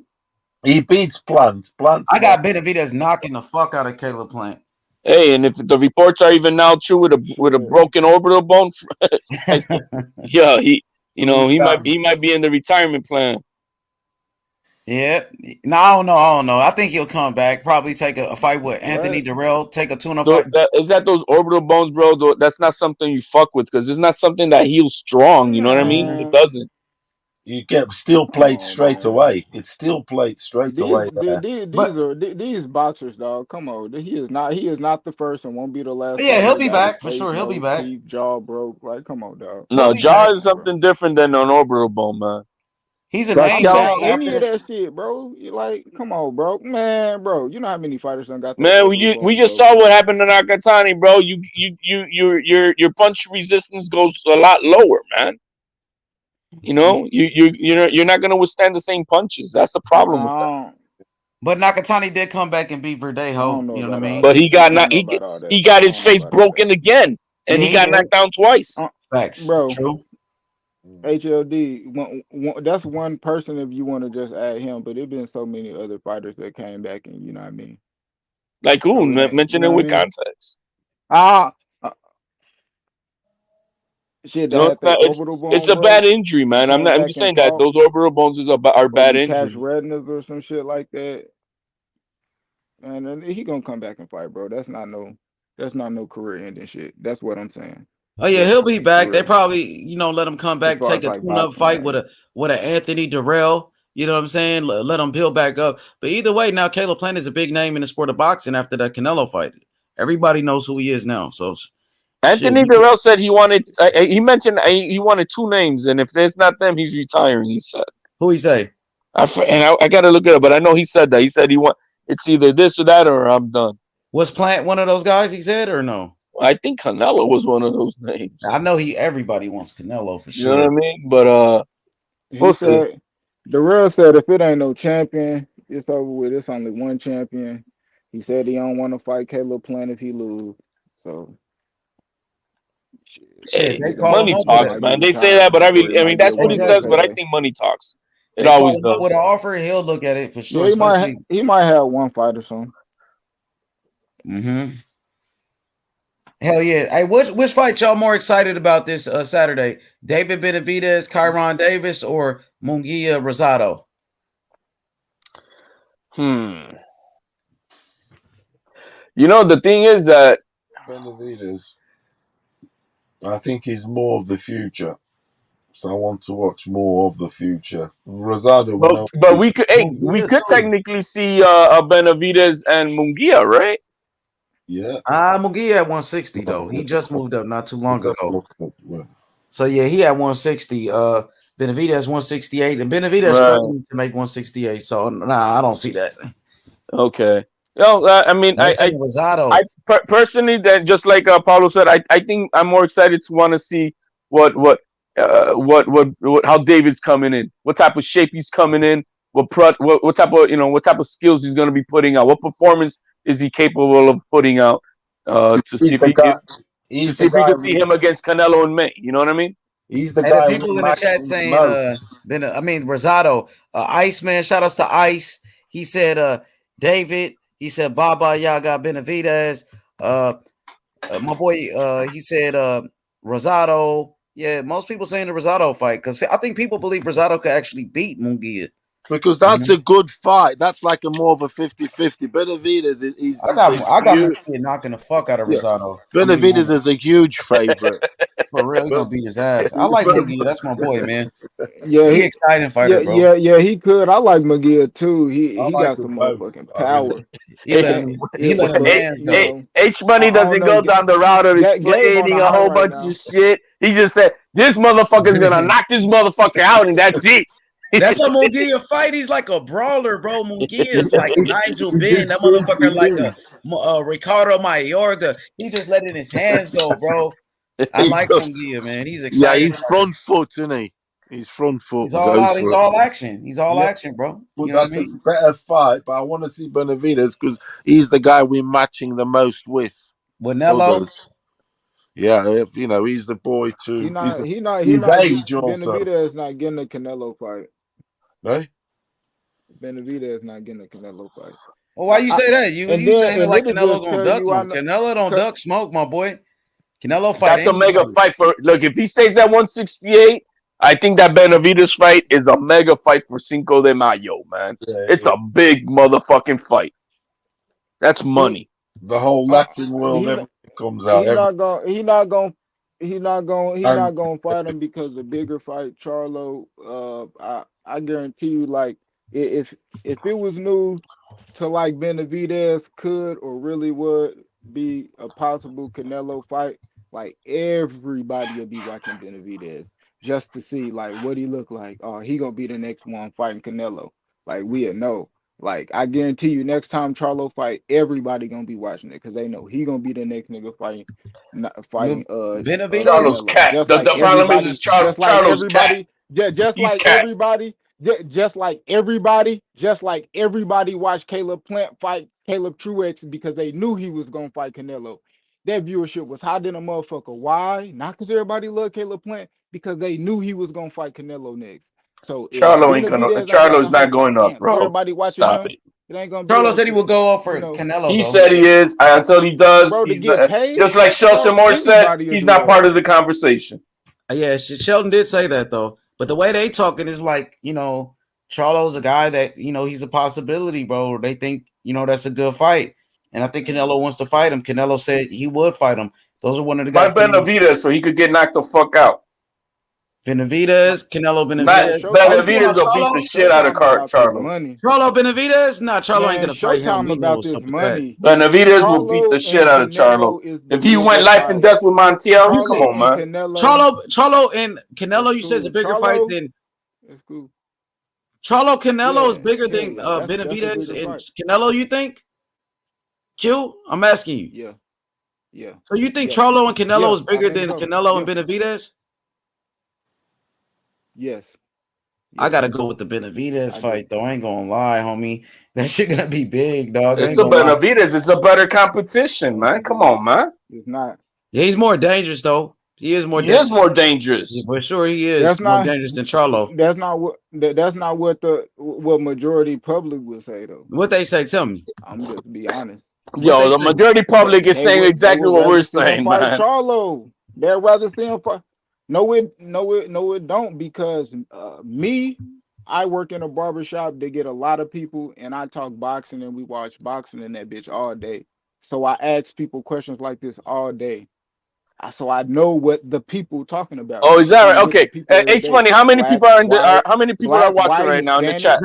We got 62 people total watching. Hell, everybody on the chat. Who's a bigger fight for Canelo, Benavidez or Charlo? Please put Benavidez or Charlo. Who you think is the bigger fight? It's not the bigger. It's who you want to see them fight.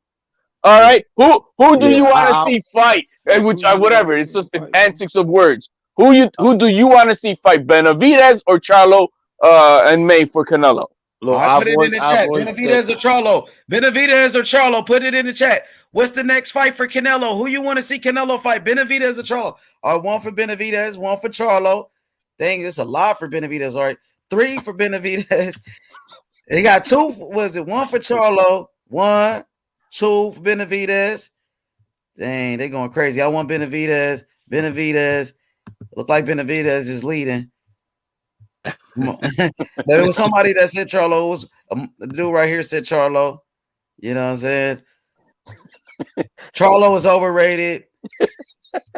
Put it in the chat. Who y'all want to see? He said Charlo and Benavidez. Charlo or Benavidez. Who you want to see Canelo fight next? He said Coca Vides. They talking shit. Benavidez. Paul Young says Benavidez. My boy right here says Benavidez. It look like Benavidez is leading. But Q, your barbershop, right? You out there in Texas, ain't it? You out there in Texas, right, Q? Yo, Q, you there? Oh, my boy Ice. Yeah. Ice said he won Charlo. Okay.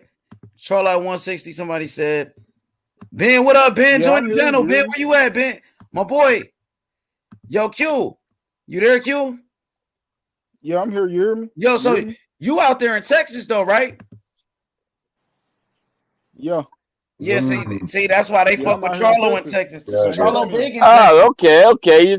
But Charlo big in Texas. That's what. Yeah, he's big. He's big, no doubt, because that's his hometown. You know what I mean?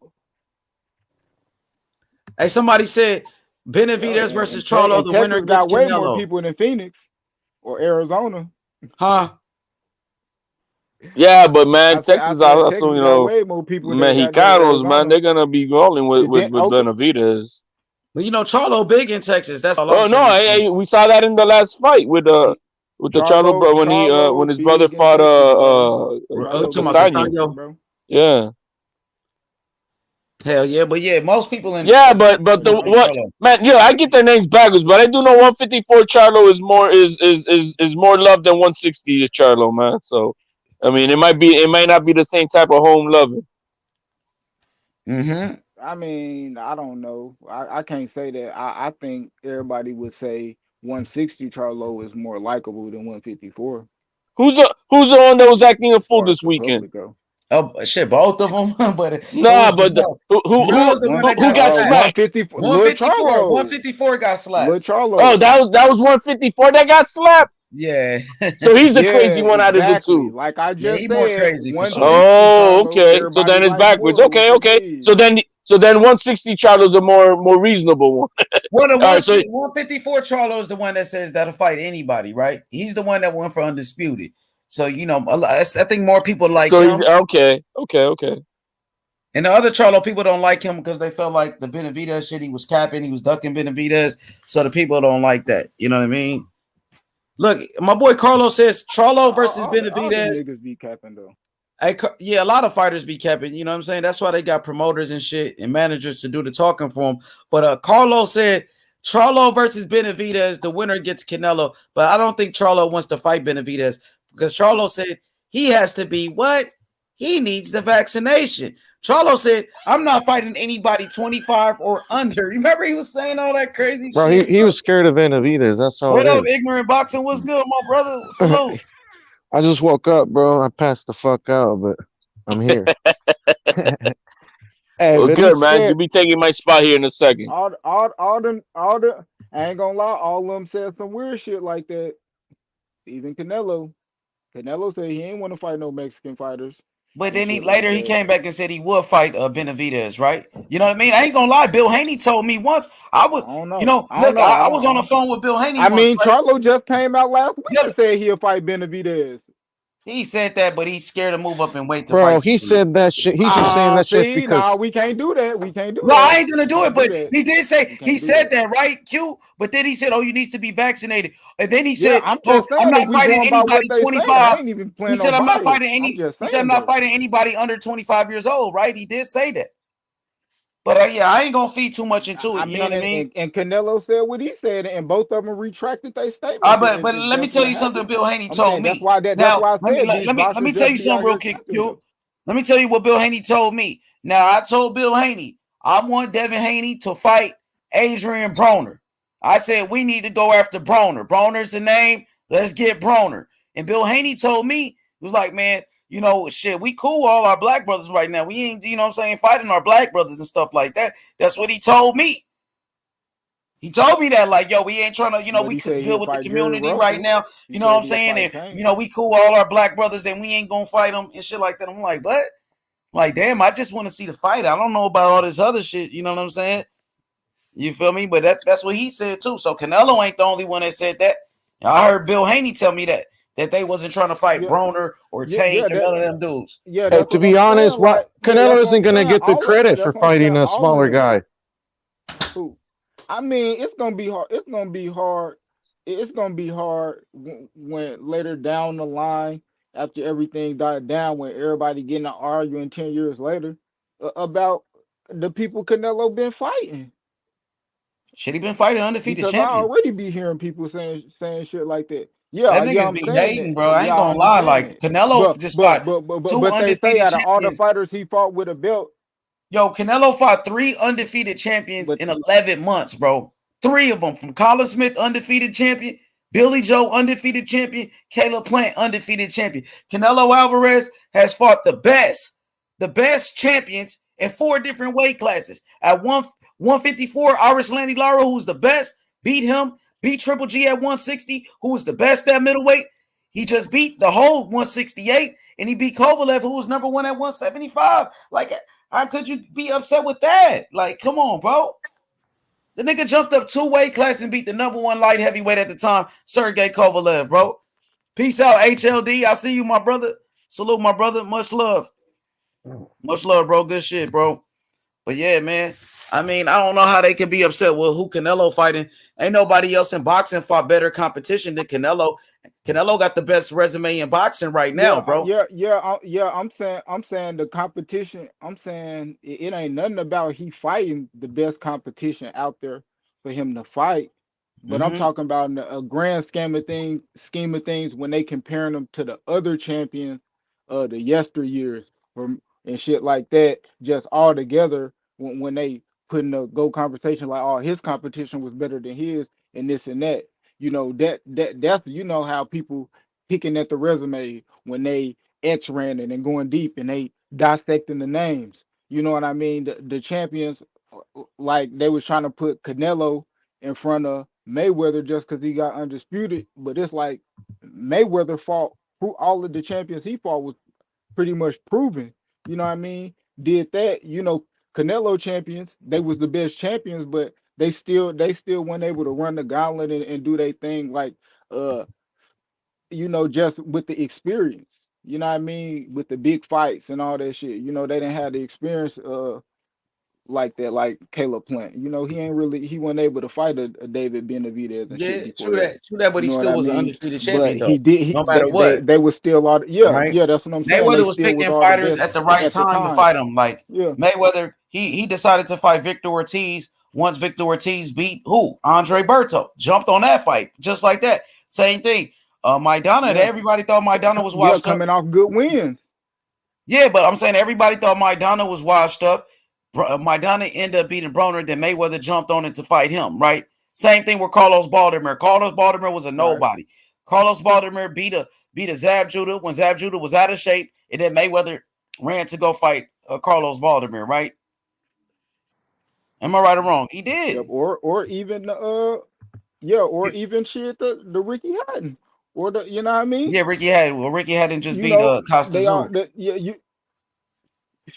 They all coming off, the big wins, against, fighters they would say proven, that's why they would be like, damn, Mayweather, at the time they fought him, it wasn't like they fought him off after they coming off a loss or something like that. That's why Canelo, they was all undefeated. You know what I mean? We all know they all undefeated. We could do that with any fighters. Well, most, not anybody, but you could do that with most fighters' resume. You could go look at Mike Tyson's resume. That's what people do. They do the same thing with Tyson. They do it with Floyd. Floyd fought Carlos Baldomir. You know what I'm saying? Floyd fought a washed up Andre Berto. Floyd did this. Floyd did that. They do the same thing with Canelo, bro. You know what I mean? Hey, nowadays, undefeated champions don't want to take risks, though. Yeah. They just want to sit around and wait for the biggest payday, and then they retire. So, shit. Man, that's why you got to give a fighter like Tio his credit for fighting Lomachenko, bro. He didn't even have to do that. He could have ducked Loma like everybody else did. But that dude went for that fight. He even took less money in the process, bro. You know what I mean? And you got to tip your hat off to the fighter that's doing that. He wasn't concerned about taking a loss. You know what I mean? He didn't even care. He just, he went for the legacy and he came out on top, man. So you got to respect those guys that's doing it. Even Canelo, when he did it, when he fought Mayweather at 23 years old, took a loss, but it made him bigger. It made him better. He got experience from that fight. And look at Canelo today.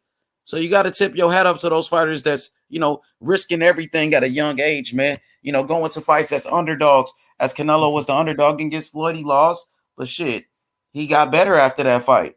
You know what I mean? Even like Andre Ward, when Andre Ward went to that Super 6 tournament, he was the underdog when he fought Mikhail Kessler. Shit, Ward ended up, shocking the world, beat Mikhail Kessler. He won the Super 6 tournament, and that made Andre Ward who he is. You know what I'm saying? So you got to respect those fighters that's doing that. There's not too many fighters that's doing that today, bro. Like you said, most fighters, they trying to protect their they looking for that big payday, and that's what it looks like Jamal Charlo was doing. Jamal Charlo waiting for that Canelo payday. You know what I'm saying? Hey, who was that guy that was on last night? He said he went to the Ronnie Shields gym, and they said the Canelo fight probably up next for him. Yeah, that dude Joseph Haran. Joseph, he was on here. He was talking shit about K9. And they was talking shit about K9. I heard all that, yeah. K9 got a YouTube channel. K9 responded to the dude. He made a whole video about him. Oh, so you watched? Damn, that means he was watching the video. Yeah, because the people in the comment section went and told K9. Yeah, K9 did a video. He used our video. He hashtagged me.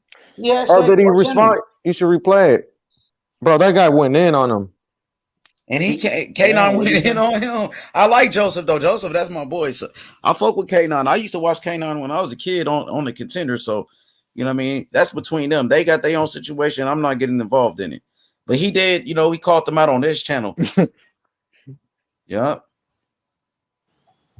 Hell yeah. I'm excited about the fight this fucking weekend though, bro. Boxing is lit, bro. 2 cards. 2 cards. David Benavidez. Who's Benavidez with the company? He's PBC. He PBC. He's with the PBC. He's his promoter. His promoter is what's his name? Samson Promotions. Yeah, I haven't watched much of his opponent, admittedly. Benavidez Kyron Davis. Kyron Davis. He fought the real to a draw. What do you reckon to him then? He's a decent fighter. I think he's undefeated. Shit, he's coming to win, and then he took this fight on a short notice, so he wants to smoke. So you know what I mean? You got to tip your hat off to a guy. Most people don't even want to fight a Benavidez. You know what I'm saying? So for Davis to take that fight on a short notice, has he got power? Davis. I wouldn't say. I don't think he's a big puncher like that. Shit, he probably got some pop. He couldn't finish Darrell. He couldn't finish off of Darrell. You know what I'm saying? So I wouldn't say he's a devastating puncher. Let me pull this shit up. Bro, Benavidez' resume is garbage. Yeah, who the fuck is this guy? Who, Kyron Davis? Yeah, I've never seen him fight before. Yeah, I haven't seen a lot of. I've only seen like little bits. I haven't seen a full fight. I haven't, admittedly. So and that's why I'm gonna say, man. I know the Charlo fight bigger, bro. Real talk, Charlo fight bigger. I mean, they have been building up Charlo. You know what I'm saying? They have, but you got to think about this. He built up. He's not a big puncher. Look at this shit. Kyron, he got 2 losses. Damn, he's not a big puncher. He only got 6 knockouts. You see this shit? Put him on then. He only got 6 knockouts. Y'all see it on the screen? Yeah, we see it. We see it. The motherfucker only got 6 knockouts, man. He got a 31% knockout ratio. Man, look at his nicknames for a knockout artist. Shut it down. So he got 6 knockouts out of 16 fights. He got 2 losses, 1 draw. 27 years old, 5'10", 73 inch reach. Man, that Benavidez is gonna fuck him up, bro. Yeah, so he lost to Patrick Day. Rest in peace, Patrick Day beat him. Damn. Patrick Day, bro. Rest in peace to the champion, man. Passed away, died in the ring. Oh, he lost to Junior Castillo. Let me see Castillo. Is that the guy that? Let me see. Is that the guy that? I don't know. No, that Patrick Day was right tragic. The fight before, even that one, he had won me money because he was an underdog. Didn't he win? That shit is crazy. He won as an underdog. Beat this nigga ass, homie. God damn. He gonna beat the fuck out of He that. said beat the nigga. He gonna beat that nigga ass, homie. Benavidez, bro. Bro, Benavidez and Yeah. Charlo are bum slayers, bro. Come on. He said bum But slayer. I'm just saying, like that eye test, Benavidez looked like he the truth though. From when you know what I'm saying, his Yeah, highlights and shit. he's got a lot of Two-time speed and champion power though. for sure. And the speed too. You know, hand speed, combination punches, all of that shit. Hey, but I bet you when he fights Canelo, he ain't gonna fight like that. Canelo gonna be counter punching the shit out that He's boy. not gonna come like that at Canelo. I'll make you a bet. He's flat footed. That's what I don't. One thing about Benavidez, he got fast hands, but his feet are slow as fuck. So Benavidez, his best wins you could say is And he had a split decision. he squares up when he throws his combination. Go watch his I need fight. to go back and watch his fight with that dude Ronald Graville because it looked like he had a split decision. So he had to rematch Ronald Graville. He rematched him and he could have knocked him out in both fights. Hey, that's the guy that dropped him. Remember that? Was he hurt or was it like a little flash? No, he dropped him. Like hurt or like he was buckled and shit, or was it like A little bit. Back up? It was nothing. Benavidez is tough though. So he hasn't really fought anybody though. When you look at it like that, Hell no. No. From like an eye test, it looked like he a beast though. Yeah, but that's the same with Plant, man. He had a shitty resume. But at least this dude got some power. So this the dude that gave him problems. 6'2", 35 years old, Ronald Graville. He had 3 losses, 2 losses to Benavidez. Who else beat him? Graville. He never been knocked out. Him fight, and he's decent. He's he lost good to nobody. I've seen him fight. He lost to nobody though. Good. Hey, Canelo can fight Charlo in May and Benavidez in September. So, Q, one thing about Charlo, the PBC have been building him up, like, you know, trying to make him a star this past couple of years, right? You know what I mean? They put the Charlo brothers on Fox. They put them on Fox so everybody can find out who they are. Man, I remember people in the hood, bro, they was telling me like, oh, you ready for them twins fighting?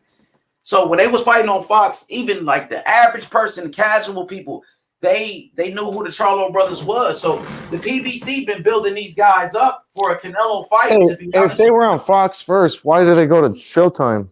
they went back to Showtime. But remember when he fought Tony Harrison, right? Jamel and Jamal was the main event when he fought against Korobov, right?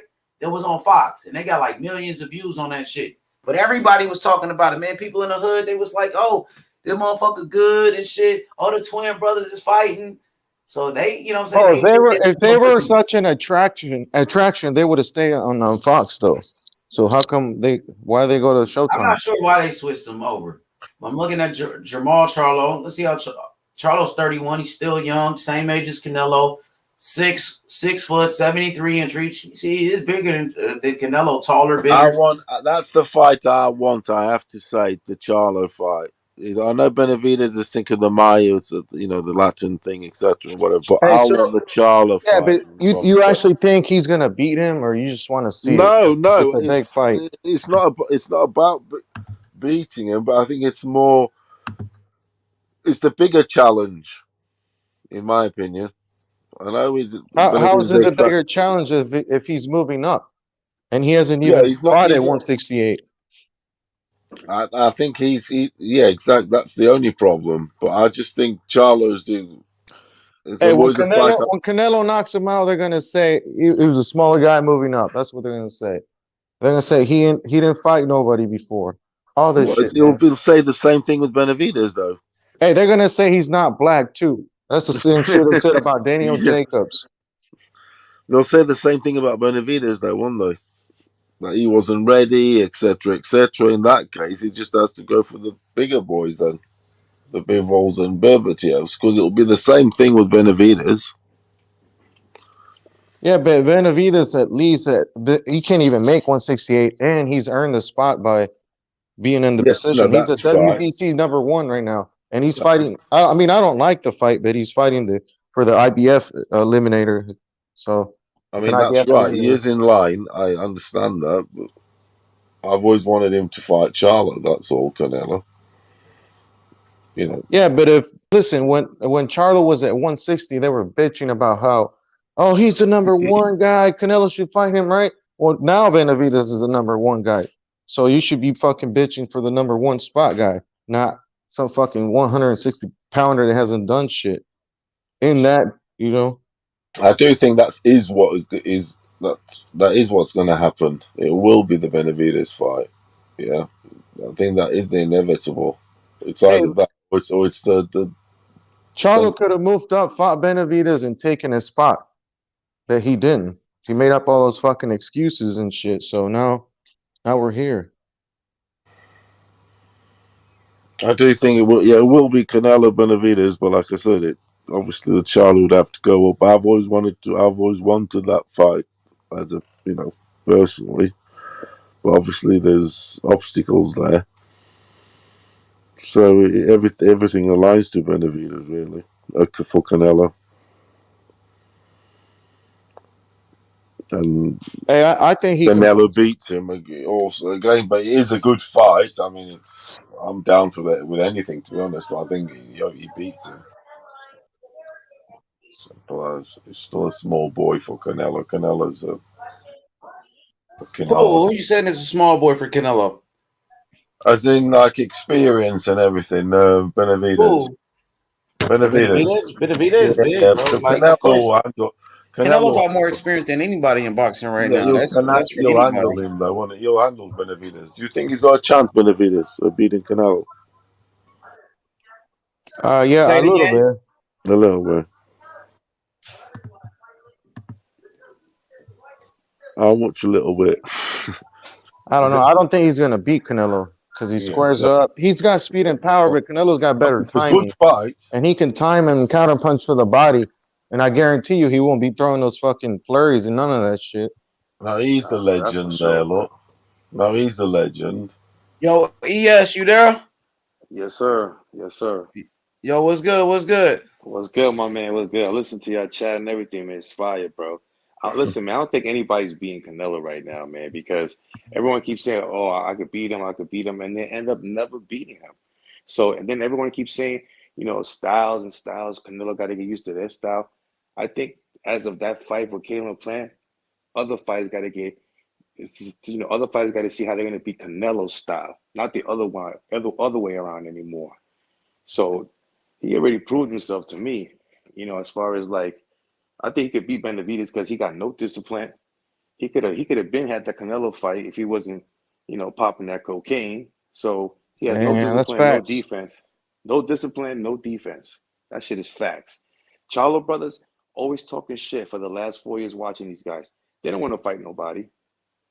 They don't want to fight nobody. Come on, if they wanted to fight Canelo, they would have stepped up already to it. But they don't want to fight Canelo.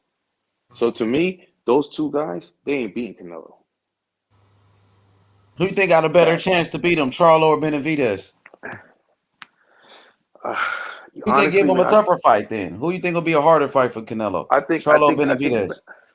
Benavides, I don't know, a little son because he got no defense. Maybe Charlo will give him a little bit of a challenge when it comes to maybe the first couple of rounds, but I just see Canelo turning it up and destroying both of those dudes at the end.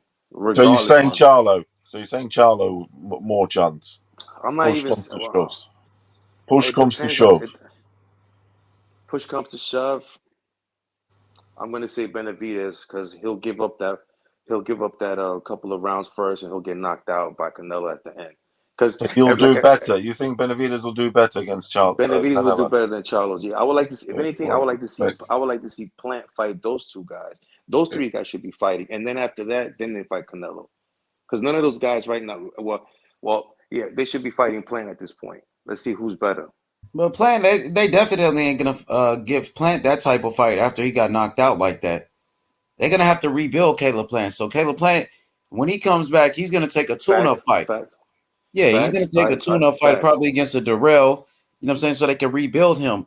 But as far as a Charlo Benavides, Charlo says that he wants that fight. That's what he's saying. Everybody looking for that Canelo Charlo payday. always saying that every time, man. He always saying, "I want that Canelo," but he never step up, bro. He never step up.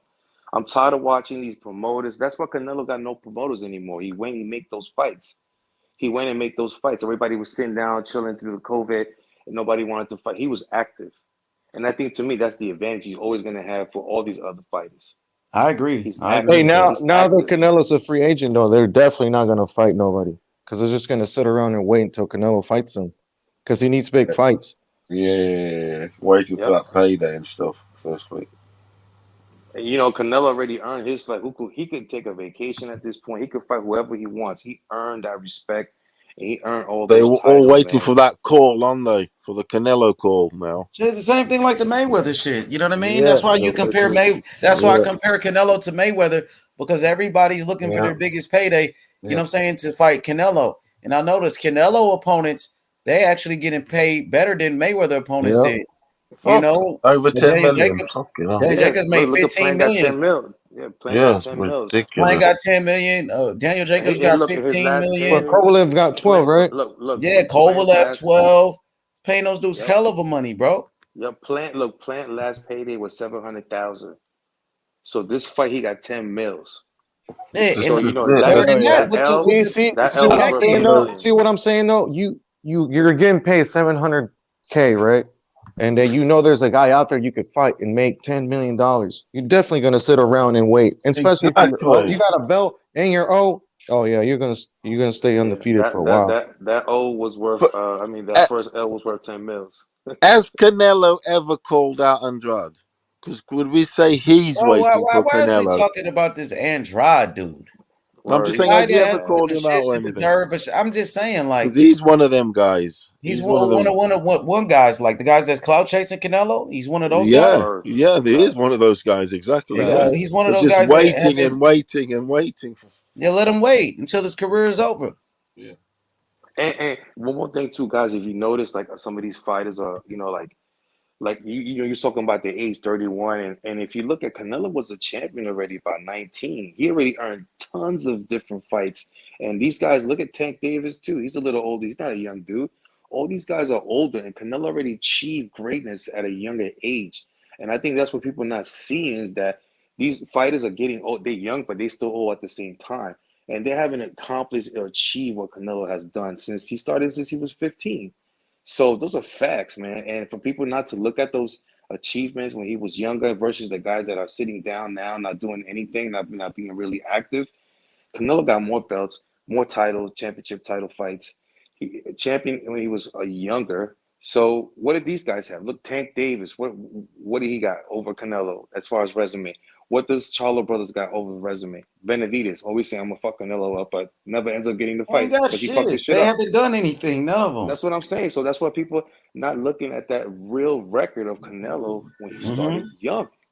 So That's he real, already bro. got I his agree with you. accolades, man. He already got his accolades, and for people to be sitting there acting like, "Oh, that nigga's ducking, he's running, he's ducking the Charlo," that shit is all cloud chasing bullshit, hate, bro. That's just Facts, all hate. bro. Man, you All hate. cooking, The bro. man earned his shit. The man earned his shit. He can cherry pick who he want to fight at this point.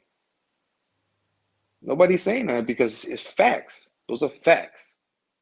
And Charlo brothers and all these people, they ain't got nothing. Andrade hasn't done a motherfucking thing to deserve a Canelo shot, bro. He hasn't done shit. Look who he's fighting next. Quigley. Before that, it was fucking Liam Williams. Before that, it was Luke Keeler. Think Canelo gonna fight that guy, bro? Really? Well, Eddie Hearn's gonna have to pay with somebody to fucking fight Andrade for real. Like, he's gonna have to overpay to get somebody in there, and that's what it comes down to. Apparently, it's money. So overpay the fucking Charlos or one of them, and get them over in the zone or go over to. Man, Charlo brothers is just overrated, man. They get too much praise, and they have look at that last fight he had with that dude. He was struggling with an old dude. Come on, man, that was a disgusting performance, man. He should have knocked his ass out the first 2 rounds. Williams. No, the kid that. You talking about Montiel? Yeah, Montiel. Yeah, Montiel. Come on, man, that was pathetic. That was pathetic. Hey, once he got adjusted to his power, he lasted. That's what I'm saying. Yeah, he was in there. He was in the fight. But he did hurt him early in the fight, though. Remember? Yep. Yeah, what y'all think about this comment? My boy Ben said, Boots is currently the best welterweight, in my opinion. If he moves up, I can see him clearing out 154 fantasy fight.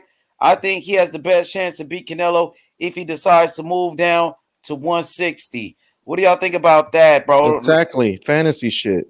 The fuck? Exactly. Fuck out It's here. fantasy. Who the fuck has Ennis beat, bro?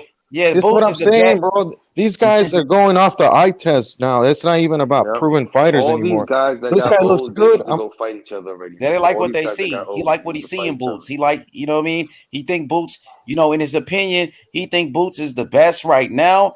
Boots has to prove it. He can't Yeah, be they're the already best comparing him until to he proves Mayweather. it. He hasn't They're already beat Ben, comparing anyone him at to 100 Mayweather. and That's crazy. 147, but he's gonna move up, clear 154, and possibly beat Canelo at 160. Which Canelo's not coming down to 160. So and yo, Ben, he does have skills. He does have talent. I like Boots. I think he's the truth, but he still has to prove it. He hasn't Yeah, really they fought saying that he's the anybody. next Shit, Mayweather. That's what they he saying, just that he's the knocked out next Mayweather. a journeyman in Thomas Delorme. He destroyed Delorme. I give him that. You know what I mean? But before that was Sergey Lipinets. He got 28 fights, and those are the only two fighters that we know. He looks good. He looks sharp. I agree. The kid got a lot of talent, but he got to prove it, Ben. He Yeah, he must got to prove fight it real against the fights. top guys before he can be the best. You know I what I mean? agree, But I man. hey, respect your Facts. opinion. Castano and Jermel Facts. would beat Ennis at 154. Oh, he said eye test. Yeah, he's not ready for those guys right now, bro. Castano tough, bro. Castano's a veteran. He knows how to fight. You know what I mean? But he does look sharp, though. He said, I'm chilling. Shout out to Ben. For sure. He said, who wins the fight between Boots and Virgil? What you think about that, Ooh. Mr. NYC? Ooh, damn. That's gonna be a good fight. I think I don't know, man. I haven't seen enough of Boots yet. I know that he's good. He's coming up. But Virgil, real tough dude, real tough guy. And I think he's with Canelo's camp right now, too. He just joined his camp. Hey, that's gonna be the next Crawford Arrow. Watch. Yeah, I think so. I think that's gonna be a good fight, man. I can't pick between those two. It's going to be a super fight. That fight is not going to happen anytime soon. You got to wait until these guys become champions. You know what I mean? That's when the fight makes sense. It doesn't make sense for them to fight right now when, they're not champions. They're still young fighters. Wait until they got belts. Wait until they can unify the division. You know what I mean? That's when the fight that's the time to make the fight. But yeah, Boots is real good. But if I had to pick one right now, I might go with Virgil because I seen a little bit more from Virgil. I seen Virgil against Mean Machine, who's a world title contender who gave Terence Crawford a lot of problems, and Virgil beat him. Even though Virgil got hurt in that fight, Virgil still came back and knocked him out. I seen Virgil against Maurice Hooker, former champion. Seen Virgil against an undefeated fighter like Brad Solomon and veterans like Mauricio Herrera at 140, and Virgil knocked him out. So right now, if I had to pick one, I'm gonna go Virgil. But I see my brother Shadow Ghost. I think Shadow's going with Boots. Shadow believes Boots will beat Virgil. He said Boots one of my favorite fighters, but I don't see him beating Canelo, and that's never gonna happen. That's three different weight classes up because Canelo probably ain't going down to 160. But Shadow Ghost believes that Boots will beat Virgil, and Ben said he got Boots by knockout. You know what I mean? Both very talented young fighters. Ignorant Boxer, who you think wins that fight? You know what I mean? Virgil or Boots? I think that's going to be the future mega fight at welterweight between him and Boots. I mean, between Virgil and Boots. And I'm going to go with Virgil, bro. He's a more proven fighter. I mean, all that fancy shit looks nice, but look at Lomachenko. He does all that fancy shit, but he got fucking beat by Teofimo. Yeah, So that shit doesn't mean anything. You can do the whole fucking eye test, all that shit. It doesn't mean anything until they get in there and actually beat those dudes. But about that fight with Teofimo and Lomachenko, let me tell you, so Teofimo was doing his thing the first 6 rounds. At the end, Lomachenko started turning it up. If he would have fought like that from the rest of the fight, Teofimo would not have been champion. And Teo would have knocked him out. If Hey, he would have you buy that injury shit? Teo would have caught him and knocked him out early in the fight, but he fought scared as fuck. First, second rounds, that motherfucker was on his bicycle running for his life, bro, because he know Teo came in there to knock his ass out, bro. You know what I'm saying? So we can say coulda, woulda, shoulda, but we do know that Lomachenko got beat. I think Teo, Teo would have knocked him out if he would have started early. He would have left All himself these young open fights, to get countered. What do you think about this? I think that Tank, Ryan, all those guys, Teofimo, they should all fight already, man. I don't want to see them in 2-3 years. Once again, just like the Canelo thing, Teofimo Lopez is the only one that fought somebody, the only one that proved himself. Gervonta Davis is 27 years old. He had, plenty of time to fight Loma. He was around before T.O. or anybody. He could have fought Loma years ago, but That's he didn't Mayweather want that fight. He protecting him. didn't want to be great. They didn't want That's to be Mayweather great. cherry picking. Mayweather cherry picking his fights, bro. That's why I can't respect Tank right now. But Tank is with it though. Tank been with it. Like, you know, I remember at one point Floyd's like, oh, we want to make the Lomachenko fight. And that's when Tank starts saying, I'm gonna leave Mayweather Promotions and all of that. And Tank didn't want that fight with Loma. So once again, you said Ryan, Tank, Devin Haney, all of these guys haven't fought. Those three guys haven't fought anybody yet. They should fight each other. That's what I'm saying. Well, T.O. is the only guy that fought somebody when he fought Loma. And T.O. knocked out Richard Comey. I have a question for all four. Go ahead. You can ask them. I'm going to go on mute for a second. Let me eat. Go ahead. Okay. I'm wondering, once the four guys that you guys are talking about move up permanently, because I see Ryan moving up permanently. I see all four of those guys moving up. Davis, Tank, Ryan, and T.O. moving up permanently to 140. Who replaces them in that division without a person moving up is what I'm saying. Without at 135? You talking about 135, right? Yeah, 135 without people from 130. Who's going to replace them now? You got the guys coming up. So you got Shakur Stevenson who's going to come up from 130. Shakur Stevenson. You got a guy like... That's what I'm saying, without people moving up. Without people moving up. So you got Keyshawn Davis. Keyshawn Davis, who's a young fighter coming up in the game. You got Keyshawn. Who else? Let somebody else go. Keyshawn is one of them. Is there a Russian fighter in that division? Hey, what about that guy that beat the dude that Robert Garcia trains at 135? He beat the shit out of him. Dog. Yeah, he's looked like he mean, bro. We go to the rankings. Who else? What's his name? Cepeda? I can't remember his name. William Cepeda that destroyed Hector Tonajero, right? Yeah, that dude. He's a knockout artist. That dude a beast. Yeah, he he's beat a problem. the shit out of him. That dude gonna be a problem, homie. I ain't gonna lie. Who you think NYC? Who you think gonna be one of those guys to take over 135 when Tank, Haney, maybe Rolly? What about Rolly? Y'all fucking with Rolly? I like Rolly, really. man, but I don't have faith in Rolly. Hey, he's an entertainer though, not really a fighter. He do got power though. He's a brawler. That's it, man. Yeah, I mean that's what he's a brawler. You know what I mean? Yeah, he's a brawler, man. That's he got no defense. He sound like Mike Tyson too, man. When he be talking. Yeah, he's entertaining as fuck, bro. I like watching Rolly. Yeah, and I don't like how it went down with the whole situation and shit, but you know, it is what it is. Rolly been exposed to Mayweather Promotions. That dude is on their ass for that shit. He said Tank got 14 open counts and shit. Yeah, I saw that. And he said Tank's still fighting, but what about me? You know what I mean? So let me show you the rankings. Chris Colbert. Chris Colbert. He had 30 though. He had 130. Yeah, 130 to 135. William Zabeda, one of the guys right there, number 10. I think Keyshawn Davis, who's a prospect coming up in the game.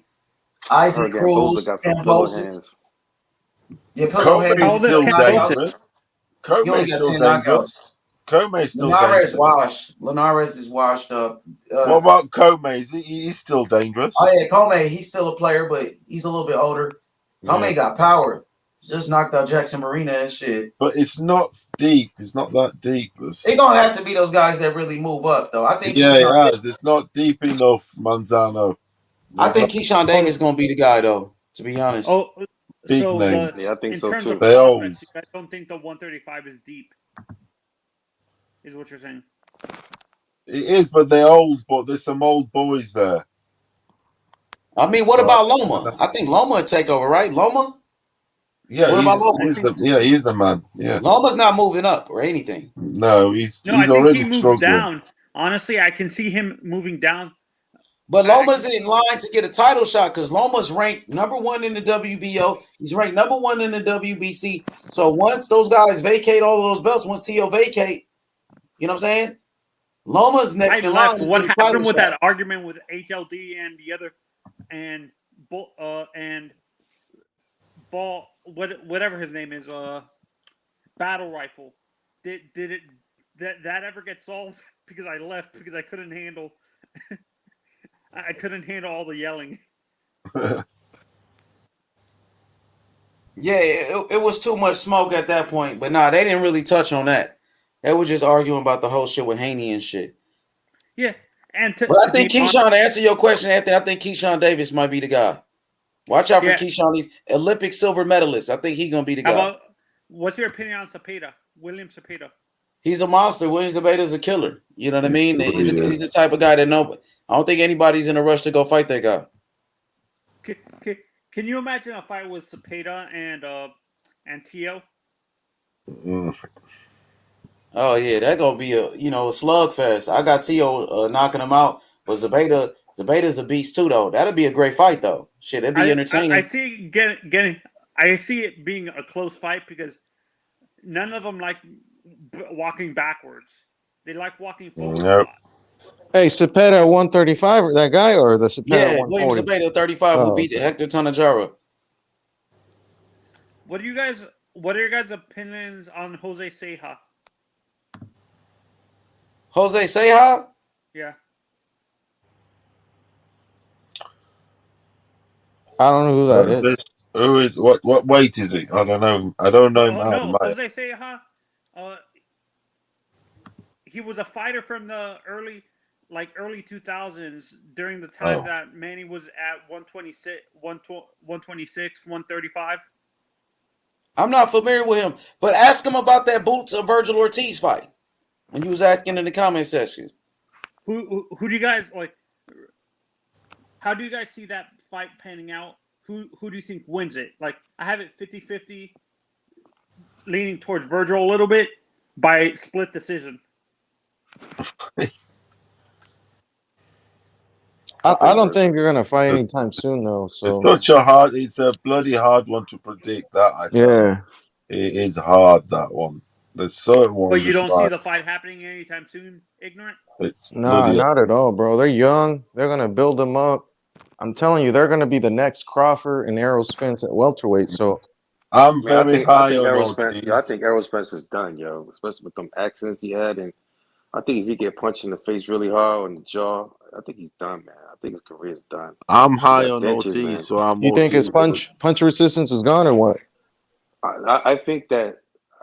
I mean, his punch is there, no doubt, but I think that his face can't take it, man. Hey, bro, I doubted it. I doubted Errol before. I don't think I'm gonna pass on this one.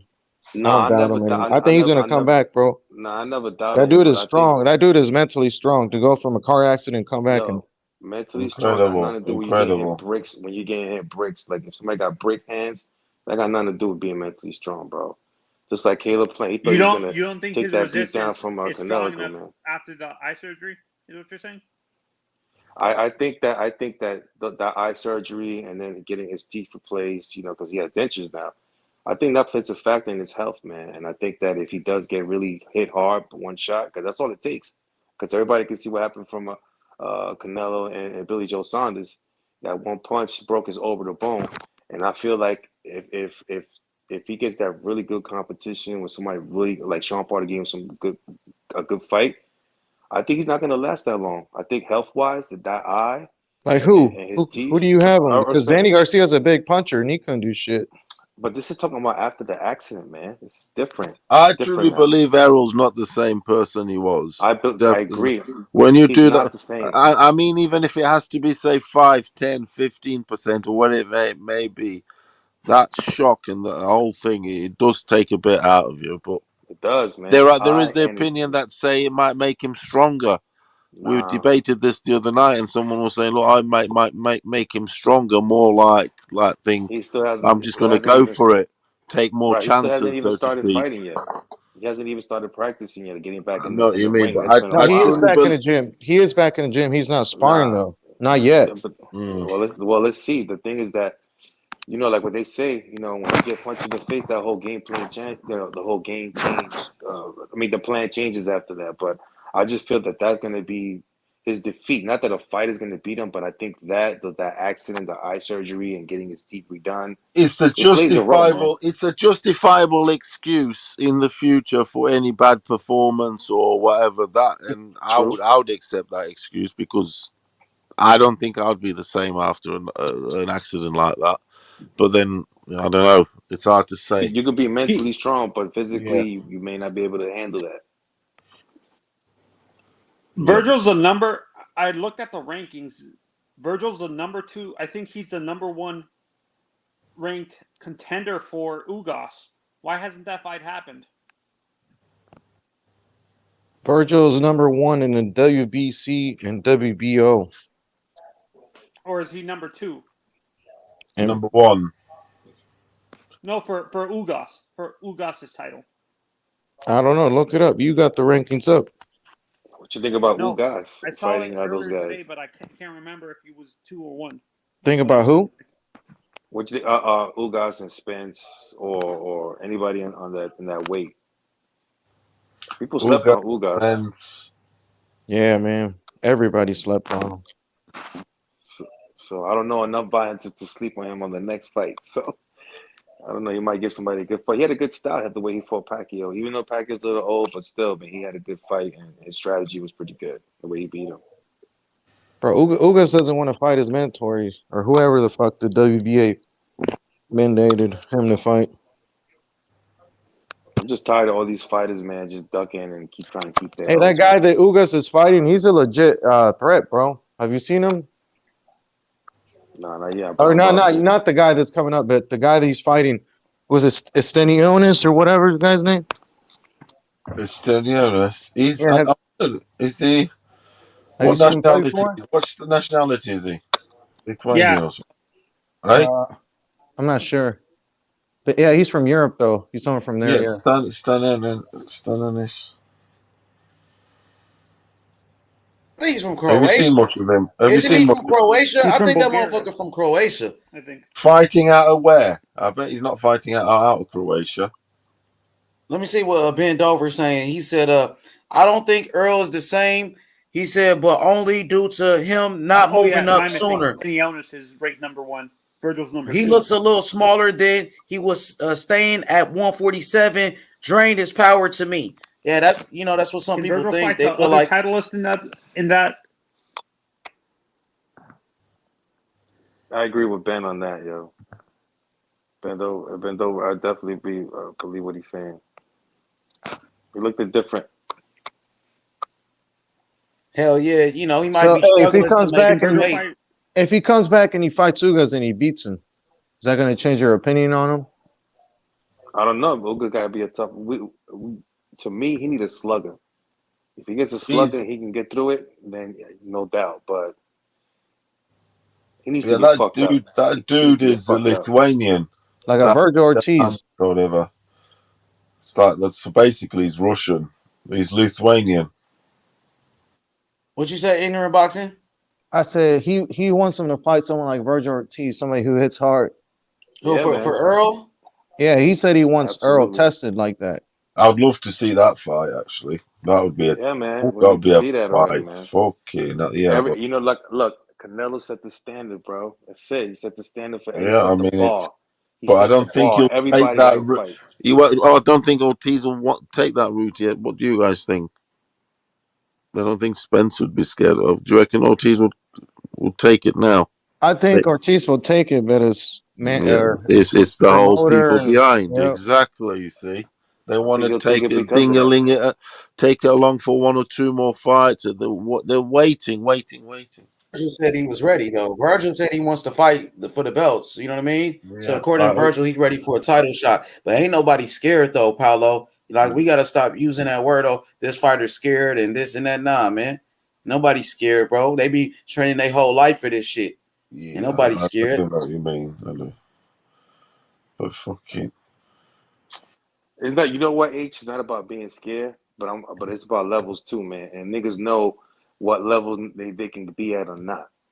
So hold on, Paulo, let him finish, brother. Go ahead. I think of it like that. Like if you know you can't get on that level, you got to train to that level.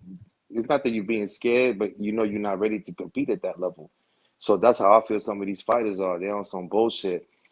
And there's just levels, man. You saw it. You saw it. There's just levels to each of it. There was another clown from the Bronx that fought some guy from Cali like 2 weeks ago. He's talking massive shit. He got murdered in the first minute Vargas. with a clown. Vargas versus Zepeda. Fucking clown, man. Fucking clown, bro. Hey, that was a good fight. That was a good build up. Just to end up for the way it ended. Yeah, and That then was a good fight though. That's but he And stepped that shit up went though, right? viral. Hey, listen, that shit went viral but that too. goes to show you though, levels, man, levels. That's my But he point. stepped up though, huh? He didn't have to. His dad even talked about it. Like, they didn't have to take that fight, but they took a chance. You feel me? And he got beat. It's okay though. It's definitely okay, but again, man, you gotta know where you gotta know your levels, man, before you get into that. You step in, man. Yeah, I got And, you. and he got a big mouth, man. He made the Bronx look bad. I'm from the Bronx. But he So came to fight. Give him that much though, bro. He didn't Give he come it, to was give it to fight, talking him, a bro. lot bro. of shit. Look, I respect any man that step in the ring because I've done it too, and I respect any man that gets in the ring because that's a tough fight by itself. Mentally, just getting in the ring is tough, man. And going through a physical fight, I give anybody respect.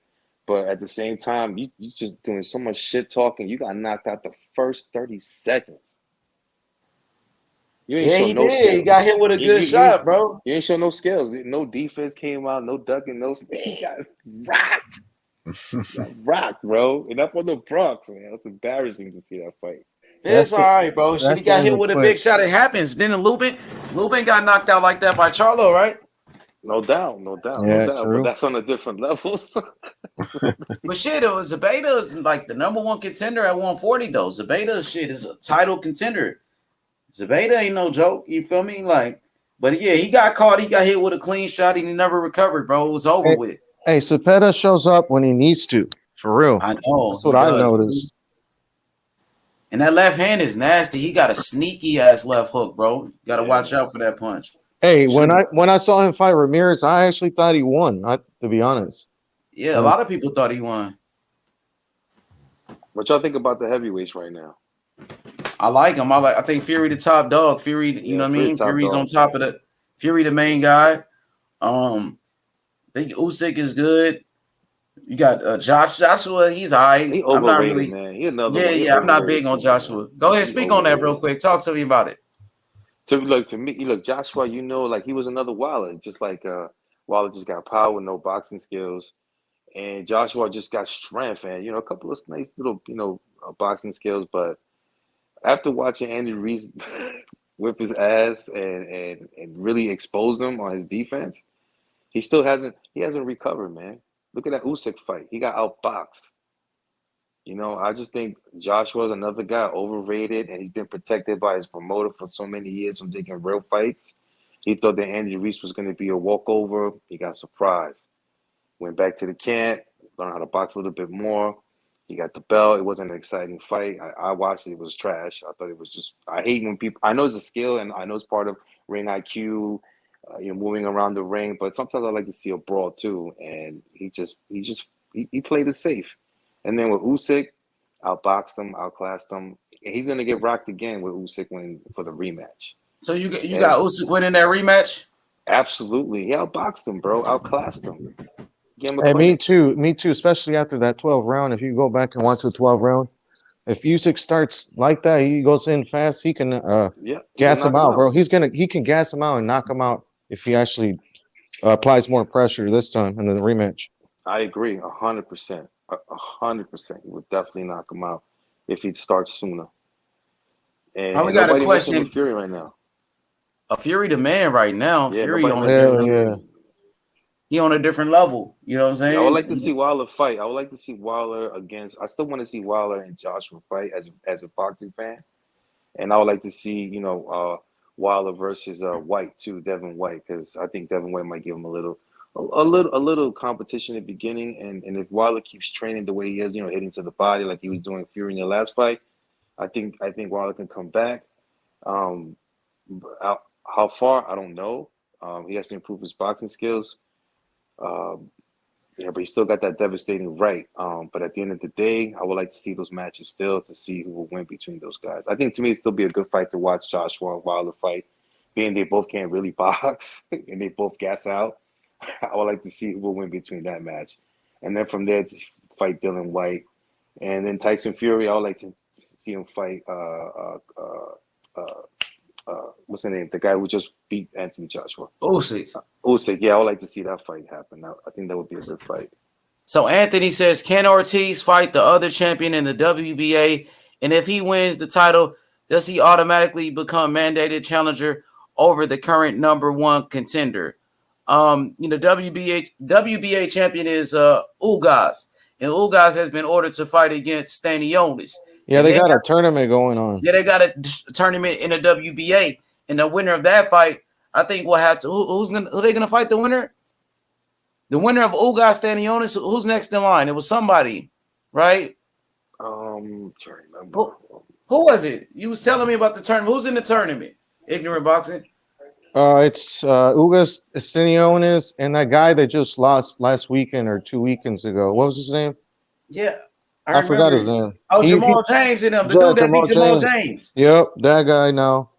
And Yeah, so yeah, I don't know who the other one is. Yeah, the WBA champion is already, you know what I'm saying, he got fights lined up. You know, they got a tournament in the WBA. Virgil Ortiz is ranked number 1 in the WBO. He's ranked number 1, I believe, in the WBC. So he's best to go after Terence Crawford. You're the number 1 contender. Go make a fight with Terence Crawford. You know what I'm saying?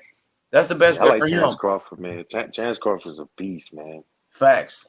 It's gonna be a good fight with Porter, man. It's gonna be a good fight with Porter. I think that Crawford's gonna win regardless.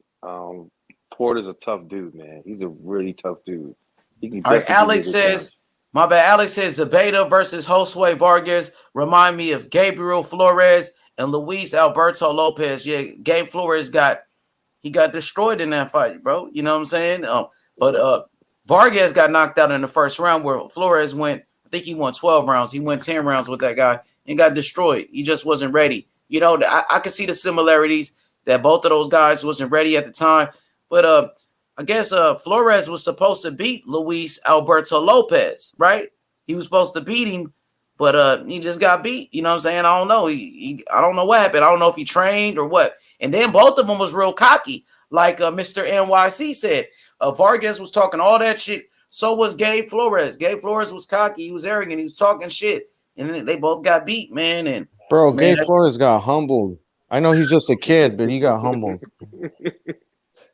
He did. He was talking all that shit because Andre Ward was in his corner, and all of a sudden he's learning from fucking Andre Ward or what's his name from Texas. He manages a lot of top ranked guys. Prince. Oh yeah, so he signed to Prince too.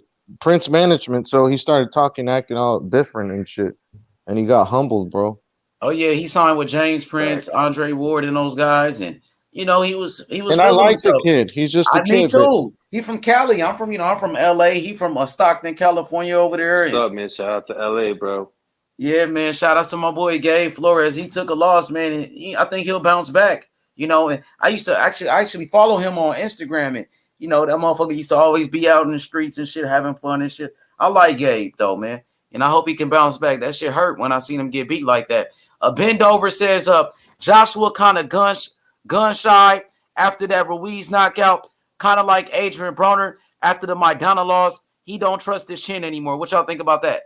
That's a fact, man. Joshua, he don't look the same no more. I told you earlier, he don't look the same no more, man. Paulo, what you think about that? He needs some help. He needs some help. He does fight different. Paulo, what you think about that, brother?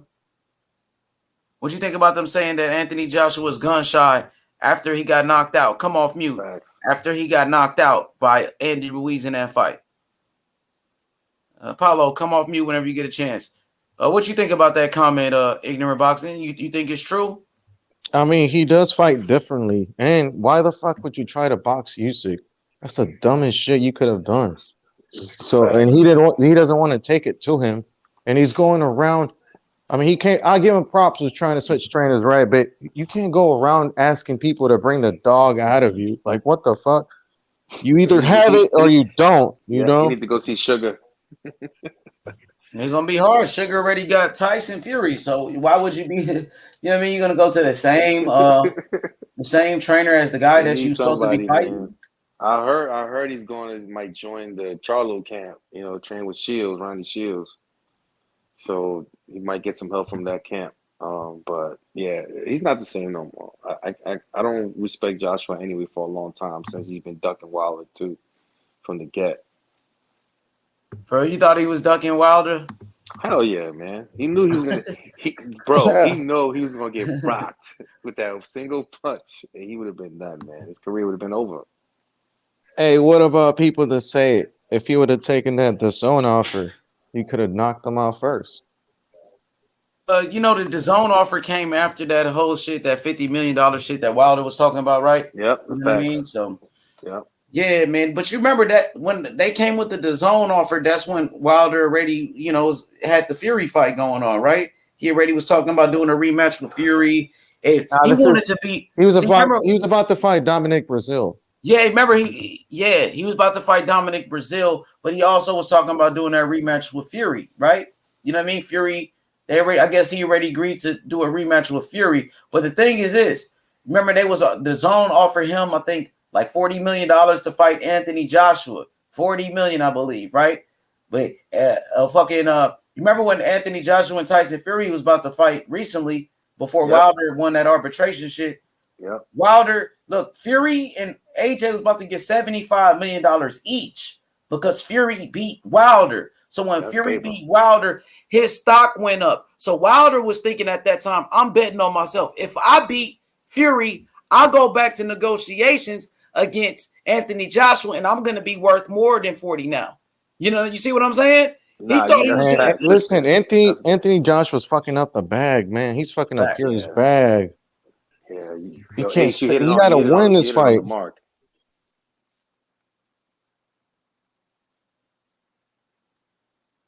What'd you say? You said he got to do what?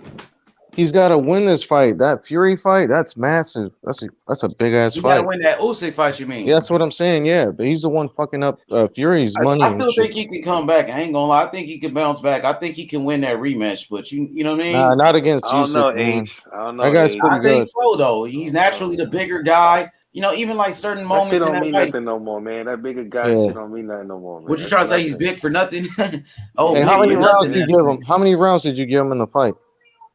Shit, like 3 or some shit, like 2. Motherfucker was getting his ass whooped in there. Exactly. He got boxed, and it was a little guy that did that shit. Man. So the confidence that Usyk had already, it's probably like times 10 now. So yeah, but I'm thinking Joshua, if he comes with the right game plan and in the right mindset, bro, he's just it's possible slow, that man. he can win. He's already the naturally much bigger guy. He should have won. I think. Yo, he's slow. All that muscle shit, man, just got him so tight, man. He can't really flex, man. Hey, can I give my prediction for the rematch? Yeah, go ahead. Please. He's gonna gas out. That's how I see it. He thinks he's gonna come straight forward at Usyk and knock him out. Like he thinks he needs that dog in him, right? And the old Anthony Joshua, right? But he's gonna gas out, and Usyk's gonna take advantage of that and knock him out. I'm gonna have to agree with that. That prediction is on point. He's gonna gas out soon. Hey, so Anthony says I'm thinking of Virgil Ortiz should fight. What's his name? Buatev, the dude that beat Jamal James. But Virgil Ortiz is ranked in the he's ranked in the WBO and the WBC. Now that dude that you're talking about, Buatev, whatever, he is in the WBA tournament. You know what I mean? He already got something going on over there. Feel me? Yo, what up, Mark? What's good? Yo, what's poppin'? What's good? They talking about Usyk Joshua. Who you got in that rematch? What up, Paulo? I got the same person I picked in the first fight. Who you pick in the first fight? Usyk. Smart guy. You think it'd be worse in the second fight? You think? Bro, he's gonna stop him. See, that's what everybody's saying. Ace, you betting on the wrong. He showed I'm not betting. I just think he can. I think he can bounce back. We've seen Joshua take a loss before, and he did. You know, he came back and won the rematch. Right? It's not the same type of loss, dude. It's not the same thing. It's not. And it's not the same guy, bro. It's different. Mentally, he all fucked up, man. When he lost to Ruiz, right? He took worse of a beating in terms of damage, right? But that all came from a mistake he made. It all came from him bursting into the pocket too fucking early, trying to finish him off, which was stupid. Against Usyk, he just got outboxed for 12, bro. He just got clinically outboxed. All right, facts. Right. And I told you that, H. Different levels, that. I told you that, H. I got you. I still think he can bounce back, though. We got to wait and see. Hey, you think AJ will be the underdog in the fight, or is he going to be the... Joshua's going to be... Oh, they already have betting odds. AJ is the underdog. Oh, he is? All right. When did that come out, actually? Oh, I didn't realize that. Yeah, you can check. They're up there. Mm. What's AJ? They don't have a 13 to 8. I think so, yeah. 13 to 8 underdog. Opening. And that's going to drift. Oh, wow. You hear that, H? You said 13 to 1 odds? Man, I'm not an Anthony. No, to 8. fan, No, bro. 13 to 8 plus like plus 145. I don't Plus even fuck with Joshua like that. I really don't care if he gets knocked out or not. I just think, it's a possibility he can bounce back. You feel me? I'm gonna put money on the KO by Usyk. Me too. No, for real, I am. He showed mercy last time, not knocking him out. Well, shit, I think they stopped the fight kind of early. It wasn't like 8 seconds 3 left. seconds. 3 yeah, seconds. man, he was about to get knocked out. That's what was That shit is crazy. His trainer said, "Don't do it." Man, I was kind of surprised how Usyk just handled that nigga like that, bro. Shit. He said, "Don't do it. Don't do it. Don't do it. Save it for the rematch." I think it was after 2 read rounds. it between the lines. After 2 rounds, I knew he was in trouble. That's a hard fight. I think Usyk is the worst opponent for Joshua, though. I really do. Only Fury can handle him. Only Fury can handle him. I don't think nobody's knocking Fury out his throne right now. I don't know what heavyweight can give him competition. No chance. He's got too much self-belief now and all. Mind you, he might get too cocky. Yeah, Fury's a better fighter when he's underdog. It's always been the case. That's his story. It's the underdog story. He added that sugar style to his boxing, and that definitely. Don't you think, Mark? His story's been the underdog story, hasn't it? Right, always adversity. Not really. He was the favorite in every single fight he stepped into until he fought against Vladimir Klitschko. He was actually the favorite against his life, though. His whole life thing, how he's come up on the scene. He hasn't been. Bro, you can't tell me you're an underdog when you 6'5" and you 12. What about against Klitschko's and what was the odds against Wilder the first fight? I think he was the underdog, wasn't he? He wasn't the first fight with Wilder, but like I said, he was only ever an underdog in one fight before that. Man, he beat Wilder in all 3 fights, man. I don't care what anybody says. He beat him in all 3. H, what you think, H? He didn't win all 3 fights, H?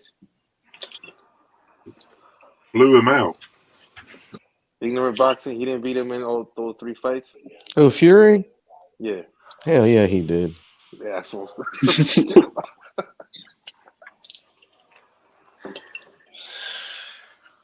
Hey, I seen video. You know that a judge that had there was a scorecard that it was kind of closed or some shit. I can't remember exactly from the first fight, but I seen video of somebody approaching the judge, and his face was like in shock that they were asking all those kind of questions and shit.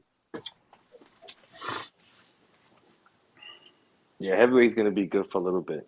Ain't nobody gonna beat Tyson for a long time. I just want to see that fight with Usyk. I want to see that would be a good fight. I think that Tyson will win, being that he has that style that he can use it, and he is smart. He knows how to use his weight to his advantage, his height, just like he showed with Wilder. And Wilder was the bigger guy in the sense of more muscles, and his strategy was just great. I think that him and Usyk would be a good fight because they're boxers, and I think Tyson will still win though. He definitely will. Only Usyk. Does anyone see any challenges out there apart from Usyk? Not right AJ's now. live, dog. AJ's always alive. Well, I don't know. I don't think Dylan White's good enough to fight Tyson Fury. What do you reckon, Mark? Is anyone there on the horizon? There isn't enough there. Like your Dubois, your Joyces, they're too methodical, aren't they? I mean, I think there's a lot of people who can cause Fury problems. The Cuban. Bro, you can't say like Joyce is too methodical and then say Sanchez. Sanchez is too negative. Sanchez wouldn't beat Tyson. That's true. What do you reckon then, Joyce? Then Joyce would beat the shit out of Sanchez. Don't try that dude, bro. Don't try that dude. Joe Joyce is an animal. Oh, he is a beast. He is a beast out there. Do you reckon he's the only chance? Do you reckon Joyce is a challenge for Fury because he's constant pressure and he's a granite chin? Can he beat Usyk in the seniors though? I mean, there was the amateur. No, Usyk is the wrong style for Joyce. Usyk's the wrong style for Joyce. Yeah, he is too much. Hey, who's Joe Joyce fighting next? We don't know yet. They haven't. He's the mandatory though for the WBO, so. But we don't know who he's fighting next. Frank was talking about getting him out for December and a stay busy fight, so I don't know. He fights with Frank Warren, so you know it's probably nobody any good. He does have some stinkers, really. I mean, Hey, I heard they were trying to get that Ortiz fight, but he turned it down. But who turned what down? Ortiz? Yeah, Joe Joyce. Frank Warren said he were trying to get Ortiz to fight him. Look, that's been the way of the Ortiz League for years, right? He calls out these fighters. They offer him a headline bill. He says, no, come fight me on an undercard. I mean, Brad, this dude's been calling people out to fight on undercards when you can headline in the UK. It's just in-house shenanigans. I actually think Luis Ortiz and Andy Ruiz will fight next year. That's a good fight. That is. Hey, you think they make that fight before the Wilder fight? Andy Ruiz versus Wilder? I think they do. I think they use the Luis Ortiz fight as a way to compare him to Wilder. Who you got on that? In what? All you guys with that Wilder Ruiz. Reese. Wilder Ruiz. Listen. If Luis Ortiz wins, if Luis Ortiz fought Andy and Luis Ortiz won, would you be willing to watch a Wilder 3? I mean, a rematch? No. No, I'm done with I don't want to watch no Wilder and Fury. I'm done with seeing trilogies that have already had definitive conclusions. Oh, Lewis. Yeah. What you got then, Mark, in there? What you guys got then, Wilder Ruiz? I don't know.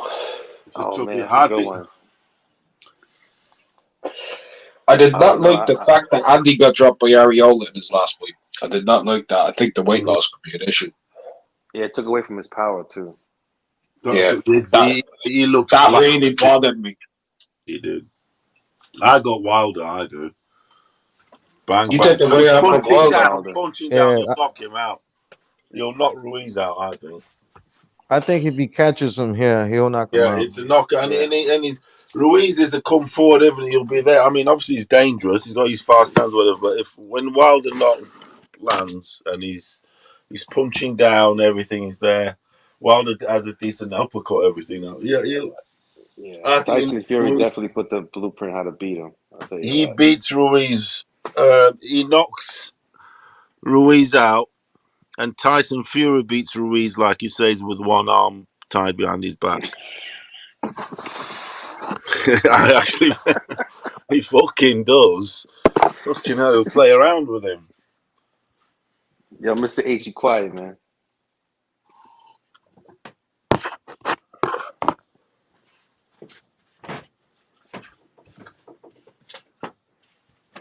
Yeah, that'll be a good fight. I don't think Sanchez is ready to fight anybody really big, but he did have a good fight with the other guy he beat that was undefeated. He was supposed to be a big puncher. He's from Nigeria, I think. It was a good fight in the beginning, and then Sanchez got he started to box really well and knocked him down. So Sanchez got a long way to go for me. I thought what's his name? Ajagba was going to win that.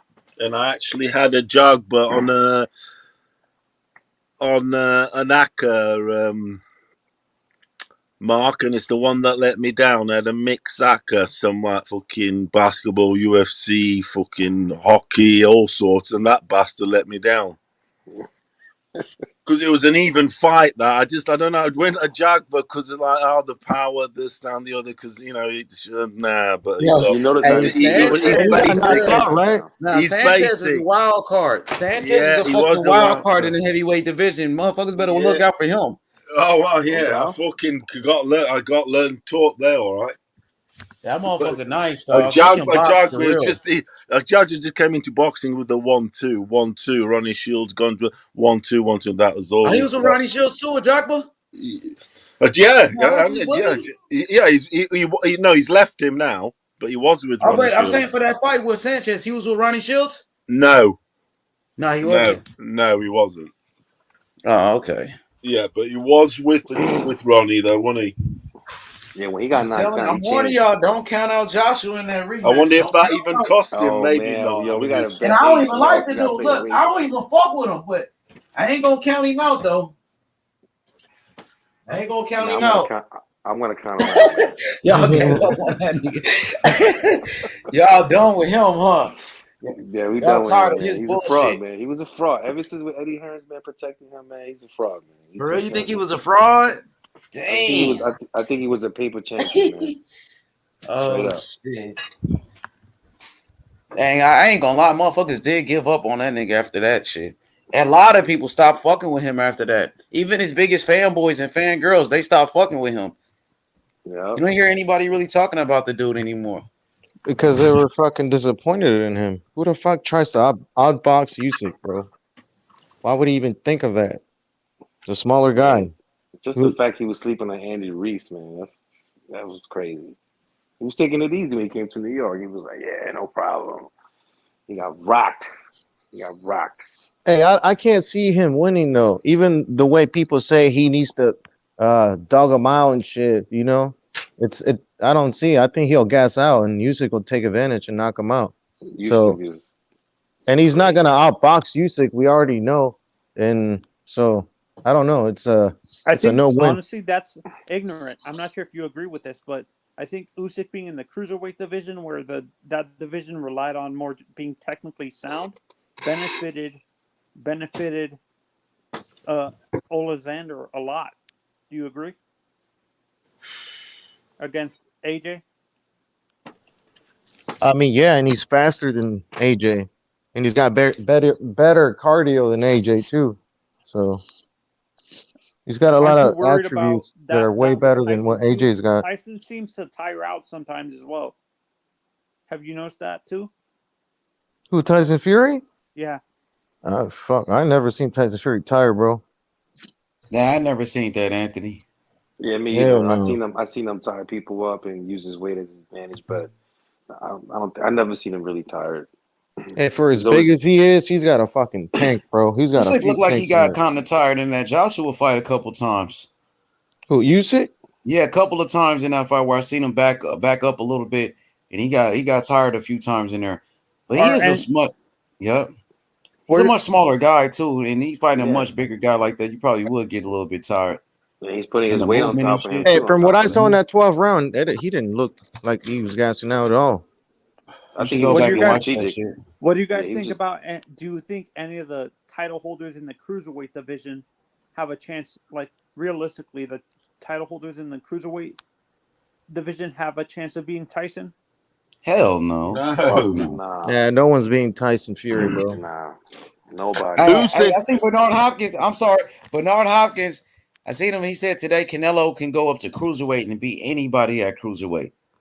That's what Bernard said. I believe him too. I think he beats all little guys. Okolie pretty big. Okolie's 6'5", but I think Dordilos, though. What's his name? Dordilos or whatever his name is. I think the dude. What's the name? Breedis. I think Canelo could beat all of those guys. Yeah, even all them Breedis and the black guy. I think. You think so? Lawrence Okolie. I don't know, bro. Some of those guys are pretty fucking big. Yeah, him. What do you reckon? Doricos, he lost already. Breedis beat him, so he's not a champion no more. Hey, Canelo said like that dude. Listen, Canelo said the heaviest he goes is like 185, pushing 190, bro. Yeah, he probably. But if he those goes guys to are fucking he'll big. be a 5-division champion. That should be crazy. That should be crazy, right? He wants Bivol and Berbatov. But ain't no big fight for him at cruiserweight anyway. For him to go there to that weight class, there's nothing for him over there. It's not glamorous anyway. Well, Breedis is pretty good. Marius Breedis, he's pretty solid. But yeah, there's nothing for him at 160. So you know, shit, I could see Canelo shit. You know, probably going for. How about Joe Smith versus? How about Joe versus Canelo? Joe Smith versus Canelo. Canelo outbox him easy. But Joe Smith do got power. He got a puncher's chance. He got real power. So he got He's a got puncher's more power chance. than Plant, yeah. He got more power than a lot of guys. Joe Smith Jr. a real Yeah, he puncher. is. He'll knock the fuck out of people, bro. Hell yeah. When I That saw dude got serious power. when I saw Canelo taking those punches from Triple G, man, I was like, wow, man, he got a real tough chin, man. But one thing So that's about Joe Smith, he got problems with fighters that can box and move. That's his issue. He can't deal with a fighter that can move and box like Bivol. Bivol outboxed him easy, Joe Smith Jr. Yeah. And Bivol fought him at what, 168? Bivol beat him at 168. Nah, 175. Oh, 175, you're right. He did. But Bivol beat him easy because Bivol knows how to move. He knows how to use the ring, generalship, and all of that shit. And Canelo can do the same thing. I think Canelo beats him easy, matter of fact. I agree. What do you guys think about this fight? Ustakala. Uzgatagi? I can't pronounce his last name. Yeah. Uzgatagi? Benavidez. Yeah. Benavidez knocked the fuck out that boy. Benavidez Nah, that knocked fight the got fuck out of him. canceled though. He pissed hot. Yep, he was on some shit. He popped dirty. He's trying to cheat to fight against Benavidez. You know what I'm saying? But yeah, I think Benavidez will knock him out. But that dude got some power though. The dude Uzgatagi, he could punch though. I give him that. Or how about the two guys, the Russian guy Evgeny Shevchenko? Baturviev? No. As an opponent for David 147, what you were saying in the chat, the dude? Who you talking about? The dude you want Virgil Ortiz to fight? No, I'm talking about at 168. 168. What Russian dude at 168? Evgeny. You talking about Beck the Bully? Nah, he's talking about somebody else. Who? What's his name? I think you were talking about him earlier. Who was it? He's a number 3 ranked fighter in the IBF. Let me pull it up. Shevchenko. Derevyanchenko? Sergey Derevyanchenko fight at 160 pounds. Let me see. Let's go, man. I got the rankings on deck. No, 168. 168. 168. Talking about super middleweight. Super. Yeah, Canelo. Yeah, we only chasing super, man. We're not chasing the other stuff. All right, let's go to it.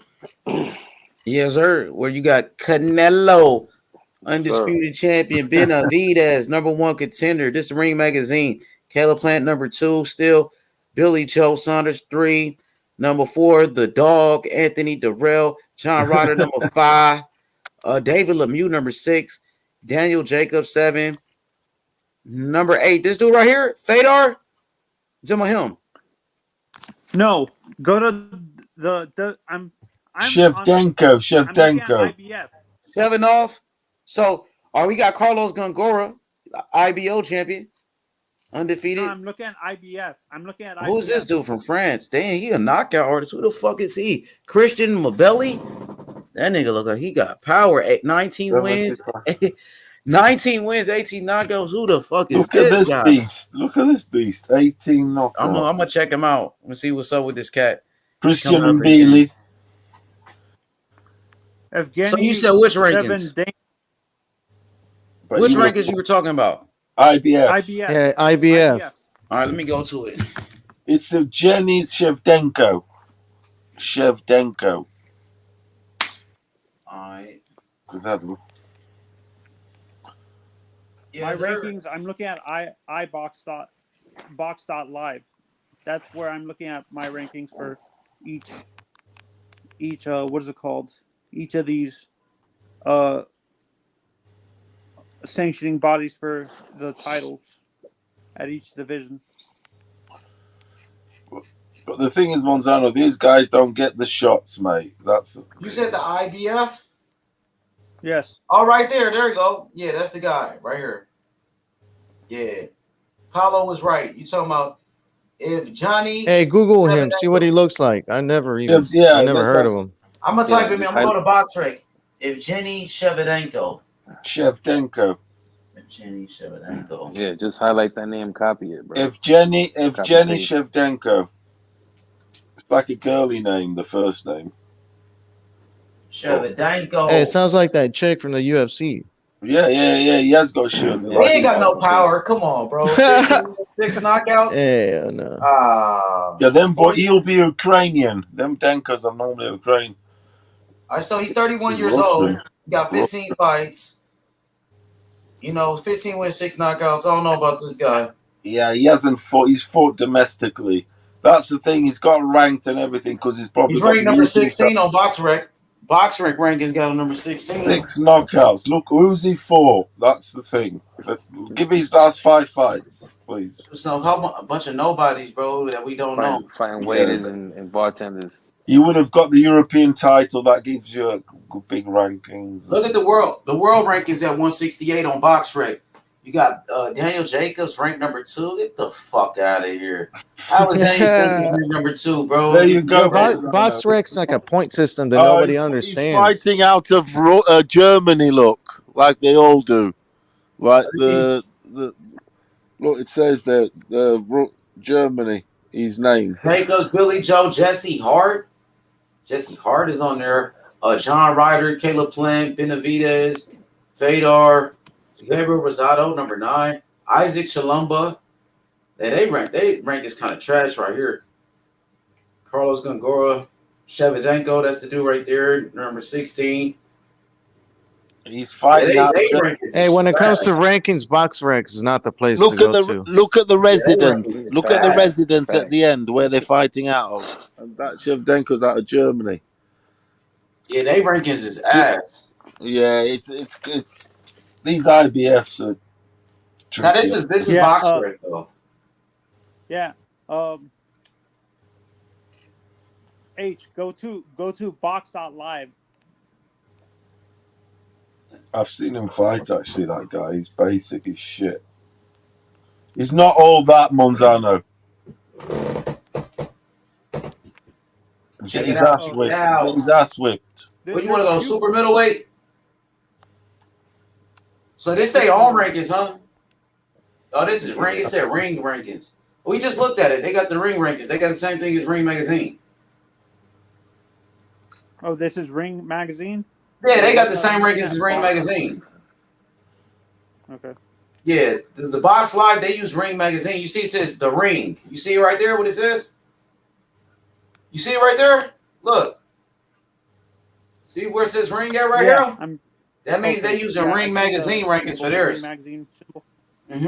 Unless they got different rankings. Oh, they do.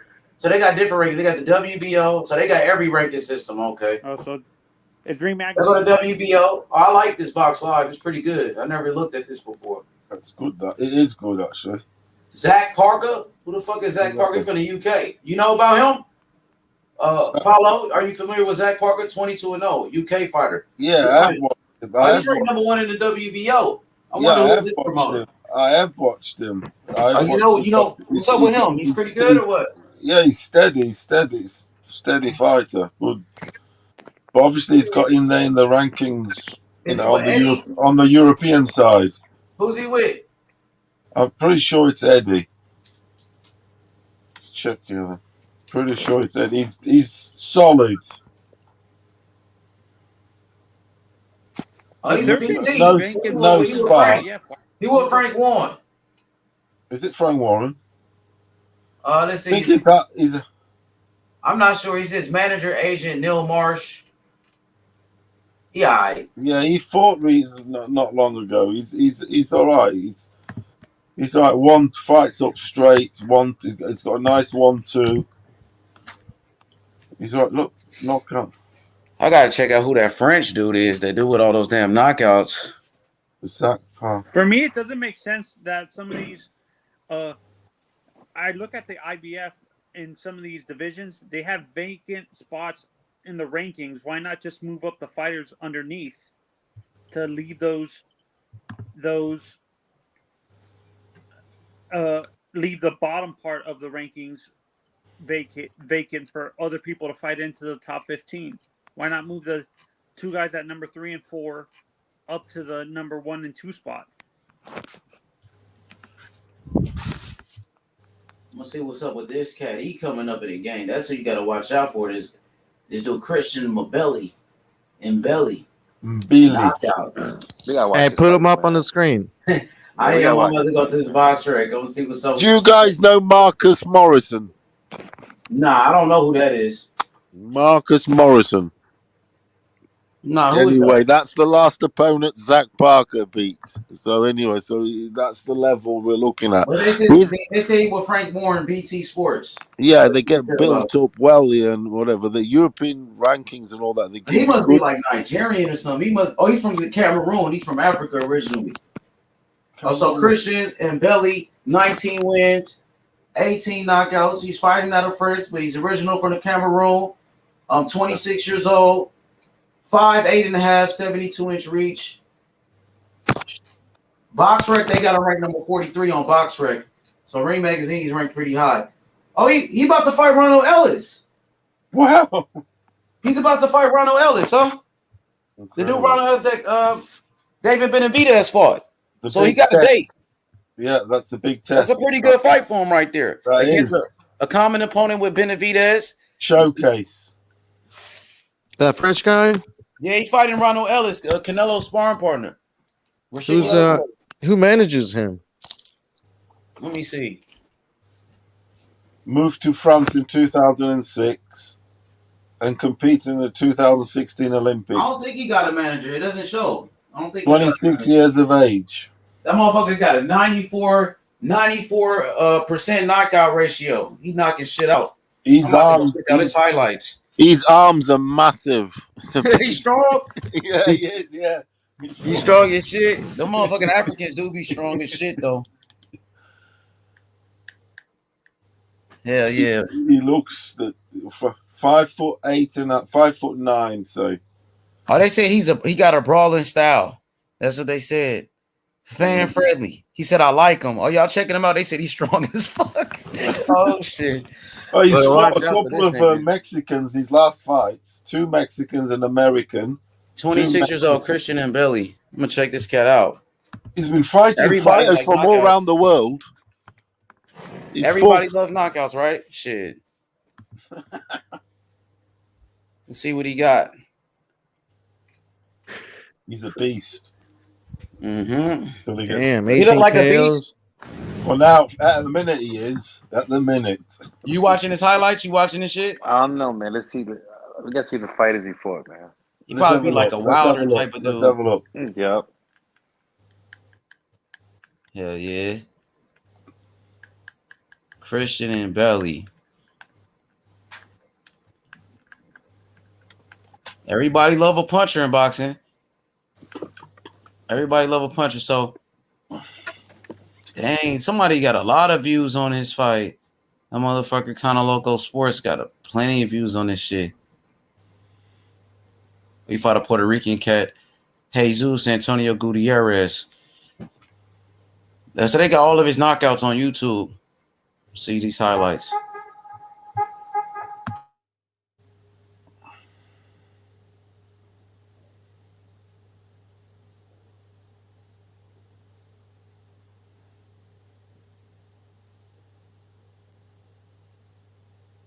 Hey, Ben said, look like he on that shit cut up. Oh, come on, man. You accusing this man of being on that shit? That nigga throwing haymakers, though. That motherfucker throwing he fast, too. Shit, he fast as shit. He's strong, though. Like he quick, though. We'll see when he steps it up in competition. We got to see how he does when he step it up in competition. He coming through with the high guard defense. Well, I like the way he pivoted right there. They're saying not that bad. He got like similar, like a Mike Tyson type of style shit. Yeah, he is a bit. Like a Tank. He coming like Tank Davis on your ass. Oh, shit. That uppercut was nasty. Yeah, shit. I think he's been definitely been watching Mike Tyson videos, VHSs, back at home. Definitely. But he needs to work his head movement. He needs to move his head more. He's got no head. He's not that popular, though. I'm looking at him right now. Like, his fights don't have that many views, though. Yeah. So you got a question, Paolo, in the chat. Let's see. Shout out to my brother AC Armando Colon. He said, Paolo Tomas, what you think about LaRon Richards? He's a good boxer, but has absolute no power. You think he can bring it to the next level? He's fighting Carlos Gongora, the undefeated IBO champion. Carlos Gongora, a beast, homie. Carlos Lerone Gongora is a dog. Richards. He said Tell you Leon what, Richards is about to fight Carlos Gongora. I don't know a lot about Lerone Richards, so I'm not going to start saying I know a lot about one. I think Richards is a UK guy with some braids. He got the cornrow braids. Oh, that geezer. Oh shit, that motherfucker knockouts is vicious though, bro. Yeah. Y'all see this shit? You're knocking the fuck out of people, bro. Damn. Who, that French dude? Yeah, hell yeah. His knockouts is nasty, homie. He coming like Tank, dog, for real. It's fast too. And he got power shit. If I was a promoter, I'd be going after that dude. He got knockouts. That's what people want to see anyway. Quick hand. That Lerone Richards, H. So that guy's asking. I've got high hopes for that Lerone Richards. I know what we're on about. That guy's a quality boxer. Oh, you know about Richards? Yes, you should watch some of his highlights. I seen Richards. I seen him. Matter of fact, I think I was on a live stream with him. Sound fundamental. His jab is quality. Who did Richards just fight? Didn't he fight Bivol or some shit? Bivol this fight, Richards fought Bivol. Oh, but he boxes beautifully. Yeah, he's pretty good. This dude, he hasn't got much. He hasn't got no power and stuff, but he is. You gotta have some power. That's a good fight. That is actually it's for the IBO. Sorry. Yeah, Carlos Gongora. I know Carlos Gongora. Gongora ain't no joke. Gongora knocked out Ali Akhmedov. Gongora knocked out Ali Akhmedov, Triple G's fighter, bro. Y'all remember when Triple G fighter got knocked out? Yeah. I don't know if this Richards is sound. I don't know if it's a bit too much for him. That's a good question. That's a good fight. Very good fight. Let me see what they're talking about. 20. Is it this weekend? Say, bro? Is it this weekend? Is it? Yeah, I think it is this weekend, right on the Kid Galahad undercard. Because Kid Galahad fight this weekend. Yeah, Kid Galahad. Yeah, I'll like to see Danny Jacobs knock out Boo Boo Andre for sure. You think he can? I don't know, man. Danny Jacobs is something. I think Boo Boo probably beat Danny Jacobs. Like Jacobs, no man. Jacobs is tight. I know they say they were you friends. represented New York City, but that motherfucker Jacobs, bro, ain't doing shit lately, bro. He said they were friends. I've got Boo Boo. Yeah, they won't even fight because they friends. Isaac Bermudez, they said they ain't gonna fight. They friends with each other, bro. You know what I mean? They don't want to fight. They're friends. That weak shit, bro. Remember fucking Marvin Hagler was telling Sugar Ray Leonard, he said, if we are good friends, if we are some real good friends, why you don't fight me and give me that payday? That's what fucking Hagler told Sugar Ray. But Sugar Ray was trying to duck him and shit. Hagler was like, yo, you my friend. Why you don't fight me and give me that big payday? You know what I'm saying? Hey, a while back, Daniel Jacobs was trying to get the fight with Jermall Charlo. Yeah, Charlo. Right before he fought Montiel. Right before he fought Montiel. You know that he pulled up on him, right? No. Right before he fought Montiel, he was trying to get the fight, but he didn't want to fight him, so he chose Montiel. Daniel Jacobs wanted to fight Charlo, and Charlo didn't want to fight him. Yeah, probably didn't want to help him out, give him a payday or something like that. More than likely, he was gonna get knocked the fuck out. That's why. Man, Jacobs ain't like that, bro. Jacobs ain't knocking shit out, bro. Against Charlo. I'm just being real. When's the last time Jacobs knocked somebody out, my boy? He couldn't even stop Rosado. He can't even hurt Rosado. He had a draw with Rosado, bro. Come on, man. I'll give you that H money. No power. I don't know, man. I just keep thinking Charlo's just overrated, man. I think he's good enough to beat Jacobs at this point. It probably so, but not no Canelo. We talk about not no Canelo for sure. Jacobs he recovered from cancer and stuff, though, didn't he? And when they sold that story, Eddie Hearn sold that narrative to us that he's the miracle man, and he's called the miracle man. Hey, check out my boy AC. He said H Money. LeVon Richards is 15-0 with 3 knockouts. He's like the Devin Haney of 168. He's 29. Exactly. But he boxes nicely. But that's the power. And his opponent's got 15 Bro, knockouts. it's like when you get to a certain level, you need some power to keep these guys off of you, bro. Like That's the we fact. seen it with Paulie. We seen it with Paulo Malignaggi. He got to a certain level, but when he went against the Cottos and shit, he couldn't keep Cotto off of him. You need some type of power so these guys can respect you. Unless you just a tremendous boxer, like you're a fucking Corey Spinks or some shit like that, where you can just outbox a motherfucker. You know what I'm saying? Eventually, you're gonna need some type of power so these guys can respect you. You know what I'm saying? To get to the top, you need the power. I mean, some people was good enough though to win a world title with no power. Like Corey Spinks was undisputed champion, but he just was a tremendous boxer. But to go up in the weights, to go up in the weights, you need the Look, man Corey of the Spinks was on a bedroom. different level with his boxing IQ and his boxing skills. He was able to beat Ricardo Mayorga, Zab Judah. He was undisputed champion. Now, Paulo Malignaggi, he was another guy with no power, but Paulie was able to beat the baby bull, Juan Diaz.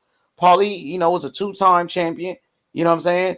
It depends. It depends, bro. In the right situation with the right fights, you could probably win. You could probably, outbox certain guys. Matchmaking, yes. Yeah, like Paulie was able to beat the baby bull Juan Diaz, but he couldn't fuck with a Miguel Cotto. Pernell Whitaker had enough power though. Like Pernell was on a different level. His boxing skills, his defense was probably the greatest in boxing history. He was a gold medalist. But when Pernell was young, when he was at lightweight, Pernell was knocking people out. He was knocking people out back then. And Pernell, I think Pernell actually killed somebody in the ring, if I'm not mistaken. You know what I mean? So Pernell, he did have some power. He did have some power, bro. For real. Yo, H Money and fellas, I'm about to drop off, man. Hey, Mr. NYC from the BX, you got to come back, my boy. I did. Listen, You're looking out, my boy. You was cooking on this motherfucker, man.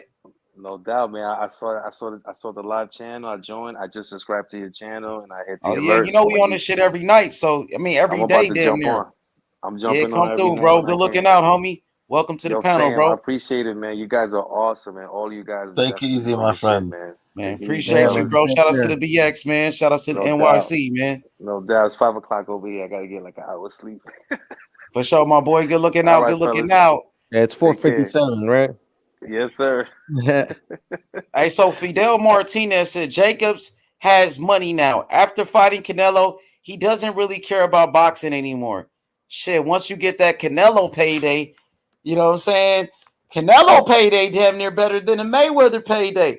Because Mayweather wasn't, look at Mayweather opponents. Fucking Maidana. Maidana made enough money where he could retire, but I think Maidana got like $5 million or some shit like that. Canelo only had like $5 million to fight Mayweather, but look at Canelo opponents.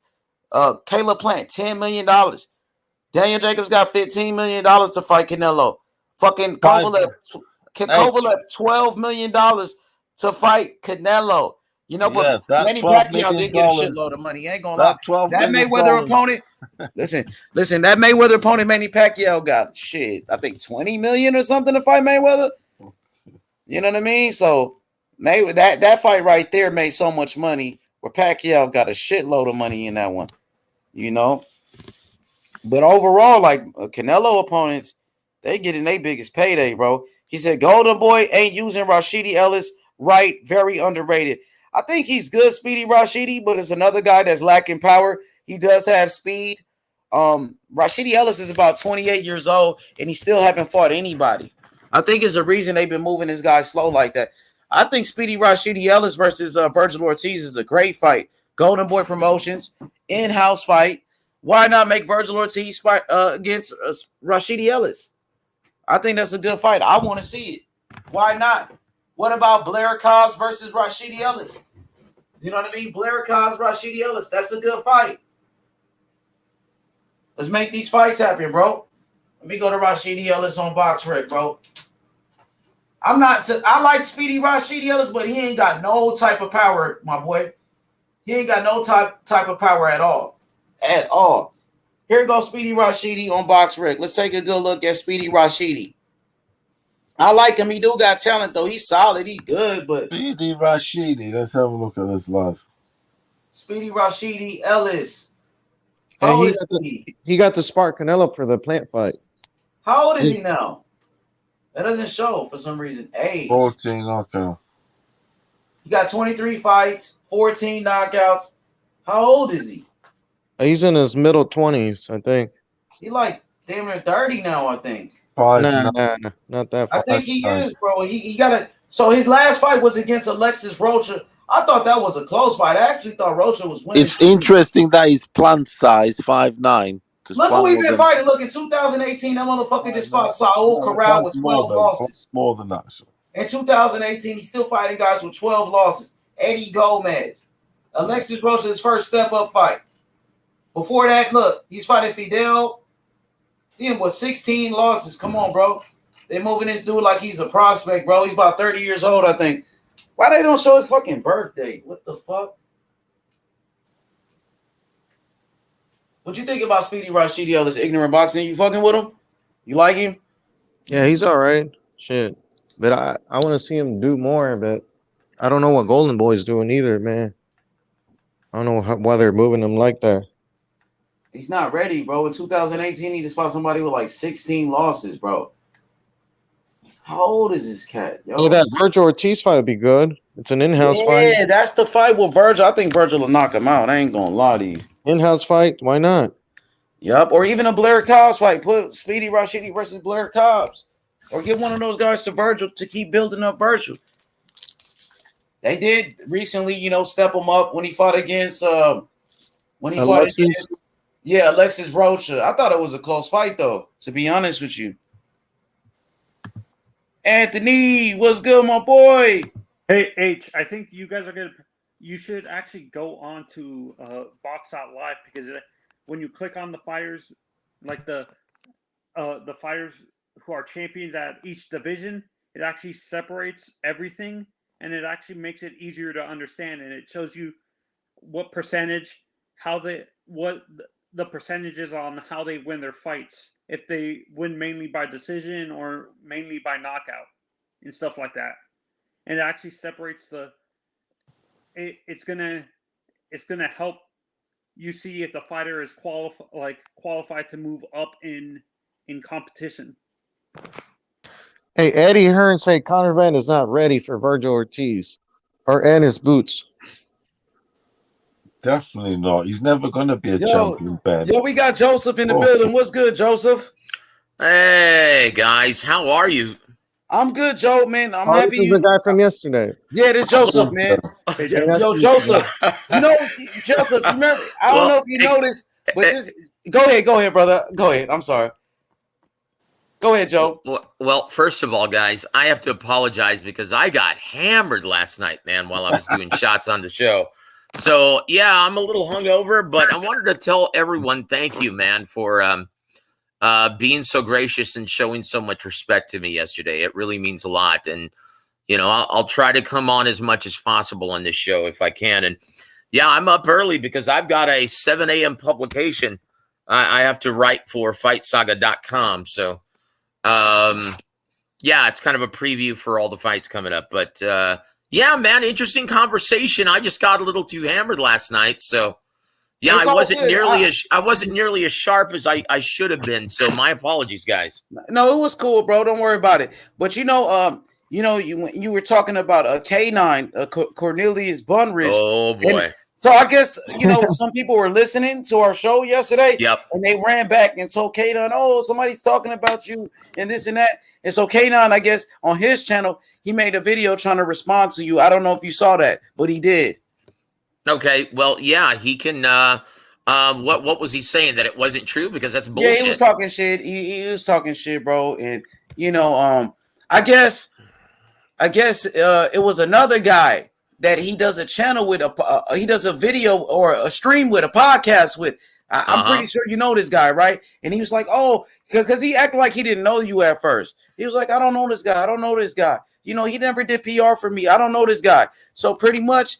Then it was a guy that I guess he does a podcast with, and he was like, "Oh, now I know this guy. Oh, my boy told me about him, where he said you was doing a podcast with his friend or something like that." And I don't know what the hell it was, but well, I'll say this once again. It was 9 years ago, 9-10 years ago. So I'm sure he possibly doesn't remember because I was working in essence directly for Emmanuel Stewart, not for K9. So possibly K9 had no idea that all of these press releases were going out on his behalf, right? And all these articles were being written. But he does. I know he remembers coming on my podcast, my old prehistoric podcast on Blog Talk Radio back when Boxing News 24 used to be called Eastside Boxing. We used to be on there every single week, right? And I interviewed everybody because I used to work for Golden Boy Promotions at the time, as well as Emmanuel Stewart. So, yeah, he used to be a regular occurrence on that show. That's what I'm saying. We used to roll out the red carpet for K9. He used to be one of my favorite guys when he was, working with Emmanuel Stewart. But when he treated Emmanuel that way, with that much disrespect after everything that Emmanuel had done for him. I mean, this is a guy, Emmanuel used to cook his meals while they were in camp together. Emmanuel paid all of his bills. And then he allows his wife to talk him out of, talk him into leaving Emmanuel, convincing him that he had so much disrespect and, you can't let a man like that talk to you. And once again, it's very easy to create a disgruntled fighter with an ignorant guy. Like, he never considered how good Emmanuel was to him. Buying him a gold watch, being his manager and his trainer, and never charging him a fucking dime. Like, he let his wife talk him into believing that Emmanuel was bad for him, right? It's normally the pussy that is spoiling it, right or wrong. You know what? So once again, he can't deny any of this. I was there. I was there. I know this. I mean, and once again, Sugar knows this. Everyone knows this who was there working with Emmanuel. Everyone knows the truth. Why don't you ask another guy who is writing and working with Emmanuel Stewart and doing press releases for Emmanuel? What's his name? They call him Rummy. Rummy's Corner. Rummy's Corner. He used to write for, in fact, I chose not to write an article about it because Emmanuel told me the story and he told me everything. And I didn't know what had happened. I was there, but I didn't really understand everything that Emmanuel had done for K9 Buntage until Emmanuel told me everything. Right? I didn't know any of, I had no idea that Emmanuel wasn't making any money from K9. He was just taking care of him out of the kindness of his heart. Right? I had no idea that was happening until this happened. And after I found that out, I'm like, this motherfucker, how could he do that to Emmanuel? And Emmanuel is already in poor health, man. Look, K9 can't deny any of this shit. He knows he fucked up. He knows he did. In fact, you can ask him to come on the show. Ooh. Look, once again, there is an article, right, that Rummy wrote back, when this happened, because Rummy found out about all this, and I chose not to write an article. I said, you know what? I'm never going to write anything on K9 because that's still giving him press. Well, Rummy decided to write an article about it, spilling the beans on everything. It's still published, guys. Just enter K9 leaves Emmanuel by whatever is a Rummy. Rummy's Corner. No, but what is his real name, though? That's his nickname. I'm not sure what his real name is, but I watch his videos on YouTube. Enter that. Say K9 leaves Emmanuel Stewart Eastside Boxing, right? And you can read all about it. You can read all about it, right? Again, this is already, everyone knows this who is involved. Sugar knows this. Sugar knows all of this. Rummy knows all of this. Everyone who is working with Emmanuel knows all of this. De La Hoya knows this. Eric Gomez knows this. Yeah, De La Hoya trained with Emmanuel Stewart at one point, right? For a couple of fights. Well, yeah, for a couple of fights only. Yes, but yeah, for a couple of fights. I remember. And that's the reason why they were actually going to give a contract. Was no one wanted to give an old fighter and a guy who wasn't a ticket seller a big contract, a multi-fight contract. No one wanted to do that for K9. That's why he didn't have a promoter. And they were doing this as a favor to Emmanuel only. That's it. They had no interest in K9. They were doing this as a favor. But in his infinite wisdom, he decided to, nope, I'm better off without being aligned with a big promoter who has TV dates. I'm going to go at my own steam because I don't like the way you treat me. I don't like the way you talk to me. All the while, the only reason why he's getting his opportunities is because of Emmanuel. He's a fucking idiot. Right? And look, he can deny it all he wants, but that's just his pride. Deep down in his heart, he knows what he did. He knows he fucked up. And he's going to have to live with that shit till the day he dies. That's it. That's the reality, guys. And I know I was there.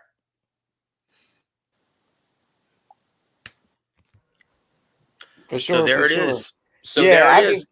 I just noticed that he Hey, do me a favor, H Money. If Yes, you sir. have the link to his podcast, please send it to me via email sometime today. Okay, or I could put it. You want me to put it in this private chat right here, and you can get it right now? Yeah, sure, that's Let me fine. put it in the private chat. But don't leave though. You just got here, man. I want to ask you about Speedy Rashidi Ellis. What's your thoughts on Speedy Rashidi?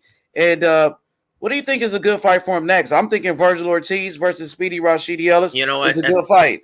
At this stage of his career, anyone with a pulse, anything that's going to get him on TV, because look, time is of the essence, and I feel bad for every Golden Boy fighter right now, because you know what? As far as being a promoter, in accordance with the kind of the rules of the business of boxing, a promoter is only worth as many TV dates as he has, right? At one point in time, Golden Boy, they were working with everyone. When they had Richard Schaefer about 6-7 years ago, they were the biggest promoter in boxing. They had TV dates on HBO, Showtime, ESPN, Telefutura, everything, everywhere, right? And now, boy, they don't have any TV dates, and they still have over 80 fighters on their roster. So I feel bad for every single one of their fighters. Like, and DAZN and their programming sucks now for North American fight fans. Like, it's catering to everyone else but American fight fans. And why? Because American fight fans, they, for the most part, put it this way, they've got over 8 million subscribers worldwide, and only 1.1 or 1.2 million subscribe from a huge market like the US. That's why they've completely just, the US fight fan will get drips and drabs from their programming, catering to us, but for the most part, they've completely put the US market on the back burner. If it's not Canelo, they couldn't care less. And so Golden Boy Promotions, they're without a home right now. They have no TV dates, and they've got over 80 fighters still left in their promotional banner. So they've got so many out-of-work fighters. And so if you're asking me what's next for Rashidi Ellis, man, if I were Rashidi Ellis, I would say, please let me go somewhere else. Please let me go somewhere else where I have competition at 47. I got a question, sir. So DAZN is not giving Golden Boy any dates anymore? Just drips and drabs. The sporadic date if a matchup is favorable, right?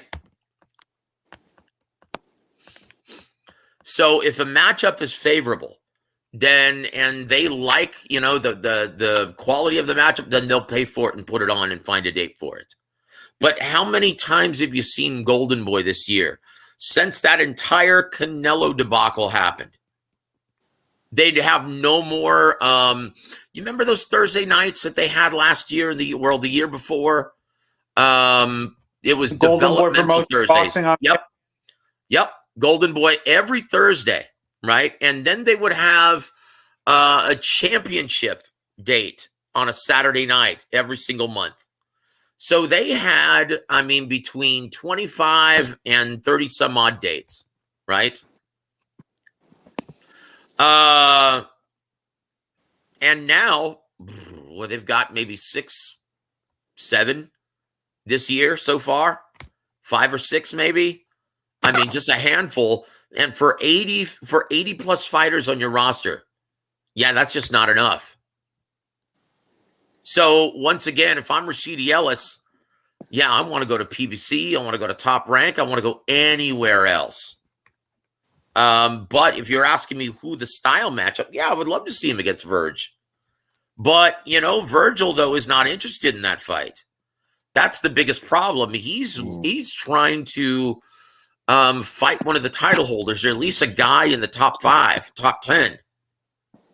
And unfortunately, Rashidi Ellis, considered by most, is more risk than reward because he's not a huge ticket seller. He's not a huge attraction. He's not a huge ratings draw. And he's a very crafty guy. And he's still building, surely. Well, yeah. And unfortunately, without those TV dates, good luck with that. Exactly. So, what about this Saturday? Golden Boy, they got a big fight coming up with Gabe Rosado and Munguia. What you think about that fight? Who you pick? What's your prediction? Oh, you know what, man? 10 years ago, man, Gabe Rosado would have been a very live dog in this fight. He's too shop worn. Yeah, he's going to get his ass whooped real bad by Jaime Munguia. Yeah, now, I got Munguia. He's not a huge puncher. He's going to be somewhat weakened because he hasn't made 160 in a very long time. And you know what? Guys have to remember he was floored and was on the verge of getting knocked out before he timed Beck the Bully with that perfect right hand. Right? He's going to get his ass whooped in this fight. Jaime Munguia, even though he has very little defense, he's an offensive machine and he's got heavy hands. Don't be surprised if this fight, it doesn't even go 5 rounds. Damn, that's quick. A lot of people got Gabe Rosado, though, winning. Why? I guess because he's got more experience than Jaime. Yeah, so... I mean, yeah. Look how old he is. Look how many miles on that odometer. And also, a lot of people giving him a lot of people got a lot of respect off that Beck the Bully knockout. So yeah, that's another reason. Tell you what, he timed a perfect shot and caught a very confident, careless version of Beck the Bully, a guy who was trying to right in the green version of Beck the Bully. Well, inexperienced, right? Inexperience in the professional ranks, but this guy's a deep amateur pedigree. Once again, Gabe was getting beat up and on the verge of getting knocked out, and he just timed and landed that perfect shot as he was coming in to close the show. Yeah, I had Beck the Bully destroying Gabe Rosado, but I lost. So once again, it happens. But I'll say this: if Gabe Rosado is successful in handing Jaime Munguia his first professional loss, I'll be shocked because he is a very shop-worn guy and as heavy-handed as Jaime Munguia is. And I'll be very surprised if he gets past 5 rounds. He's a very crafty guy, but he's got so many miles on the odometer. I don't think he's going to be able to take the kind of punishment for a considerable period of time. I don't think he's going to be able to take that kind of punishment on for longer than 6-7 rounds. I just don't see it. He's an excellent counterpuncher. He's always been a counterpuncher by trade, especially when he was campaigning at 47 and 54, right? Gabe Rosado. And he had to come up the hard way, fighting for Russell Peltz in Philadelphia. But yeah, way too much damage, way too many miles on the odometer. He's not going to be able to take what Jaime Munguia, man, dishes out. He's just not going to be able to take it for a long period of time. I got Munguia in that fight. I think Munguia is young. Yep. He's strong, powerful puncher. And I think, this Rosado's tailor-made for Munguia in this fight, Joseph, I have a question for you, actually, if you can answer this. Do you think a guy like Virgil could benefit from going into the tournament for Butayev's title? I'm sorry. Repeat that question, please. They're having a title for He's talking about the WBA tournament. He's wondering, Oh, okay. which doesn't add up. Yeah, the You guy can't that just you beat can't just Jamal enter James, that right? tournament. That tournament's already in place. Yeah, the guy that just beat Jamal James. What's it from Russia? Ruslan Butev. Yeah. He's a. I'll say this, guys, and there's a reason why. I'm sorry, his name eludes me. The Cuban exile who just beat Manny Pacquiao. What's his name? Yordenis Ugas. Yordenis Ugas. There's a reason why they think it's a bit unfair that they're being assigned these mandatory and to be a part of this tournament and not to be able to compete in a much bigger money unification bout with either Errol Spence or the winner of Crawford. Venezuelan communism? Well, no. There's a reason. Because Yordenis Ugas, boy, has a really tough assignment in Stanionis. Like, I wouldn't be surprised one bit if Stanionis won that fight. Hey, that's what I said earlier. And it's going to be for much less money. So, yeah, his manager, Louis DeCubas Jr., is probably really pissed about that. Right? And is like, hey, wait a minute, you don't enforce these other WBA champions to partake in any or enforce their mandatory on them. Why are you doing this to us? Well, once again, most of the Super WBA champions also weren't appointed belts. They actually had to fight for them and earn them. Mm-hmm. Now, he did beat the guy who they stripped the title from, and that was Manny Pacquiao. So you could say he actually earned it that way, but yeah, they still gave the title to him without having to actually beat somebody. So that's why they're actually implementing this. Well, he's not the only person who's been like in this position now. They're doing it up at cruiserweight. Arsen Goulamarian has to fight Alexei Egorov. They're doing the tournament now at 105 as well, and they're going to be doing it at 12. So they're consolidating the WBA at the moment. And it's about time. It's about time that the ABC of boxing actually got on their ass and started making them adhere to their own bylaws. It's about time. But honestly, I think it's a very interesting tournament. It's just a damn shame it's not going to be anywhere near the money that Ugas could be making in a unification bout with either the winner of Pacquiao. Well, either Errol Spence or Terence Crawford. I'm sorry. The winner of Crawford or Errol Spence, yeah. So, Joseph, I want to ask you about this rematch between Anthony Joshua and Alexander Usyk. I know you got the show every week with Ronnie Shields. What do you think about this rematch? Do you feel like Anthony Joshua can bounce back and beat Alexander Usyk? I'm sorry. Once again, repeat that one more time, please. I'm sorry. It was breaking up on my end. I think it's my headphones. Y'all can hear me? That, please. I can hear you now, sir. Go ahead. Okay. So Anthony Joshua versus Alexander Usyk, the rematch. Who you got in that fight? You know what? I'm a little partial and I'm a little biased because of my dear friend Ronnie Shields, right? But I think it's a terrible idea to jump into an immediate rematch with this guy. Look, I warned everyone before this fight that it was a terrible style matchup for Anthony Joshua, and that he more likely was going to struggle mightily.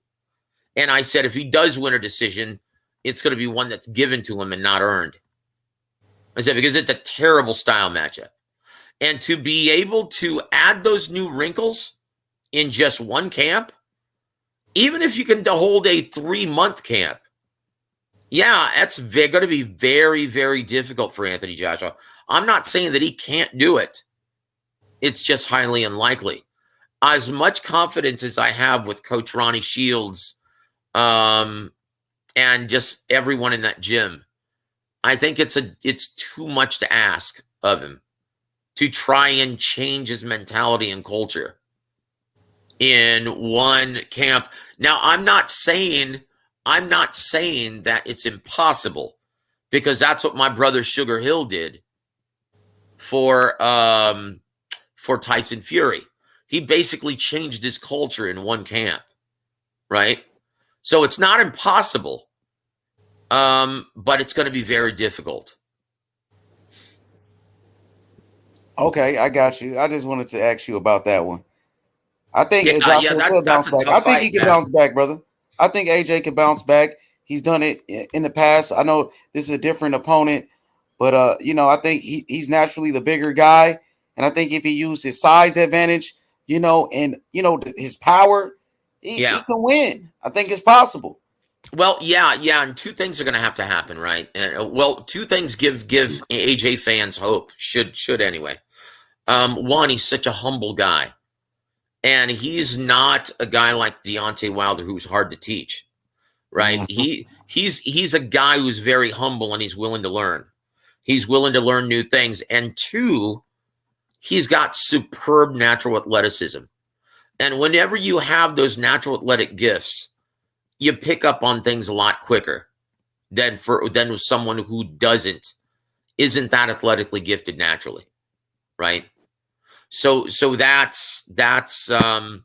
should bring a lot of hope to all AJ fans. But yeah, it's going to be very difficult. I mean, Anthony Joshua, in essence, is going to have to eat, sleep, live just for the next. If he only has a 3-month camp, boy, you're not going to have to be able to take any time off. You're going to have to be working on adding those new wrinkles morning, day, and night, right? He's supposed to be flying out to America again to have another look at another round of yeah. scouting. We talked about that on my last show with Ronnie Shields. Yep. Hey, on the interview he did recently, he said that he wanted to train a few months with each trainer, though. He didn't actually say he wanted to train just one individual trainer. So what's your opinion on that? Well, good luck with that. Good luck with that. That's you know what? That's that's not a good idea. In order to subscribe and really learn and commit to certain philosophy and certain mechanics to muscle memory, you should spend a lot of time just with one trainer. It doesn't really make sense to jump around like that. It's in fact, I would say that's a negative. I'm sorry, go ahead. Which trainer benefits him the most, in your honest opinion? In your honest opinion, in terms of the American guys, because I look at Sugar Hill might help him the most. Do you agree? Sugar, Javen, but that's not going to happen. He currently trains Tyson Fury. I know that they've stated that through the media that they would love to help train just to make sure that Joshua versus Tyson Fury super matchup isn't spoiled, but that's just for the media. Anthony Joshua has no interest in accepting that. And they know that. They're rivals. They're going to be. That would be a severe disadvantage. Like for Tyson Fury to spar with Anthony, why would you give someone who you're planning on fighting, why would you give someone that kind of advantage, that kind of experience? Mm-hmm. Why would you do that? That doesn't make any sense. That's just for the media. That's just for publicity. That's just to continuously put your name out there, in my opinion. But Javen, if he weren't training Tyson Fury, yes, Javen is a brilliant trainer. And he's one of the more underrated trainers in boxing. But then again, so is my man Ronnie Shields. Keep in mind, Ronnie was a brilliant fighter. Okay? Guys like Eddie Reynoso, guys like Virgil Hunter, guys like even Javen, they've never been a professional prize fighter. They've never had that amateur pedigree or that experience in the ring Ronnie Shields has. And that's why so many fighters, that's why he's been able to work with so many legends of the sport.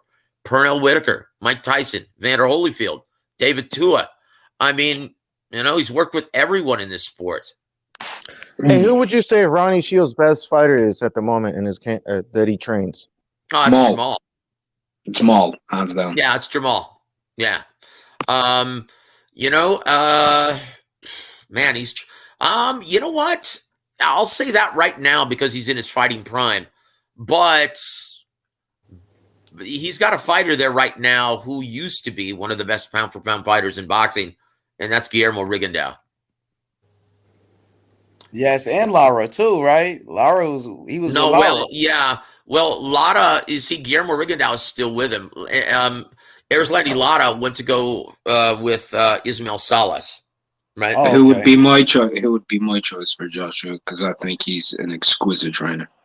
Yo, he's a tremendous Is that the guy that trains Joe Joyce at the moment? Yeah, the one that trained Joe Joyce and Ugas. Ismael and Salas. Kazuto Aoka as well. Yeah, David Hay. He's an unbelievable trainer, bro. Oh yeah, absolutely. He's an amazing trainer. But once again, if you don't have that knowledge of Spanish, it becomes a little difficult, right? And Anthony Joshua, if he's adding these new wrinkles to his fight game, Salas is fluent in English. You could say that, but no, there's still a lot. I mean, have you heard interviews with him? Have you spoken to him? I've spoken to him. Okay, so it's very fluent. broken, and there are things that are actually lost. No. It's not very broken. He's extremely good at English. Extremely. All right, for a Cuban, sure. No, in general, he's very good at English. He didn't make any thought. He didn't say anything incorrect when I spoke with him. Okay, go ahead and keep saying that. But okay, but I'm just. And you can keep bringing up assumptions that you think based off of interviews when you've probably never even spoken to him. Yeah, I have. With all due respect, Joseph, you make a lot of comments that are outlandish as fact, right? Like yesterday, saying, like yesterday when you said that K9 was the reason Manny died. You can't even. No. I didn't. No, you did say that. You can't. You did actually say that. Go and re-listen to yourself, sir. Go and re-listen to yourself. Look, don't deny it. Look, you said the man is responsible for the death. I'm not going to shut up for you. I'm not going to shut up for you. You're a hack. You were thrown out of boxing 15 years ago. I know exactly who you are, Joseph. Nobody gives a fuck about you anymore. You're irrelevant. Hey, chill, bro. Come on, bro. I don't give a fuck, bro. You can suck my cock, Joseph. What I just said, okay, now that you're getting personal, what I just said was there's no. You've made it personal by telling me to shut the fuck up. All right, and you're I'm a hack. you once again. You're a shut hack. the fuck up so I can actually explain. Yo, you shut the fuck up, bitch ass, bro. Go back on the dope pipe. Go back on the dope pipe. Bro, I was just having boxing. No, bro. We ain't. You a crack fiend. Okay. Chill, look, bro. Look, come on, Mark. Crack fiend. What I said, what I said was, in my opinion, he contributed to Emmanuel's health decline. Go back and listen to what I said last night, and that's exactly what I said. And exactly what you said. He contributed. He's responsible for his death. He's responsible for his death? He's responsible? I said that's retarded. You can't even validate. You can't even validate that he contributed to his death. That's such a retarded claim. It's so retarded. It's so retarded. It's actually slanderous. It's actually slanderous. No, because it's true. It's fucking true. And he knows it, and he's got to live. Can you? No. Can you validate it? Not morally, but I'm asking you. Can you validate this factually? Not morally, not in your opinion, but actually factually validate what you're saying. Yes or no? I can't. Of course you can. And I so don't be saying it as though it's a fact. You know what? I don't care. Stop having moral epiphanies on the pipe. I said in my opinion last night. I said exactly that. And you know what? It's not just my opinion. It's opinion of several other people as well who were talking and knew Emmanuel and are very close to him at that time. Okay, so don't tell me, man, I'm out of line. I can express my fucking opinion online. That's my opinion. And if K9 doesn't like it... So I can't express mine. You're telling me don't tell you something, but you can express yours. So I can't express mine? When you put that type of stuff out there, you can put your name to the slaughter too. You can be held accountable just as much as anybody else. That's fine. And once again, just give me a chance to retort. Because why are you writing on the fight saga when you've been covering boxing for 24 years? I'm sorry. Or 30 years. 30 plus years, right? You've been covering boxing 30 plus years, right? Why are you on the fight saga? No, I said 2 decades. Okay, two decades, right? Yeah. 2 decades. Okay. Of course. 2 decades. And you're on the fight saga? You're on a forum? No. Fight Saga isn't just a forum, man. I love Fight Saga. Pretty much. How many views does it get? See, now you're just talking out of your ass. You have no idea what the fuck you're talking about, right? Okay. Because you have every talking about how Golden Boy sorry. had 30 plus fights with the Zone when the original deal was 16 shows a year, but you said 35. You're talking out of your ass. Go and resource shit that you're talking about. I What know the this. fuck are you on? I know this. I know this already. That's how many dates they had. They had between, what was it, 24 and 30, because they were on every. So you're the only person who knows this, right? You're the only person. Every other report said 16 shows. Oscar said 16 shows. Oscar. Okay. Well, they ended up having more than that, didn't they? Because they're 12 months out of the year, and then they were given a Thursday every single month. Do the math. That's 24. Okay, it might have started out at 16, but expanded to 30 the following year. I know this. On the Zone? Yep, on the Zone. They had They did 19 shows last year on the Zone. 19. That's Don't last count. year, dude. That's what is it? Yeah, the original year was a half year, my god. You can't round up the numbers. It was the first calendar year you're talking was a half year period. It wasn't a full. They didn't have a full calendar year. Yep. Yeah, they had a half year. They started in May 2019. Come on, Joseph. What are you talking about? They had every like one Thursday a month, and they had one Saturday every month for their championship dates. They had the great majority of the dates on the Zone. For their championship dates, how many championship dates did they have? 12. They had one every month. That was their contract, to have one every month and one developmental Thursday every single month. Because they have over 80 fighters in the roster. And what are we even fucking arguing about, dude? What is your point for even bringing this up? I just don't like you. I know who you are. I just don't like you. I'll just be blunt. I'm sorry. I don't even know you. I don't care if you know who I am or not. You don't need to. Okay. I know who you are. And I know what type. I know your character. Who are you? I know your character. You know my character? I know your character. Have a good day, Joseph. Good Lord. Go fuck yourself. So I don't even know who that was. Can anyone tell me who that was? Yeah, his name is Mark. He got a YouTube channel.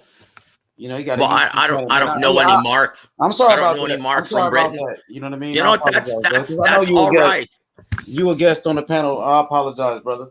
Well, no. That's all right, man. It's just, you know what? If you're trying to talk over me, you allow me to retort. Allow me to defend myself, because everything that I stated, once again, and I said this last night, in my opinion, it was a huge contribution to the declining health of Emmanuel Stewart.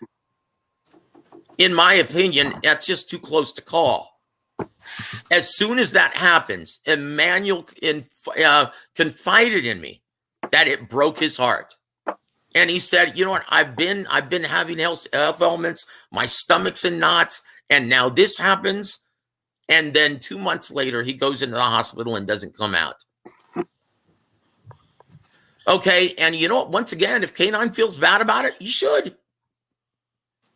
And once again, I'm not saying that's the reason why he died, because he was dealing with that ailment.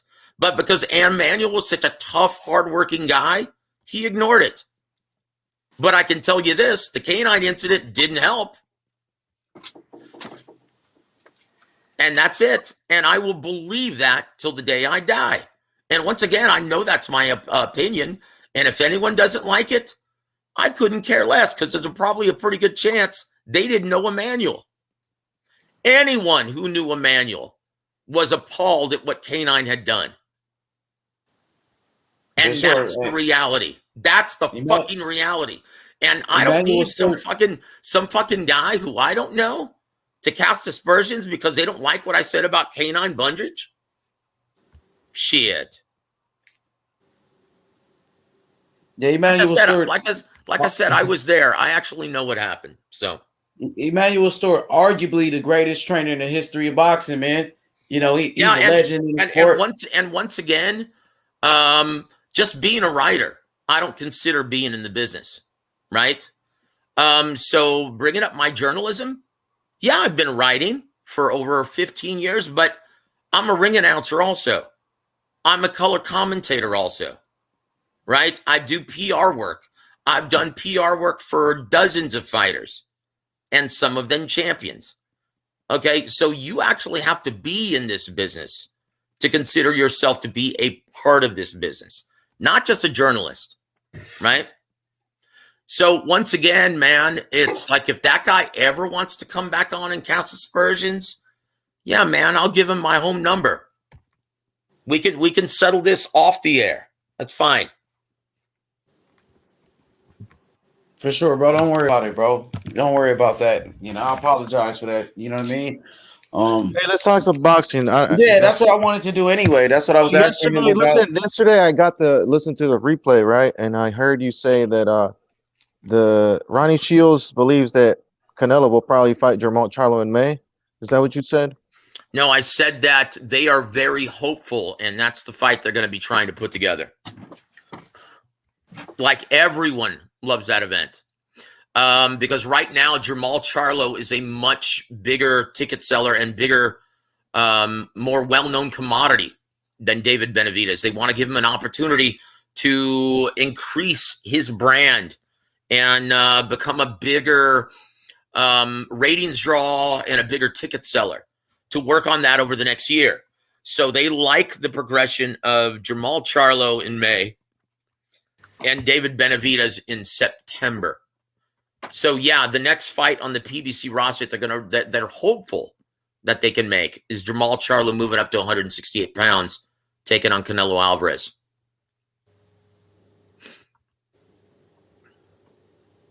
So yeah. For sure. Ignorant Box, and answer your question, brother. Oh, my bad. Yeah. I just wanted to ask. Yeah, absolutely. And of course, David Benavidez, he fights this Saturday against Kyron Davis. Benavidez, he wants a shot at Canelo as well. I want to ask you, which fight do you think is bigger? Charlo versus Canelo, or Benavidez and Canelo? Which one you would say is, a bigger fight? A bigger fight right now because of Jermall Charlo is a more well-known commodity in boxing. And he's got a bigger mainstream fan base. He's not a huge mainstream commodity, but it's bigger than David Benavidez currently, who is unfortunately, I mean, everyone knows who's in the business or boxing diehard, but outside of our small bubble, among mainstream and casuals, yeah, he's not very well known. So in my opinion, Jermall Charlo versus Canelo Alvarez would be the bigger mainstream and casual commodity. And when you're talking about selling pay-per-view units, yeah, it has to be attractive to the mainstream. Like, I'll be very surprised if Canelo versus Plant does over 600, 700,000 because of, well, no one really knew who Caleb Plant was before this outside of the diehard boxing. And it's very hard to comprehend that, right? As diehard boxing aficionados, right? Guys who, I mean, they basically have us, right? We're going to be interested in every single fight that is of consequence in any division, right? They've got us. So it's very hard for us to think in terms of mainstream and casual attraction, right? But the reality is that, yeah, mainstream and casuals, they may pay for maybe 2 or 3 fights a year, maybe 4 if we're lucky. So, yeah, they're very selective. And it's got to be worth it. It's got to be big. It's got to be someone that they know. Name recognition is everything. And so it's up to the promoters and the networks to establish that, to promote it, to get their attention. Otherwise, yeah, it's not going to even move the needle. Hey, but Canelo versus Plant got a lot of promotion. You don't think that helped? Yeah, it sure did. And that's once again in this era of streaming piracy. 600,000 to 700,000 is actually respectable. Now multiply that by 2, and that's probably what the number would have been 10 years ago, right? I guess, but you could have still streamed fights in 2010 though. but not as easily as you can now. I mean, now it's easy where these streams aren't buffering a whole lot. They're in HD. I mean, you could see a great HD quality fight. Like back then, everyone was still reliant on cable, right? So it's actually a positive and a negative. Like nowadays, the fighters, the networks, and the promoters can actually make more money if you purchase it direct streaming app, right? And not use your cable box like the way it used to be, because in the antiquated pay-per-view method, the promoters, the networks, and the fighters were forced to give the greedy satellite and cable distributors 50% of the proceeds right off the top. And they couldn't do anything about it. They were at the mercy, because the satellite and cable distributors, not only did they deliver the package, but they also were responsible for collecting all the money, right? So you had no choice. But now that you've got streaming apps and Showtime is direct streaming, and you can actually sell it. So I guess what I'm saying is, if everyone decided to purchase this directly and it was $80, all you need is 600,000 or 700,000 purchases if all of them are done direct streaming, and you make your money back. That's what I'm saying. They should actually advise everyone, hey, if you're going to purchase this, please do it via streaming app, because then we get all the proceeds. We don't have to split that with the greedy satellite and cable distributors. It goes directly to us, right? That's what they should advise everyone. So then, yeah, because basically with it being cost a price point at $80, basically the people who purchase that via direct streaming app, virtually you're paying for everyone who's streaming it illegally, right? What do you mean? I paid for it. Yeah, that's what I'm saying. So the reason why it's priced at $80, because one, Canelo and Caleb Plant's guaranteed purses were freaking huge, like unbelievably huge. Like Floyd in his career was never guaranteed, well, except for the Pacquiao and Conor McGregor fight. With those exceptions, in every other fight, he was never guaranteed $40 million. The most he was guaranteed was 32.5, aside from Pacquiao and Conor McGregor. Hey, so when you consider the mammoth purse, right, and then you consider that's why it's priced at $80,000 or $80 a unit. The reason why it's that high is because you're having to make up for all of the fans who are streaming it illegally.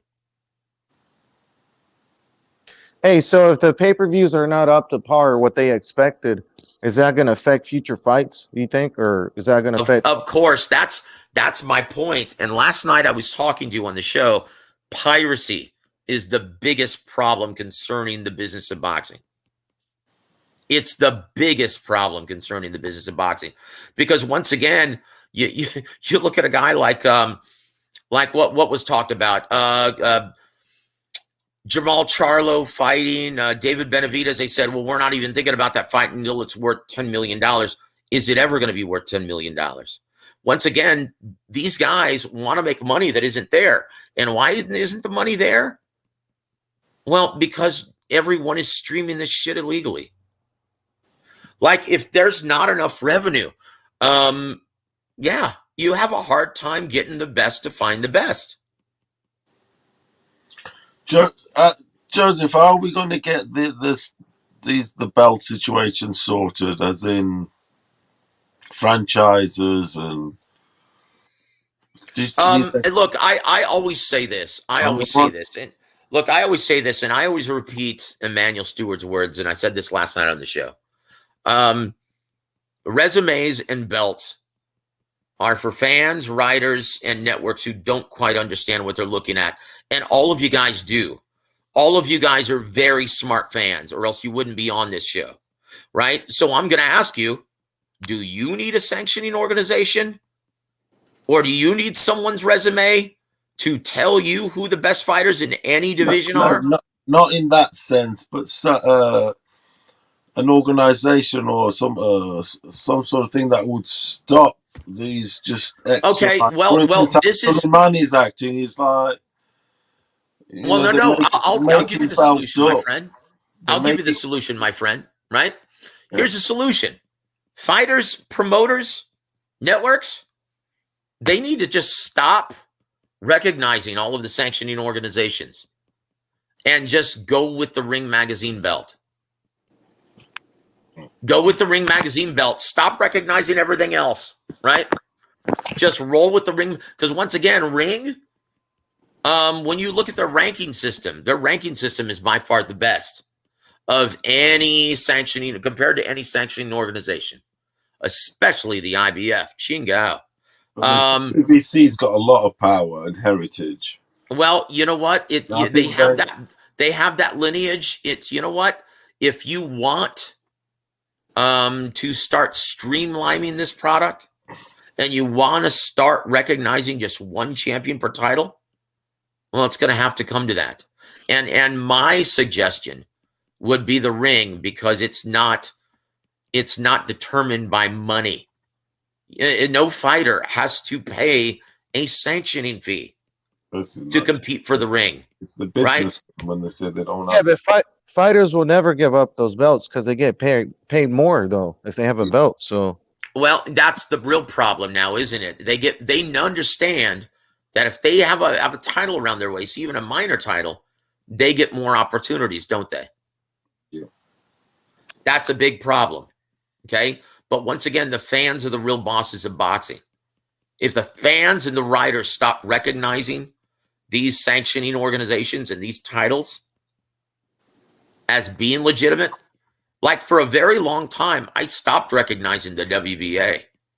But they made a new weight. They've even made a new weight. That's another belt going on. Like we need another weight, right? Fair enough. I mean, it was a good, exciting fight. It was actually a good fight. That is an excellent fight.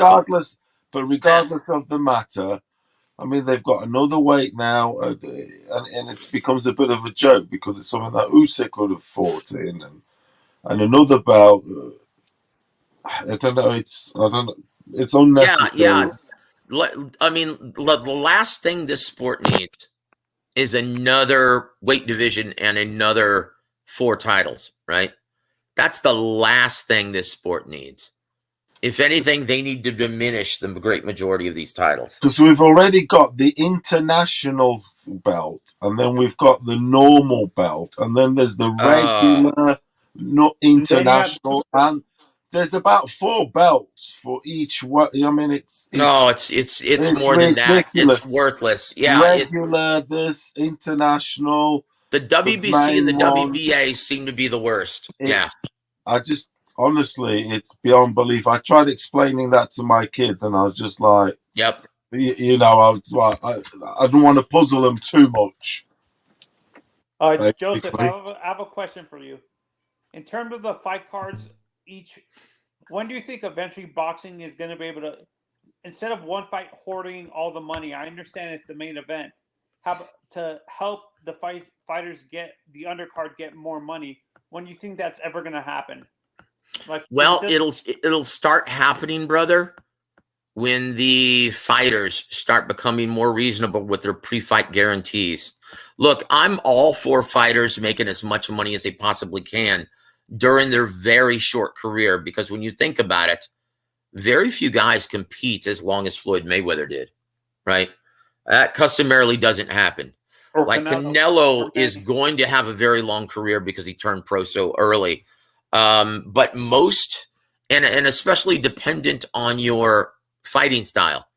If you fight like Arturo Gatti, your shelf life is very small, right? So I'm all for the fighters to make money, but they absolutely have to start being more reasonable and understand that piracy is a huge issue. And look, there's nothing wrong with getting the majority of your money on the back end based on pay-per-view performance. Look, if your pay-per-view doesn't sell well, okay, you shouldn't make as much money. right? You should make as much money as is there. No more, no less. That's what to determine how much a fighter gets paid based on the real bosses of boxing and whether or not fans want to pay for it. Right? No, that's why I'm asking that question. Do you think the reason why some of these undercards are horrible is because the main event is hoarding all the money? That's absolutely right. There's no coincidence. Like ever since fighters started demanding these absurd guarantees, like $40 million guaranteed for Canelo, $10 million for a non-ticket seller like Caleb Plant. Like, think about how much $50 million they're guaranteed. And that's even before one pay-per-view unit is sold. So it doesn't leave anything left over for the undercard. So, yeah, you're absolutely right. That's the only reason why you saw such a terrible undercard this past Saturday night.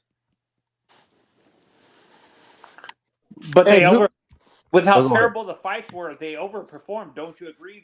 Some of these. Oh yeah, like look. That's like fans should judge slowly, right? Even if a fight doesn't look outstanding on paper, do your research. If it's a good style match, it may be great. It may play out to be a great fight live, right? Look, for instance, didn't everyone pretty much agree before the fights actually played out that Fury versus Wilder 3, the undercard, was fire? Yes, right? Sir, it was. I was excited. Until it played out. Oh my gosh, what a huge, terrible style matchup it turned out to be. Ajagba versus Sanchez. Miserable fight. That was like watching grass grow. Right? And as one-sided as Hellenius versus Kaunaki. That was a terribly one-sided, awful. You could almost say that was a mismatch. He needs to retire. Kaunaki is going to get a play. Yeah, he's just a brawl. Well, once again, why do you stick him in with a great counterpuncher and a heavy-handed guy like Hellenius? So anyway, what I'm saying is you're absolutely right, and you bring up a good point that it may not look great on paper, but it may play out to be really entertaining. Trust the matchmakers. Like, I'll tell you one fight card that didn't look overwhelming on paper, but it ended up being really entertaining, was the entire undercard on Andy Ruiz, Chris Areola. That fight card was really fun to watch. Actually, I have another one. How about the Manny Pacquiao versus Ugas fight? Yordeñas Ugas? Yeah, Pacquiao versus Ugas. People thought that undercard was horrible, and look at how that card played out. Yeah, you know what? Fans once again, fans and writers both are guilty of this. If they're not interested on paper, they will shut down and won't even give it a chance. It's like everyone should just judge slowly, right? And trust these matchmakers. Trust guys like Tom Brown. Okay, Tom Brown is one of the names. Unfortunately, the casuals and the people are just looking for the names. Yeah, you know what? And trust very knowledgeable matchmakers like Tom Brown. I mean, this guy's earned his bones in this business the hard way. He was one of the best matchmakers in boxing. And I mean, look what he did for Andre Ward's career. You know, he basically was the architect of Andre Ward's career for most of his career. Same with Paul Williams. You know, he was brilliant on Goose and Tudor. With Goose and Tudor. And this is, I think my generation wants instant gratification. That's what the problem is too. We want the instant gratification of a great fight. That's why we overlook some of these cards as young boxing fans. Do you think it's a generational thing that the older generation of boxing fans tend to have more patience to see how the cards are going to play out compared to the younger generation people in the millennial generation of boxing fans that tend to want the gratification right away? That's a very good question. And I'll tell you just from experience and learning the business under the old codgers, guys like Don Chargan, guys like Emmanuel Stewart, Ronnie Shields, James Gogi. I'll say this. Fans have always been a pain in the ass. Boxing fans have always been the biggest critics in the sporting world. Like, even go back to the 20s, 30s, 40s. I mean, boxing fans are the hardest to please, but they're also among the most passionate in all of sports. But boxing fans love to complain, and that's the way it's always been. And I don't think it's ever going to change. Do you think so it's not just in this generation. They've always been that way, brother. No, but do you think it's gotten worse as time has gone on? Is what I'm saying. Gone on. Perhaps because we want things more instant now. That can have an influence. I don't know, man. In my opinion, they've always been a pain in the ass. So, I don't know. Maybe they've grown accustomed because of social media that they love that instant gratification. But have they gotten any worse? In my opinion, no. No, they haven't. They've always been this way. That's why you see, like, the old radio shows and the old movies. You see boxing fans just duking it out and getting into screaming matches at barbershops and pool halls, right? Because of these fights. So nothing's changed. Yeah, the reason why I'm in my 30s and stuff, and when I talk to older fans, it seems like they're more patient. And then when I talk to kids my age who are boxing fans, they don't have patience to wait. Like, they want. Well, I don't know. I mean, maybe that's true. I don't know. I don't know. I don't think so. I mean, dude, they've always been.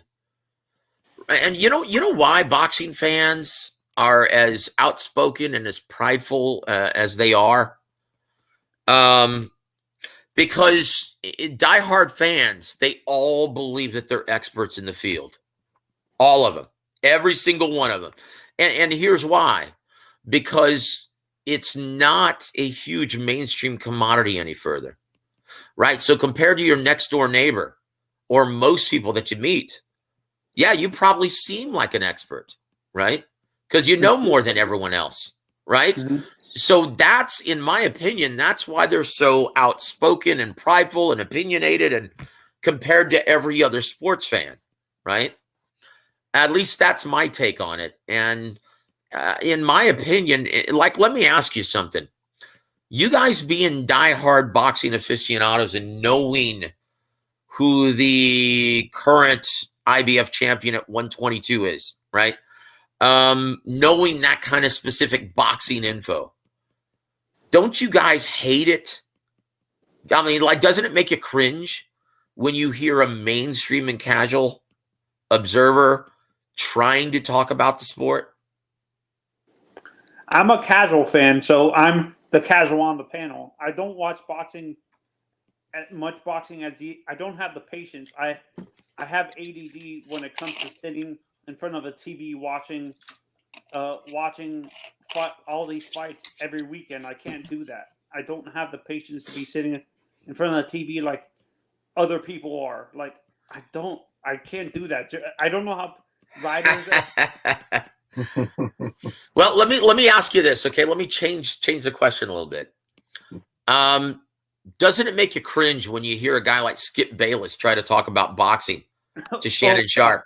Oh, Jesus. Don't bring up Skip, please. Yeah, doesn't it make you cringe when you hear that shit?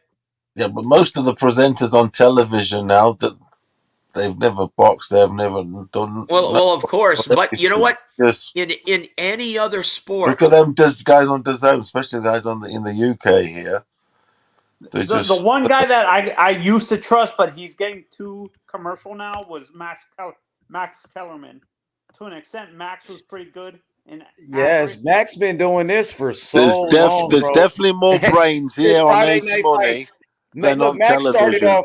Max started off on ESPN during Friday Night Fights. Well, actually, he started off just with his own. Do you remember Public Access? I don't remember that one. What was that? Okay, that's a long time ago in the 80s. PBS? No. In cable, used to be the YouTube of the 80s generation, right? So fans, anyone could have their own TV shows on Public Access. So Max Kellerman started off with a boxing show in New York, in the New York metropolitan area, with his own boxing show with his brother on public access. And he was so good and so knowledgeable and so talented at such a young age that, yeah, it caught the notice of ESPN. That's how and it became so popular in New York that, yeah, it caught the attention of ESPN, and that's how he got that opportunity. So, yeah, Max has always been really sharp, man. Didn't Max work for Showtime and HBO as well? I thought he worked for HBO for a time period, and it's funny. Emmanuel Stewart, he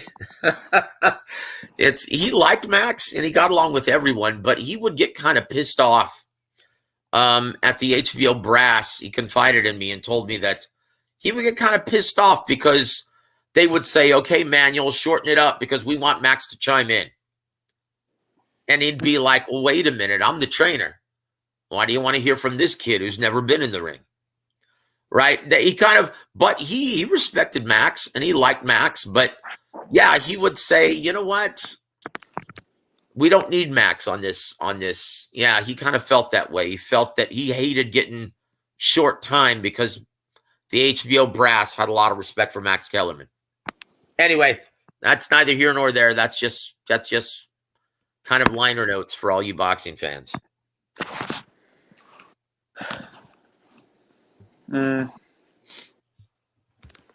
Wow, it's gotten quiet. Wow. Yeah, so go ahead, Joseph. Go ahead. No. I was going to say, if you guys want to talk about anything else, anything Yeah.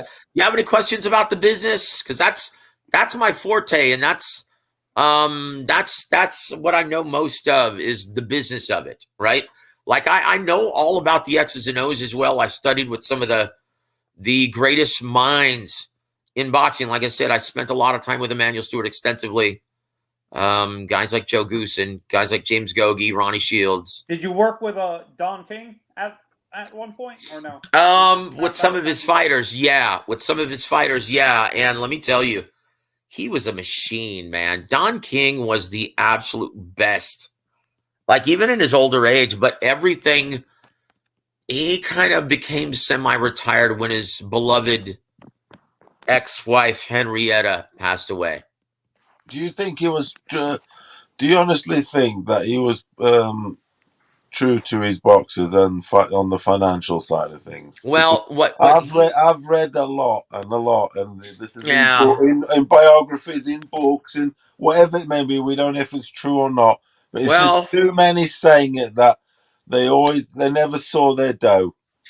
Well, I will say this: his biggest asset and his biggest positive was that he always considered the fans first and foremost. Yeah, but what about the fighters that have to their lives and their families? I'm getting that, brother. You know what I mean? He didn't think much of him, and he took advantage of the ones,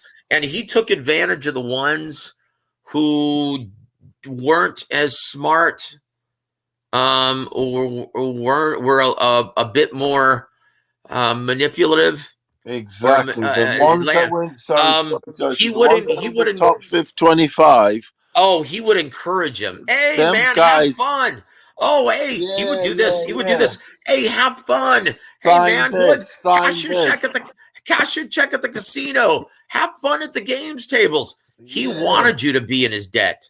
Exactly. He wanted you to take advances. Because then he would charge you. If you were one of his fighters and you had to take an advance, he would charge you an absurd amount of interest.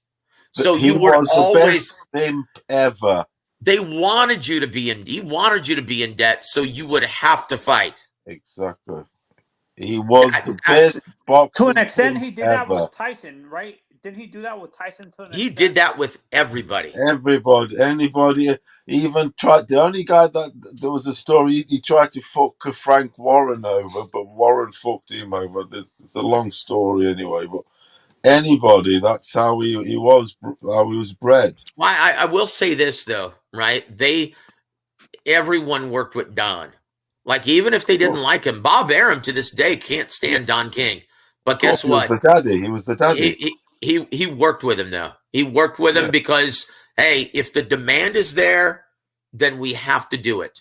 And once again, that's the biggest difference between the business back then and the business now. Is everyone understood back then that the fans were the real bosses of boxing. In what way? Fans were the real bosses of boxing. In what way? In what way were they the bosses of boxing? So, for instance, they always determined the success and the failure monetarily, financially, of everything. Once again, it's just like the music industry. Your market value is determined by ratings, ticket sales, and pay-per-view sales. And it's still that way, but unfortunately, because piracy is such a huge problem, that promoters, fighters, and networks, they don't really consider the fans today to be the real bosses of boxing, because most diehard fans, the great majority of them, are streaming it illegally. So in their minds, they're like, well, if you're not financially supporting the product any longer, then why should we consider your voice? Why should we consider your opinion? For doing that? Because some of these pay-per-view prices get astronomical. Like, not everybody who's on a budget can afford paying $80 or $100. Exactly. That's why the future of boxing is the streaming services, right? Like Disney Plus. I mean, look, the Hollywood understands the future of that medium is not at movie theaters. It's streaming entertainment. Okay, Joseph, yes, sir. why do you think Europe's been so dominant in winning titles in the last, say, 30, 20 years? I wasn't aware that they had been. Compared to the, like, say, I think so. You got like Usyk and Lomas and Fury and Joshua and I understand what you're saying. So you said the UK, right? No, Europe. Okay, so Europe. Okay, I got you. Ever since, and all they used to be is like a WBO, but now so they're getting the crowns. They're getting the crown and the ringside belts. Yeah, so Emmanuel saw this happening, right? Emmanuel said, look, I'm looking at the amateur system. America's amateur system is just not what it used to be, right? And you look at all of these elite level fighters in the amateur system. You think about this, before they were allowed to compete as a professional, guys like Vasily Lomachenko, guys like Alexander Usyk, they were basically paid professionals that were competing in the amateurs, in the Olympics, in all of the amateur tournaments, right? They were huge stars in their country. Like a guy who never did much in the professionals, but was a huge star in Uzbekistan was, what is his name? He lost to Miguel Cotto, but he was, let me look that up real quick. You said he lost to Cotto?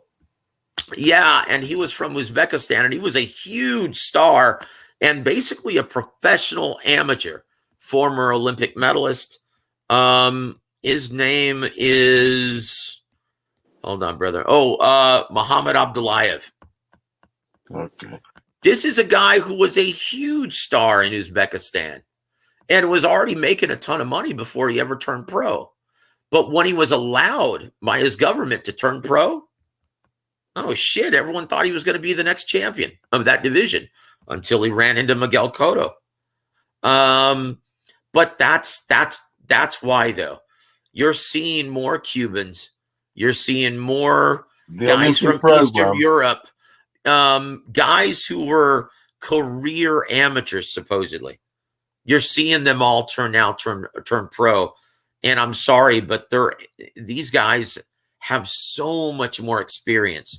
That's why you see guys like Artur Beterbiev, guys like Alexander Usyk, guys like Vasily Lomachenko. Evil. Yeah. You see them get moved up the ladder so much quicker because they already have that experience. I also think that the shift, but personally, my shift from what I've seen, in my personal opinion, it's been like, especially in the Caribbean side of things, is there's been new heroes. There's been heroes as in like, whether it be basketballers or certainly Usain Bolt, definitely. Because the Caribbean, like for in the West Indies, I follow cricket, and they used to be incredible, the dominant force in the 80s and the 70s. But the shift in going into athletics, etc., they got no, the cricket's poor now. But they're busy winning gold medals though in 100 meters. Maybe not now, but Bolt was. So there's new heroes. There's more choice. There's more vision of other things. You know, so there's more diversion. There's more. You're not channeled just for that same thing, because in the old days, you used to be bred to be, if for instance in the UK, to be a boxer, a footballer, or a cricketer, and that's the way it is. But now there's so much. There's YouTube. There's this. You can train yourself. It's an open sphere. Yeah. Well, So good that's luck with why I the think training from yourself. that side. And in the meantime, the Russians, their Olympic program, I mean, they've been just at it, haven't they? They've just been chopping that iron. Yeah. I mean, it all's contingent on the breeding ground of all of these fighters. And Emmanuel, like I said, he saw this coming. He said, "Look, I don't see anything that's going to be better than in the amateurs on the horizon. I don't see anyone who's going to be able to compete with all of the best Eastern Europeans." And he basically said that. The Klitschko era didn't help either, because I mean, it was it's the amateur system. They want the someone amateur to look system. up to. It certainly is. And Joseph, you're going to agree with me on this. When it comes to the American side, it's because the parents don't have the patience to wait for their kids to be making the football and baseball are more instant gratification in terms of the pay. Soccer mums. There's more soccer mums. Look. It would help, guys. It would help if boxing were still a scholastic sport like it was back in the 20s and the 30s and the 40s, right? That doesn't help. When you see sports like football, tennis, baseball, basically everything being a scholastic option in middle school and high school, why isn't boxing an option? Why isn't amateur boxing an option? Because, like I said, the parents want instant gratification when it comes to money. And boxing, it takes a while to get. Well, yeah, it's not nearly as big of a moneymaker as high school football. Because, I mean, you know what? And you can say that, boy, it's so much safer for the athletes. Like high school, like amateur boxing is so much safer than high school football. You know how many kids have life-altering injuries in high school when they play high school ball? I mean, so many kids ruin their backs. They ruin their overall health, right? Playing high school football, right? Definitely. But they will never stop it because it's such a massive moneymaker for the school district. And that's the biggest problem. It's like, that's why football is so encouraged, even though it's, you get more injury and it's more violent than boxing, than amateur boxing, with the big gloves and the headgear and the three round fights, you know. And do you think having a business person as a head of the United States Boxing Federation is the reason why we're so far behind in terms of developing elite? No, it's been this way for a very long time now. Like, think about what was the last great Olympic team that we had in the U.S. De La Hoya, Mayweather, I think. Well, De La Hoya was in 92. Mayweather was in 96. 84 was the greatest. Boy, 84 was amazing. 76 that was the great. And 76 was arguably Sugar. the greatest. But I will say this. Boy, 1996 was our last great American Olympic team. What? Which one? 96 was our last great American. It wasn't the best. Yes, it was with Floyd, Fernando Vargas, Antonio Tarver. Yeah. Yeah. They all went. Yeah, they were. Did Oscar go back to the Olympics that year too? I'm sorry, what? Did Oscar go back to the Olympics that year as well? 96? No. That was 92 in Barcelona.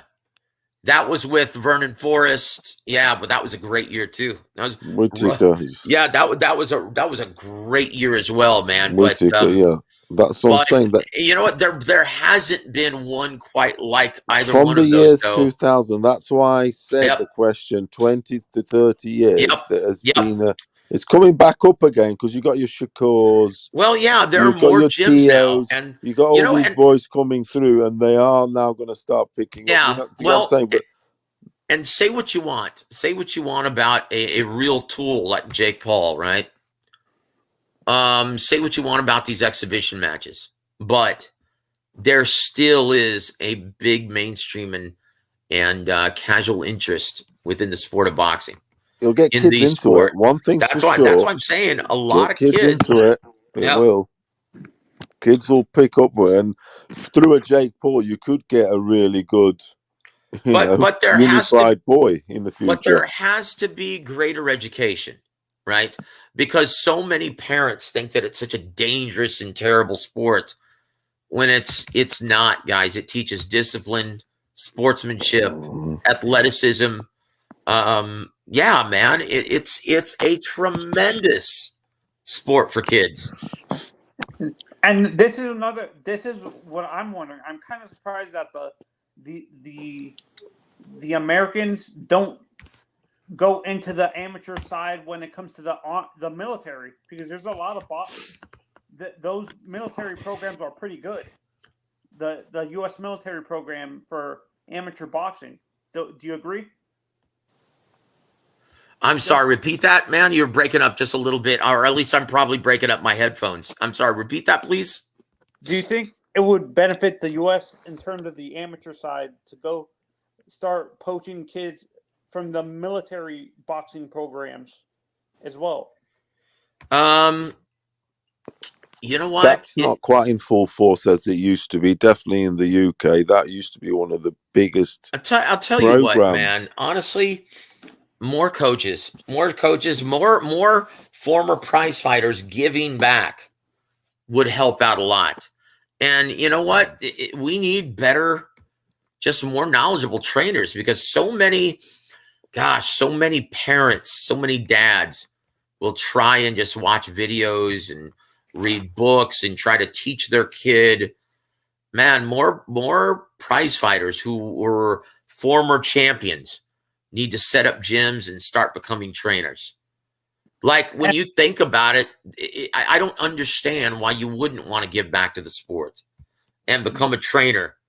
Like, I'm shocked. A very knowledgeable guy who came from the 96 Olympic team, Antonio Tarver, what is he doing? Is he training? Because I'm sorry, you know, to my knowledge, he's one of the best defensive fighters over the last 20 years. Why isn't he teaching? He did say in a recent interview, why wasn't he called upon? Why didn't Wilder ask him for his services? I don't know if you saw that, but I did see an interview of him saying, I know that he's not doing anything, but if he would get the call, he would take the opportunity. Well, You know what? But I know my you mean point that's a is, good point. teach the kids. Start at the exactly. amateur. You know what? So many of these trainers, they're just interested in big game hunting. Hey, it's man, a lifetime dedication when they've had all their career. And then to get kids. Start from the ground level. There's no shame in that. In fact, it's a lot more noble. You know, start teaching and molding these guys. You know, I'm sorry, but if every major metropolitan area had a former world champion opening up a gym and teaching kids, boy, there'd be more parents who would want their kids to sign up. And you know the problem with that too, Joseph, is I think most of these fighters are punch drunk, and some of them have slurred speech. How can you trust? Like, their health is not the best because of the amount of punishment they have. Yeah, they want also the time to themselves, because teaching kids, I mean, they can still help, but it's a full-time devotion. If you get me, all that stuff. But obviously it can be done, and it still is done. But like you say, there should be more, definitely. Yeah, I don't understand. I don't when understand you've why had a there full aren't more. yeah, it's. Yeah, it's like, what else are they doing? Have a gym, yeah. A lot do get gyms, though, don't they? You do see a lot of boxers retire and they generally get their gym. Ricky Hatton's got a gym. Calzaghe's got a gym. He's got a kids training program.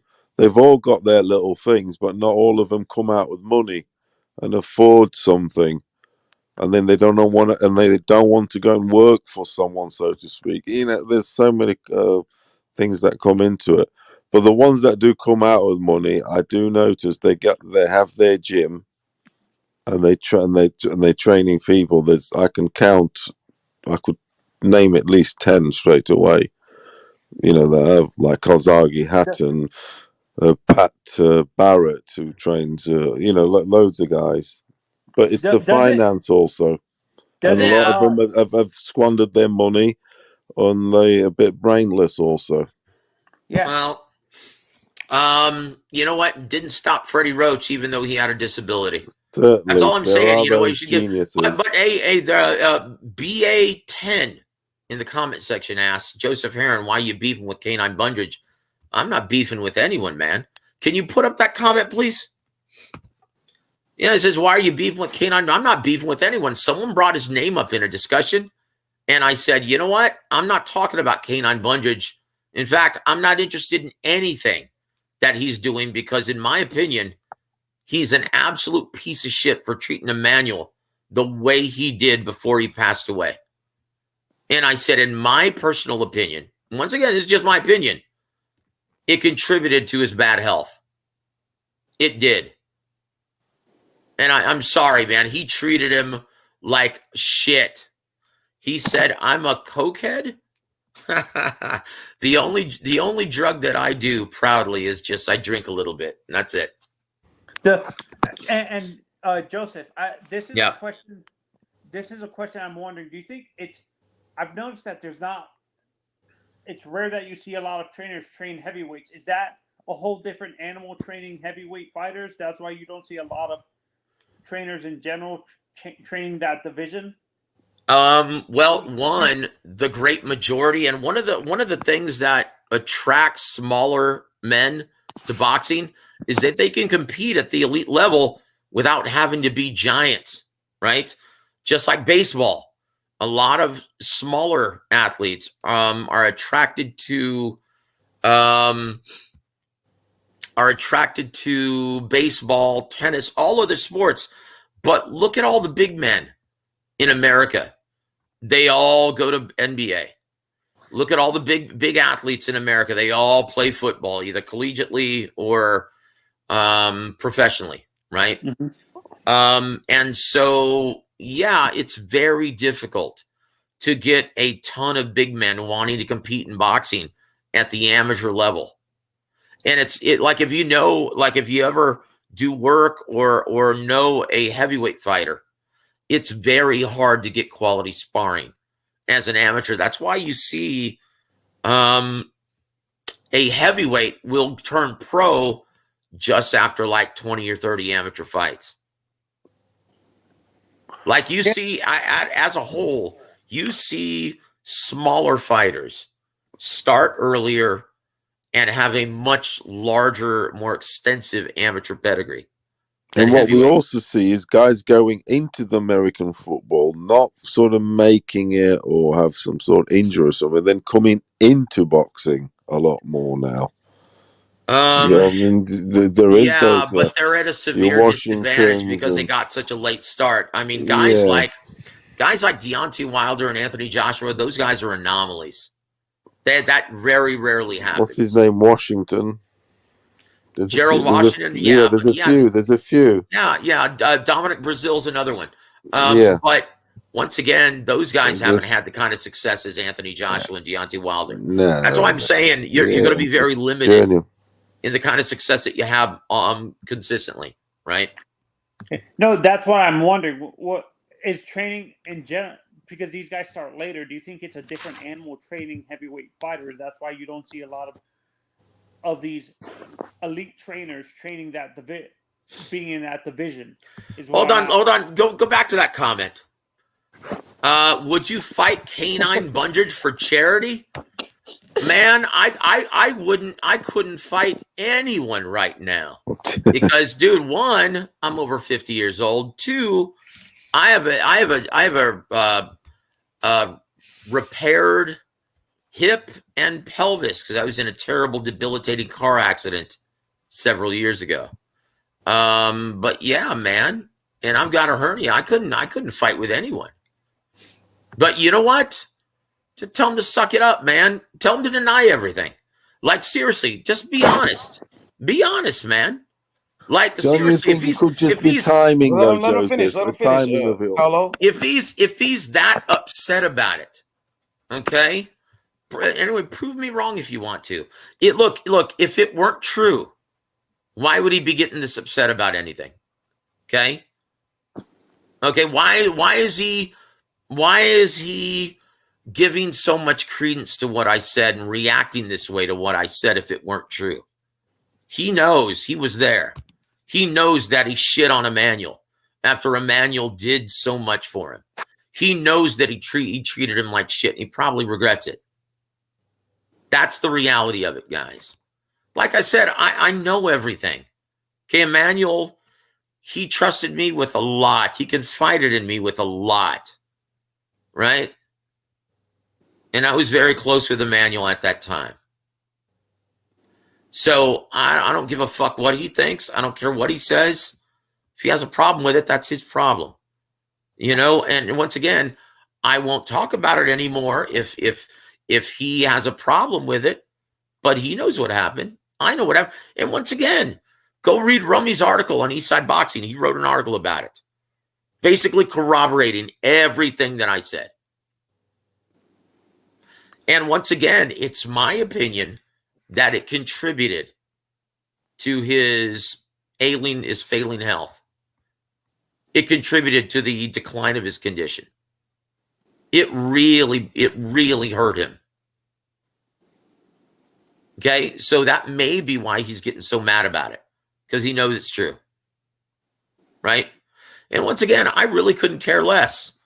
I've never written a story about Canine since that happened, and I really don't care to give him any publicity about anything from this point forward, because I'm sorry, there was everything about Emmanuel Stewart was good. Everything.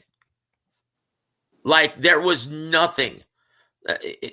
Everything he did for his fighters. The guy, you know, and he confided in me and told me this before he passed away. He said, look, Joseph, I'm not a rich man. Most people think that I am because of how many champions that I've trained and all my years on HBO being a commentator. He goes, but all of my money goes back into these fighters, my fighters. And he never took a dime from those guys, from his young amateurs and young pros. He loved giving back. He loved all of his fighters. And I'm just regurgitating what Emmanuel told me. When Canine did that to him, it broke his heart. It hurt him. That's what I'm saying. That's probably why he's getting as mad as he is. This is a question about Vladimir, because Vladimir wasn't he trained by Emmanuel at some point? Yeah, of course, yeah. Yes, both of the brothers, Vitaly and Vladimir. No. Vitaly was never trained by Emmanuel. Oh, he never was? Oh, shit. No. Vitaly was trained by Fritz Sedunik up until the time he retired. Yeah, Fritz Sedunik, the late Fritz Sedunik from Germany. Yeah. Okay, but when it comes to Vladimir, do you think did Emmanuel pass before he fought Tyson? Oh yeah, that was Jonathan Banks in his corner. Yeah. And the fight in which he got sick, right? And I think James Ali Bashir was the ended up being the head trainer. Let me pull up his information. I'll tell you. Because I remember talking to him about this fighter, and he was really looking forward to the challenge because Vladimir was used to looking down on his opponents. The last fighter that Emmanuel was supposed to train him for, but he didn't get to because he passed away right before it was Marius Wack. Right? That was in November of 2012. I remember, though, him being sick, and I was talking to him about that fight, and he was really looking forward to coming up with a strategy to defeat a 27-0 Marius Wack, because he was actually bigger than Vladimir Klitschko, and Vladimir wasn't used to facing guys who were much taller than and or bigger than he was, right? So that was the last fighter or a fight that Emmanuel came up with a strategy for. Everything else after that, Francisco Pianeta, Alexander Povetkin, Alex Leopai, Kubrat Pulev, Bryant Jennings, Tyson Fury, Anthony Joshua, that was all Jonathan Banks.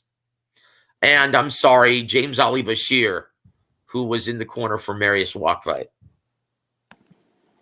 Yeah, but that's why I'm wondering, do you think, in essence, that contributed a little bit to his loss because he was so used, he was going between different trainers that he didn't have a consistent voice like a Emmanuel in his corner? I'm not saying, I'm not giving excuses, I'm just asking the question. Okay, well, I'll say this.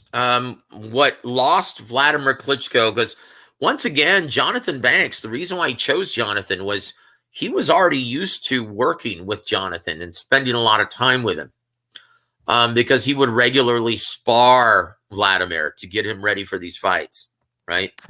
And Emmanuel was, once again, he was kind of an understudy to Emmanuel, and they would talk strategy all the time. But what lost the fight to Tyson Fury was he had grown accustomed to everyone trying to go after him, right? So he was very good at being the consummate counterpuncher and using the entire ring, depending on his jab and his footwork as the foundation of his defense, right? But one thing that he hadn't had to do in his 11-year stretch and reign as champion, right?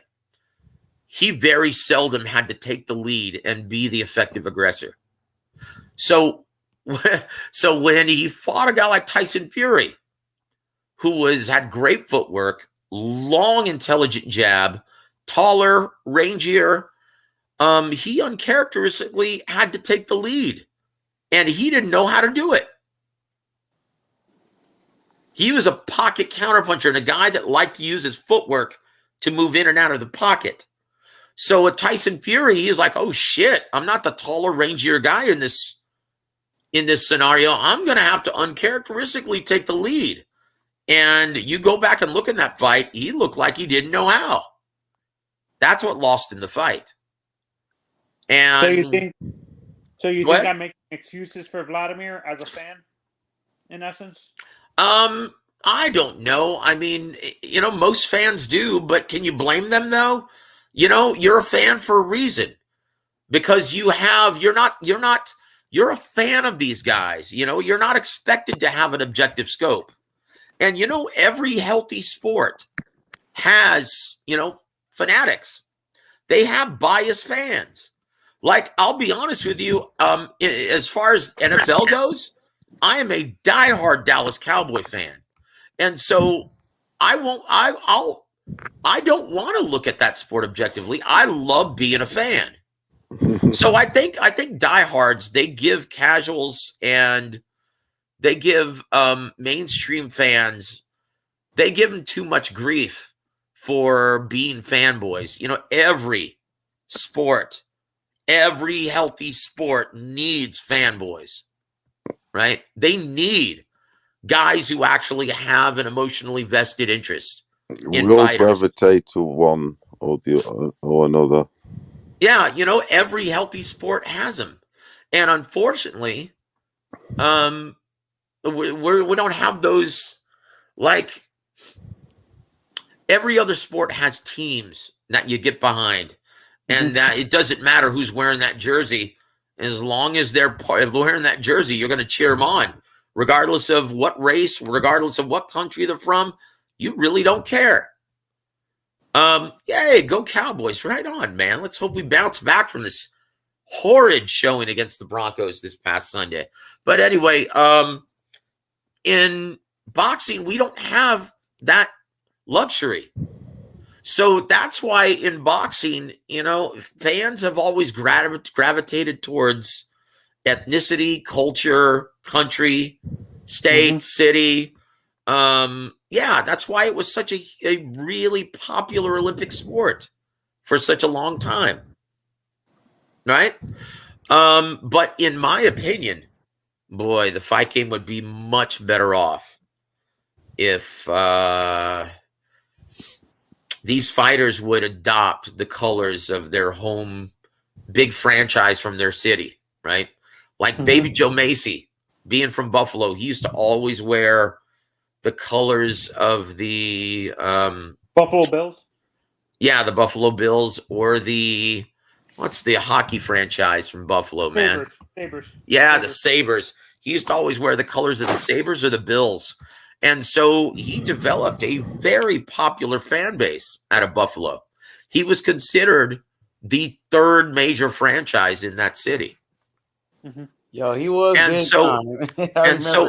and so every fighter would be wise from a marketing standpoint. One, their promoters should be featuring them from their hometown and develop a healthy fan base from their hometown, like Terence Crawford, like Errol Spence Jr. That's first and foremost. But two, they should often come up with the colors of their popular NBA, MLB, and NFL franchises. That's the problem. That's the problem. Some of these kids are coming from states that don't have a pro team. Well, they've got a college team. Like you saw Anthony Durrell the other night, who's trained by my brother Javen, Sugar Hill Stewart. At the Michigan State. He had the Michigan State Spartans, yeah, man, on his trunks. He even had the logo and everything. That's wonderful, man. That's what fighters should do. Like Kelly Pavlik, in his big fights, he always wore these stripes and the colors of the Ohio State Buckeyes. Joseph, do you have anything to do with Sugar? No. In fact, I just got back into the sport, ring announcing, and we just kind of reached out to each other and kind of started talking again, because for the last 4 or 5 years, before the past year rather, I had gotten into the music industry, and I'd put out 2 albums and went on tour several times. And I was trying my hand in the music industry until I got into a debilitating car accident that just kind of wrecked my music career. What style of music? What style of music, just quickly? I sang a lot, but the albums that I made were part of a band called Red IV, and we were a metal band, and we went on tour opening up for several other big bands. But I got in that accident, and it kind of wrecked our relationship with our label, and so they dropped us. And so then I got back into the business of boxing, and that's when I reconnected with Sugar. But professionally, no, I don't have anything to do with Sugar. Do you rate him? Do you reckon the message was passed on rightly or not? What have you? Obviously, he's proven. What do you mean? What do you mean? Did you rate him as a coach, or do you think we could be overrating him with his wins? No. Honestly, he's still is one the of the message being passed on properly? Is what I mean. It should be. It should be. Look. In my opinion, he's never gotten the kind of respect that he deserves That's what I mean. He's just all of a sudden he's become a megastar. Let's face it. Well, you know what? It's long space overdue. of He is 2 one of the years. most underrated trainers in all of boxing. And think about this. Why wouldn't he be, man? I mean, why wouldn't he be one of, respected? Oh, yeah. Because he learned from the best. Mm-hmm. I mean, and you know what? And if you with ask, Emmanuel, right? yeah, he lived with Emmanuel. They did everything. He was his understudy for so many years. So it's in a the blood. natural progression of him becoming one of the best trainers in boxing. Look, and if you ask Sugar, right, he does everything exactly like Emmanuel used to do, even going as far as cooking for his young fighters who can't afford nutritionists. That's what Emmanuel used to always do. He used to cook for all of his fighters. Do you think it's fair to compare a trainer that's brought up, say, their son, and he stayed with that, that particular fighter, and they'd, say, for instance, developed a style like Papachenko, Lopez, for instance, and then say Eddie Reynoso? I mean, or Joe Calzaghe, Calzaghe. Both very successful, but what are we, or should we just appreciate both? But then you do have to compare them, because when it comes to, say, trainer of the year and all those accolades, there is various. They then come into dispute, not dispute, but they come into competition with each other. So, what would you favor more? Someone, like, say, for instance, Garcia or Reynoso, or someone like a Papachenko or Lopez or Calzaghe or many other fathers, or Garcia's? I don't rate him as much, but. It doesn't matter as long as you're competent and effective for your specific fighter. And once again, not every trainer is going to teach the philosophy that's going to mesh with every single fighter.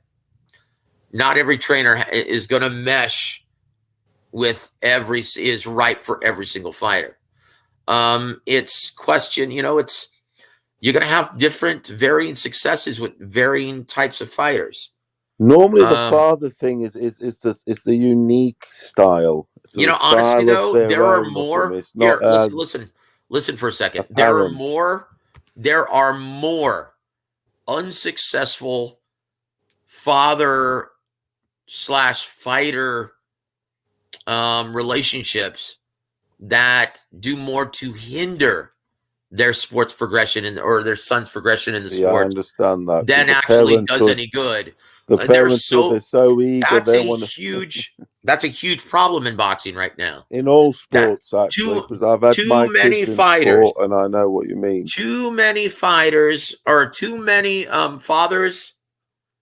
They get too involved and want to be too hands-on and don't allow. Hold on, Paulo. Go ahead. They don't want to allow a coach to do his job. They're always intervening. They're always putting their 2 cents in. They need to just drop their son off and then come pick him up later. Let the damn trainer do his job. Instead, they're always trying to put their 2 cents in like they actually know more than a guy who's devoted his entire life to the sport of boxing. Let these damn trainers do their jobs. Just anyone can put a towel over their shoulder and call themselves a trainer nowadays.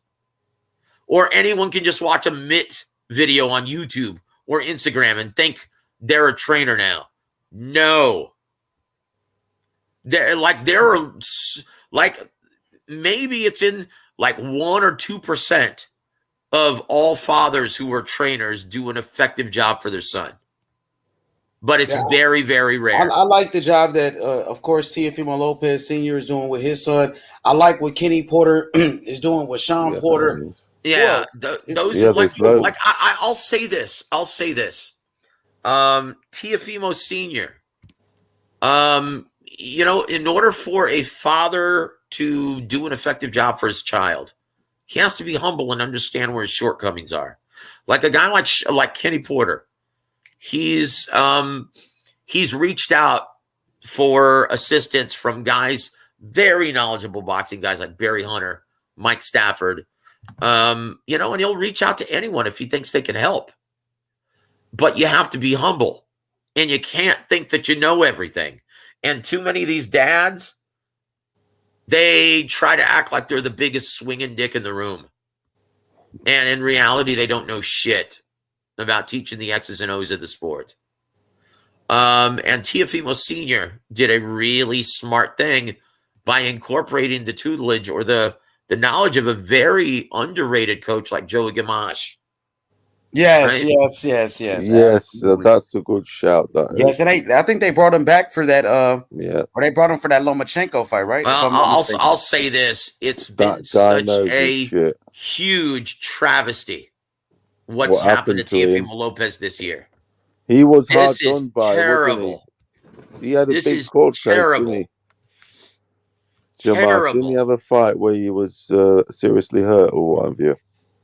I'm sorry, what? That Joe Dimash, didn't he have a fight where he was seriously hurt? Oh, you're talking about Arturo Gatti. That's the one, and he had a lot of expenses, and it's. I think the court cases, there's still ongoing things going on with that. Oh, but there's the that's story. a terrible situation. Yeah, that knockout scared me, man. That was scary. I'm gonna go back and watch that one. He was in a coma or something. He was really bad. That was a scary knockout, man. Very scary stuff. But anyway, but very few father-son relationships in boxing are fruitful to the point where it extends to the world-class or elite level. Very seldom does that happen. So we got a question. So many aren't humble enough. I'm sorry. Go ahead. Okay, I'm sorry, brother. We have a question from Gerald Fields. He said, "What is a good diet to train for 8 weeks before a fight, and why don't people talk about the importance of a healthy diet? And what kind of foods would you recommend?" Oh gosh, high protein, and you know what would help also, guys? Same day weigh-ins would help. So you're not trying to kill yourself to fight at a weight class that you're way too big for. But because you have weigh-ins that take place the day before a prize fight, too many guys are fighting way beneath their actual natural weight. And that's terrible. It's terrible for the health of these guys. These guys virtually kill themselves to make weight. Like if you're around a fighter during fight week, if you're in their camp, oh my gosh, man, they're tortured. Like they're going through misery during fight week. Because you show up to a fight week and you're still like 6-7 pounds overweight. Holy shit.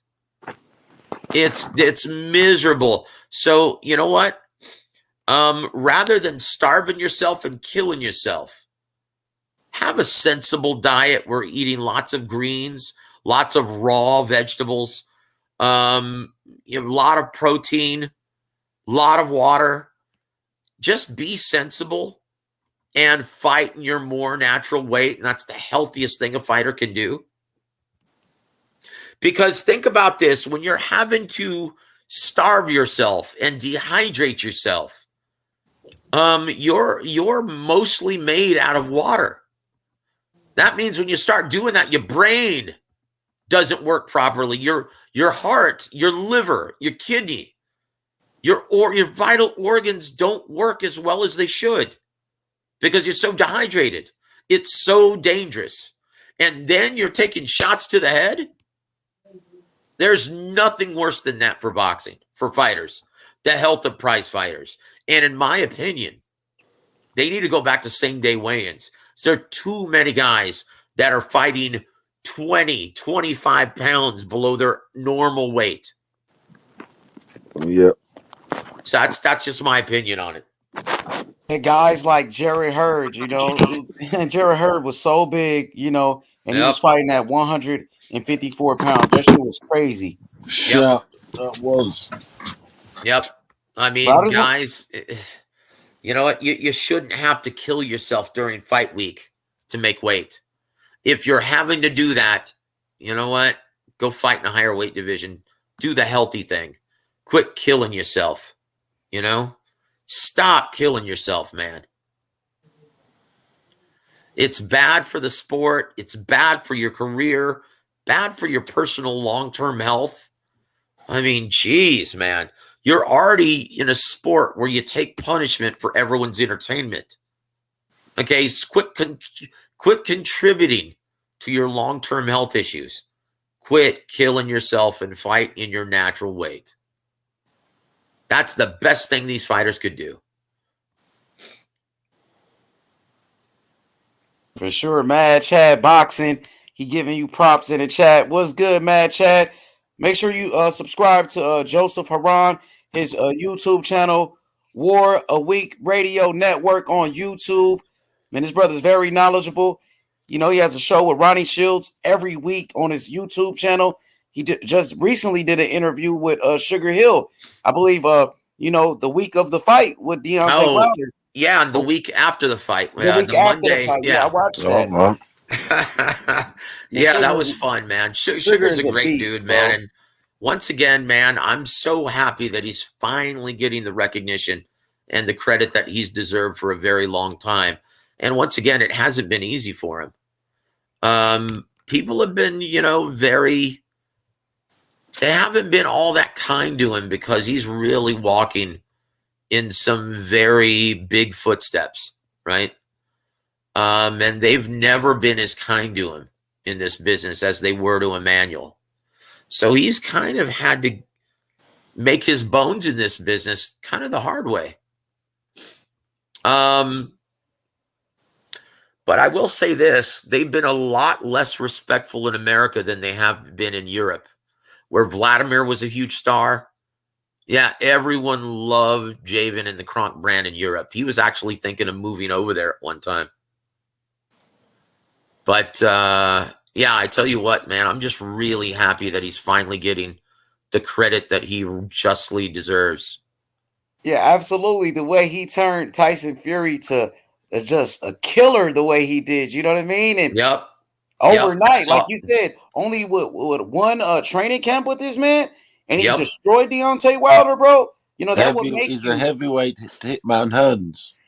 Yeah, Tyson Fury's a monster right now, bro. He's a completely different fighter with Sugar Hill.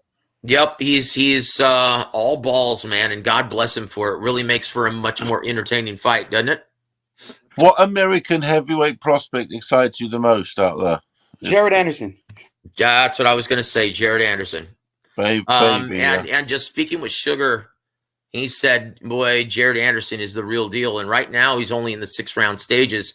So there's a very strong possibility that he'll never have to fight Tyson Fury. But yeah, he is the future of the heavyweight division in America. He's the truth. Like, he's got it all.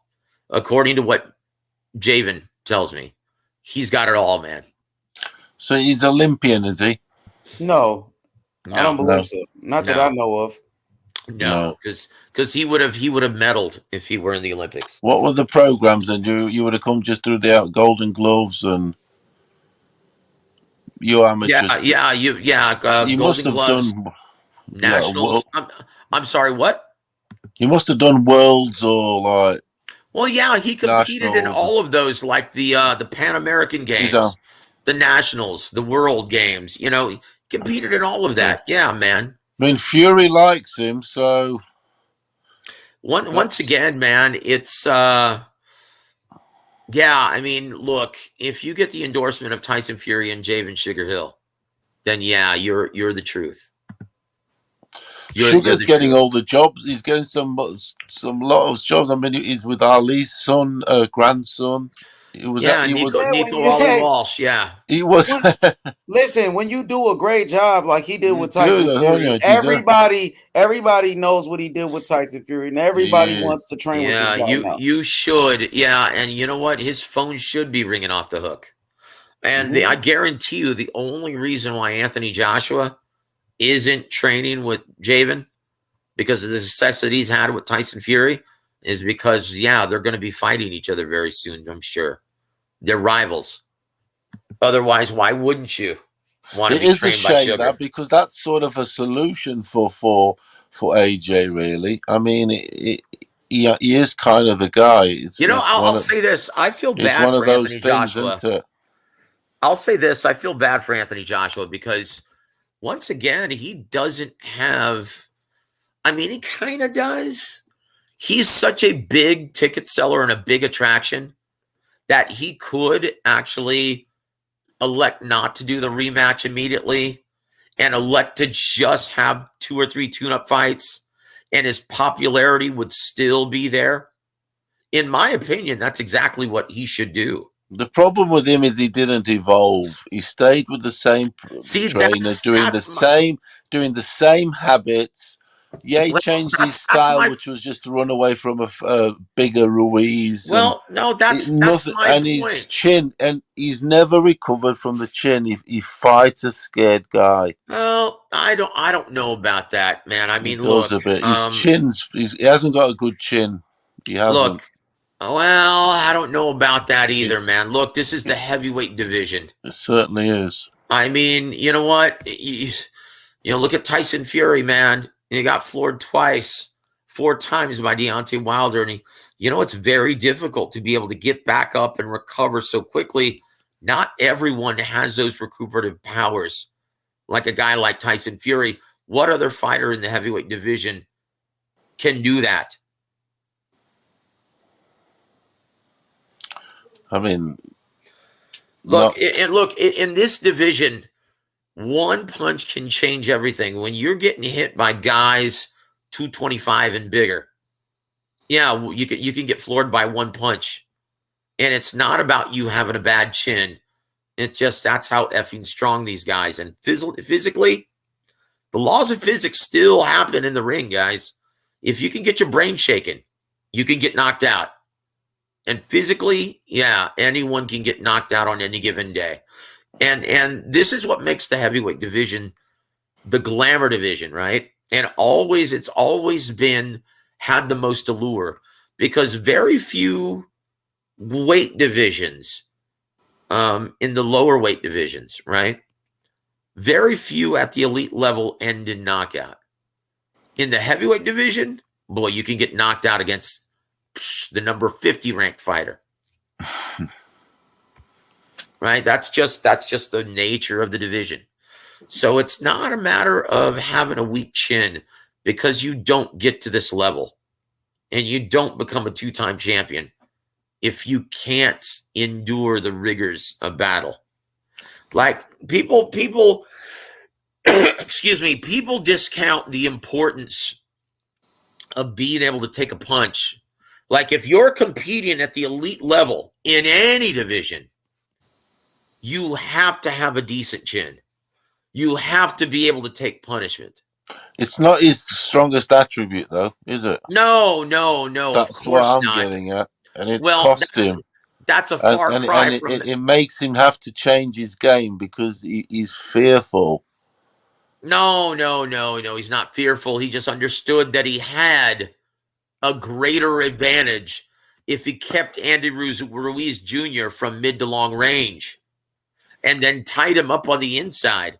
I mean, I saw that before that first fight ever happened. I said, look, this fight becomes very easy for Anthony Joshua if he just keeps him on the end of his jab, and every time Andy Ruiz gets inside, you tie him up. Let the ref create that Usyk had him separation. shaking with jabs. Really hurt him. Usyk frustrating him, right? I mean, he had him shaking really to wiggling. Oh, come on. That's an exaggeration, brother. No, he was. Look, Usyk is not a huge puncher at heavyweight. That's what was concerning with the jab. He did have him. No. He was frustrating the hell out of him. He was frustrating the shit out of him. Look, and I told everyone that was going to be the outcome of the fight. That this is a terrible style matchup for Anthony Joshua. Anthony Joshua, whether he even realizes it or not, or whether any fan of his fans realize it, he's a counterpuncher by trade. He's a guy who likes to sit in a pocket and counter over your mistakes. Take advantage I will of your cut him mistakes. some slack for AJ because he was fighting a bit of a master. and something he's never faced before. So I will cut him some slack. But even so, the gas tank and his chin really concern me. They really do. Oh boy, yeah. It's a good thing he's not my man. Or I'd all right. be very Well, concerned. once again, styles make fights, dude. Yes. Look, and I was what I was saying was Alexander Usyk, because he's a guy who uses a lot of feints with his feet, his head, his upper body movement, his intelligent jab. Is a guy who's going to disrupt your timing and rhythm if you're a counterpuncher by trade. That's why, and I told everyone this is going to happen. I said, look, if AJ fans are going to get frustrated because they're going to see Anthony Joshua is just in the pocket and his opponent is right there in front of him, and they're going to be wondering why he's not letting his hands go in regularity. They're going to be freaking out and say, why aren't you letting your hands go? He's right there in front of you, because Anthony Joshua didn't know when to get off. He had no idea when Alexander Usyk was going to get off because of the intelligent jab, the head movement, the footwork, moving in and out, sliding in and out of the pocket. He's throwing all kinds of feints at you. It's impossible to tell when this guy's going to get off. So when you're a counterpuncher like Joshua, yeah, it's going to frustrate the hell out of you. But it had his lack of success, though, had absolutely nothing to do with his gas tank or his chin. It had everything to do with Alexander Usyk's It style. definitely did. But those two things I picked up on are definitely an issue that I don't like on a heavyweight. To basically get all the marbles. If you're going to get all the marbles, yeah, 2-time champion. It's a bit circumstantial. He gets it from the same guy, etc. and whatever. But to unify, to actually beat the top boys, those attributes at the end of the day cost him. And I agree. Yes, they didn't matter. The tank did matter in the Usyk fight, and it always does matter because he has to pace himself. And by the time with him having to pace himself and not being as forceful, Usyk's already dominating him, and he's already bossing him, and he needs that tank. Look! If he can use the entire ring and move laterally for 12 rounds like he did against Andy Ruiz Jr. No chance against Usyk though, because Ruiz is a barrel. Is a barrel. Let me finish, please, brother. Let me finish. My point was that if he can move laterally like that for 12 rounds against a pressure fighter like Andy Ruiz Jr., his gas tank isn't an issue. He was getting frustrated, right? And it was creating a lot of anxiety for him. Okay, but it wasn't his gas tank. And he was fighting at a much faster pace. Like, I don't know why he was trying to match the pace of Alexander Usyk. You got to impose your will, man. Cut off that ring. Make it a grueling fight, man, where you've got the advantage. It's like, geez, that's a no-brainer. Why he adopted that strategy is beyond me. I mean, there's a reason. There's a reason why he's disappointed with his team and wants another trainer. There's a reason, because they really let him down. That was a stupid fight plan. As soon as I saw that in the first round, I knew he was in trouble. I'm like, what is he doing? Is he trying to outbox Alexander Usyk? That is the dumbest strategy, the most ignorant strategy you could possibly think of for Anthony Joshua. This thing, and then he also hasn't got the corner or anything. They haven't. Wrong strategies, wrong. He's who knows? It's gone stale the last 5 years for him. He should have made the change. You said earlier that you didn't like, obviously, trainers changing all the time for the muscle memory, which obviously is a good point.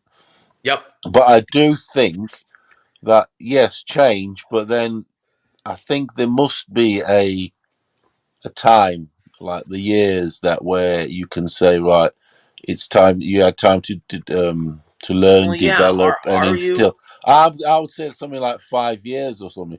Because I like to always use the Lennox Lewis example, because he went through about 3 trainers, I think it was.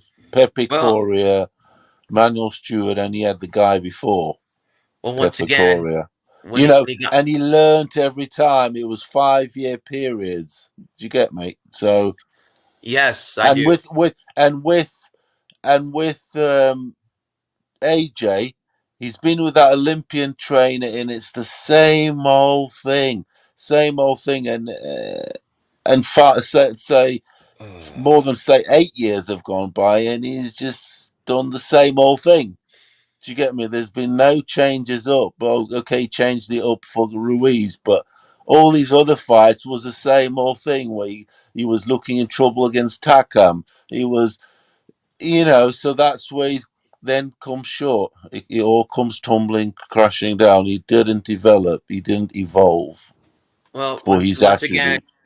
Once again, it's hard to have that kind of humility and evolve and know that something is needed, right? If you're But the guys behind him should know. Here, listen for Eddie a second. Hearns, all those guys. Well, listen for a second. Well, unless there's, it's very hard to notice that there's something lacking when you're having that much success, right? Indeed, it's very difficult. Yeah. Like look at Canelo Alvarez, for example, right? He didn't understand that he was severely limited, right? And he didn't know how to be the effective aggressor. He didn't know how to apply intelligent pressure until he fought guys like Austin Trout, Floyd Mayweather, Erislandy Lara almost consecutively, right? And so when he had those fights, Golden Boy and Don Chargan, who was the advisor for Golden Boy, they all talked about it, and they said, look, this guy, we can't move him up to 60 until this guy adds that new wrinkle to his fight game, because he's going to be in a much bigger, taller, rangier division. And if he can't cut off the ring and close the distance effectively, he's going to get picked apart from mid to long range. So we absolutely have to add that new wrinkle. So look, there's a saying, necessity is the mother of invention. Very few fighters that have the kind of success of Anthony Joshua, they don't realize something's broken until they lose. So it's very hard to determine that, especially if you have the confidence and the swagger of Anthony Joshua, until you lose. It's very hard to determine that something needs to be changed. Yeah, it was, but that's definitely his case now, and it gets to a point where it's too short. Whoever he does get, it's too short a time. Yeah, in my opinion, it's a terrible idea to adjust, because in my opinion, it's a terrible idea to have an immediate rematch. Terrible, he's too much. He's popular enough, and he's a huge commodity. He's big enough where it's not going to hurt his popularity if he takes a couple fights in the interim to add those new wrinkles to his fight game before the rematch. Like, he's making a terrible miscalculation here. And because it's his pride getting in the way. Fury with Sugar didn't change. He only changed just a minor thing, which is obviously sitting down on the shots and being more aggressive, and aiming. Also, he is hitting harder. Whereas sometimes, with AJ, it could be a case of just a little twitch, which that little one thing can be everything. There are so many things he has to work on. Exactly. So it's, finding that needle in the haystack. It's with him. But unfortunately, with someone like Fury, it's easier to add these little nuances, because he's got the chin, he's got the tank, he's got the inner belief. I think he believes it more than, and the pedigree also. Well, I wrote an article about what he has to do, and I talked about it on my show with Coach James Gogi, as well as Coach Ronnie Shields, right?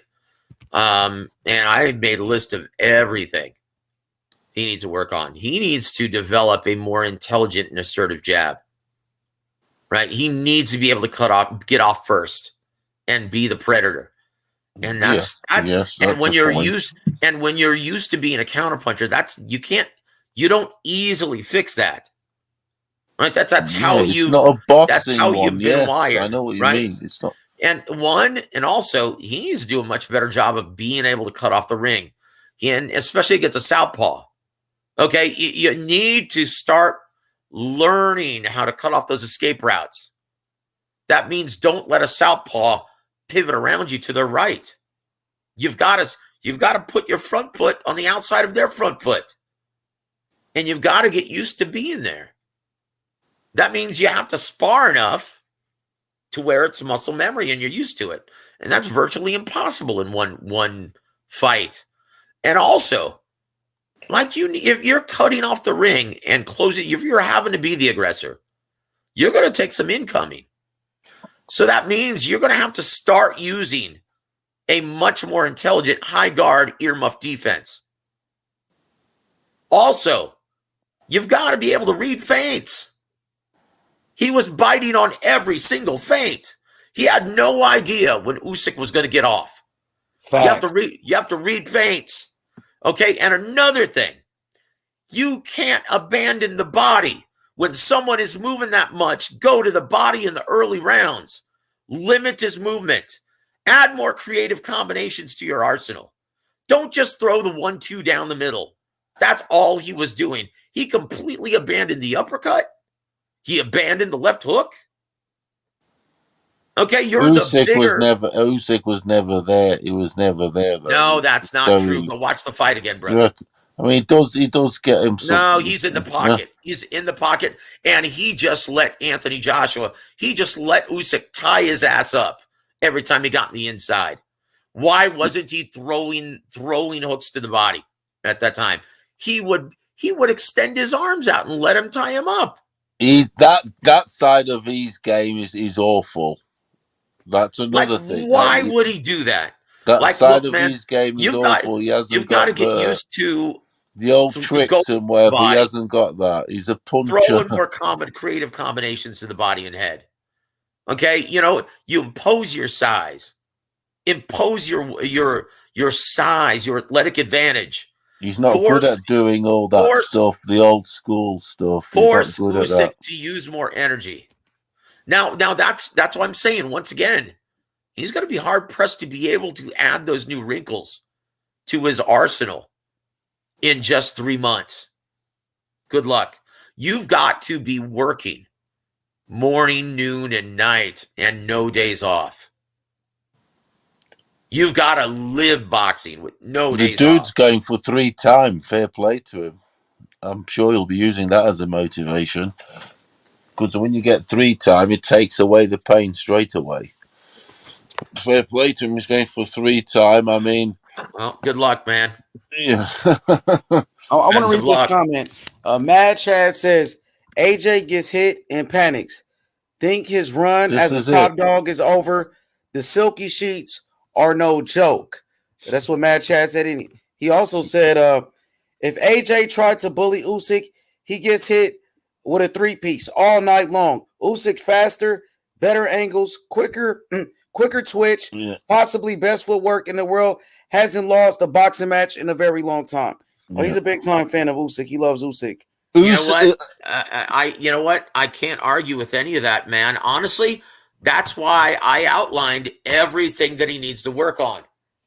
Once again, man, I'll go through the list again.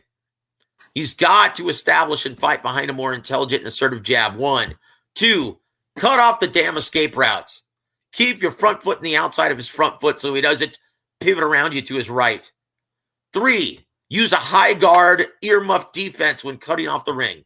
4, read feints and focus on your fucking offense. 5, don't abandon the body and add more creative combinations to the body and head, to your arsenal. 6, impose your size and force Usyk to use more energy. And finally, number 7, Get off first and be the predator. Do not wait on a guy who has that much movement and feints. That's all. I agree with everything you just said. Yeah, I mean, that earmuff, and like you said, be aggressive. Don't wait. Use your size. You know what I mean? You're big for a reason. Use your power, bro. You know what I mean? And I agree. He follows his instructions. I think he can win. To be honest. Now, once again, that's a list that I made up, right? It's a gas tank. That is from consulting both, right? Both Ronnie Shields and James Gogi, right? So these are two trainers who helped me comprise that list. Two world-class trainers, right? So if Anthony Joshua works on those things, he can beat Alexander Usyk, but can he do it in 3 months? I don't know. It's possible. I think he can come back and win. I wouldn't be surprised. I wouldn't be surprised if Usyk beats him again, but I wouldn't be surprised if Anthony Joshua came back and won the fight. You know what? That wouldn't surprise me either. And once again, because of his humility and his willingness to learn. One. Number two, his natural athleticism and his athletic gifts. Right? He's so athletic that he's going to be able to pick these things up a lot easier than someone who isn't as athletic as he is. So I mean, I don't put it past him, man. He's a 2-time heavyweight champion for a reason. Anyone who can knock out Vladimir Klitschko, okay, that's not just anybody.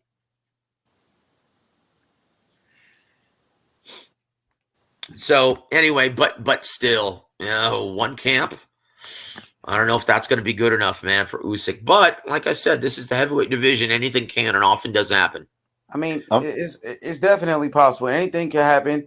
And, Joshua really has everything on his side where he has, he's the bigger guy. He's younger than Usyk.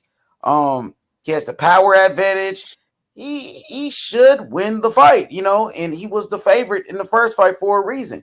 Now, if he does, those things like you said, it's possible that he could come back and win. You know what I mean? And Chad says, Usyk versus Fury is the fight H money. Yes, it is. But Usyk must beat Anthony Joshua in that rematch. He has to get past this rematch with Joshua before he gets to Fury. Yep. And that's no guarantee. Yes, he should be favored going into that fight. But the way Anthony, as athletic as he is and as hard as he punches, as explosive as he is, it's not going to be a wide odds fight. It's going to be very competitive. Anything can happen, guys. Once again, when you're a special athlete like Anthony Joshua, mentally and physically, you don't put anything past him. Should be an excellent fight. Yes. Mad Chad said Usyk sparks AJ in a rematch. That's your opinion, bro. Like, I respect your opinion. You have a lot of boxing knowledge, but like Joseph said, anything is possible, especially in the heavyweight division. It only takes one punch, So for Usyk to get that Fury fight, he must get past Joshua, and that's not no easy task. It's not. Yeah, and look, Usyk sparking anyone in the heavyweight division is highly unlikely. Now, like I said, anything can indeed happen in the heavyweight division, but Usyk sparking a big athletic guy who's always in shape, always gets the most of himself in the gym like Anthony Joshua, that's highly unlikely. Now, he may win another decision, but highly unlikely that he knocks him out. Yep. So my brother Gerald, he says, I say AJ get his belts back and he do it again. He said, I say AJ get his belts back and he do it again. It's possible, man. Don't count him out, bro. Just don't count him out just yet. I know everybody is. Everybody giving up on that guy. Yep. H Money. He's a 2-time heavyweight champion for a reason.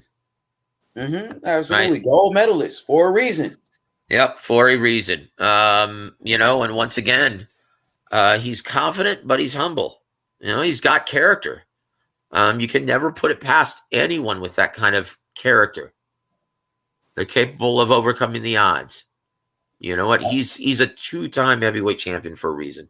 And he's well-liked as he is. That's for a reason as well. Because of his character. Absolutely. most people, they love Anthony Joshua. He's a great man. He's a true champion in and outside of the ring, and I got nothing but respect for Anthony Joshua. He's a likable guy, like you said. But it's the fight game, man. It's all about what you do in that square circle. And I think it's possible that he comes back and he take care of business. I'm not going to count him out just yet, but we all know that Tyson Fury is the man to beat in the heavyweight division. And I want to see the undisputed fight. I would love to see that undisputed fight. Joseph, we got some great fights coming up this Saturday. David Benavidez, Kyron Davis, Munguia versus Rosado, Mexico versus Puerto Rico again. We just had a great fight between Jose Zabeda and Josue Vargas. Another showdown between Puerto Rico. Don't forget to H-Money. Don't forget to mention Kid Galahad versus Kiko Martinez. Oh yeah, Kid Galahad, Martinez, right? Pretty good fight. In the UK. Are you gonna watch that one? That's a great style matchup. And once again, Kiko Martinez, he may be a little long in the tooth at this stage of his career, but he's got an aggressive style. It's a much and he's shown durability in the past. He's got some crack in his shot. Kid Galahad will beat him.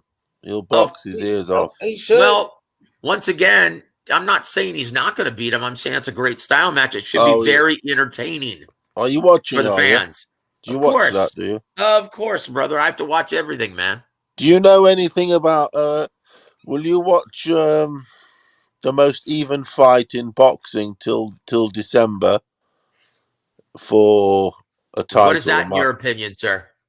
It is Anthony Yard versus Lyndon Arthur. You really think that's the most evenly matched fight in your opinion? No, what I'm saying is the odds are saying that. Okay, well that's look, and it is tight. It is tight. Look, I'll say this: very tight. If he hasn't done anything to offset that brilliant jab of Anthony Yard, watching. You know what? Then he's got no chance. If he hasn't, look, there are two ways, right, to offset someone's jab. Realistically, there are two ways. One, you got to implement your own jab and win the jab contest to the body, chest, and head. You've got to impose your own jab, right? And two, you've got to take the lead. Three, you got to move laterally, man. Those are two ways. Two of the best ways to offset someone's jab. You either implement your own intelligent jab, mix it in feints, mix it in touch jabs, mix it in hard sticking jabs, or you use lateral movement. Right? Use lateral movement. Go, like if you want to see a clinic on how to offset an opponent's impressive intelligent jab, go watch Andre Ward versus Mikkel Kessler. Yeah, I watched those fights. That was a master class. Okay, because Kessler, he depended everything. His jab was not only his first line of offense, it was his first line of defense.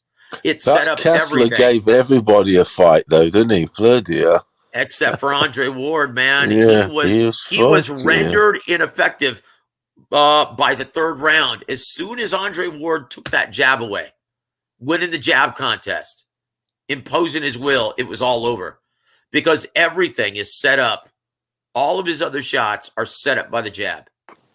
And that's the same thing with Anthony Yard. If you want any kind of success against Anthony Yard, you've got to take away that jab. You've got to nullify that jab.